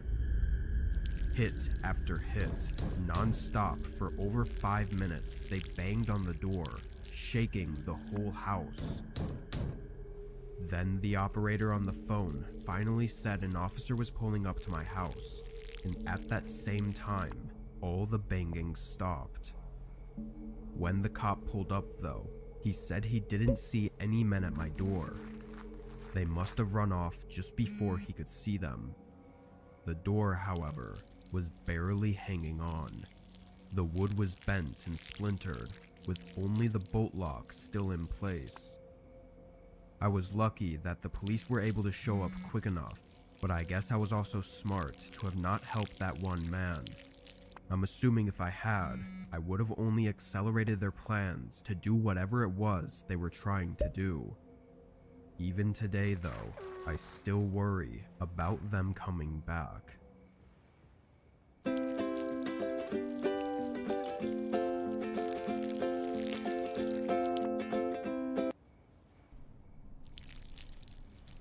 A year ago, in midwinter, I was staying at an Airbnb on the east coast of the US. I had a family member that was sick, and I wanted to be nearby for a few weeks in case of any emergencies. While staying there, I figured I might as well make a vacation of it, since I'd really be doing nothing else.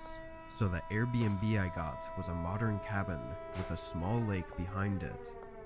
Most of the area around was a forest as well, so it was really nice and a very different landscape from where I lived. Anyway, about a week after I'd gotten there, I rented out some camping equipment and thought it'd be nice to go out by the lake and maybe spend a night on the beach. The Airbnb was only a short walk away, if there was any trouble, so it wasn't really much of an adventure. I just wanted to lay out by the stars and clear my head, I guess. I made a few walks out to bring all the equipment, then set up the tent. It was actually really easy because it was made for beginners, so I had plenty of time to get everything else set up, as well as a rock circle for the campfire. Once that was all done, I kicked back and relaxed, sipping on a beer as I watched the sunset. The calm sound of the campfire, along with the forest, was something I'd missed, having lived in a big city for so many years. But maybe 20 or so minutes after the sun had set, I was caught off guard by a guy walking up to my campsite. I stood up as a natural reaction, but the man seemed to see my worriness as he stopped walking and put his hands up, apologizing for the scare. He was about the same age as me, mid-30s, but was very tall and skinny. I looked past him at the forest he came from. There was no path that I could see. It was just a bunch of trees that backed up to the lake. Where did you come from? The man made a short grin as he said he was just staying in a place on the other side of the lake and saw my campfire, so he thought he'd come out and have a beer with me. I gave a nervous smile, as that wasn't exactly a normal thing to do, way out in the middle of a forest, and on second thought, I was pretty sure there were no houses on the other side of the lake. I'm actually not looking for company right now. Sorry. I said politely, hoping this could be a quick, harmless interaction. The guy seemed almost puzzled by my response, as his grin went down to a straight face. He glanced at the Airbnb that was behind me and stayed quiet. Then after a few moments of silence, he said okay and walked back the way he came. I watched, trying to keep track of him to see where exactly he was walking to, but he faded out into the darkness of the woods without any flashlight. Feeling pretty unnerved, I decided to grab most of my stuff and haul it back to the Airbnb, not wanting to risk being outside with that guy around. Trying to carry everything at once, though, was a bad move on my part, exhausting me after only getting halfway to the house, and just as soon as I stopped for a breather, I heard heavy footsteps coming from the woods. I turned, seeing the man storming straight out of the tree line and right toward me with a look of insanity in his eyes. I dropped everything and tried to run, but immediately got knocked to the ground. From the speed he tackled me at, we both tumbled on the grass, and I somehow managed to get on my feet before he could get a hold of me again. The guy followed close behind though, even close enough to grab my shirt a few times in an effort to stop me. When I got to the house, I knew I'd have no time to unlock the door, so I had to go straight for my car. I pulled the keys out of my pocket as I ran up to it, getting inside and locking it just before he got to the door. I turned it on and put it in reverse as the man slammed his fists into the window, shattering it with just a couple punches. He reached in and grabbed my arm as I backed up, swinging the front of the car in his direction. It must have caught him by surprise because he didn't move fast enough to get out of the way. All I saw was his body slam onto the ground and not get up as I drove away. I called for help immediately while I drove, wanting the police to get there quickly to get some answers out of him. But when they got there, the man was gone. All that was left were some shoe prints leading back into the woods.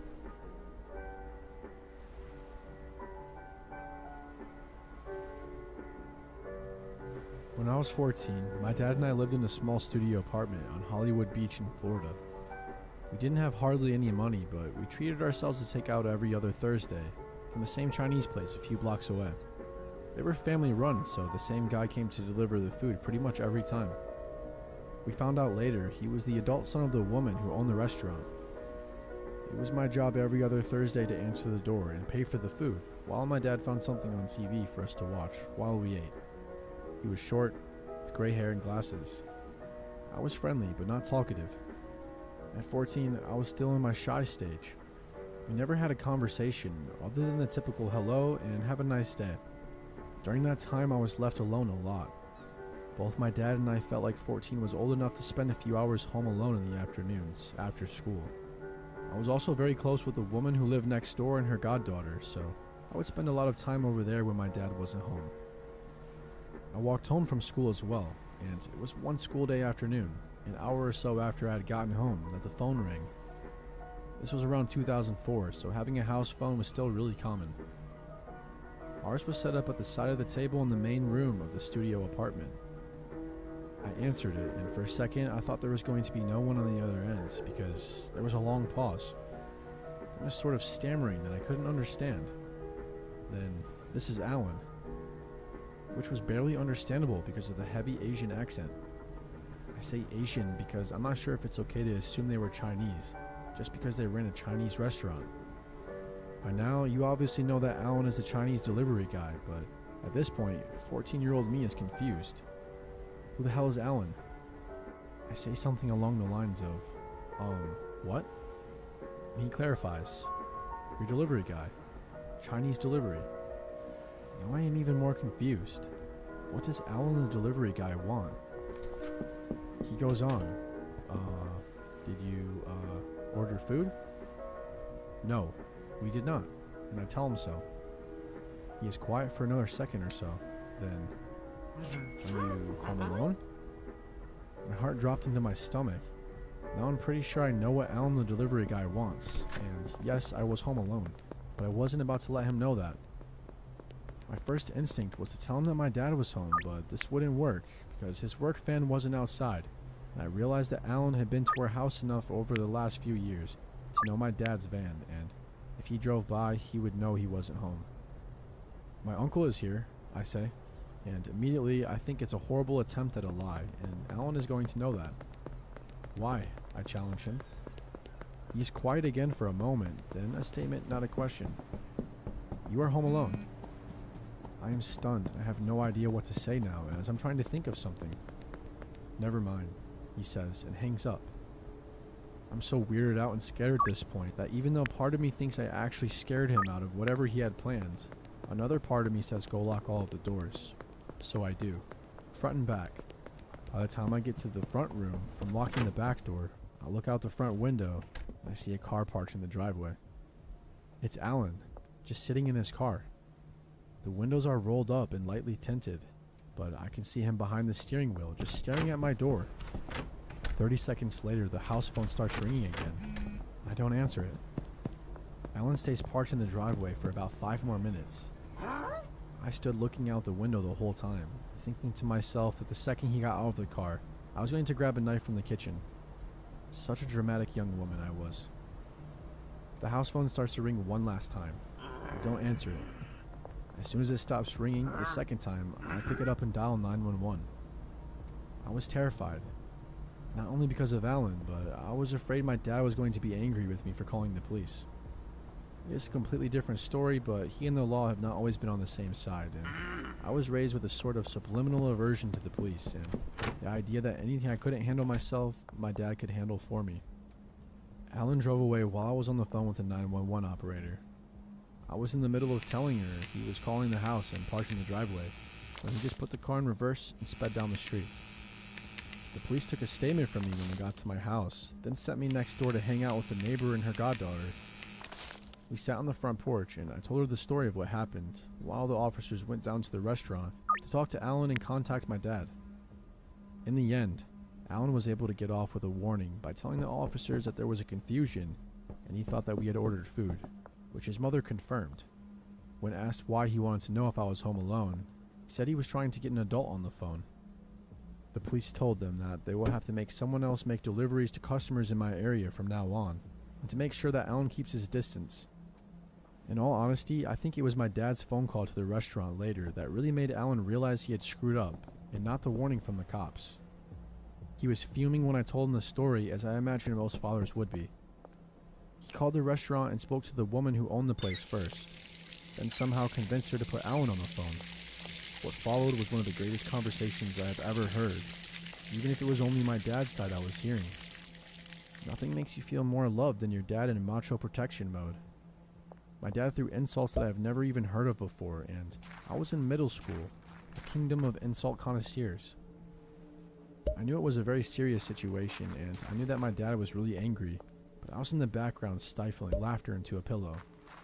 At one point, my dad asked Alan what the hell he was thinking for driving over here, to which Alan responded something about being lonely, and my dad said, "If I ever catch you on the street again, Alan, if I even hear that you were near this street, I will make sure that you are lonely for the rest of your life." We stopped eating from that restaurant after that.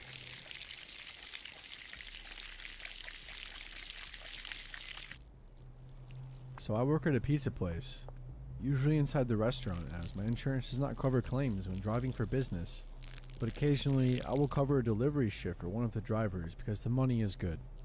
Our delivery area includes a few new development, upper middle class cookie cutter neighborhoods, bad tips, an older 1940s era village, average tips, 2 apartment complexes, great tips, some trailer parks, great tips or no tips at all, and a bunch of rural areas, usually good tips. Not rural to the point of seeing hundreds of stars at night, but enough that you couldn't hear your neighbors yell. So about a week ago I was covering a delivery shift. I came back to the shop feeling pretty good. I'm averaging $5 a delivery so far, and they have all been pretty close. And I checked to see if I have any more deliveries to do. And I do. I have one to an address I have never seen before. We mostly have regulars get deliveries, so an address that doesn't seem the least bit familiar is odd. It's out on one of the more rural roads. I asked the kid who took the order what was up because there were special instructions on the ticket. He says, "They said go around back because the front door is not operational." I'm like, okay, well that's not that uncommon. People often want you to go around to the back. Either they painted the door recently, or the house shifted and it's a bitch to open, or they are just hanging out in the back. So as I'm driving out to the house, I get an odd feeling. I don't really like the idea of going to the back of some house out in the sticks. It would all be too easy for some thugs to order a pizza to an abandoned house. There are quite a few in the more rural areas. Then jump the delivery guy. I figure I'll scope the place out when I get there, and if it seems sketchy, just call them and make some bullshit up about how it's against company policy to go around the back of houses to prevent robberies. As I'm driving to the house, I realize it's towards the end of this road that gets less populated the further down you go. Great. I'm pretty near the address and driving slow. I see this house that is abandoned looking and set back from the roads with no address and in a bunch of trees. I think, This house better not be it. So I drive past and check the next house's address, and lo and behold, that abandoned looking one was the right house. Shit. At this point, I'm not super worried though, because out in the boonies, the standards of upkeep on your house are pretty low, so a house in disrepair isn't necessarily unusual. So I double back to this house and I pull into the driveway. At this point, I'm getting bad vibes. It just doesn't feel right. So I park my car at the very end of the driveway with the rear of the car on the shoulder so anyone passing by can clearly see it. At this point, I call back to the shop and tell them I'm at this sketchy house, and if I don't call back in 4 or 5 minutes to call me, and if I don't answer, call the cops. While I'm on the phone, I take a chance to take a good look at the house. It looks extremely abandoned and not just in disrepair. The driveway is crumbling, bits of gravel, and there are weeds growing out of it. There is no mailbox, no trash cans, no car, no lawnmowers, no landscaping, no kids' toys. Absolutely nothing in the yard. The yard hasn't been mowed in what looks like years. The house is total crap, and the roof is all but falling apart. The siding is falling apart, and even the back deck, which comes around the side, is falling apart. The only part of this house that looks even a little bit decent is the allegedly non-functioning front door. The windows are all shut. It's like 95 degrees and humid, and this place does not have an AC. They all have the blinds or curtains shut. The few that aren't are actually boarded up. I don't even see any wires running to this house. It's not dark yet, but it's dusk, and there isn't a sign of any lights on in the house. At this point, I'm starting to get a little bit nervous. I'm a 5'10" male, 180 pounds, but not in any great shape. But I did take karate for 10 years, so I'm not completely helpless. But I do try to avoid any sort of confrontation I can, as I'm mostly a pacifist. I'm not too concerned about getting robbed. No skin off my teeth, it's not my money. I mean, I would rather not get robbed, but I'm mostly worried about getting jumped or killed. It's a fairly safe area, but recently there have been some rather unsavory people moving in from the city. A big spike in home invasions and robberies, but more worrying, a few stabbings and assaults. So it's either time to nut up or shut up. I'm not just going to go charging in there like a fool, so I get out my phone and call the number they gave when ordering. While I'm doing that, I'm also getting the pizza out and make sure to leave my door open. A running car half in the road at an abandoned house with the door open. Looks suspicious, right? I figure if shit goes down, it might look out of place enough to make someone stop. Not that there is really any traffic this far down the road. I'm starting to walk up to the house while the phone's ringing. It rings twice, and then an automated message comes on. It says something along the lines of this phone number is associated with the internet texting app. One of the ones that you download, and it lets you send free text from a different phone number over a data connection. I think it's called Haywire. We have had issues with people using numbers from those services for pranks in the past.